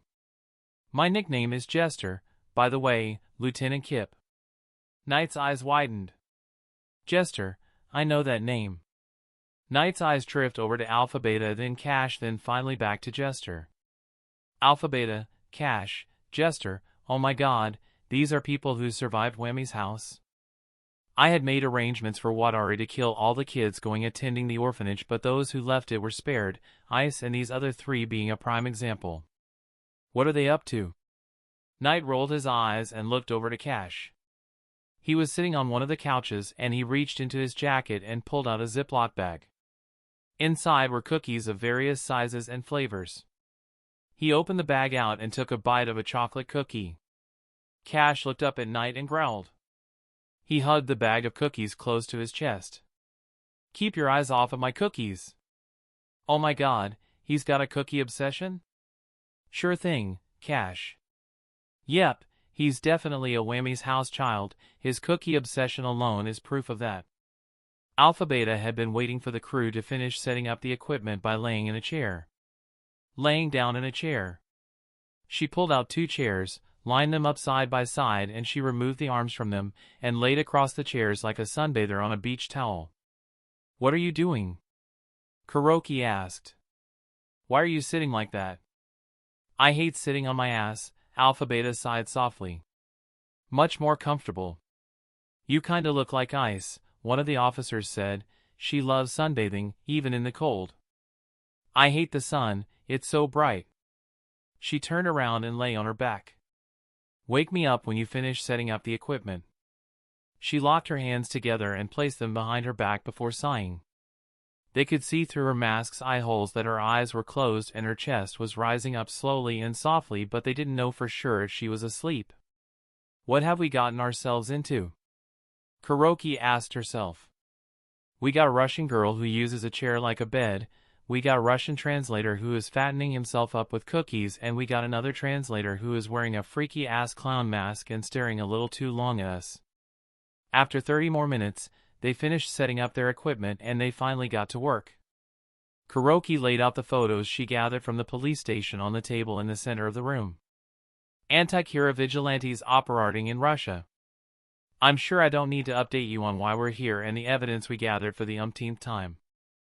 I found a couple of leads, but there are several photos I found with a common name found in the background of the photos. She pulled out a photo with the judge she discreetly killed. In the background, you can see the name 10 Lost Children just barely fading in the back. Iris pulls out another photo. And there's 10 LC fading in this background as well. Knight grabbed a photo of his 10 Lost Children in this one as well. 10 LC, or 10 Lost Children, Kuroki continued. What does this mean? I believe that it is the name of this anti-Kira group. I know this may be insignificant, but it gives us something to work with. We can reasonably assume that there are at least 10 people in this group, and considering the name, they are most likely children who are apart from their parents. She chuckled. Then again, everything these vigilantes have done has proven that they are adults and that the term lost children could have another meaning entirely. Knight's hair and eyes turned dark red. I know exactly what 10 lost children mean now. Alpha Beta, Jester, Cash, I think. Knight stood up and looked at his crewmates. I have a few theories I came up with since I heard this name, but the one I believe is most plausible is that these vigilantes were separated from their parents or lost their identity. He put his thumb under his chin. Then again, it could just be some random name they came up with, but until we find out more about these vigilantes, we should focus less on their name. Right. Instead, we should focus on what they've been doing. I have told you all of this on the plane, but to update our Russian friends, these repulsive anti-Kira vigilantes that have been outing Kira supporters and fanatics as bad people. The judge who sentenced a man to death, knowing full well that he was innocent, to a man released on misunderstood charges being beaten up by fanatics. One could argue that it is a good thing what these anti-Kira vigilantes are doing by exposing the villains who slip through the cracks, but they're causing people to lose faith. They might even inspire Kira supporters and worshippers to fight back, and eventually, everyone sees the other as an enemy. This cannot happen, Knight added. Kira may be a murderer and whatnot, but he does not encourage people to take justice into their own hands. We have to find these 10 lost children and bring them to justice. The one with the jester mask raised his hand. What do you guys get out of this? The officers looked at him. What do you mean? One of them asked. I understand that you guys are doing your job, but how do you guys feel that Kira has become justice in Japan? By signing the Kira Pact, Japan has made it a law to hunt and arrest Kira. Doesn't it bother you that a murderer is getting away with murder? One of the officers scowled at him. I can already tell that you're a Boy Scout. I understand that what happened with the Prime Minister signing the Kira Pact practically makes Kira justice in Japan, but he will eventually pay for his crimes. Just because something is legal doesn't mean it's right. Sooner or later, Japan will retract its position on the Kira Pact and Kira will be reduced to his low-life status as a murderer. He bit his lower lip. I am serving this case because I wish to bring these vigilantes to justice. Like Kira, they may believe that what they're doing is correct, but they must answer for their cybercrime, and as bitter as it is to say, their crimes against Kira.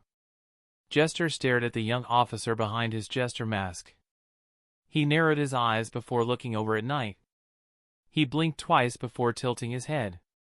What's your name, officer? Officer Nakamura. You're a good man, I can tell. Don't lose yourself in the long run.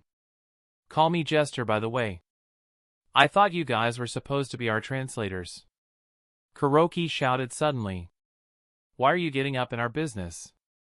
Alpha Beta is the only one who should be asking us these kinds of questions. Keep your conversations to yourself, civilians. Alpha Beta, Jester, and Cash looked over at Officer Kuroki with glaring looks in their eyes. They stared her dead in the eyes, unblinking as they analyzed her, their eyes dead set on her. Knight held a hand up, signaling everyone to calm down. Everyone, silence. His voice sprouted enough authority that the officers silenced themselves and stood at attention in Knight's direction while the three others continued their dead-eye stare at the officers. We can talk opinions later. Right now, let's focus on finding leads to these 10 lost children. Get to work. Knight and Iris sat down on the bed and began going through the photos that Kuroki handed them. The others got to work looking over the files. Alpha Beta went over to the center table and picked up the 2 photos of the fanatics and judges. She waves the photos in front of her face before reaching into her back pocket and taking out her phone. She checked her emails. One email from a fella named Humble Ali read, "My friends went out last night." She shuts her phone off. Her hair and eyes turn violet. My friends went out last night. That's the confirmation that Kira took the bait. It's time for step 2, get our hands on the death note. She looks over at Jester and Cash. She blinks in Morse code at them. They blink back. Now with these photos, it's time to lure Kip and Ice into the trap. If Kip is the same as he was when he was a kid, then he'll take the bait like a dog. With Humble. Humble checked his phone. Alphabet, my friends are here and I want a present from them. Humble chuckled as he steadied himself against the wall. He shut his phone off and stuffed it into his pocket. Well, it looks like Operation Thief is a go. He reaches into his pocket and takes out a white chocolate bar. He removed the wrap at the top and took a bite. Fish, it is time for us to play our roles. The muscular man from the hospital stood beside him with his arms crossed over his chest. Good, I've been itching for a fight lately. I can't wait to crack some skulls in. Remember, we nab only one of them.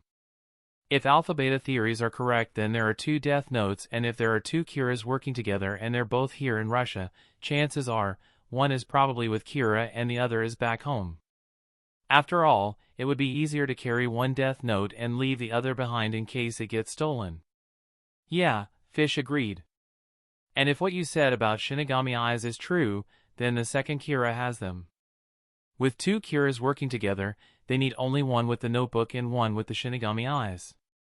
Alpha Beta confirmed that both Kira killers are here in Russia. We've set the chessboard, it's time for us to checkmate them. He gives Fish the side eye with a grin tugging at his lips. I don't have to go over the plan again, right? Fish nods. Good. Let's get to work, we have until the 28th, speaking of which, I have to do my part. Tokyo. In the streets crowded with pedestrians on the sidewalk was a newspaper stand with a small television set up against the back wall. The channel was switched to a news report of a woman giving an update on crime rates in Japan.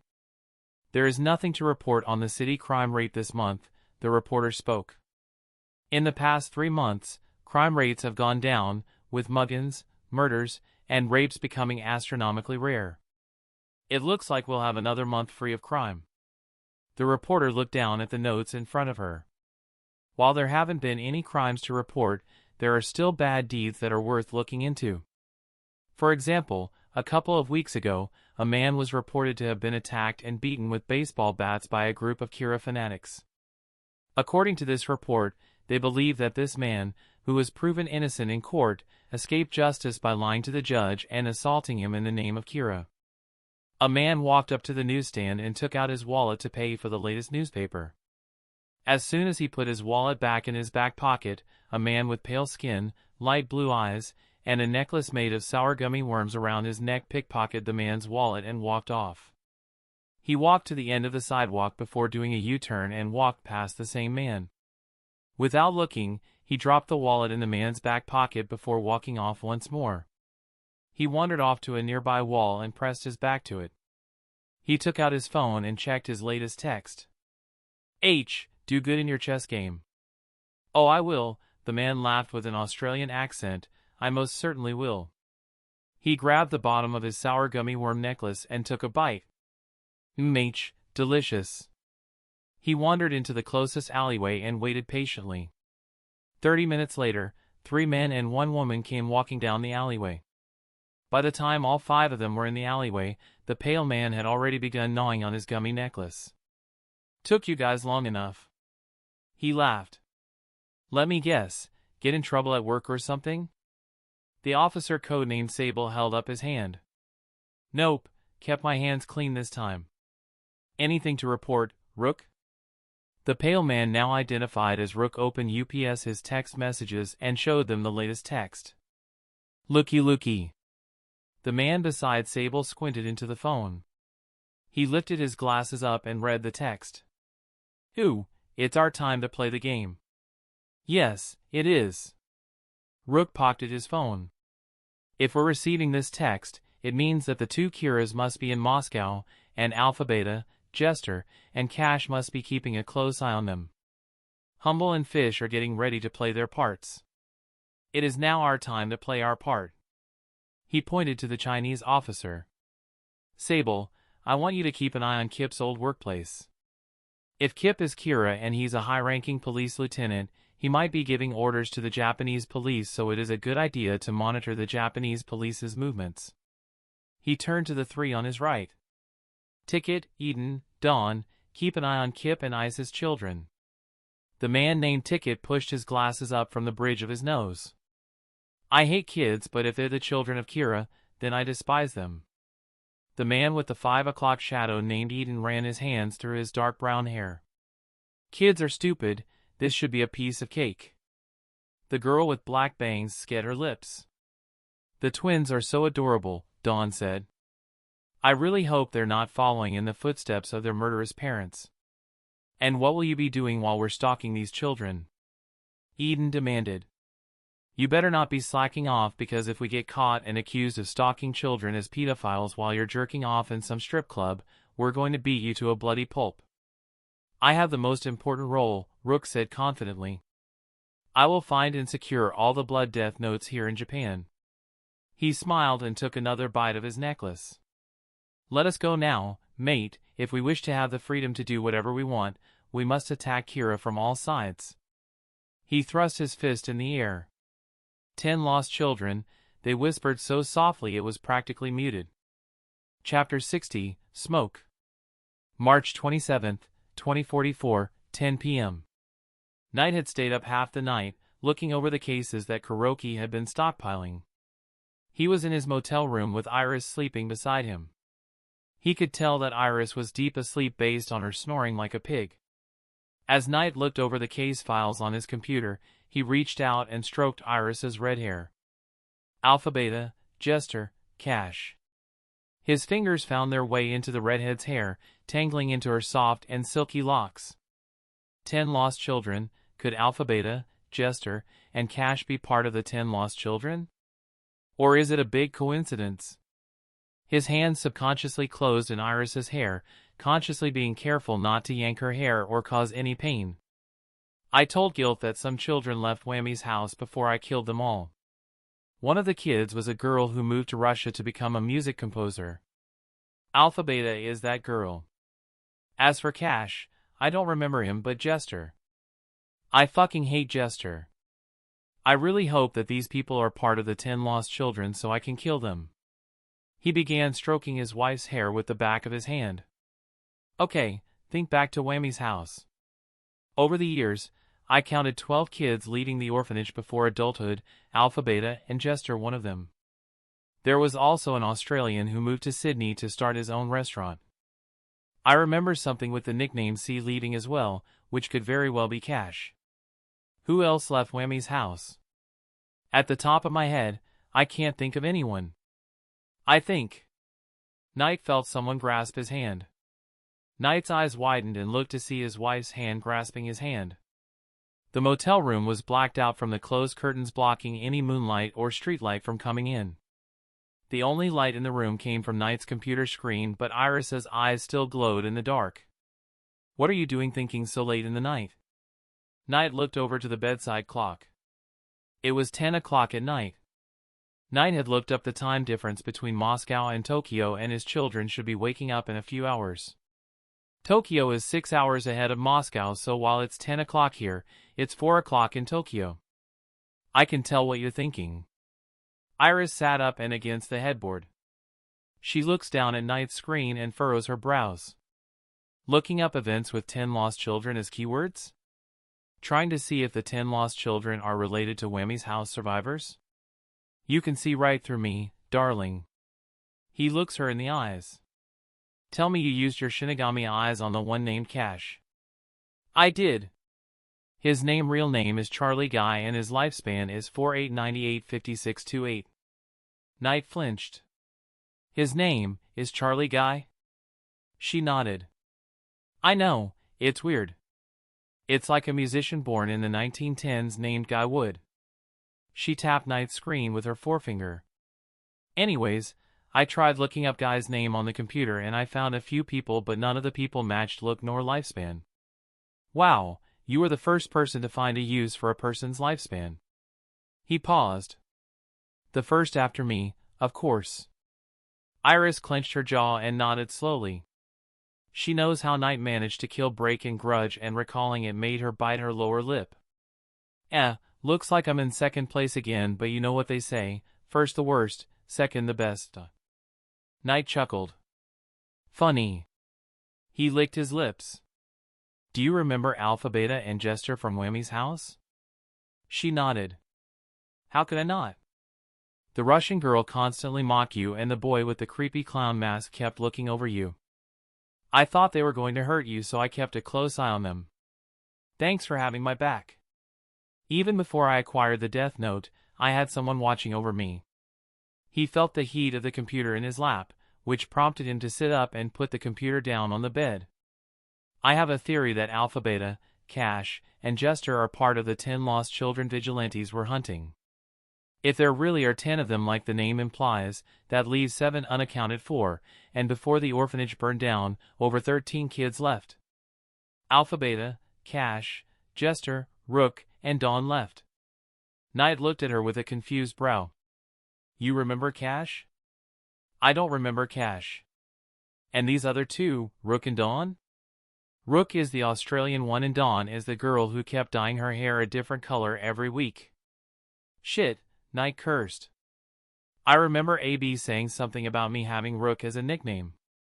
I think she was subtly hinting that Rook is in cahoots with her. He searches for restaurants in Australia. He scrolled through the list until he found one that piqued his interest. Have you heard of this restaurant? Iris looked at the screen. Rook's Regent. I've heard of it. Heard it became popular in the continent of Australia. Why's that? Known for making steak that doesn't come from a cow. The owner, Rook, actually managed to find a way to make a T-bone steak without killing a cow. Won several awards for originality and for being the only steak restaurant whose meat is authentic and does not derive from an animal. How is that possible? He shook his head. Never mind, it doesn't matter. He searches for background info on the restaurant. It was founded in Sydney, Australia in 2028. 1 year after Rook left the establishment. There are no pictures of the owner or managers. The restaurants continued to grow in popularity over years, with the meat being packaged and shipped off to stores and overseas. Slaughtering of animals has gone down because of Rook. She looked at her husband. Would it be such a bad thing to get rid of him if he found a solution to animal slaughtering? No, because he is in my way. Meat is meat, regardless of where it comes from. If Rook is part of the 10 lost children as Alpha Beta implies, I'll kill him. He taps his computer screen. You mentioned something about a person named Dawn? Yeah. She grabbed Knight's computer and typed something in. Dawn's dye. He showed Knight what she found on his computer. A cosmetic company called Dawn's Dye.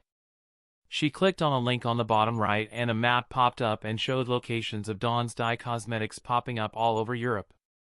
Dawn's Dye is a popular cosmetic company. They're known for creating a hair dye that can change different colors depending on what you soak your hair in.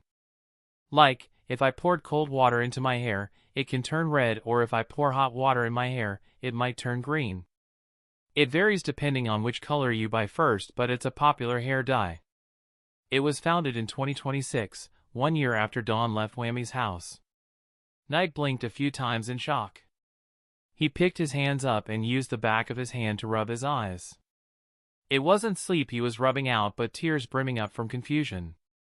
All these people who left Wammy's house started their own businesses 1 year later? A thought crossed his mind. Type in famous Russian music composers. Alphabeta? Yeah, I want to know what name she's using. She left Wammy's house in 2027, so she would have been roughly 14 years old, assuming my memory is correct in her being the same age as me. Right. She typed in Russian music composers that grew to fame around 2027. There was one name she came up with. Alyona Stravinsky. Knight clenched his jaws. Stravinsky, like Igor Stravinsky? He closed his eyes and let out a deep breath, mustering every ounce of willpower he had to not snap.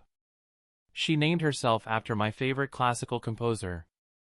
She's got balls, I'll give her that, but that just means I'll have to castrate her. I can't find a picture of her, but thinking back to the orphanage, she used to make music and give them song titles.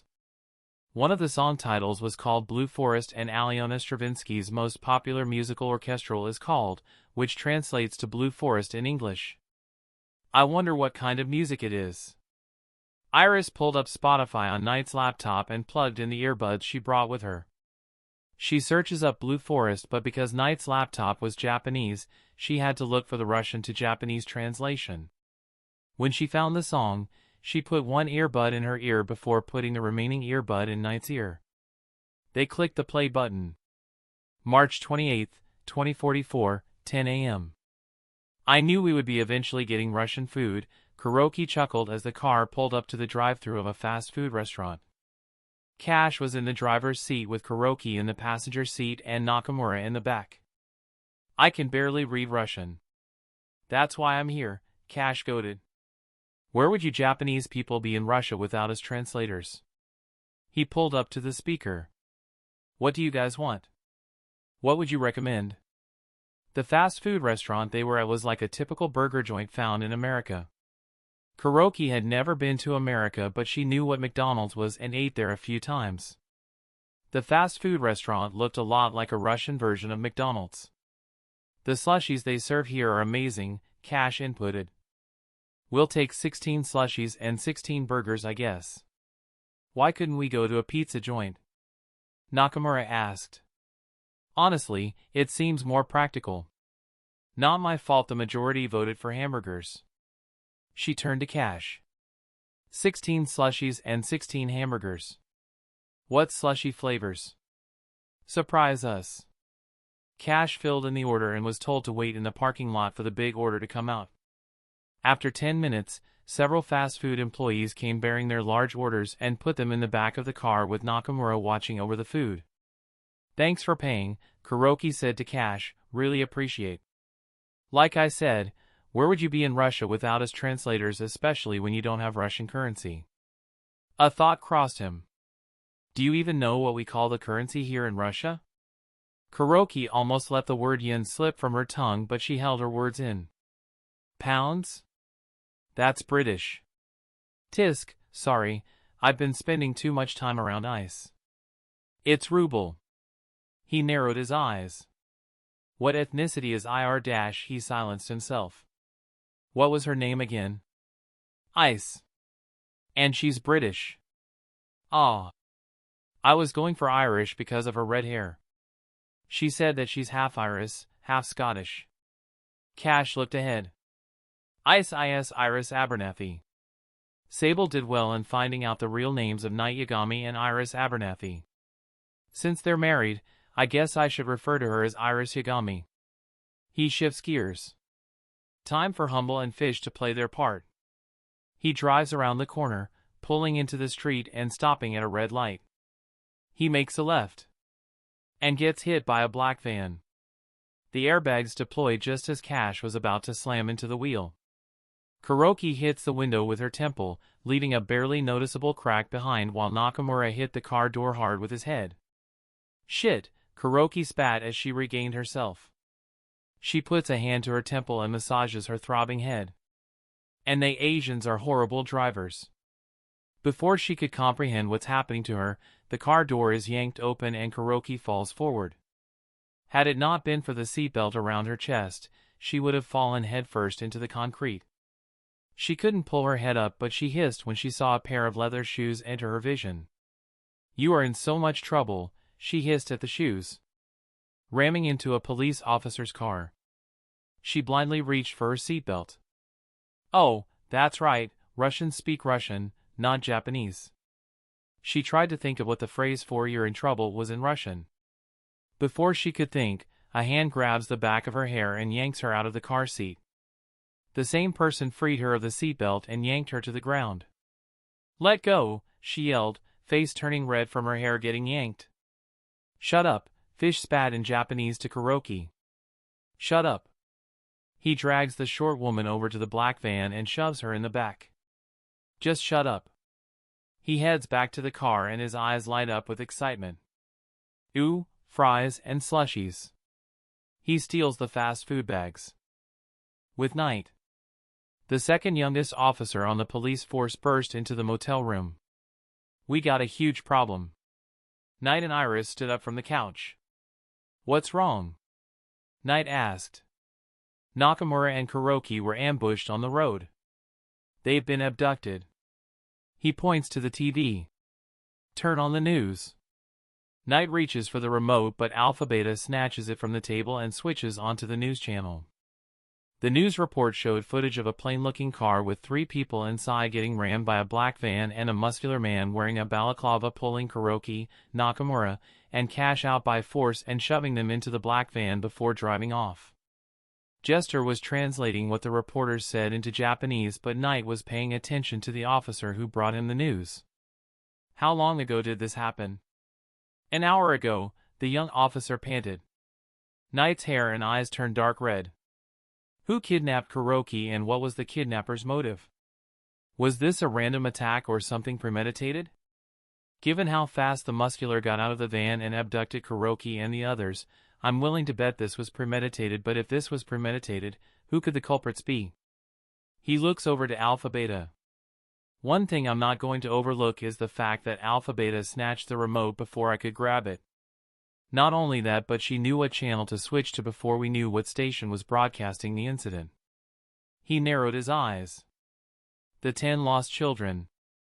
I bet Kuroki was kidnapped by the 10 lost children, too much of a coincidence for her not to be kidnapped by them. The 10 lost children have proven to be good hackers, but would they really kidnap an officer under the Kira Pact?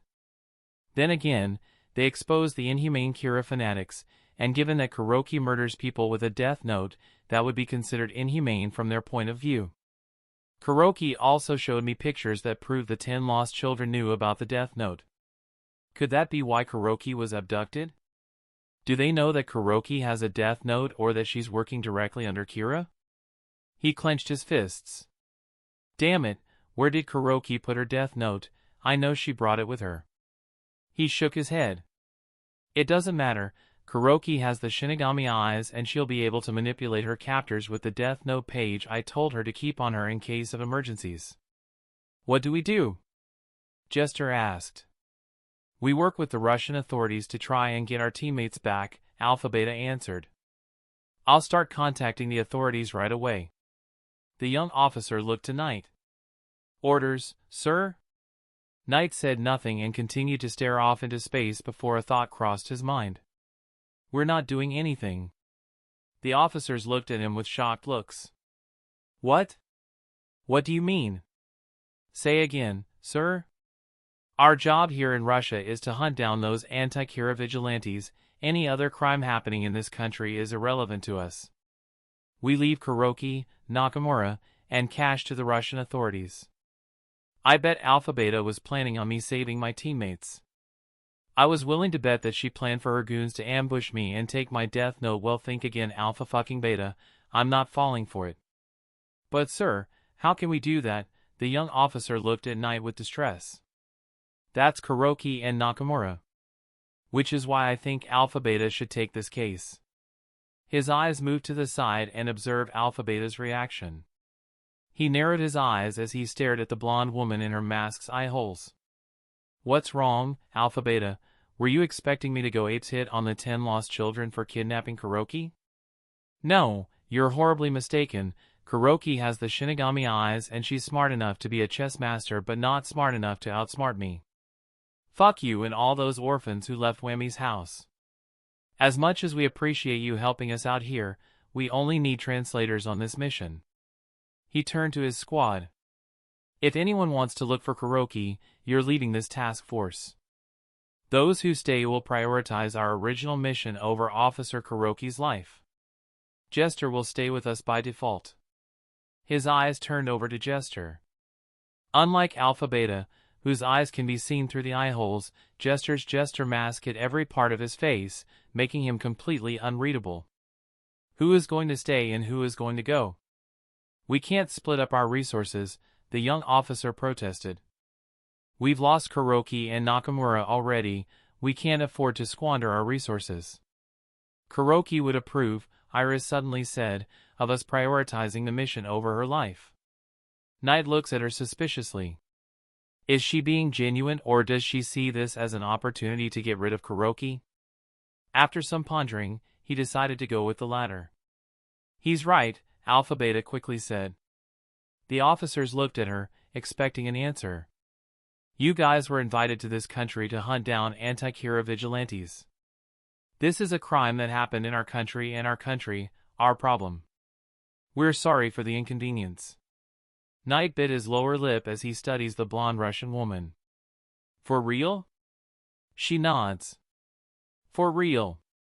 The way her eyes narrow tells Knight that she is smiling under her mask. Leave Officer Kuroki, Nakamura, and Cash to me. Anyone who wants to save them, follow me.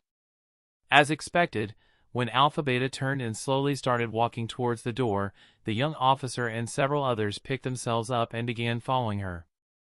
When Alpha Beta reached the door, only 6 people, including Knight, Iris, and Jester stayed behind to focus wholeheartedly on the Anti-Kira investigation. Knight smirked inside his head. Good, now I've weeded out the weak ones. To be honest, I wasn't expecting Alpha Beta to surrender without a fight. What the hell is she up to? If she's surrendering without a fight, then that means she must have an ace up her sleeve. I have to pull off Alpha Beta's mask and kill her as soon as possible. Alpha Beta snickered under her mask. Not exactly as planned, but the odds are still in our favor. Keep a good eye on Lieutenant Kip, our dearly beloved Jester. Tokyo, Japan, 5 p.m. Downtime Japan seemed to be noisier than usual. The cars were honking louder, people were talking louder, and the television screens were at a higher volume. Rain ignored these sounds as she took a sip of her melon-flavored ramen drink, staring off seemingly into outer space. After she finished her drink, she shook the empty bottle in her hand.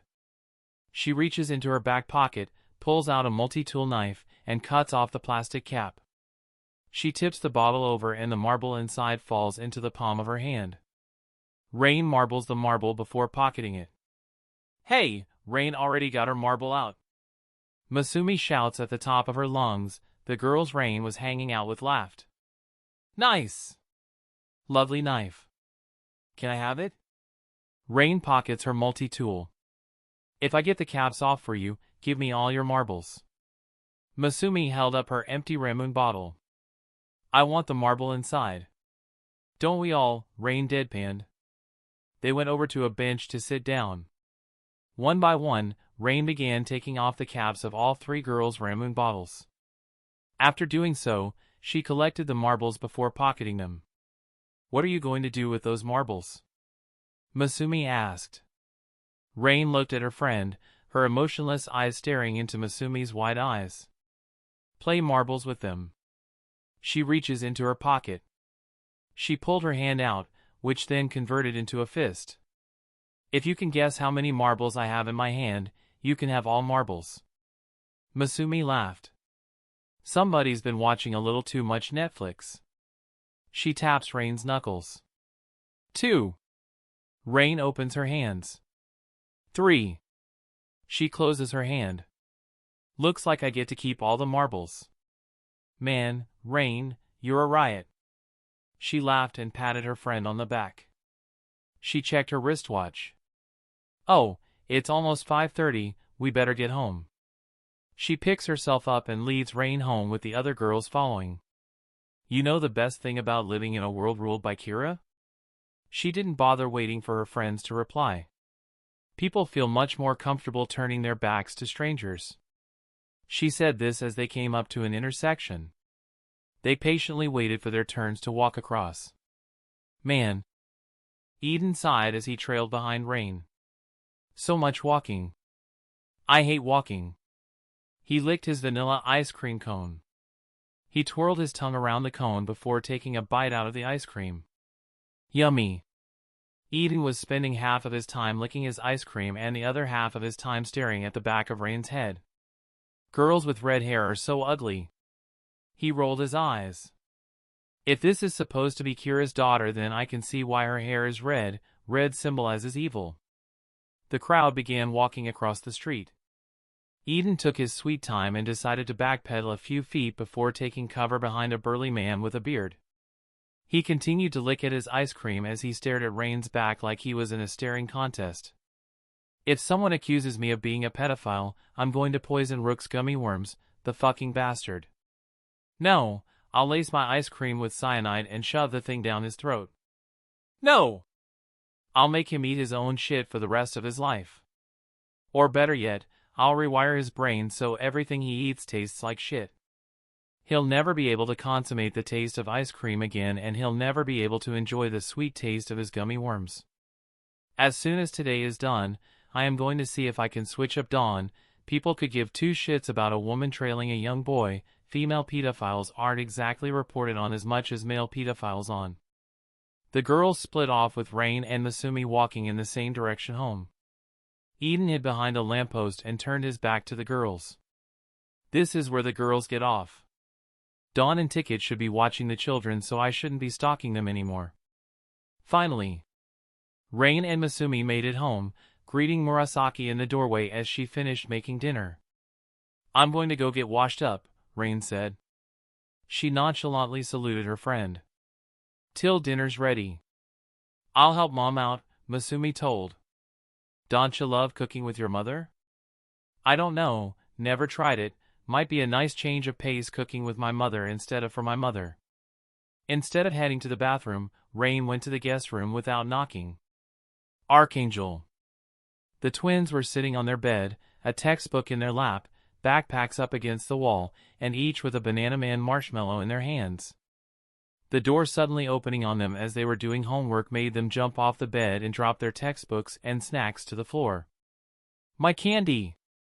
Angel cried. Rain eyed the marshmallow candy they dropped on the carpeted floor. You swipe or no swiping foxes swipe candy from Mrs. Kagami? Angel nodded with a guilty look.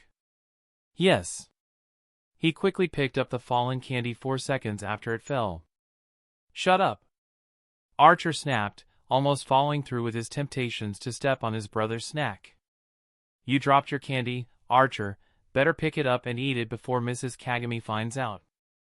Archer reluctantly picked up the marshmallow snack and ate what was left of it.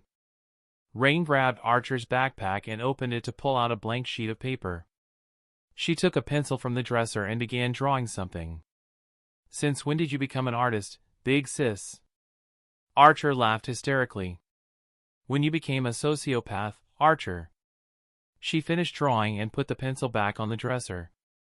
Any of you little psychos recognize this man?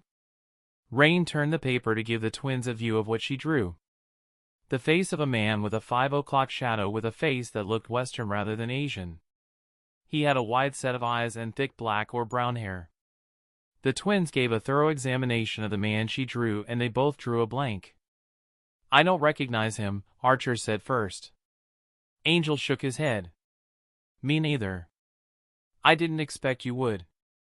She took out 2 more sheets of paper and drew 2 more photos.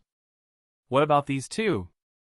The first photo was of a woman with snow-white hair and a mirthless smile.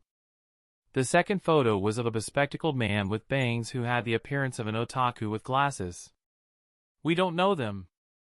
Archer answered on behalf of himself and his brother. Who are these people? You blind bastards better keep an eye out from now on. She drops the 2 photos to the ground. Ever since Mom and Dad left us, I've been noticing things, especially with us walking to and from school. These people I drew are people who have been stalking us for the last 3 days. The twins stared at their big sister with wide eyes, sweat beginning to pour down from their foreheads. They're not pedophiles because they were stalking the 3 of us, specifically, none of our gal friends nor guy friends. They're not taking pictures and they made no attempt to approach us. They've been stalking us while keeping as far away from us as possible. That doesn't mean they're not pedophiles. Glass half full, you little psycho. Rain took out her phone. Hold these photos for me so I can send them to Mom and Dad. How do you know these people are stalking us? Angel asked with a wavy voice. How did you find out? Rain stepped towards her brother. She leaned into his face, making him cringe back, their noses almost touching. Rain slowly opened her mouth to say, because I have the Shinigami eyes. Her warm breath hit his face, and I've seen their names and lifespans at least once a day for 3 days.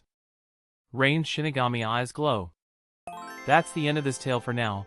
Thank you for watching and I'll see you in part 4. Peace.